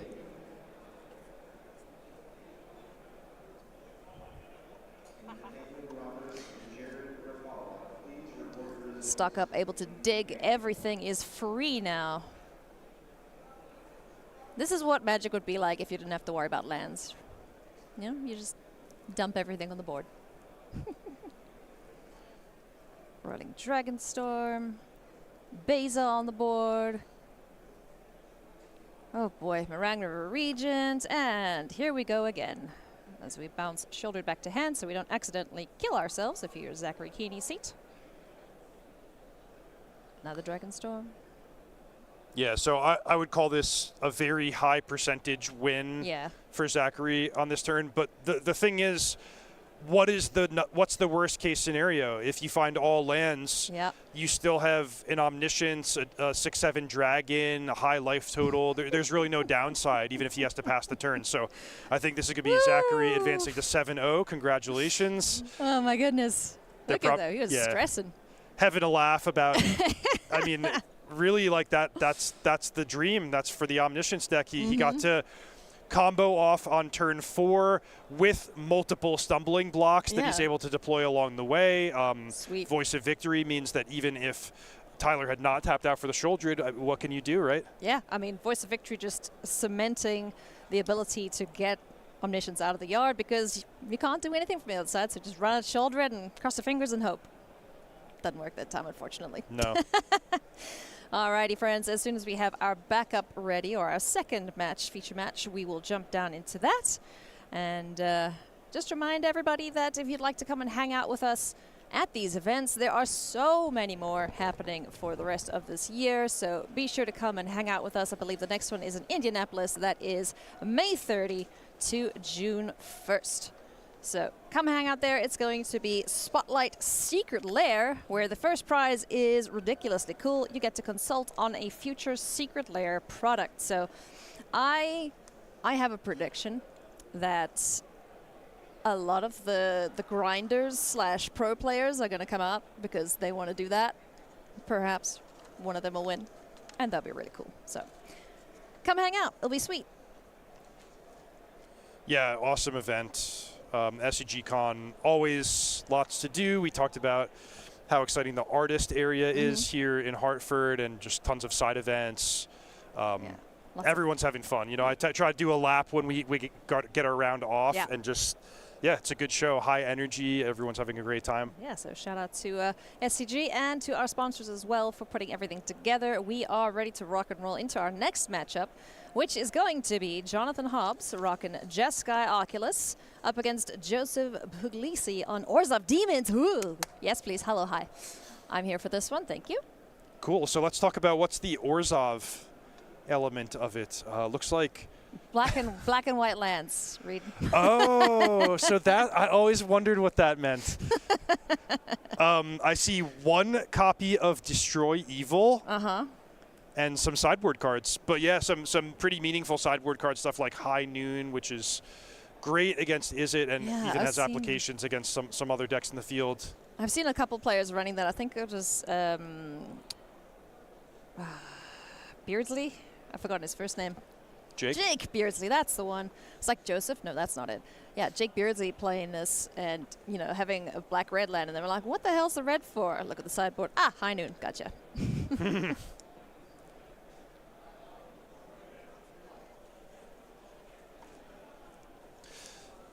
So popular knowledge is that the Mono Black Demons deck already has a lot of good weapons against Izzet. When you add in, on top of that, the white sideboard cards, I could see this Orzhov Demons deck being one of the best picks, you know, if your goal was just to beat up on that most popular matchup, Izzet. So these players are going to have a good time if that's actually true. Yeah, I think Frank Carson came to the same conclusion, just looking at, you know, small sample sizes granted from the previous RCs, and people playing Orzhov, whether it be Demons or even the bounce decks, had a really good conversion rate against Izzet Prowess. So nice. That's quite cool indeed. So here we have Preacher of the Schism. We talked about this being a desirable card to get around a lot of the commonly played removal spells. We should also give a little attention to Jonathan Hobbs, because he's sitting here 5-1 with his own archetype, Jeskai Oculus. I think this was maybe our number 3 deck in the metagame, either number 3 or 4. 3 and 4 were both Jeskai, either Controller or Oculus. I can't remember in what order. But this is another archetype that's meant to have a lot of good weapons against Izzet Prowess. So how these two sort of anti-Izzet decks match up will be fun and interesting to see. Yeah, I like the configuration of this list. The Steam Core Scholar, besides the excellent flavor text, is just such a sweet addition to this draw discard list. And Terza Light Shatter is the new card from Dragonstorm 2. It's so cool. I would have built a deck around this card, and it's great to see seeing competitive standard play as well. These cards are so fun. They pair really, really nicely with Proft's Eidetic Memory, which is a major appeal of this deck. Just super powerful right up front, but also giving a deck that's ostensibly a graveyard deck, a totally plausible non-graveyard route to victory. Yeah. The Steam Core Scholar, Gabriel Nassif calls it the blue fable of the Mirror Breaker. I like that. So, Marauding Mako on the board alongside the Scholar. Every time you discard a card, he's going to get a little bigger. So, a threat that grows as the game goes on. Duress going to take a peek in hand. Terza, Steam Core Scholar, and what is that on the end there? Could that? I'm not going to guess. I don't know. I'm not entirely sure. I'm sure chat could tell us. Oh yeah, it's Fear of Missing Out. That's what that is. It's the fancy, glitchy TV version thereof. Don't see too many of those running around, but here we see one in the wild. It's like we found a shiny. Yeah, so both players mounting a pretty reasonable offense. I always, you got to give a lot of equity in the game to a mono black player who gets to untap and attack with Preacher of the Schism. That card is just very powerful, very snowball-y anytime it does go unanswered, especially when you start to pair it with things like Duress, Cut Down, all these efficient one-for-ones. But here we have Jonathan also putting together a good turn, helping hand, presumably to return the Oculus. But Joseph is ready. I was a little bit worried for Joseph when his turn was just Duress go with a full hand. I was like, oh, maybe he just has a bad draw. But no, he was just really well prepared for a flurry of action with those 2 instant speed removal spells. Nice. It's always great when you can deal with 2 threats in one fell swoop. So, or the same threat that just won't go away. Digging for our little vampire there. I wonder if I can. Oh, yeah, that one. I like that one. This pleases me, yes. So, little vampire. That's a cool one. Yeah. I also love it when you're able to get both triggers when the life totals are tied. Yeah, one of the Okay, so here's the Ritual Chamber being unlocked for 6/6 Demon. Nice. But yeah, we talked about the pros, well, a little bit. We're touching on the pros and cons of mono black versus adding a color.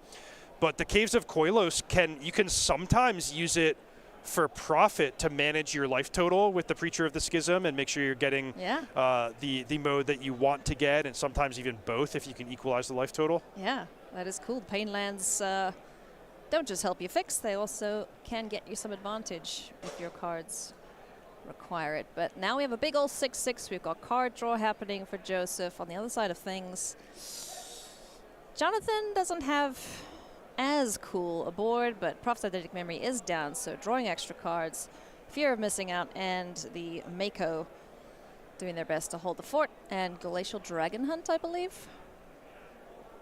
It's going to try and kill this. Well, the only decent target is the 1/1. Donk. Bye-bye. So what's that? 4 cards drawn?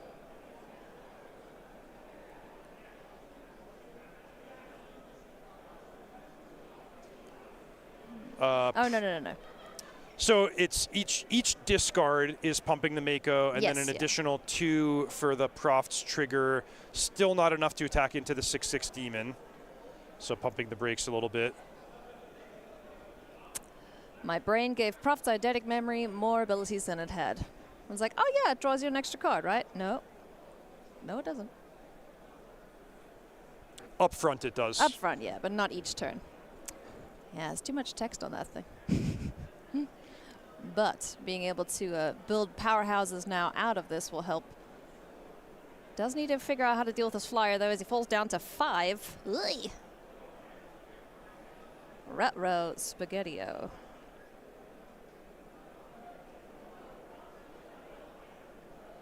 Anything of note there to deal with the demon, Jonathan?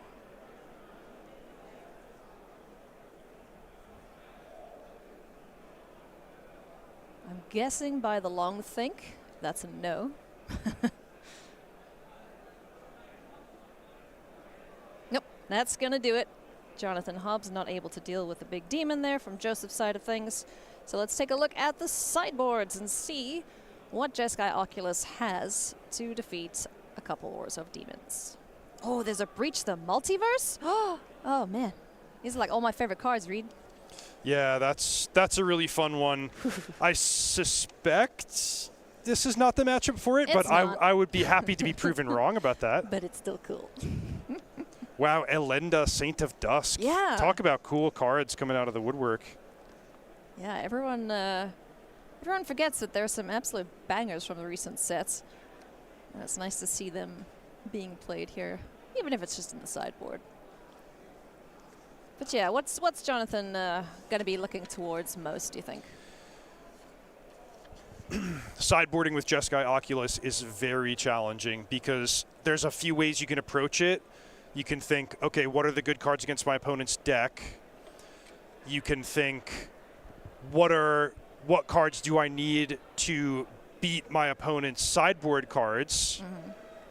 Or you can think, well, can I reconfigure my deck to care less about my opponent's sideboard cards? And any combination of those 3 motivations is totally valid in terms of building your sideboard strategy. So we talked earlier about most decks in the field have 2 Ghost Vacuums in their sideboard. That's just a super, super common configuration. Mm-hmm.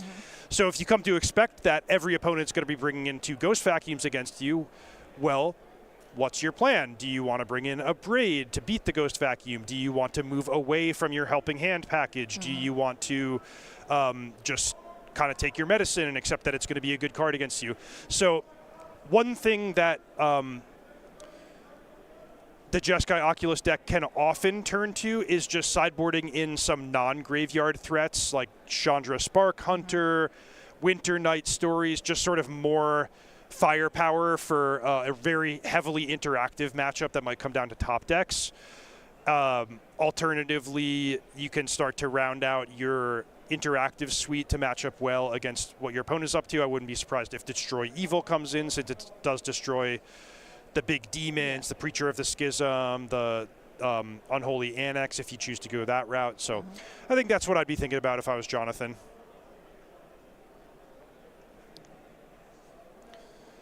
Sideboarding is an art in and of itself. Definitely a skill that you need to learn as you dabble in more competitive Magic. I know when I started playing, it was all just best of one, you know, because that's what Arena had. And then someone's like, hey, yeah, you got to learn the sideboard now. And I was like, no, I like this deck. I don't want to play another one. For sure, if you are like a pretty strong Magic player in your, in your home or local scene, and you're thinking about making the leap into tournament play, sideboarding is one of the areas you should give the most attention to, because if you just kind of wing it, don't really have a plan, you can wind up certainly leaving a lot of value on the table, or sometimes even hurting yourself, weakening your deck if you, if you wind up coming with an unbalanced configuration or just not giving it the proper attention that it deserves. And then knowing how far to push it and when to, I don't know, some decks don't sideboard at all, so. Right, yeah, totally. So both players mulliganing. Yeah, looks like we're going to 6.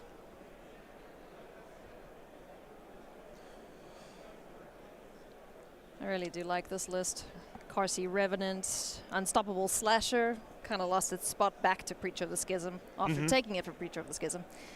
So that's been a fun little tussle there for the 3-drop slot. The Demons deck, they have a, an instant win combo available to them if they want to tap into it, which is turn 3 Unstoppable Slasher, turn 4 Bloodletter of Aclazotz to double the life loss. It does not look like Joseph is taking that approach, opting just for Archfiend of the Dross and Shoulder of the Apocalypse, which are a little bit stronger as standalone cards, but maybe a little bit less fun as well. It is cool when you get to do it at least once. Cruel Claws Heist. Card that not many decks can play, but in a basically mono-black deck, it's right at home. So Tersa Light Shadow, got Steamcore Scholar, 2 Destroy Evils, and what's that, Helping Hand? So holy smokes, that's a 4 of in this deck. So 4 Duress, 4 Cruel Claws Heist, 1 Intimidation Tactics. That's 9 discard spells. That is a lot. That's dedication to the craft. Oh boy. But I do really like that Joseph has chosen that configuration instead of the more common Deep Cavern Bat. I always felt the Deep Cavern Bat was a little bit out of place in the Mono Black Demons deck, so I much prefer this, and I would be really excited to bring a deck like Joseph's to the tournament here if I was playing. All right, so we do have a pretty lengthy judge call here, we've been told, so we are going to chat a little bit and jump ahead and give you the outcome of the judge call and what it was about, if we are able to do that. But speaking of the Deep Cavern Bats, when I saw that being played so much, I was like, that can't be the best option there, right? There has to be something else. Like it's a 1/1. It'll die to almost anything. If you sneeze at it, it'll fall over. But yeah, and having played a lot with that card, sometimes it's a little bit of an uncomfortable gameplay dynamic where you wind up building this house of cards. Oh, I'm going to take your really, really key piece with my Deep Cavern Bat. But then if you play a long game where it's just sitting there, it means anything that your opponent ever draws to answer your bat, your house of cards crumbles, and that's not a good feeling. So the way I tend to approach it is if you can construct your deck such that the 1/1 flying is valuable to you, like it's perfect in the Dimir deck, Enduring Curiosity, Kaito, whatever it might be to pay you off for the 1/1 flying body, then I'm all for it. But in the Demons deck where you're just going to play it on turn 2, it's going to sit there not doing much, waiting for Disaster to strike, I would much rather have Cruel Claws Heist. I think that's a good call. All right, well, we are good to jump back in here. And judge call was resolved. And we are going to go to now, what are we on? Turn 3 for... Who started off here? It was Jonathan, right? Yeah.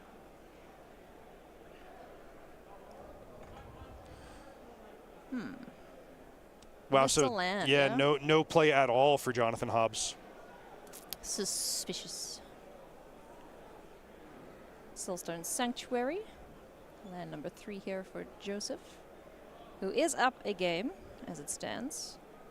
Cycling. Yeah.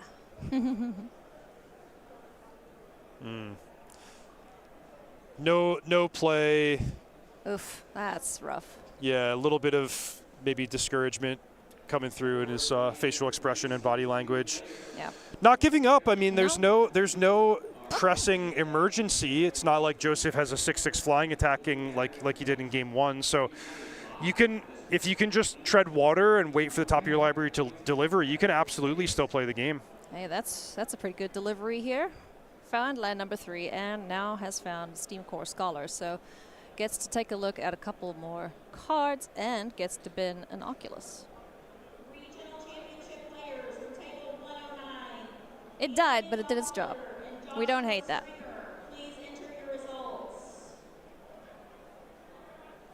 So cut down taking care of the only threat on board. Both players still sitting at 20. No creature has stuck as of yet.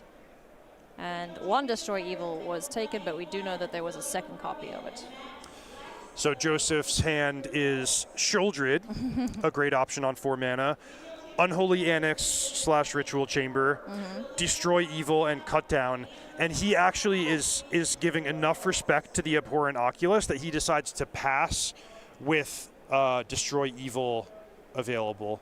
Now, if he doesn't have to use it, he could activate the Soulstone Sanctuary, which is somewhat appealing if you're eventually going to play Unholy Annex. However, I'd be nervous about just, giving Jonathan extra time to draw out of an awkward opening. Yeah. All right. FOMO, Helping Hand, dead. Similar to game 1, that double removal spell turn. Destroy Evil takes care of the big eyeball, and Cut Down taking care of fear of missing out. So choosing here between Unholy Annex or Shieldred, do you value the life total or do you value the cards? Maybe try bait out the Destroy Evil? It's still sitting in hand, right, for Jonathan? Oh, that's a known Destroy Evil from the earlier Cruel Claws heist? Okay, I love that you going for it. Cool. That you pointed that out for us.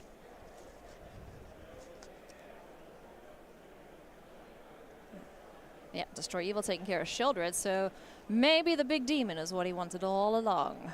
He's getting there. He's got 6 mana next turn if the lands play nice. Oculus and our friendly face-down card. There is the Ritual Chamber. Is that the side we unlocked? Yep, that's right. 6/6 demon. So a tenuous position for Joseph. In theory, the 6/6 demon can hold off Jonathan's creatures. Eventually, he can unlock the Unholy Annex and start getting ahead that way. However, there's just so much that can go wrong when Abhorrent Oculus is allowed to run free. I mean, you can manifest another Abhorrent Oculus. Oh, you that's can, the worst. yeah, there's a million things. You're stocking your graveyard, exercise so on the good. demon, unlocking an attack for 7. So, yeah, scary stuff. Yeah, some of the decks play what is it now? The Djinn, Haughty Djinn. When the game goes long and they just, all of a sudden pop out an 8/4, whatever his toughness is, that's just, it's backbreaking. Yep.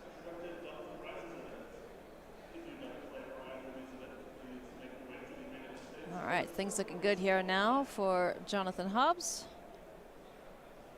Wars of Demons, on the other hand, not so much. Needs some more action here from Joseph Puglisi's side of things, and looks like it is a nope, undo.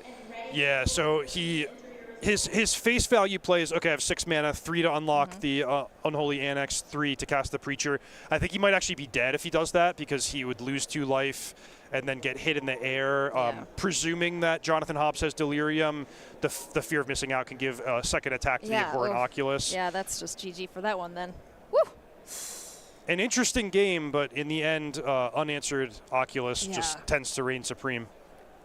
Eyeballs win games.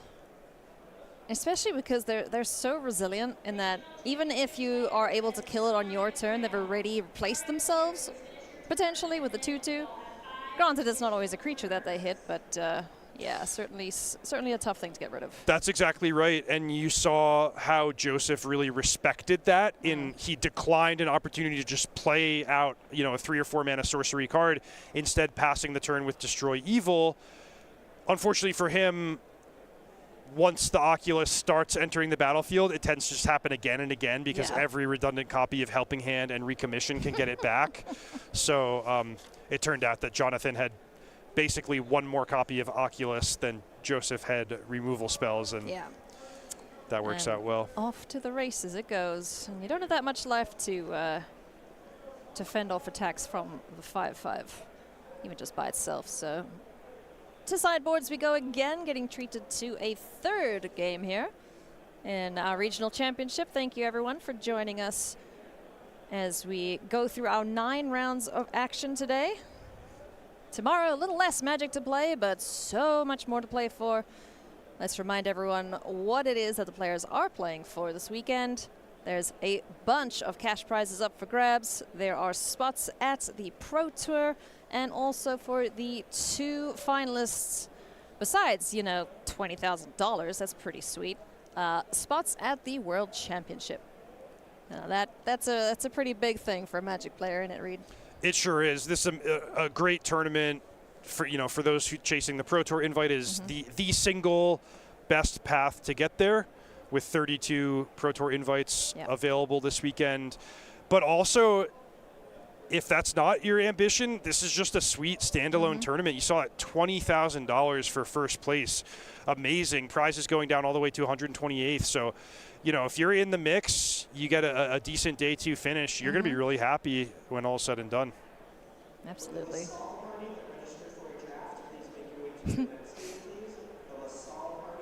Personally, I obviously do not make a career out of playing Magic, but it was really nice when I was able to cash a couple of events that I played in. So, yeah, it's a pretty good feeling. So come out and play with us at the next SCG Con at the Spotlight Series in Indianapolis. It's going to be a great time there indeed. And even if you just want to come and hang out with friends, play some Commander, go meet some artists. These are really awesome events put on here by Star City Games. And big thank you to our sponsors once again, Dragon Shield and Beckett, for helping us bring you all the action here this weekend. Let's go. Intimidation tactics. What you got in hand? This is the artifact or creature?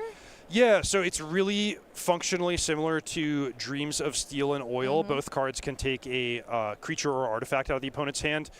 But basically, Intimidation Tactics has cycling for 3 mana, whereas Dreams of Steel and Oil can exile a card from the graveyard. So you might see a player opt for either of the 2 similar options.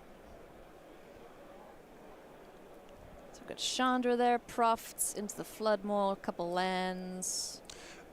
Importantly, it cannot take Proft's Eidetic Memory, which I think would be the card that Joseph would most want to take. Like, let's say if this was a Thoughtseize in a fictional example, fictional illegal example. What do you mean? But here it takes the FOMO. It's just the cheapest card. It makes sense. Yeah, and also don't really want to chuck an eyeball into the graveyard just yet. There's no way to get it back as things stand just yet for Jonathan Hobbs, but I bet you he'll find one of them. Yeah, I'm expecting Proft's Eidetic Memory to be the pick here. Yeah. Unless he just goes double-double. Whoa! Love it. Tutoress, get out of here. Floodmaw and Profts in the bin. We did say Joseph was dedicated to his craft in terms of discard spells. So here a flurry of just shredding the opponent's hand. Oh, man. I bet you he looked at that hand and was like, yep, I'll keep. Gross. Now, I'm actually like a little bit surprised to see Jonathan cast the Marauding Mako. I would have been tempted to cycle it, just thinking like, hey, this is a 1/1 creature. I don't have all that much support. It's somewhat likely that Joseph has a removal spell ready for it. I might have just tried to recover some of the damage that had been done to my hand. But here, curving nicely into the Chandra, this is a plan as well. All right, what do we pick here on Chandra Spark Hunter? Looks like we're just going to make our vroom vroom. can't remember what it is she makes. It's a motorbike of sorts, I think. A 3/2 colorless vehicle artifact creature token with crew 1. Can we call it a bike? She's on a bike. It is most definitely a bike. Oh, going for the +2. You may sack an artifact or discard a card. If you do, draw a card. Okay, neat. See, it's a bike. It's like a hover bike from Tron. Mm-hmm. Yeah. Yep. Not the archetype from the movie, just in case any Magic players got confused there for a second.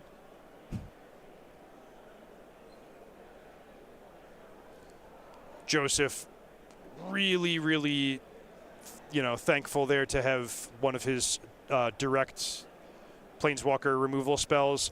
Yeah.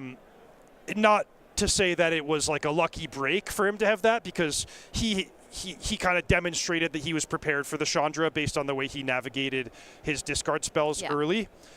So credit where credit's due that he's just picking apart Jonathan Hobbs' game plan, one piece at a time here.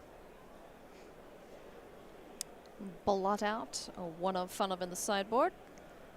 And now Soulstone Sanctuary is a critter, along with Archfiend of the Dross. Here's another card that we don't really see all that often.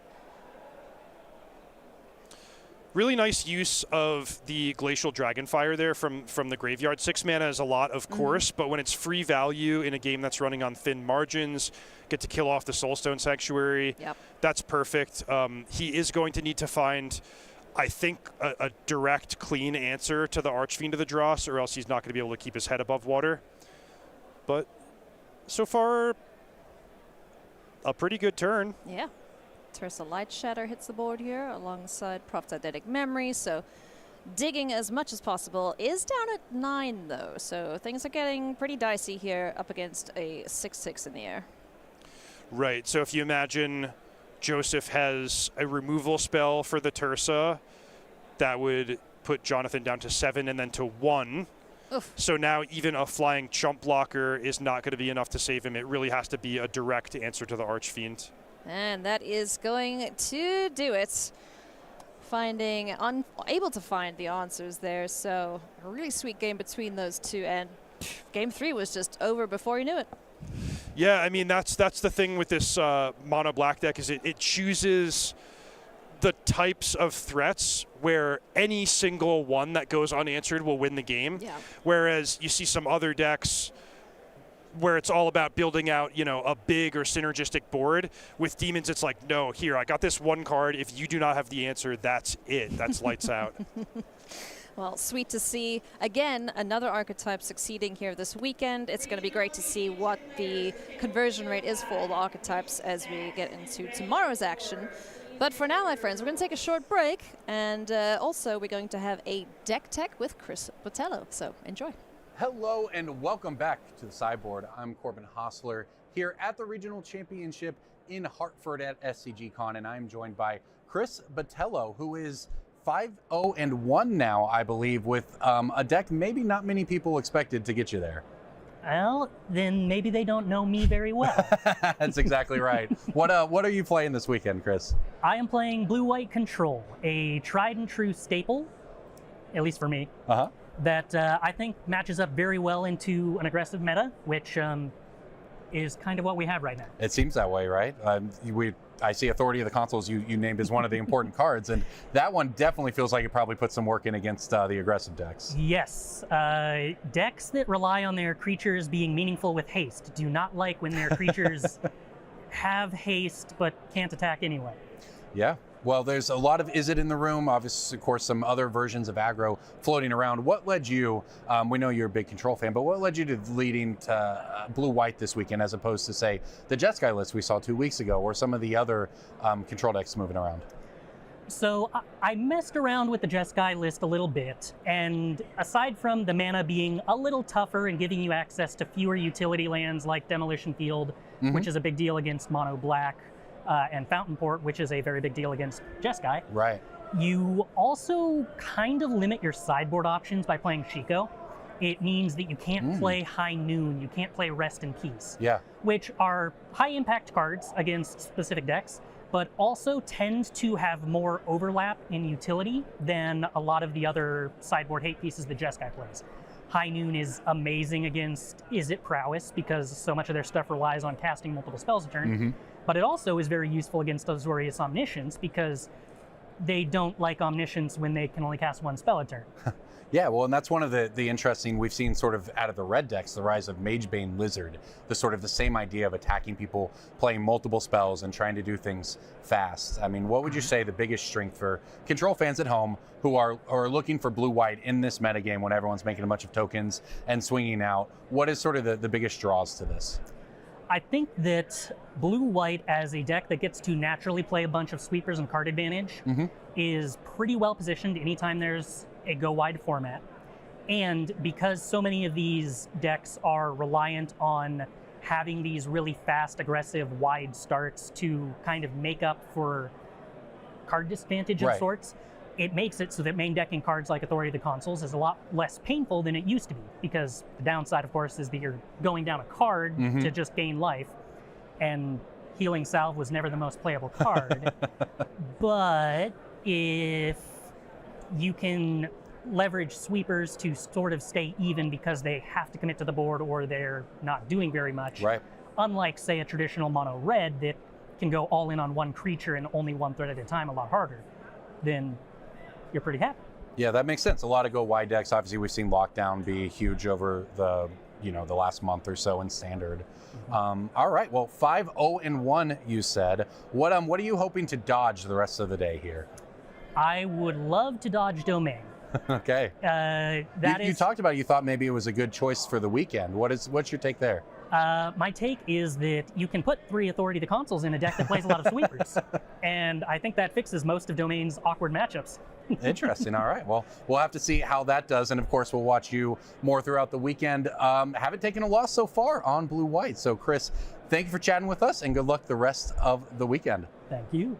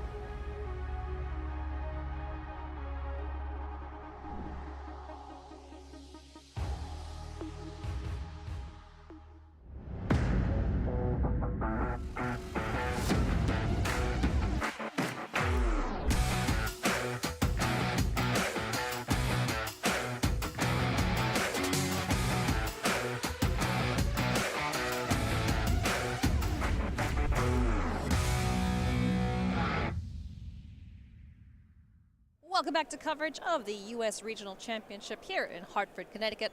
I'm Ailey Loney alongside Reed Duke, and we have 2 more rounds of action for you today, friends. Reed, so far from what you've seen, are you surprised by any of the results thus far, by any of the archetypes doing well or not doing well, as the case may be?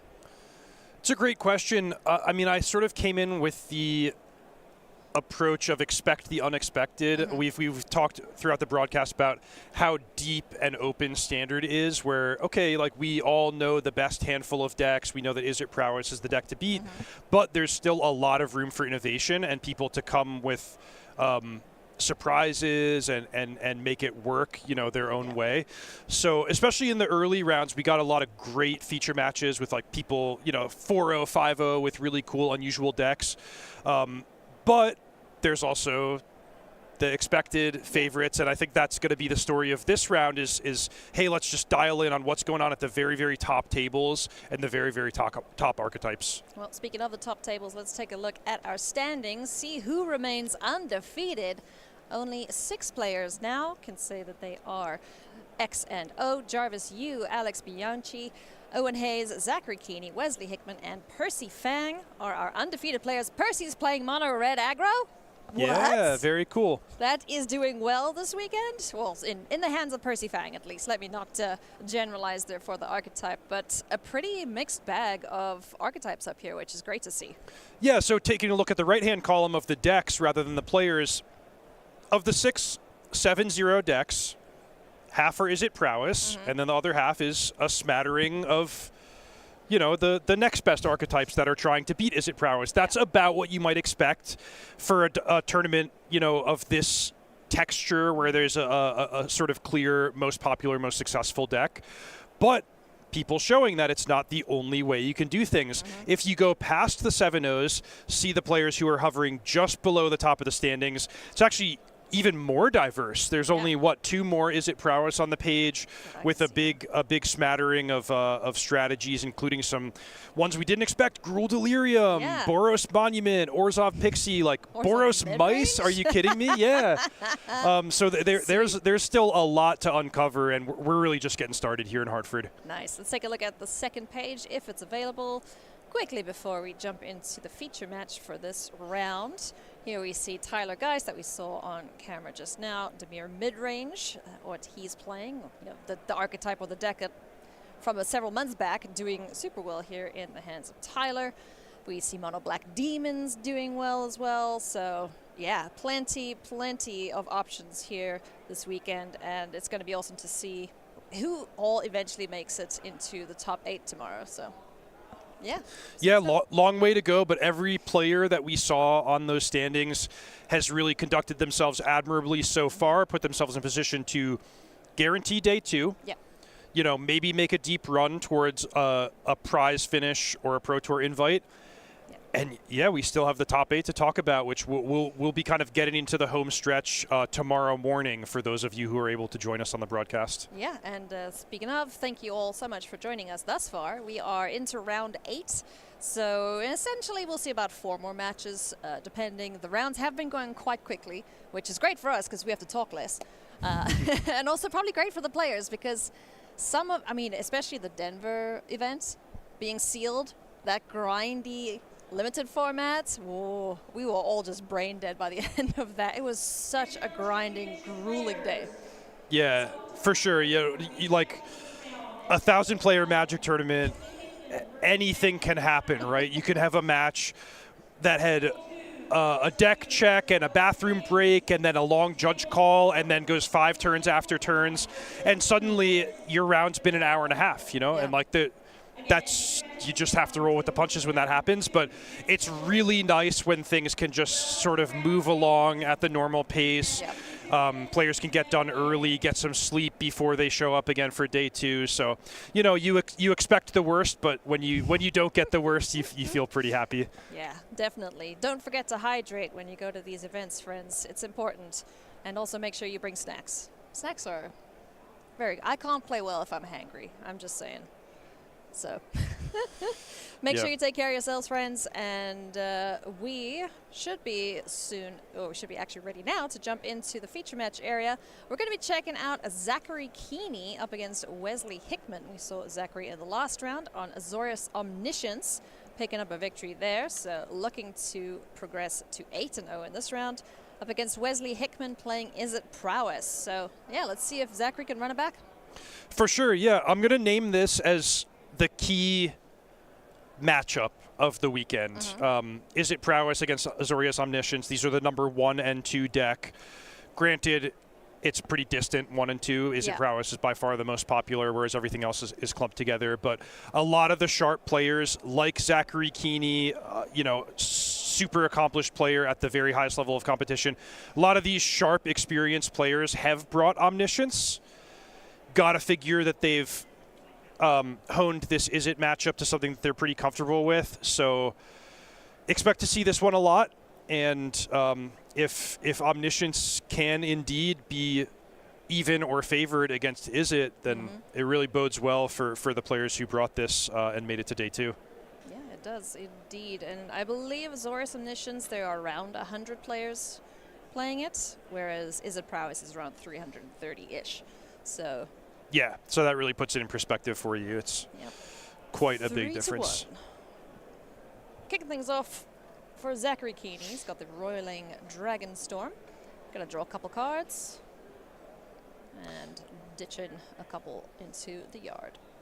Sometimes when you hear numbers like that, you really put it in perspective. It's like, wow, there's like 1,500 copies of Corey Steelcutter out there on the floor. Like, I couldn't even find one for my personal collection.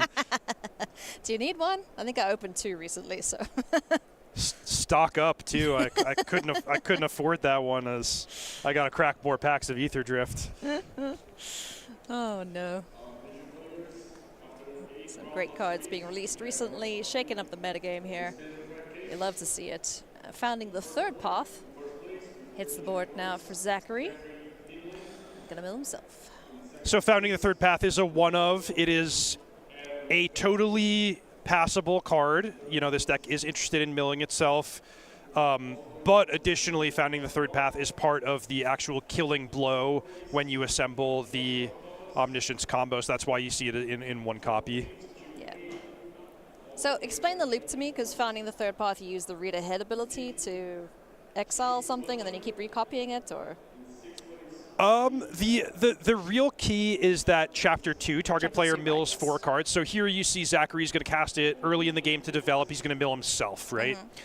But when you have Omniscience, you're going to chain card draw spells till you've drawn a big portion of your library. Then you can start looping Meringue River Regent to return Founding the Third Path and another copy of Meringue River Regent. Then you can start pointing the Chapter 2 at your opponent and say, okay, I'm going to mill you out in one shot and never give you another turn. That's so rude. Kind of cool, though. All of that being said, you don't really have to remember that if you're playing against the Omniscience deck. We just have to go by what you laid out for us earlier, Ailey, which is if they have Omniscience on the battlefield, it's probably not going to go well for you. They're just going to take a bunch of really unfair game actions, draw a million cards, decimate your board, and then you're going to lose one way or another. I do believe you said that earlier, Reed. So give yourself credit where credit is due. Yeah, Omniscience on the board, someone's having a bad time. So as things stand, we have one otter. The other got dispersed. Here's Slick Shot Show Off. Hits the battlefield. So I don't believe it has been plotted. Are we gonna get some damage in here from Wesley Hickman's side of things? Yes, we are. A lot can hinge sometimes on the presence or absence of the actual card Omniscience, which I believe Zachary does have one. Is that the 5th card in on the bottom row in his graveyard? Is that an Omniscience? Or maybe that's a Moment of Truth. That's a Corey Steelcutter, the one with the more black on it. So I'm looking at Zachary's graveyard. Zachary's graveyard. Yeah, I think that is Omniscience, yeah. Okay. So in some ways it's a race, because in game one, before there's a lot of counterspells and graveyard hate coming off the sideboard for the Is It deck, it's kind of just, hey, I'm going to deal damage to your life total, and you're going to try to set up your combo, and let's see who can get there faster. Granted, there's some nice interactive pieces like this temporary lockdown, but for the most part, it's like, yeah, if Zachary hits an Omniscience like we saw him do last round, he can win really quickly. If he's struggling to find one, then he's going to be hemorrhaging life total and really, stressed out about the way the game is going as he seeks to fill his graveyard. That temporary lockdown nabbed everything on the board, essentially. So now we're going to see into the Floodmaw, target that. We get a fish here for Zachary. And a bunch of triggers as Wesley Hickman gets back his critters.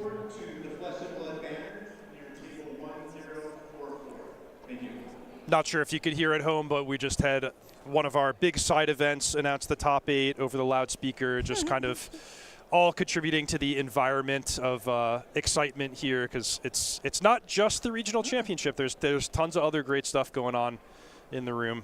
Yeah, so go check it out, SCG Con. Google it. I'm not entirely sure of the URL at the moment, but take a look. Indianapolis is the next event on May 30th, so hopefully we'll see you there. Come hang out. All right, Fish, I believe in you. In my head, this is headcanon, that fish is the same every single game. It's the same fish. We can name it. It's legendary. It just makes the laps around the pond and comes back. Okay. That's why, he's gifted between tables as he leaves the battlefield. Then he goes to the next one. Sir Fish. Let's go with that. It is not Nemo, director. Although they do have a hard time finding him, I will say that. No! How dare you take away the gift that you gave? See you next time, Nemo. See you next time, generic non-copyright infringement Nemo. Oh, no. Okay. Right. So, who won that game? It was Zach, right? That was, I believe, Wesley just attacking for lethal. Okay. Yeah, unless Zach showed something, flashed something from his hand, like I'm going to combo off next turn. But yeah, Zach tried his best to keep his head above water, but Wesley, even through the temporary lockdown, able to rebuild a second, flurry of creatures to attack. And Zachary, it turned out, I did confirm it was Omniscience in his graveyard, but it seemed like he was not able to find the Abuelo's Awakening or in some other way unable to sufficiently set up for the combo.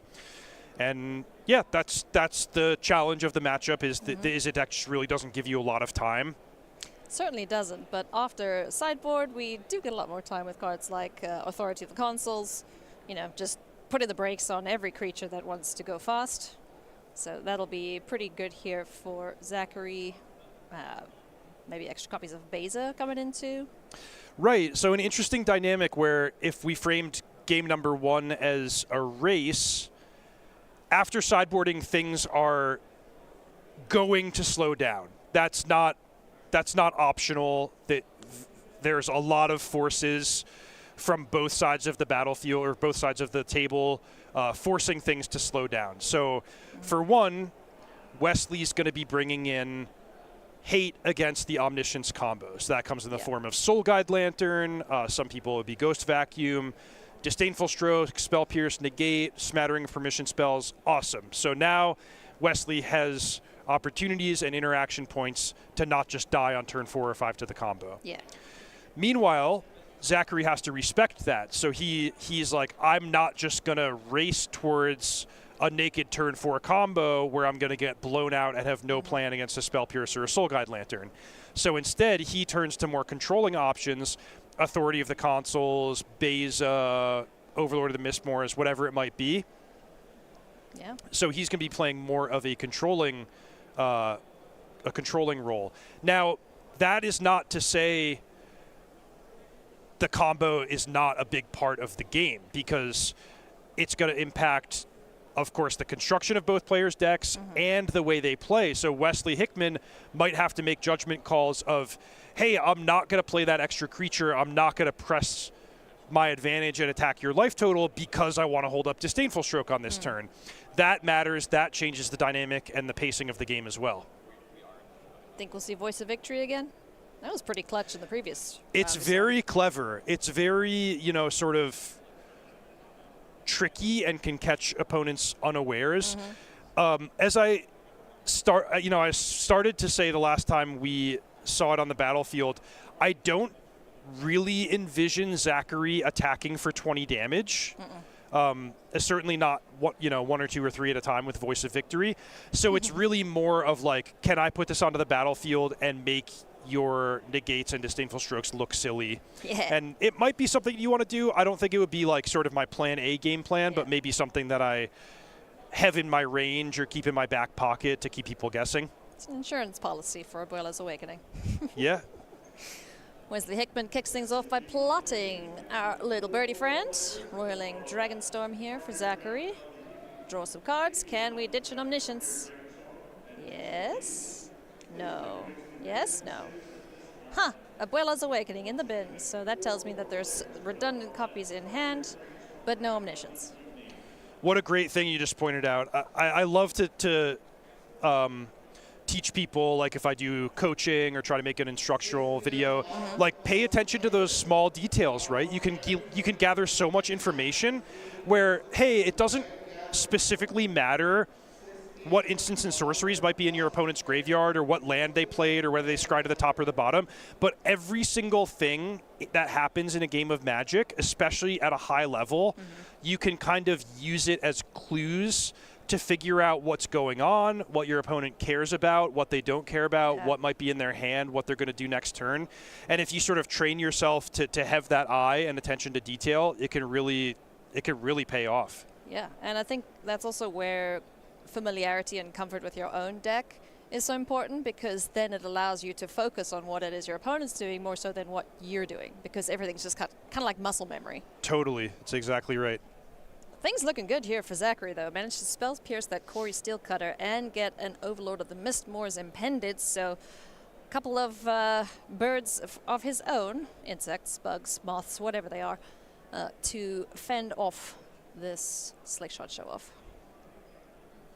Corey Steelcutter number 2 hits the board. This time it won't be answered. And another Slickshot. All right. Chomp chomp. Can actually opportunity to trade against the slick shot. Yeah. So, I mean, it's a really appealing block for Zachary. Yeah. Like, hey, here's my 2 tokens against your 2 creatures that are the best card in the matchup. So, absolutely. yeah. Wesley doesn't mind. He's pushing damage, nice. but Overlord of the Mistmoor is just so powerful. I was hoping we would see this read. This is so sick. Scroll Shift targets the Overlord of the Mistmoors, exiles it, brings it back. All of a sardine, you have a massive body and extra insects on the board. Amazing. I did not see that coming. Scroll Shift is a one of in Zachary's deck. It's like the perfect gotcha out of nowhere. It's like, oh, you have no blockers? Ta-da! 3. And I am rethinking my statement about not attacking for 20 damage here. Hey, this is plan B, right? Maybe that Abuela's was all just a red herring.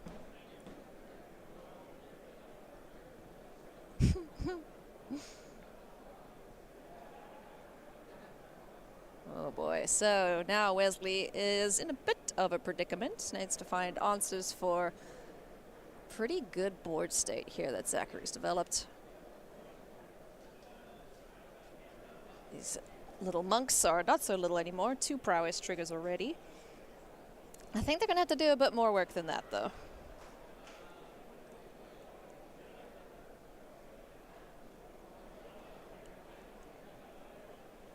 Oh, do we have an answer for that? Nope. Into the Floodmaw will bounce the Overlord. 2 mana still up here for Zachary, so I wonder if he does have anything to say about what Wesley's doing. If he is holding on to Counterspell, what is it being saved for? If Zachary's holding a counterspell? I mean, the evidence does not suggest that he has a counterspell because you got to think like Wesley doesn't have a ton of answers to an awakened Overlord of the Mist Morris, and if Zachary could nab one, you know, one of those precious few answers, he would probably do so. But hey, I mean, maybe he says, hey, like, go ahead, bounce my Overlord. I'm going to wipe the board anyway, be at 14 with a stacked hand, and I'm A-okay with that. Yeah. Temporary lockdown, such a good answer for tokens and token makers. Looking at you, Corey Steelcutter. Oh, no. And go. Wesley with no play. That's where he really needed his stock up, but instead it looks like he is just gassed out and going to be at the mercy of this Overlord of the Mist Morris. Man, Zachary didn't even hesitate there. He's just like, yeah, I'm winning this game. Gross. It's 8 damage. Nope, 9. 10. How big is this guy? 6'6". He's a 6'6", right. Why did I think he was a 4'6"? No, he's a big one. And 2 more friends. Got any board wipes there, Wesley? Sunspine links, I guess. Is it double red? All right, digging. Opt. What can we find? Help. I predict Wesley looked at his opt card. He said, "That's not enough to win the game." No. The problem is there is not any card that he could draw that could keep him in this game. That was a dominant showing, and notably not the Abuelo's Awakening combo, right? Just I guess you would call that blue-white control. Just good old-fashioned face beatdown. Sunspine links in that situation would have kept him alive. But, alas, no kitty cat to be had. So we get a game 3, which is pretty cool. The matches have been so fun so far this weekend. And if you would like to be a part of the action, well, you can either get your butt here tomorrow or you can join us in Orlando.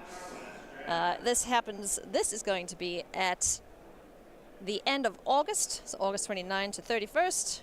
It is going to be Spotlight Series Planetary Rotation. So Edge of Eternities is coming. It's going to be a real sweet set.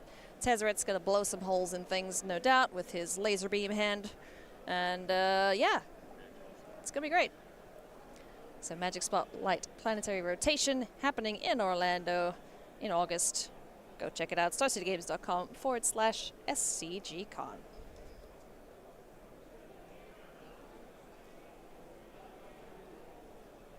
Man, these guys are using their clocks so well in this tournament so far. They can go and grab a coffee. They could go and have a nap even. Games are going quick. Yeah, for having played with Zachary Keeney a lot and also having watched him, he is a very quick, more importantly, just confident player, like very crisp in the way he navigates and knows exactly what he wants to accomplish on each turn. I have noticed that about him, yeah. Like, there's not ever many thinks or hesitation, anything like that.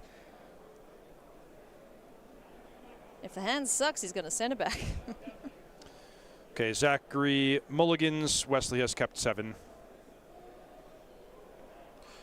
We've mentioned how scary the Izzet deck can be when on the play with a good hand. That play draw representing a significant advantage in this tournament in general, with Izzet sort of defining the terms of engagement. Yeah. I will say, though, in all of the Izzet matches we've seen, I haven't seen the Draycatcher much, if at all. Great point. Now, that's a little bit of a,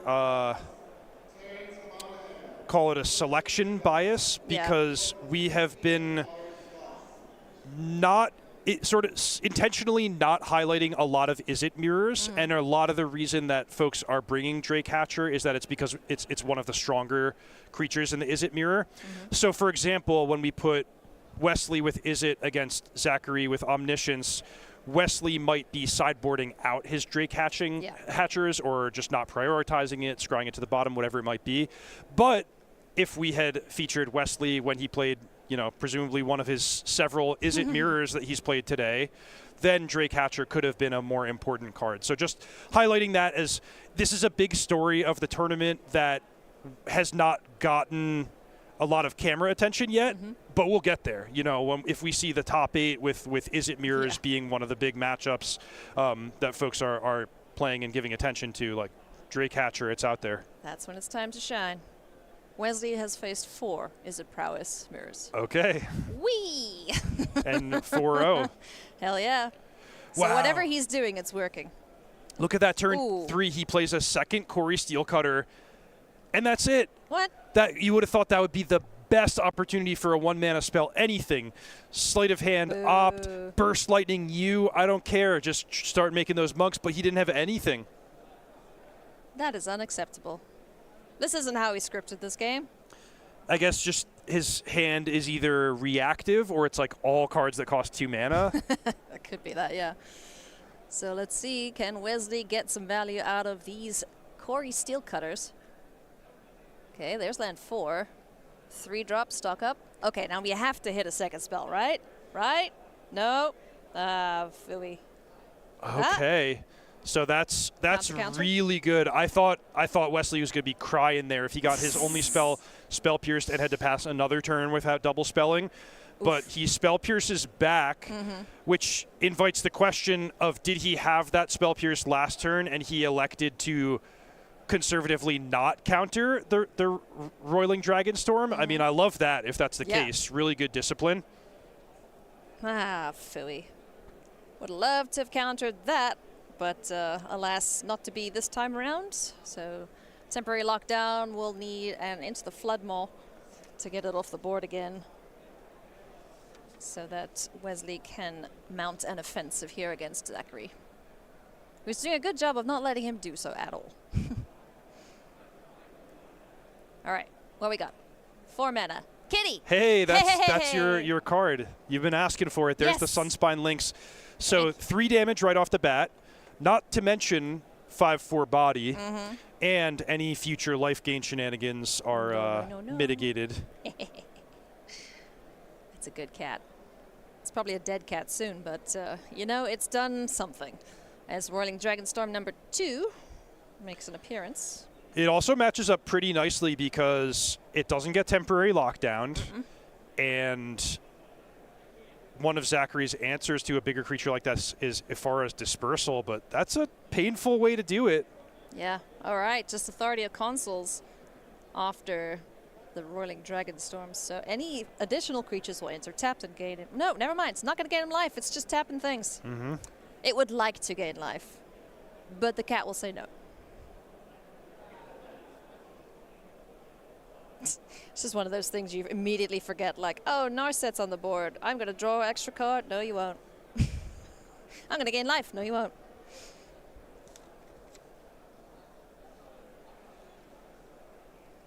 So Zachary doing his best to stem the bleeding here.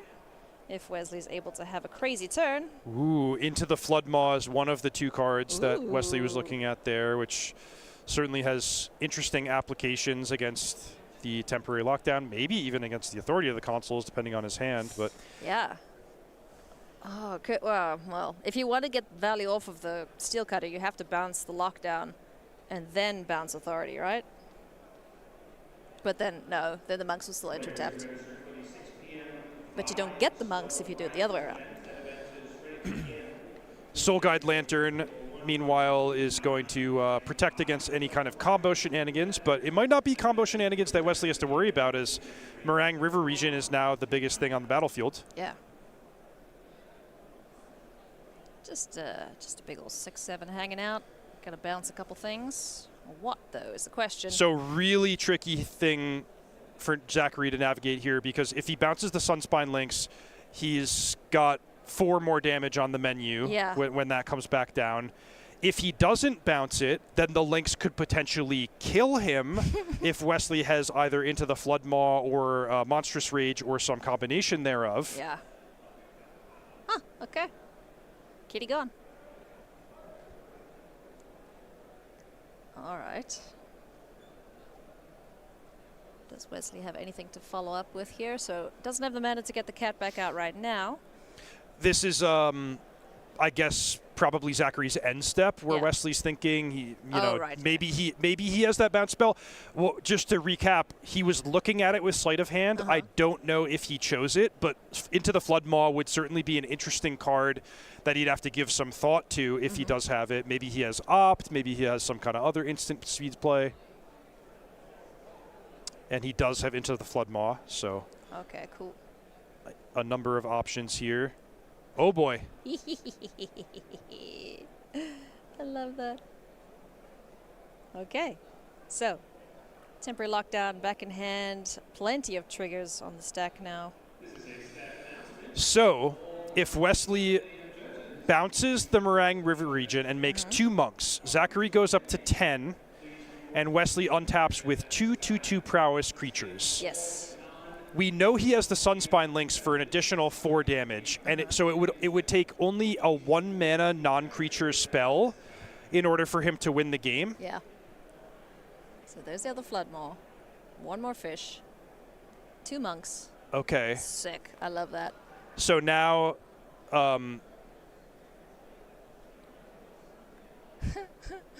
Zachary is at. Wait, he bounced the Authority? He bounced the Authority, but the Authority was still on the battlefield when the monks came in. So, Zachary gave the life, yeah. He was at 8, he went up 2. Right. So now, is there a way to get past the Meringue River region? Are you trying to go wide around it? Does your plan involve the Sunspine links?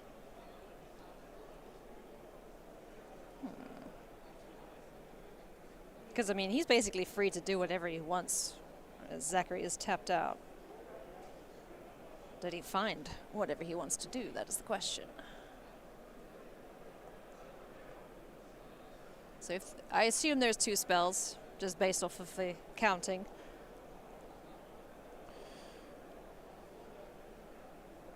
Cat to start? Sure. 4 to face, down to 6. Second spell, Monstrous Rage, that's got to be enough, surely. Block the biggest thing, but you get in with 2. No. Yeah, 2, 3, so 4. Only attack get in with 4. for, presuming the Monstrous Rage 1 is blocked, it's all these other creatures are 2/2s. Yeah. Well, the 2 new monks aren't, right? They're 2/2s because of the equipped Quarry Steel Cutters. Yes. Those 2 get Wesley moved. found it. He got it. Right. Gosh. So that's Is It Prowess and Wesley Hickman advancing to 8-0 in a tight match. I mean, that was down to it. Yeah, I mean, that could have gone any which way, but Wesley managed to find the line there, and with the help of Quarry Steel Cutter, getting the job done. So kudos to him. Multiples, in fact. But yeah, I love those moments. Like, you could sort of see the wheels turning for Wesley in that end step, where he's like, okay, I might have a lethal line here. I have to navigate through all these multiple stumbling blocks that Zachary has put in front of me. I have to count carefully. I have to make sure I don't blow it, because if I'm 1 damage short, then I'm passing the turn. My opponent ruins everything for me again, potentially even kills me with the combo. So especially in a very high pressure situation like that, seeing the players like, okay, like it really clicks. This is my plan. Here's how I'm going to execute it. And then step to find the exact lethal line. Really cool to watch in real time. Awesome. So kudos there to Wesley, remains undefeated. We do have another feature match to show you, friends. So let's jump in there and take a look and see how Jarvis Yu, I believe, and Owen Hayes are doing here in the feature match area. Is It Prowess up against Jeskai Oculus? Right, so if Omniscience was our 2nd most popular deck, Jeskai Oculus is right up there in either 3rd or 4th place. And another matchup where the Oculus players, they're bringing this deck because they feel like they have a lot of game against Is It Prowess. Bigger creatures, life gain in the form of, Sheltered by Ghosts, sometimes Lightning Helix. Just a lot going on, and we're going to see if Owen Hayes can sort of keep it going and advance to 8-0 against Jarvis Yu, one of the stronger players in the field, playing that Boogeyman Is It Prowess. Monastery Swift Spear taken care of rather swiftly, courtesy of Torch the Tower. Now we see Tersa, a Light Shatter hit the board. And we're going to get frisky here, potentially. Ooh, it looks like Owen mulliganed really low in this game. Okay. Or maybe just to 6.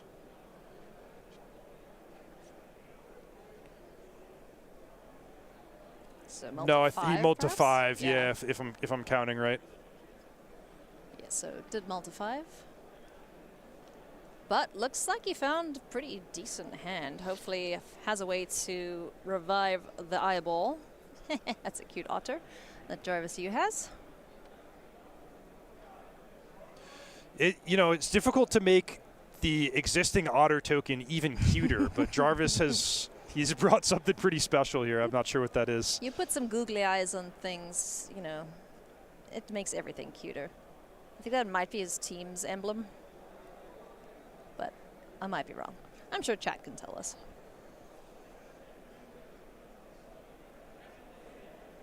So Tersa Light Shatter up against an otter. 2 mana open for Jarvis U.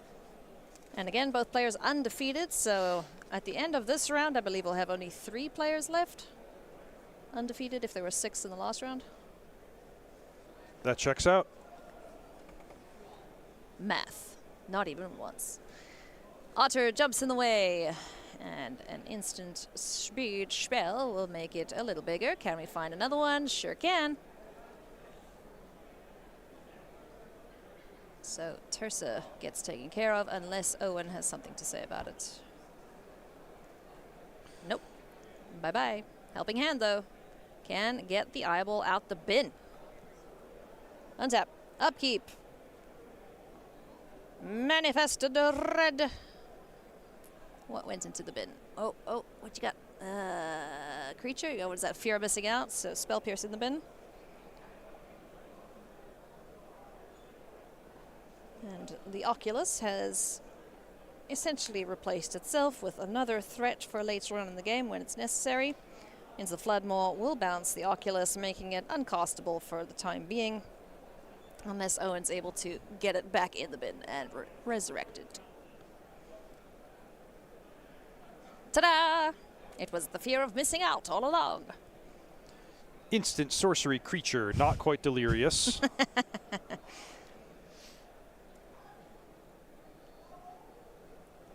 How many types do we have? Critter, sorcery, instant. So one more thing.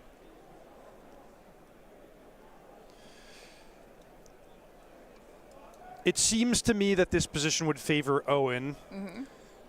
Jarvis neutralized the abhorrent Oculus by bouncing it to the opponent's hand, but that does not mean gone forever. It means that Owen can find another way to discard it and reanimate it. It means that he could just get 2 more cards in the graveyard and cast it. Meanwhile, he's got the 2/3 on the battlefield already, and Jarvis playing the rebuild game. Yeah, hasn't managed to get much to stick here now, but does get the Quarry Steelcutter alongside the Monastery Swift Spear, so 3 permanents hit the board here for Jarvis.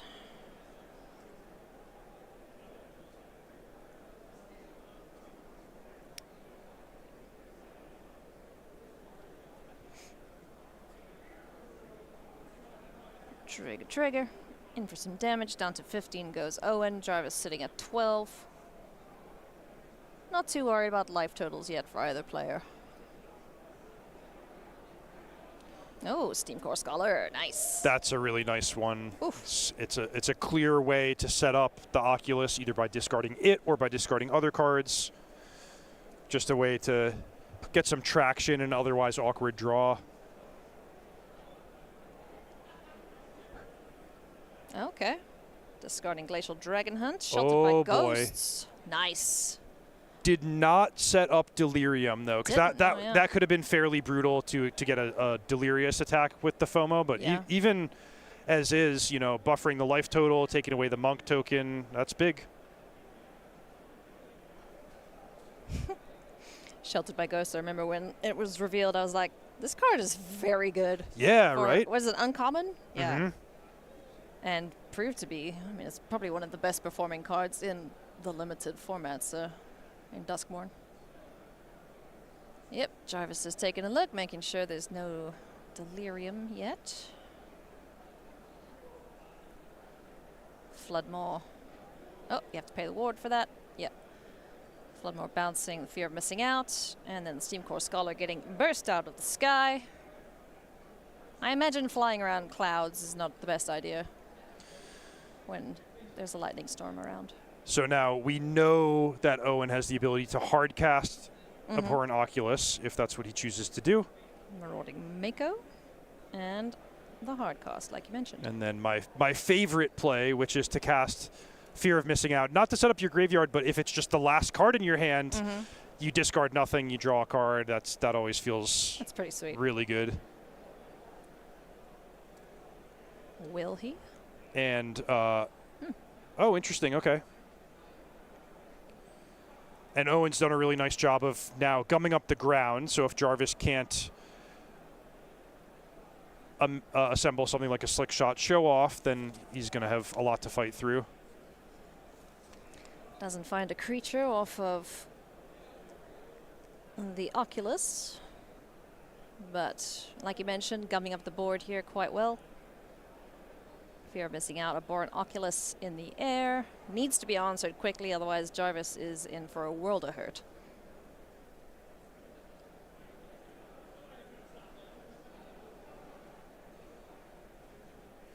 So Jarvis, I love this from him. He pumps the brakes. I think in his mind, he said, okay, this turn is for leveling up my talent, getting back into the Floodmaw, and removing the Abhorrent Oculus.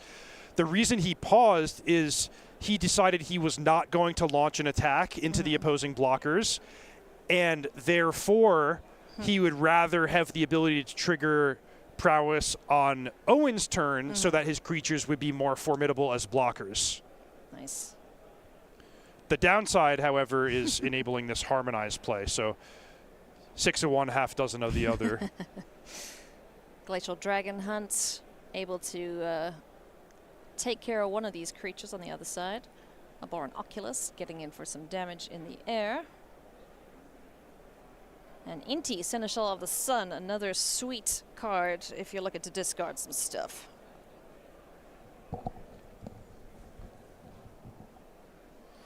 So Monastery Swiftspear, there we go. My brain just short-circuited there. That gets taken care of by the Glacial Dragon Hunt, courtesy of the discard. Marauding Mako gets a counter.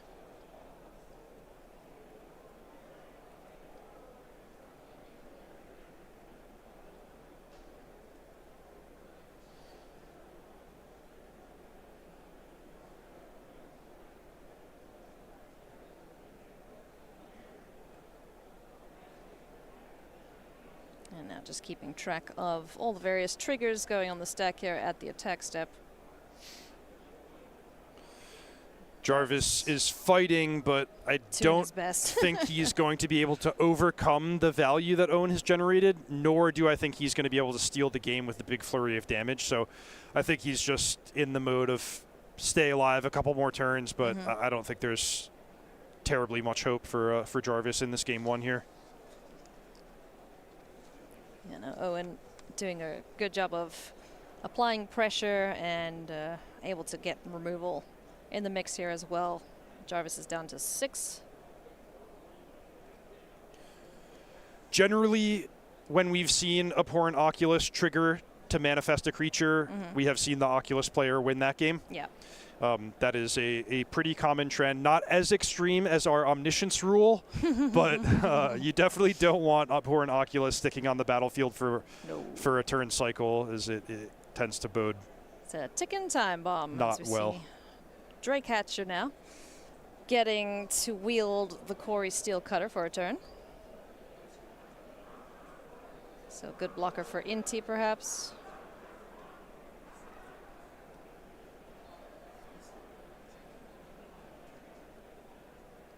So what's happening right now is the Drake Hatcher is attacking as a 2/4 Vigilance.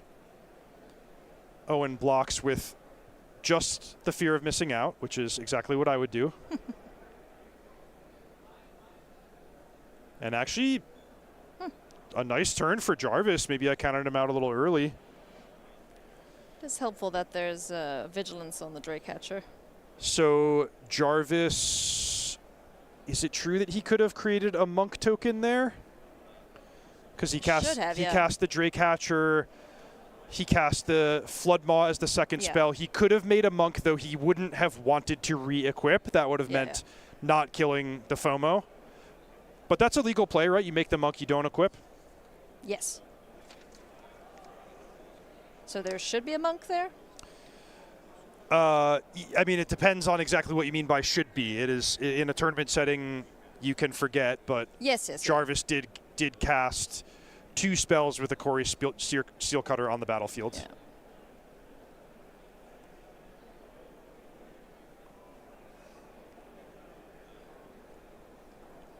Yeah, I was just checking if it's a you may. Well, you wouldn't want to, I don't know, but yeah. Just a mistrigger there for Jarvis. This 2/2, I believe it's just a land under there, so that's not going to be a nasty surprise at any point, but Prophet's Eidetic Memory now is going to make it pretty big. So what's that, a 5/5? No, wait, hang on. Is that representing its current power, or? Yeah, no, that's a 5/5. Oh boy. Okay. Oculus, once again. You don't see it cost that often, huh? It's usually not how you get this guy on the battlefield. It takes a long game like that one in order for Oculus to get cast. But that was a good battle. Both players, you know, back and forth making a game of it, but Owen eventually getting over the finish line, and you know, props on a mulligan to 5 too. Yeah, that was a dicey start. Turns out card draw was pretty good, huh? Yeah, no kidding. All right, sideboards. Let's take a look here at what the players have to work with. Jarvis seems pretty certain of what he's taken out right off the bat here. Jarvis has played this matchup before. I think both players are probably familiar with their plans at this point. So sideboard for Jarvis. So yeah, Jarvis, Ghost Vacuum is pretty straightforward. Kidnap, I am not familiar with. That's some kind of mind control Yeah, you effect. get to take a thing and then it stays tapped. When it enters, tap a creature. If it wasn't promised, put 3 stun counters on it, and you control the creature. Hey, I wouldn't mind taking an abhorrent Oculus if my opponent's going to set me up for that. So I wonder if Jarvis will grab that one. Lithomantic Barrage, Scorching Shot. These are ways to kill a 5/5 flying abhorrent Oculus. I'm not sure what the players will think about Spell Pierce on either side of the table. That's a card that players do not have universal agreement on in this sort of matchup, but they might have it, they might not. Meanwhile, we talked about how challenging sideboarding is for this Oculus deck. So many different tensions pulling you every which way, but I think Owen has probably developed a pretty clean plan for this matchup. Magebane Lizard is an interesting one to really punish I like this guy. the Izzet player for casting a bunch of spells in the same turn. It's so cheeky. I don't think I've ever seen it actually do its thing in a setting, but tournament setting. But it's a really sweet little guy that punishes your opponents for casting non-creature spells. You know, it's kind of like Storm. It's Storm-ish, where every time you cast a spell, it's just going to keep adding the number of damage that it does to you, your opponent. Yeah, and it adds up fast. I mean, especially given that the Oculus deck is a creature deck that can give as good as it gets and pressure Jarvis's life total already. Suddenly, Magebane Lizard's on the battlefield. You have a big turn. You take 6 damage. You're like, okay, well now I can't just mindlessly attack you because I have to sweat my own life total. You know, you're going to attack me back. I have to play defense. The Izzet deck doesn't like to play defense very much. So there's a lot of interesting tensions, and I'm eager to see what the players bring for their post-board configurations. In the meantime, Ailey, I was chatting with Jarvis last round. He has an interesting backstory for this tournament. Oh, yeah? He's from like the Baltimore, Washington, D.C. area. He showed up to the airport to fly last night. Flight was delayed. Oh, no. Flight was delayed. Flight was delayed. Flight was canceled. Oh, no. So then he called up his buddy. They got in the car. They drove overnight, and he said he got here at 3:30 a.m. Before waking up at 7 to get ready to play. And he's 7-0. And he's 7-0. So I told him, I was like, buddy, just get to the finish line today, get a good sleep, come back fresh tomorrow. But I mean, I think he's running. I bet he's glad he made the drive at this point, right? Yeah, I bet he's running on stress and caffeine at this point. That's right. Jeez.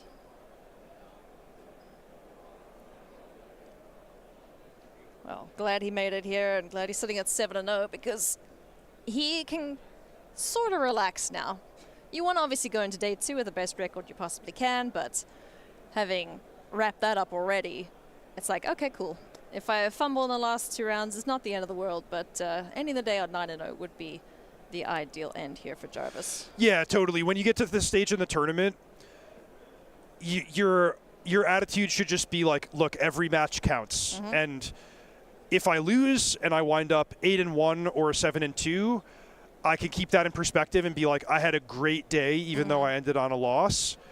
But if you can make that even better and scrape out 1 or 2 more wins, that's all the better position you have on Sunday morning. Absolutely. Because it's still a pretty tough fight to get into the top 8. I'm not sure if it'll be a clean cut exactly, or if we'll see a couple of players with the same record getting left out. I imagine that will be the case. As we see Jarvis here with his otter, getting frisky and getting some damage in. Yeah, we should touch on that just for the viewers who might not be familiar with the tournament structure. This is 15 rounds, 9 today on Saturday. So the players are looking for at least 6 wins to make day 2. But your record does carry over. That's what we're talking about. So 9-0, better than 7-2, better than 6-3.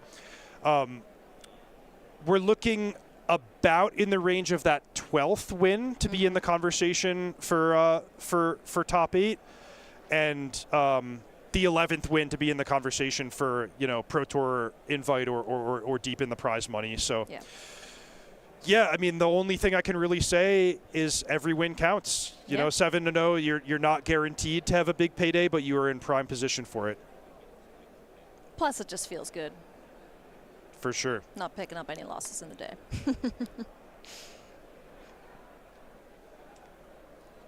So Owen Hayes has to deal with this ghost vacuum that's just dismantling his graveyard. So a Born Oculus gets got by the sideboard card here from Jarvis. He's got 2 otters on the board and a 3/4 Fear of Missing Out to get through.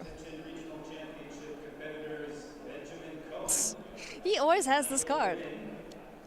Into the Flood Maw. It's just there every time. I mean, there's a 4. It's a 4 of in the deck. And whenever he needs it, it's always there. But no fish. Tisk tisk. Doesn't need it, but yeah. Jeez. Owen's at 5 already? Bloody hell. Yeah, and I mean, you could see like Into the Flood Maw is a strange 4 of. A lot of times when you see these bounce cards, players are using them sparingly as like, okay, I'm going to have 1 or 2 to round out my suite of answers against a variety of possible threats. But the Izzet deck is just so fast and brutal that it's like that's bouncing a 2-mana creature, but Jarvis is just outputting damage so fast that Owen is barely going to have enough time to even recover and replay his 2-drop creature.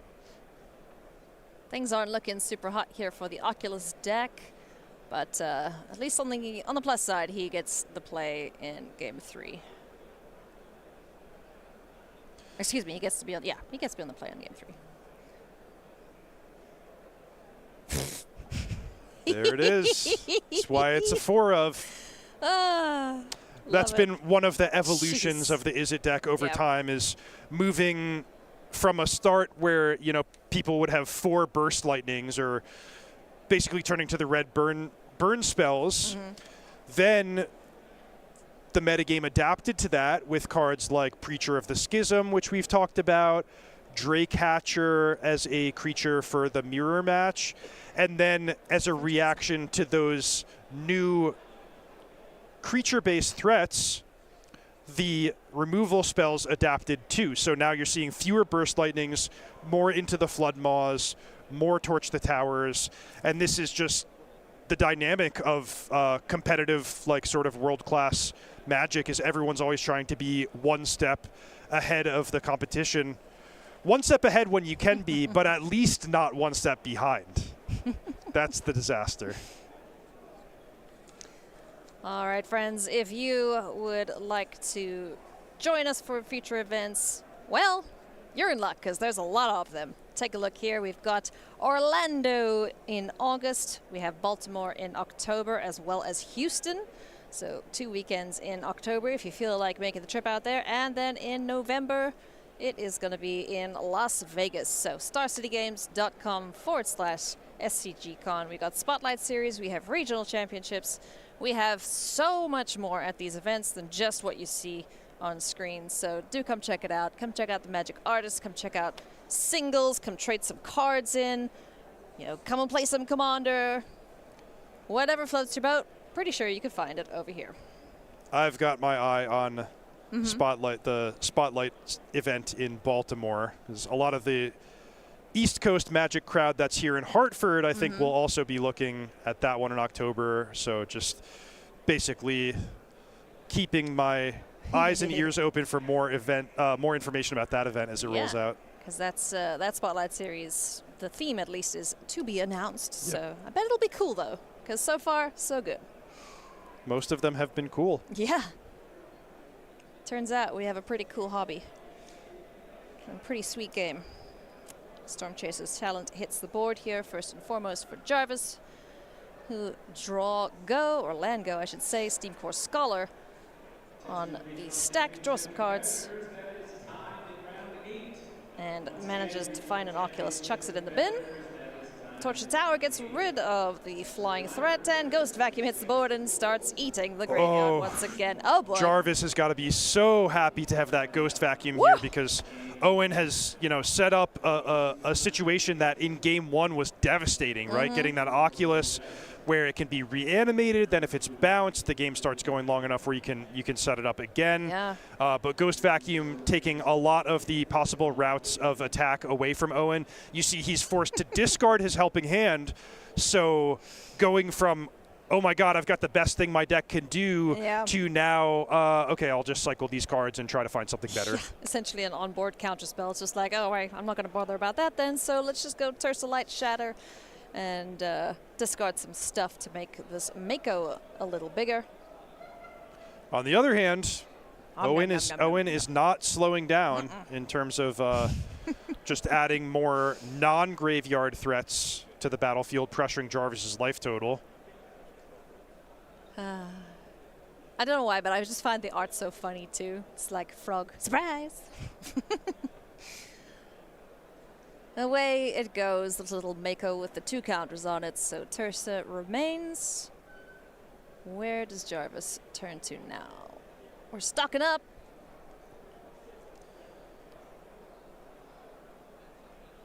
He has stocked up. He has already made his land drop.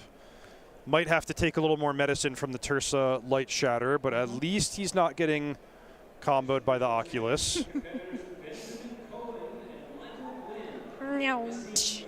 3 more damage.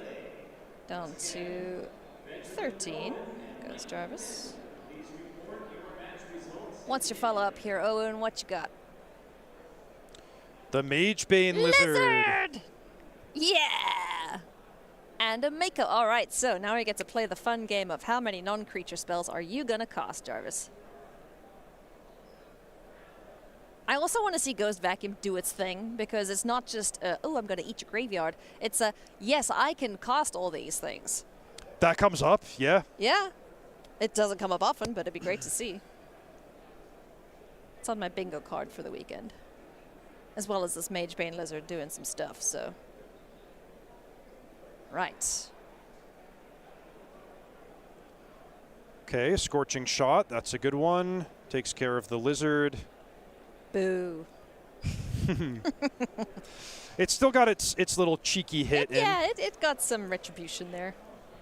Good answer for it, that's for sure. And also a good distraction from Tursa and the Marauding Mako.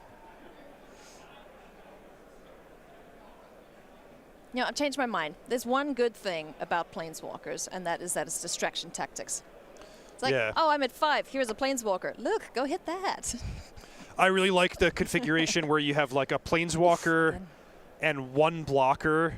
And so if they want to kill the Planeswalker, they have to really overcommit. And then you just say, okay, I'm not going to block. And Planeswalker takes all the heat for me.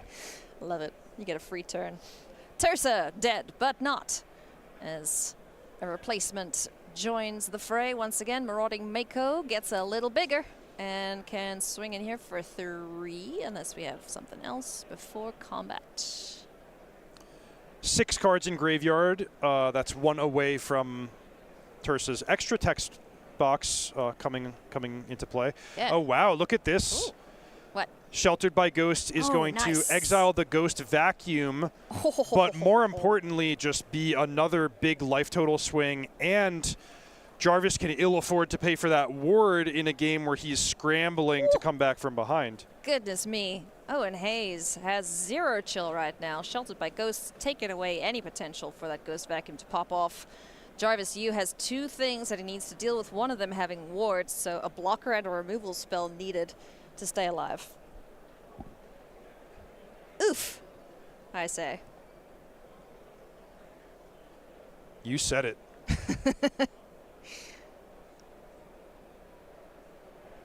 Put that on my gravestone, my quote for my life. Oof, I say. Last words. Yeah, oof. As the piano falls on your head. Oh man, why a piano? A rhino or something interesting. Corey Steelcutter hits the board now. Do we have another spell?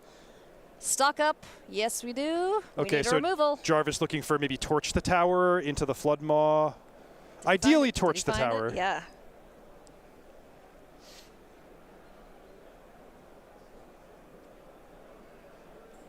Come on, fight back. Something. You have something, right? Another hasty threat here would pretty much seal things up here for Owen. 2 mana, a Braid, and that is gonna do it. So, Owen Hayes, Jeskai Oculus, 8-0.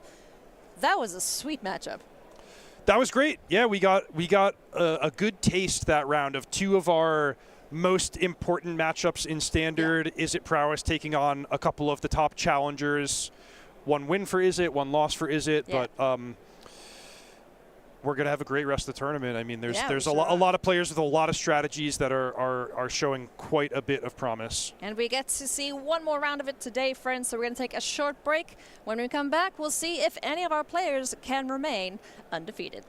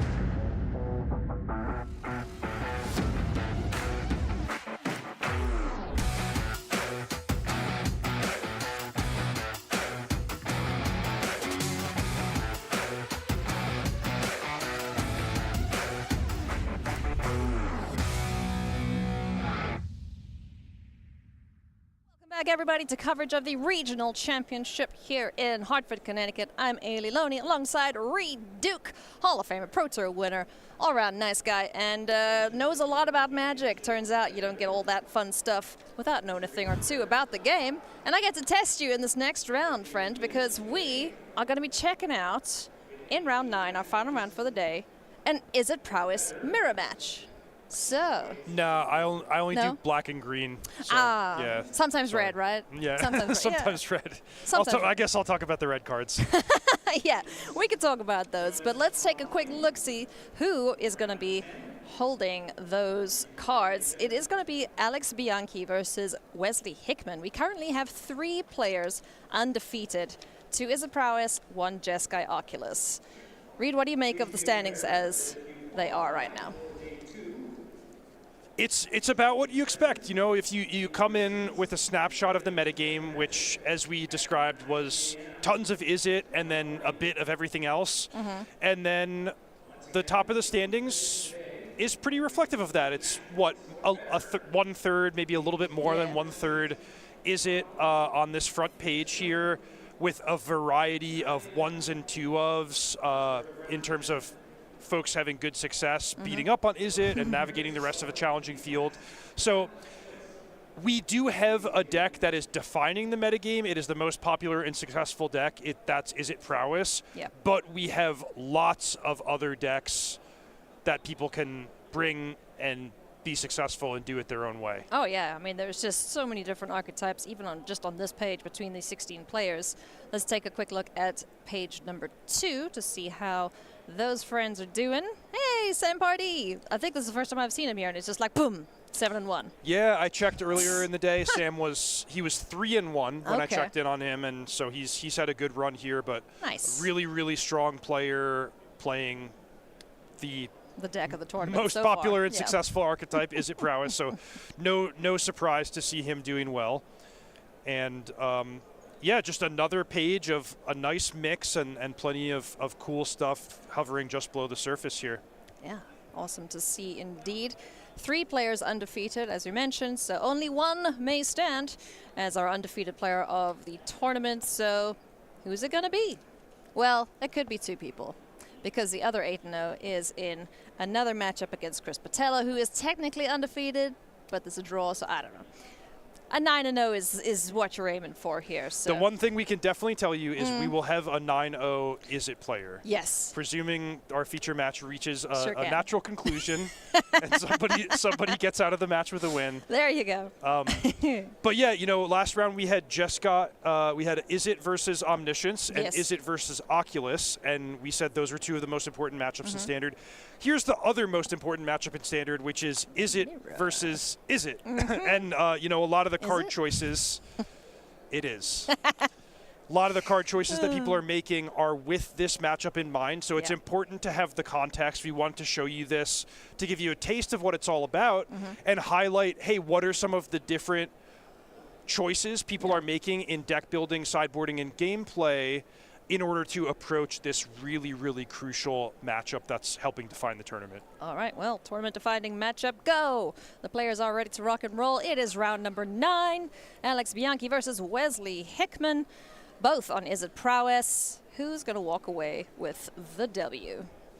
We were taking a quick look just before the matchup at the differences between the lists. And, you know, for the most part, players will have what you expect to see in this. You know, 4 Storm Chasers talent, 4 of Corey Steel Cutters. There's a couple things that's just like, okay, yes, auto include.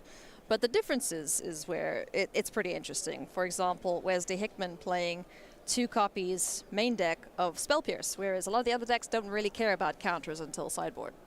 Right, yeah, Spell Pierce is one that you can pretty much bring any number of Spell Pierce, and it's a reasonable choice. Players are not unanimous about how strong or weak this card is in the mirror match. So for all we know, Wesley might have 2 in his main deck and sideboard them out, whereas Alex might have 2 in his sideboard and bring them in, because this is just a card that your mileage may vary. It's how you predict the game is going to play out, whether or not you want it in your deck. And that's just one of many examples. We could talk about a million different one of the fringe card choices and tell a similar story. Also, an interesting thing you pointed out is that Wesley isn't playing any copies of Monastery Swiftspear, where we've seen plenty of players have that as their one drop of choice. Mm-hmm. Right, so everyone agrees on the 4 Storm Chasers talents, and then you have Monastery Swiftspear, Draycatcher, Slick Shot, Show Off. You got to have some. Yeah. But your mix, you can customize. Draycatcher is a card that people perceive to be quite strong in the mirror match because of that 3rd point of toughness. You know, in addition to other nice qualities of the card. But both of these players have 2 in their main deck, with Alex having an additional 2, the option to go up to the full 4 after sideboarding. So Corey Steelcutter was the turn 2 play for Alex. And then the Slick Shot Show Off has hit the board. A 1-mana spell is in hand, I would imagine. Which one, though? Okay, Torch the Tower. Take care of one of the otters. That would be in the way of the monk. So with that on the stack, does Wesley have a response here? I think it's very likely he does, and what he has it could be a wide range. You know, you could use Monstrous Rage to save your creature. You could use a removal spell on an opposing creature. You could Spell Pierce. A lot of options available to Wesley with that 1 mana, and let's see what, if anything, he has. Otherwise, 5 damage coming through.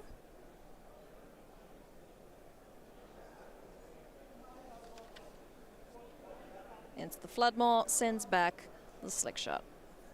All right, so just takes the 2 down to 18. Turn passes back. 1 otter remains. Can we find a 3rd land here? We're gonna go digging. Didn't look like a land there. It looked like a Burst Lightning and something else.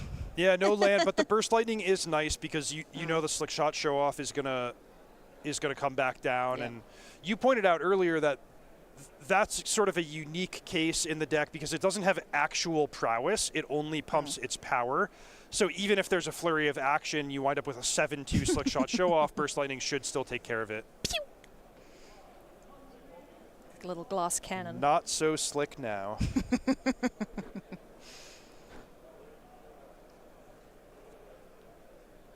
Those removal spells, these are also customizable. A couple weeks ago, it would have been all Burst Lightnings. Now people diversifying, Torch the Tower, into the Flood Maw, sometimes even other options, like I'm looking at Scorching Shot, Abrade, Lithomantic Barrage, Rebel Salvo, Witchstalker Frenzy. So, yeah, really a lot of room to round out the corners in these decks. And if you feel like you're a step ahead, you're a little bit smarter, a little bit more prepared than other people, that's a way that you can get a real advantage. Let's see what the next iteration of this deck looks like at the next event.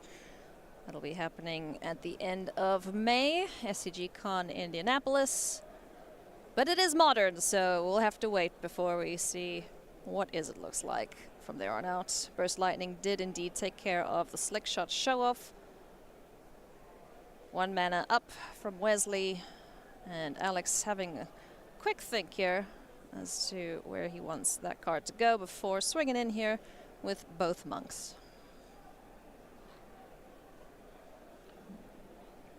What's your favorite format? A fine question.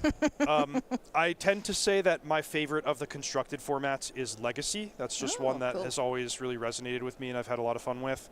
But I also really like playing Limited because it's every game is different and there's just so much to love about it. And you? I think it's Commander, but also... I suspected you might say that. Yeah, it's pretty great, but also Limited.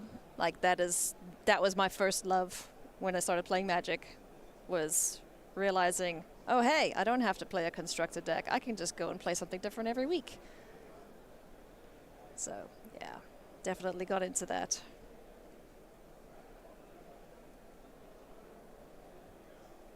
So both players just exchanging resources here 2 monks and a Quarry Steel Cutter for Alex, and for Wesley, an Otter and a Quarry Steel Cutter of his own. Here is Monastery Swift Spear.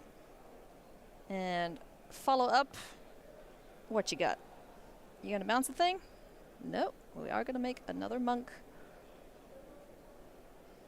And have a pretty good attack here when it comes to it, so. 1 prowess trigger on those 2 monks, as well as the Swift Spear.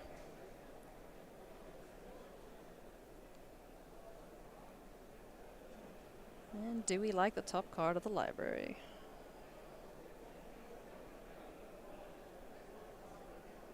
These kind of matchups are always really fun because you kind of have to, you're not. It's awesome to see the players picking their spots at the best time available to them. All this instant speed interaction, there's so many cool decisions to be made, especially as the games go longer, more mana's available. If they can restock their hands or stock up, then it's just like, yeah, you can have a big war on the stack, and that's always fun to see. For sure. This one is particularly fascinating because there's all these different angles, all these different things going on in the game, and you have to choose where to put your resources. Like, for example, do I want to take a turn off to stock up and win the card advantage battle? Or do I feel like things are moving so fast that I need to put all of my mana towards impacting the board or attacking my opponent's life total? One thing that's really noticeable is that this archetype is better at attacking than blocking. But sometimes you have to block, right? Yeah. Sometimes you're going to be on the draw, or your hand's going to be a little bit awkward, and you're just not going to win the race. So then what do you do? Yeah, we saw Monster's Rage on defense earlier in one of the matches that we covered, and Wesley Hickman has seen enough. Too much pressure from Alex. Too many monks on the board, and that'll be game 1 going to Alex Bianchi. Let's take a look now at the sideboards. Couple, for the most part, they consist of similar things. All trying to do the same thing, but perhaps just with a different card name. But what do you think is the most important card in the mirror? Well, I would say Drake Hatcher and the 1-mana removal spells are the ones that basically everyone can agree are really effective and important.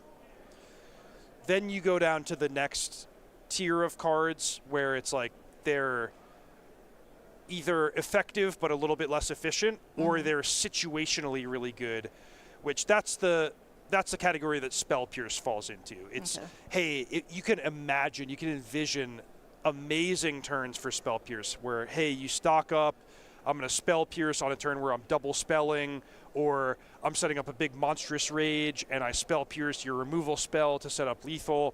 These things can definitely happen. Or there's other times when you can't keep the mana open, or you draw Spell Pierce, on turn 6 when you're empty-handed, and you can't trigger your Quarry Steel Cutter because you can't proactively use the Spell Pierce. So you have to kind of balance it across the range of outcomes and decide, is this a card that, all things considered, I want to be part of my game plan or not? Well, one thing that I've noticed become even more and more important is cheap interaction. Even in limited, in drafts. If you can answer someone's 5-mana threat for 1 mana, well, you are ahead in that exchange. So definitely going to be looking at a couple of these cheap interactive spells to be able to either A, buff your team and kill your opponent, or just, foil their plans of attack. Yeah, you really nailed it there. If you use that framework of trading mana, like, hey, you played a Slick Shot Show Off and I bounced it to your hand with Into the Floodmaw. If you break down that exchange, the card advantage goes in favor of the person playing the creature, because the creature's not going away, it's just in your hand.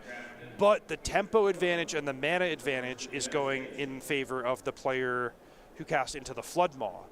And the game can go either way, where either there's a flurry of trading and you're really happy to have the long-term card advantage, the stock-up type of game, or it could be a pure race where sometimes that tempo and mana advantage is exactly what you need. Friends, just a reminder as the players finalize their sideboarding that if you would like to stay up to date with all the latest news, the latest MTG news and other TCGs sent directly to your inbox, then sign up for the Star City Games newsletter. You'll find out all about the latest sets, the upcoming sales, events as well. So go to starcitygames.com/newsletter.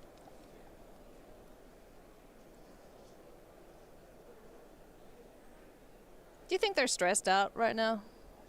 Or are they pretty chill? I'm sure it's all of the above. You know, like most of the people in the room are here because they enjoy playing. Yeah. At the same time, the pressure, it can span the range of like, this is fun because I'm experiencing a little bit of pressure and I really care about it and it's engaging and I'm focused. Or it can pass the tipping point where it's like, okay, this is actually unpleasant, and like I'm really like, my heart's racing, and I can't handle it, and that's sort of like both based on conditions and just your individual personality and experience.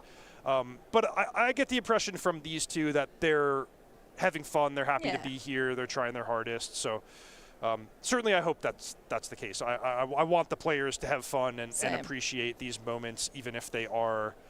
Kind of high anxiety.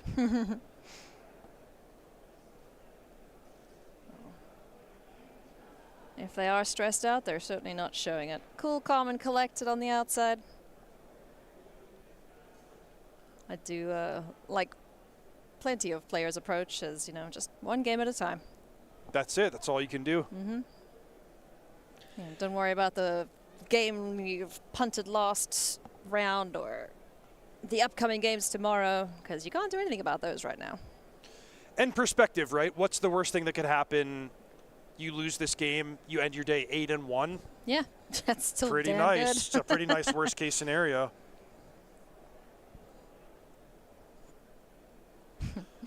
Remember, 6 more rounds of Swiss tomorrow. Records carry over. Yes. We can't promise exactly what record you need for the top 8, but we're looking at the realm of that 12th win out of 15 rounds. I don't think we've seen anyone go undefeated the entire way into the top 8. So if I can put in a request to the 8-0 players here, that would be sweet. As we are good to go. Here we go. Game number 2 of our final round for the day. This is round number 9. These are our undefeated players. We have one other undefeated player playing up against Chris Botello, who's technically undefeated at 7-0-1.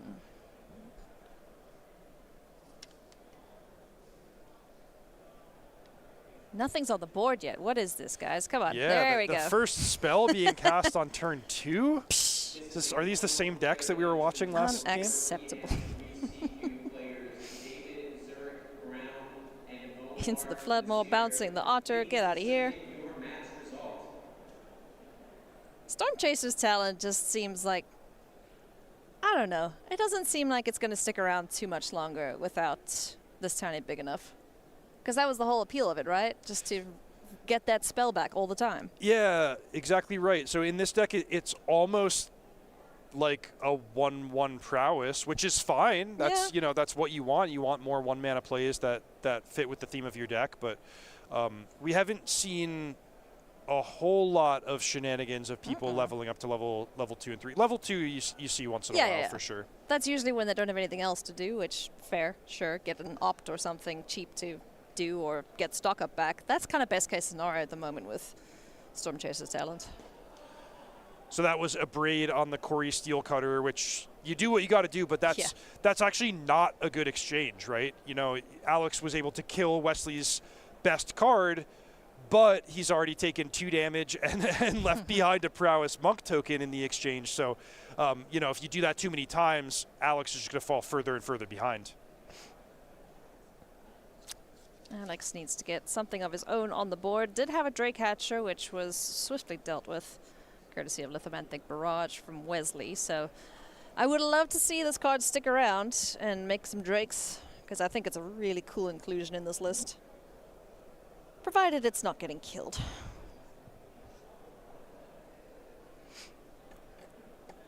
Another Corey Steelcutter now. Another Corey Steelcutter, but no follow-up play. That's unfortunate. Unfortunate, strange, makes me wonder, okay, what is Wesley holding? Could it just be a series of reactive cards like removal and permission? Turn passes back now to Alex. Does he have land number 4 here? Doesn't seem so.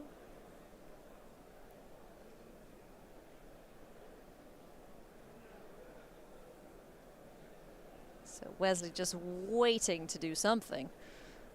In Alex's turn here, no doubt. Or bluffing exceptionally well.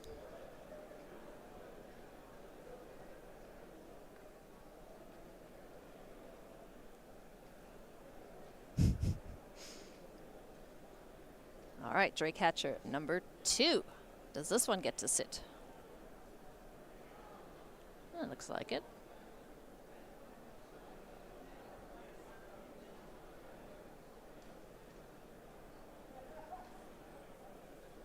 Okay. Is Wesley responding? Sure is. Into the Flood Mole, gonna bounce back the Drake Hatcher. So once again, we won't see that get in an attack. So interesting, that turn. Like Alex thought for so long, and then he played the Drake Hatcher before playing the sleight of hand, which makes me wonder, what's the advantage of playing the Drake Hatcher first? Yeah. It left him open to the Spell Pierce, but then at this level of play, was it bait? You know, was he trying to get that result, or sequencing his cards in a very intentional way? So, you know, I would love to get in the head of each player there thinking through a complicated turn like that. I would imagine Alex wants to get land 4. So if that is the case, then doing it how you suggested of, you know, have a look at the top of the deck first, sleight of hand, see if you find a land, and then follow up with the Drake. But what do I know? They're 8-0. Well, that's the key, is even elite players who are really successful, like, these are just challenging things, and nobody gets it all right. You know, you just try to get as much right as you can and not make the disastrous blunders, and that gets you pretty far in tournament Magic if you can do those two things. Yeah. Well, funny story.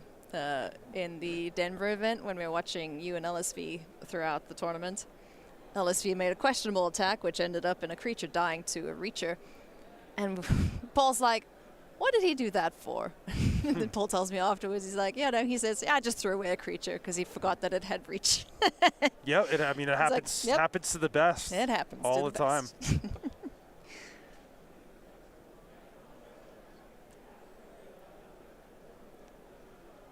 Still no land 4, but stuff on the board here for Alex now. Corey Steelcutter, an Otter, and a Monk. Drake Hatcher. Wow. Are they just playing the same variant of Drake Hatcher? Looks like it. Yeah.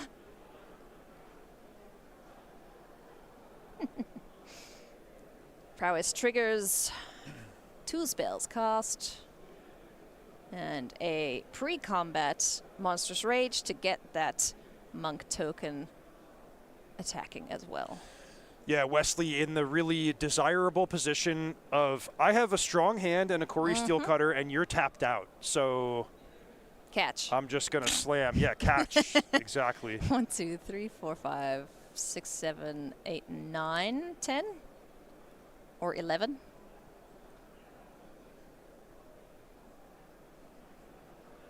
Ugh, that hurts.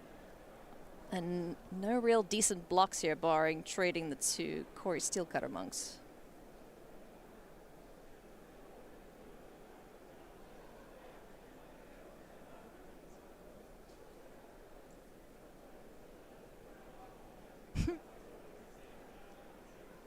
Oof.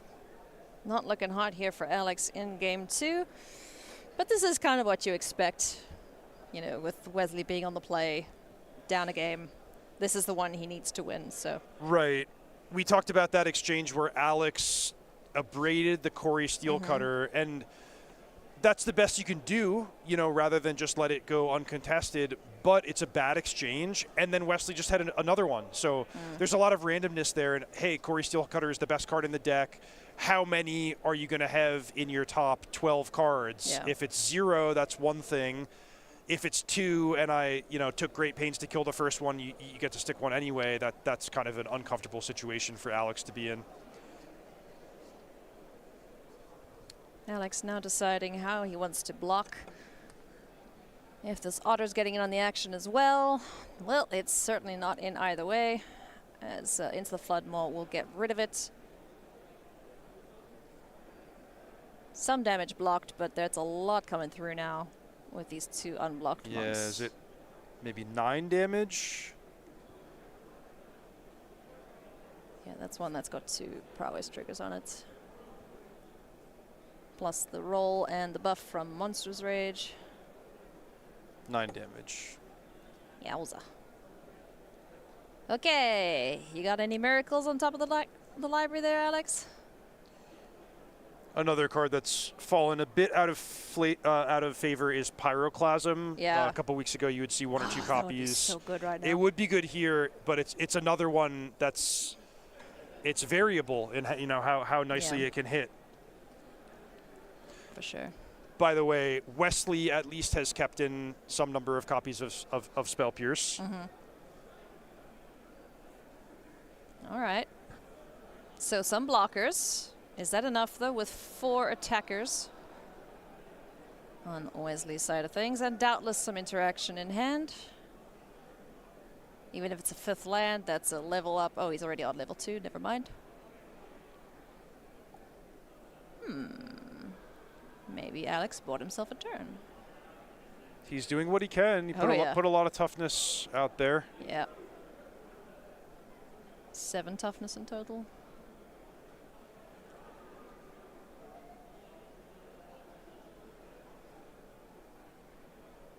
And all those creatures have prowess.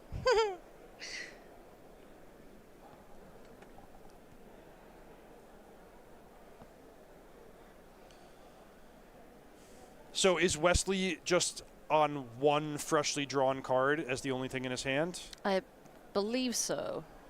So then that's a big draw. If he doesn't have a non-creature spell to cast, He's counting. then he doesn't really have good attacks. Yeah. Because what? Those are 2/2s, 1/1, and a 1/3? Yeah. He could equip the Corey Steelcutter to the 2/2 monk, but I mean 3/3 attacker is still not exceptional here. Yeah, it's an unfavorable trade there if the monk and the Swift Spear get in the way.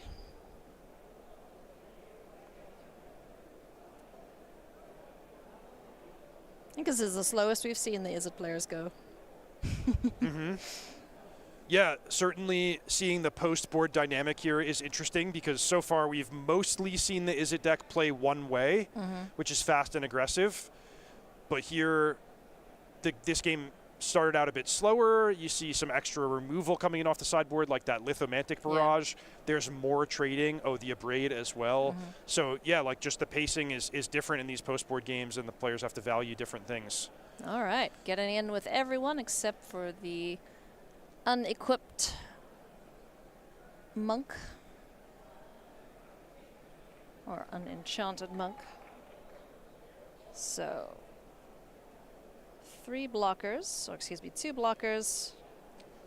Look to be going in front of the Drake Hatcher, perhaps. The way Alex is lining up blocks, he's almost representing like, hey, I just think you have nothing, and I'm going to make the most profitable blocks. Go to 2, eat your creatures, and if you've drawn a blank this turn, I'm going to win this game. Yeah. I mean, that's very likely without card draw, without a stock up. Yeah, so like if Wesley had drawn a non-creature card, is he attacking with the other monk? What's credibly being represented here is the question. And I like what Alex did. He guessed right. There's no non-creature spell. Yeah. So he took a big gamble. He killed off the Drake Hatchling. Nice. He lost nothing in the exchange. That's a great turn for him. Let's see if he can capitalize now. Sitting at 2. It's not the greatest place to be, but maybe he can make something of it here. And Wesley just played a land after combat. Yeah. Whoa, stocking up. Let's find some goodies. Ooh, what was that? Into Floodmore, I think. Now we have this fascinating dynamic where Wesley had the fast aggressive draw. Put his opponent down to 2. More lands, more creatures on the battlefield, but Alex, drawing out of the being stuck on mana, has this stacked hand. So if the game continues long enough where Alex can actually play the cards that he's amassed, he's for sure going to win. But Wesley has a few opportunities, couple of Burst Lightning still in the deck, Slick Shot Show Off. If one of these comes off the top, then he's got to hustle. That's right, he's got to hustle. Got to make the most of this opportunity to 2-0 in the 9th round here of this championship. What is he going to go for here? So the Drake Hatcher's currently, there's 1 prowess trigger on, right? Courtesy of stock up. Yeah. So into the Floodmore, get rid of that guy. So no more trample. That's excellent. Equip the new monk. Turn things sideways. Except for the vigilant one, obviously. Oh, surprise blockers with that Drake Hatcher are so much fun. People forget about it. It's like, oh, I have 3 counters on it. Surprise! 2-2. Yeah, so we're seeing all the good modes of Drake Hatcher going wide, making flying blockers. The vigilance is key here. The 3rd point of toughness is key here. So seeing why this is an innovation that's giving prepared players an edge in the mirror. I love it. And if you get to Monster's Rage with it, then you get even more counters on it. It's just so much fun. I was kind of a little iffy on it at first, but yeah, in this shell, it's so good.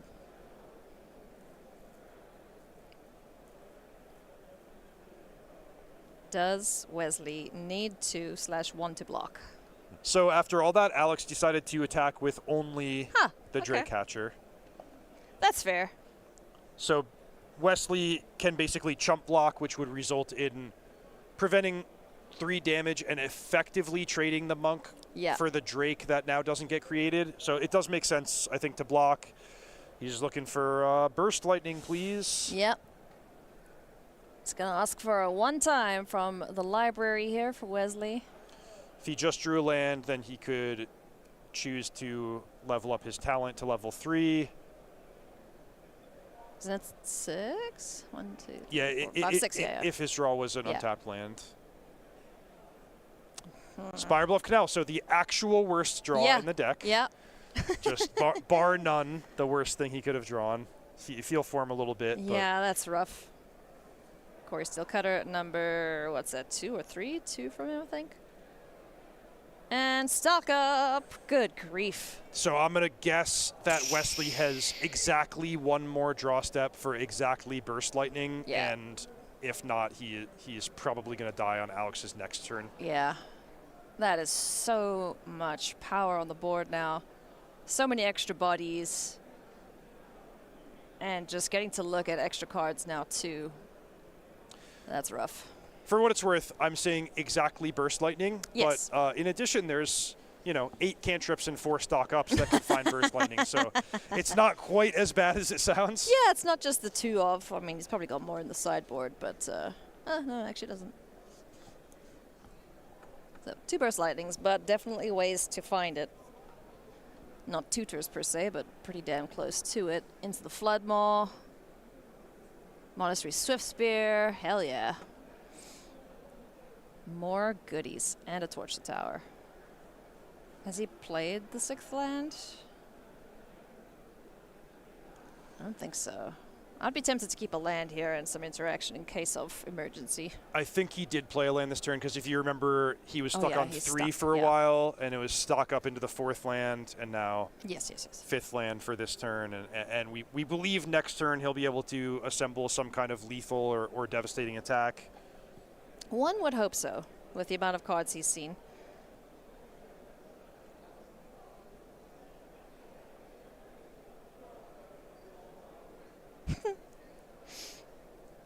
Nice that the players can have a good chuckle in the late stages of the day. Turn things sideways. Yeah. I mean, it's risky, but Alex can't play around a Burst Lightning. So the thing that you really want to play around here would be, like, say, a Monstrous Rage or Storm Chaser's Talent, level it up, and Monstrous Rage. Like, these are the things that you could plausibly leave enough toughness back to survive those. But Burst Lightning, that does it. You got it. You got it. You got it. Doesn't look like it. Importantly, though, 2 extra toughness represented by those 3 counters on the Draycatcher. So I don't think a Burst Lightning, or excuse me, a Monstrous Rage would get the job done. So is that 1, 2, 3, 4? Block with everything, please. Make a bird, make a bird, make a bird. Yeah, so, I mean, Alex probably wants to block with everything. Yeah, just shove it in the way. As long as it doesn't somehow cause him to lose a lethal attack on the crackback. Yeah. Oh boy.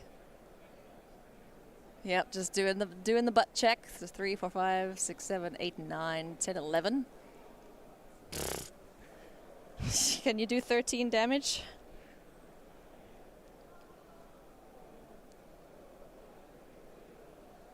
There's no way he's got 2 Monstrous Rages, right? No, he just has the 1 freshly drawn card. Yes. So, I mean, I don't know. Yeah, I don't know what could really be in question here. Scorching Shot? That's a sorcery, isn't it? A Braid. Ah, okay. Targeting Corey Steelcutter, then trade with the Drake Hatchling.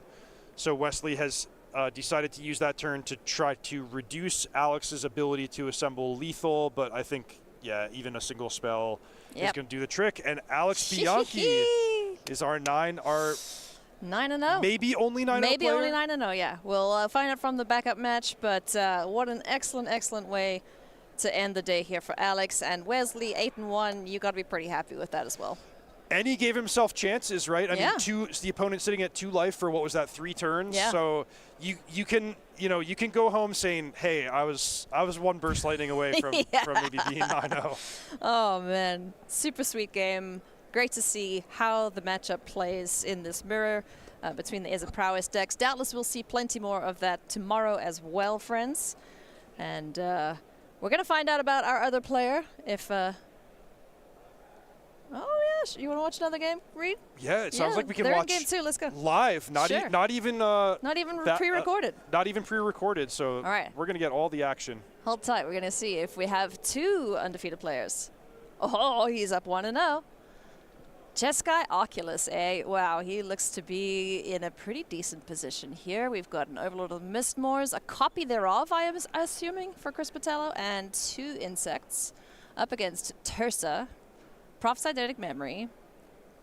What is that on? What are these 2? Is that the Makos? How big are those fish? Are they fish? I don't know. This is like the exam that they give us in commentary school. Yeah. Where they just throw this analyze this board state in front of you to say, okay, you have 20 seconds. Tell us what's going to happen next. Owies are coming, I assume, but there's no trample just yet. Tursa's just got haste. So, and there's 4 blockers in the way. So Chris is probably just stabilized at this point and needs to mount a comeback here to take down Owen Hayes to have only 1 undefeated player here as we end the day. So I like what you said with trample being, or the lack thereof being a key. That's one of the differences between Is It Prowess and the Jeskai Oculus deck. There's not going to be a Monstrous Rage or a Corey Steelcutter for Owen Hayes. Instead, he's just kind of looking to overpower the Overlord of the Mistmoors, which is tricky, but looks like he's making a good run at it if Chris can't supplement with like a board sweeper or some key spot removal spells. So getting in there to get the 4 insects back. That's a pretty big chunk of damage too. So is Owen interested in blocking here, perhaps? It's at 12. Go down to 4. Yeah, that's fair. So Tursa plus the Manifest Dread creature will take care of the original Overlord of the Mistmoors. No damage through. Or excuse me, 6 damage through. What that means, though, is Owen does not have a lethal attack on the board. Like, for example, if there were no cards in hand, Owen could have said, okay, I'll take 12 down to 2. Now I have 5 creatures against your 4 blockers. I win the game. He did not elect to do that. He's kind of settling in to play more fair and square and say, I think I can beat you over the course of a few turns here. Oh, is that... Oh, yeah, Steamcore Scholar. Oh, boy, something's going to get enormous with Prophetic Memory when it comes time for combat. Draw 2, chuck 2, unless you chuck a creature with flying. I do believe we saw an Oculus in hand. Jeez, like, look how big these 1-drops are. Biggest I've ever seen. This is a 1-drop I like to see. Something that scales with the game. Tursa Light Shadow once again. What's her second ability? We don't ever get to see it. If there are 7 or more cards in the graveyard, which there are, you attack and you randomly select a card from your graveyard that you get to play this turn. You do have to spend the mana for it. But okay. That's still cool, though. Yeah. I don't think we're going to see anything. Well, maybe we will. Who knows? So Owen has made all of his attackers lethal. So, you know, assuming no interaction from Chris, these all have to get chump blocked. Jeez. I like this. I like both of these decks, actually. They're really cool. But this Jeskai Oculus one, you can just attack from so many different angles. Yeah, this is 34 power and toughness on the battlefield. I mean, it's a lot. Good grief. What a enviable position, though, for Owen Hayes to be in. Up a game. 35 even. And just chucking creatures at Chris Patello's face. Oh, a Get Lost. Nice. Okay, so that stops at least the extra creatures from being manifested. And 1 critter survives, along with the copy of the Overlord of the Mistmoors. He's doing a good job of hanging in there.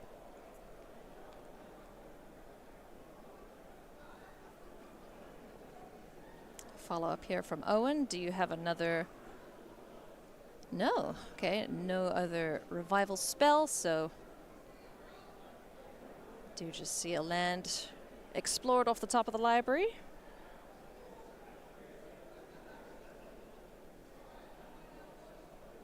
And,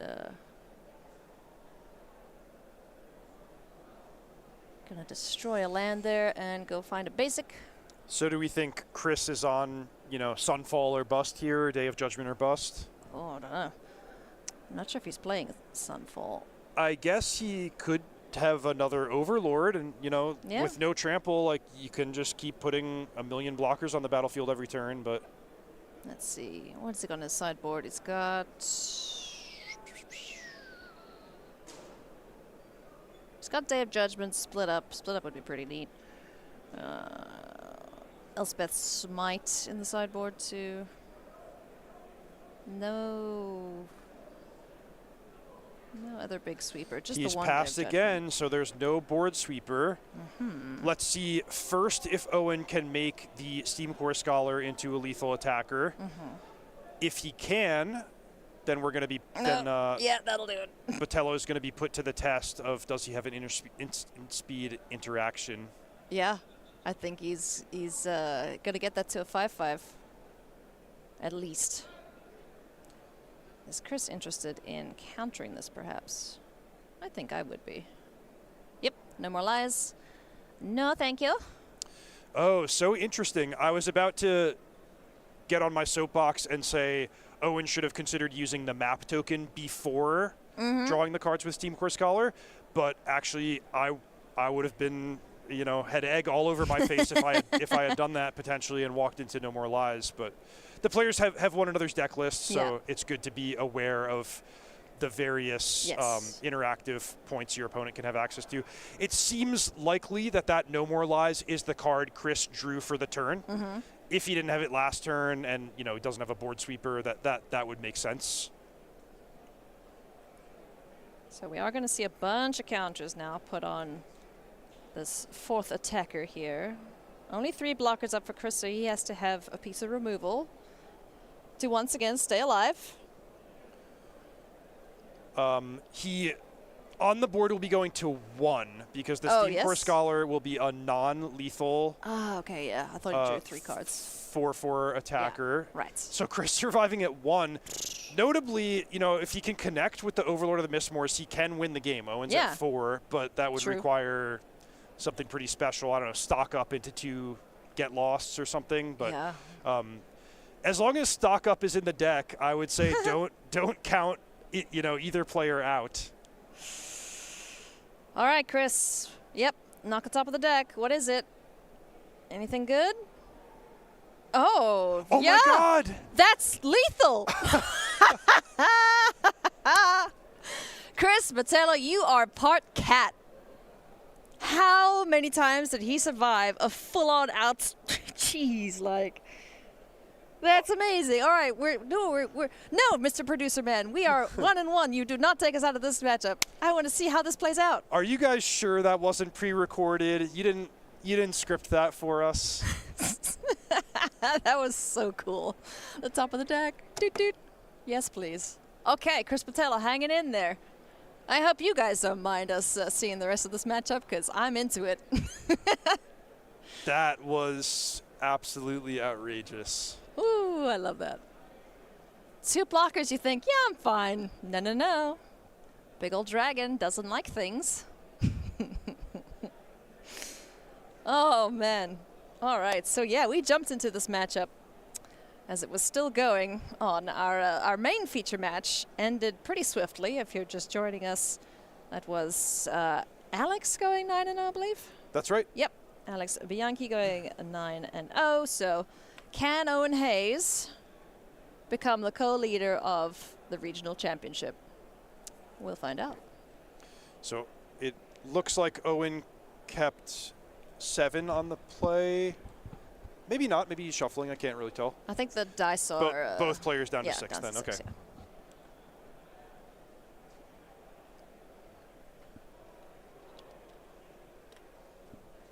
Oh, man. Chris, what a rip. That's got to feel good, huh? Survive, survive, survive. You're dead. Oh, we should mention, Ailey, we have the round clock there, ticking down to 8 minutes, yeah. 8 minutes for game 3. That could be enough. Yeah. You know, that you can certainly finish a game in 8 minutes, but it's something the players are going to have to play crisply. If the game goes in a certain bogged down kind of way, like that game 2 looks to have gone, then, you know, we could see time being a factor here. Yeah. I imagine that's what Chris's one draw is from. A game going to time, just, you know, grindy mid-range / control matchups.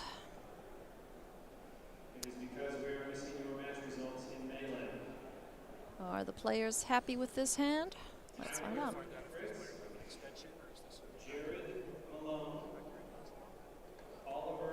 All right, we are good to go. 7 minutes. Let's boogie.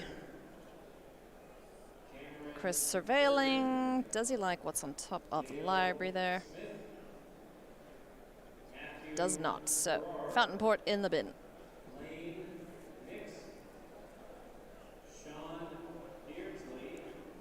Land go. We just learned the players have 3 extra minutes, so what you see as 6.5 minutes on the clock, actually 9 minutes total.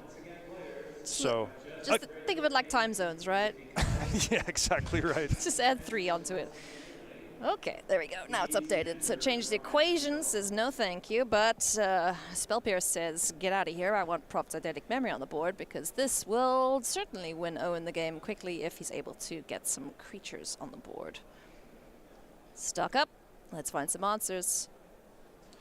Okay, so from this position, I have to pick Chris Botello as the winner if the game reaches a natural conclusion. You know, the opponent has mulled to 5. Here we see Chris resolving stock up at 20 life and a stable board. It's just the control player's dream, where, you know, if he navigates this carefully, he should really have all the resources he needs to win. But the trick of it is going to be executing the control game plan of, hey, I'm going to neutralize all your threats and protect myself. And I'm also going to deal 20 damage to you, and I'm going to do all of that in 8.5 minutes. That's the trick of it. So we'll see, you know, what Chris is able to put together. Pressure, pressure. Tap land. There's the win condition. Oh, birdie. Attack 10 times with that restless anchorage. Yeah. Oh, well, there is a bigger birdie in the way. Steam Core Scholars ×2 hanging out here for Owen Hayes. So no more lies, says no thank you. So funny when the Is It Prowess deck stocks up, the turn following, they usually deal you 24 damage, trample. When the Azorius control deck stocks up, the next turn they go tap land, go. Yep. That's it. Yep. Owen Hayes getting in for 6 points of damage. So those counters, just building his own little tank in the skies. So was that 2 times that Chris tried to counter something and Owen protected it with Spell Pierce? Yeah. Split up, though, we'll take care of Split up all against the them Vigilance critters. creatures, just so perfect. Change the equation, goodness me. Chris just finding answers aplenty here for Owen. What is that card? I don't know what that is. Winter Night Stories. Winter Night Draw Stories, 3, right. discard 1, Yes. and if you want, you can harmonize it a little later. That's cool. Sorry, discard 1 if it's a creature card. Nice. Wow, okay, and the 1-mana creature, which can pick up the counters from Froth's Eidetic Memory. So after the board sweeper plus the counter spell, Owen is still able to claw back. And I mean, this is not the first time we've seen Owen Hayes mulligan to 5 and make a great game out of things. Oh, yeah. But Meringue River Regent will say no thank you, small thing, and send the Mako back to hand. And now there's a 6/7 on the board. Can Owen deal with that? First things first, let's go Mako. Mako. I'm not entirely sure how to say it. It's a fish. / shark, if you want to be specific, but shark's a fish, whatever. / pirate. / pirate, yeah. Winter Night Stories once again. Draw. Oh, this is pretty sweet. So use that to harmonize and then give it all the counters. So big turn here for Chris. He's down pretty low on cards in hand. I think if this turn he has another big play or a stock up, he's going to be in terrific shape. Yeah. If his play is like, okay, I have a land, then I have to sweat whether I'm attacking with my dragon or leaving it as a defender, then the game can be close. But if we see stock up from Chris Botello, then I'm picking him as the winner. Oh, 4 mana. 3 steps ahead. Gross. That is gross, Chris, and I love it. Making a copy of Meringue River Regent, bouncing the 6 power little 1-drop again. And note with the spree ability, he had the option to draw 2, discard 1. He didn't do it, so that I think that means he has a counter spell. Gross. I think it means he has a counter spell. It means he has 12 points of power. He's gonna get the game finished in time. Yeah. And Chris Botello is gonna be one of our leaders at 8:01. Oh, but didn't have an answer for the removal spell, so the copy got. Meringue River Regents is all by himself. Cue the tiniest violin. But still attacking for 6, which is pretty good. And still representing lethal next turn if he wants to fire up the Restless Anchorage. Yes. Get out of the way, bird. Spyglass Siren hits the board, is going to spot a Fear of Missing Out on top of the library.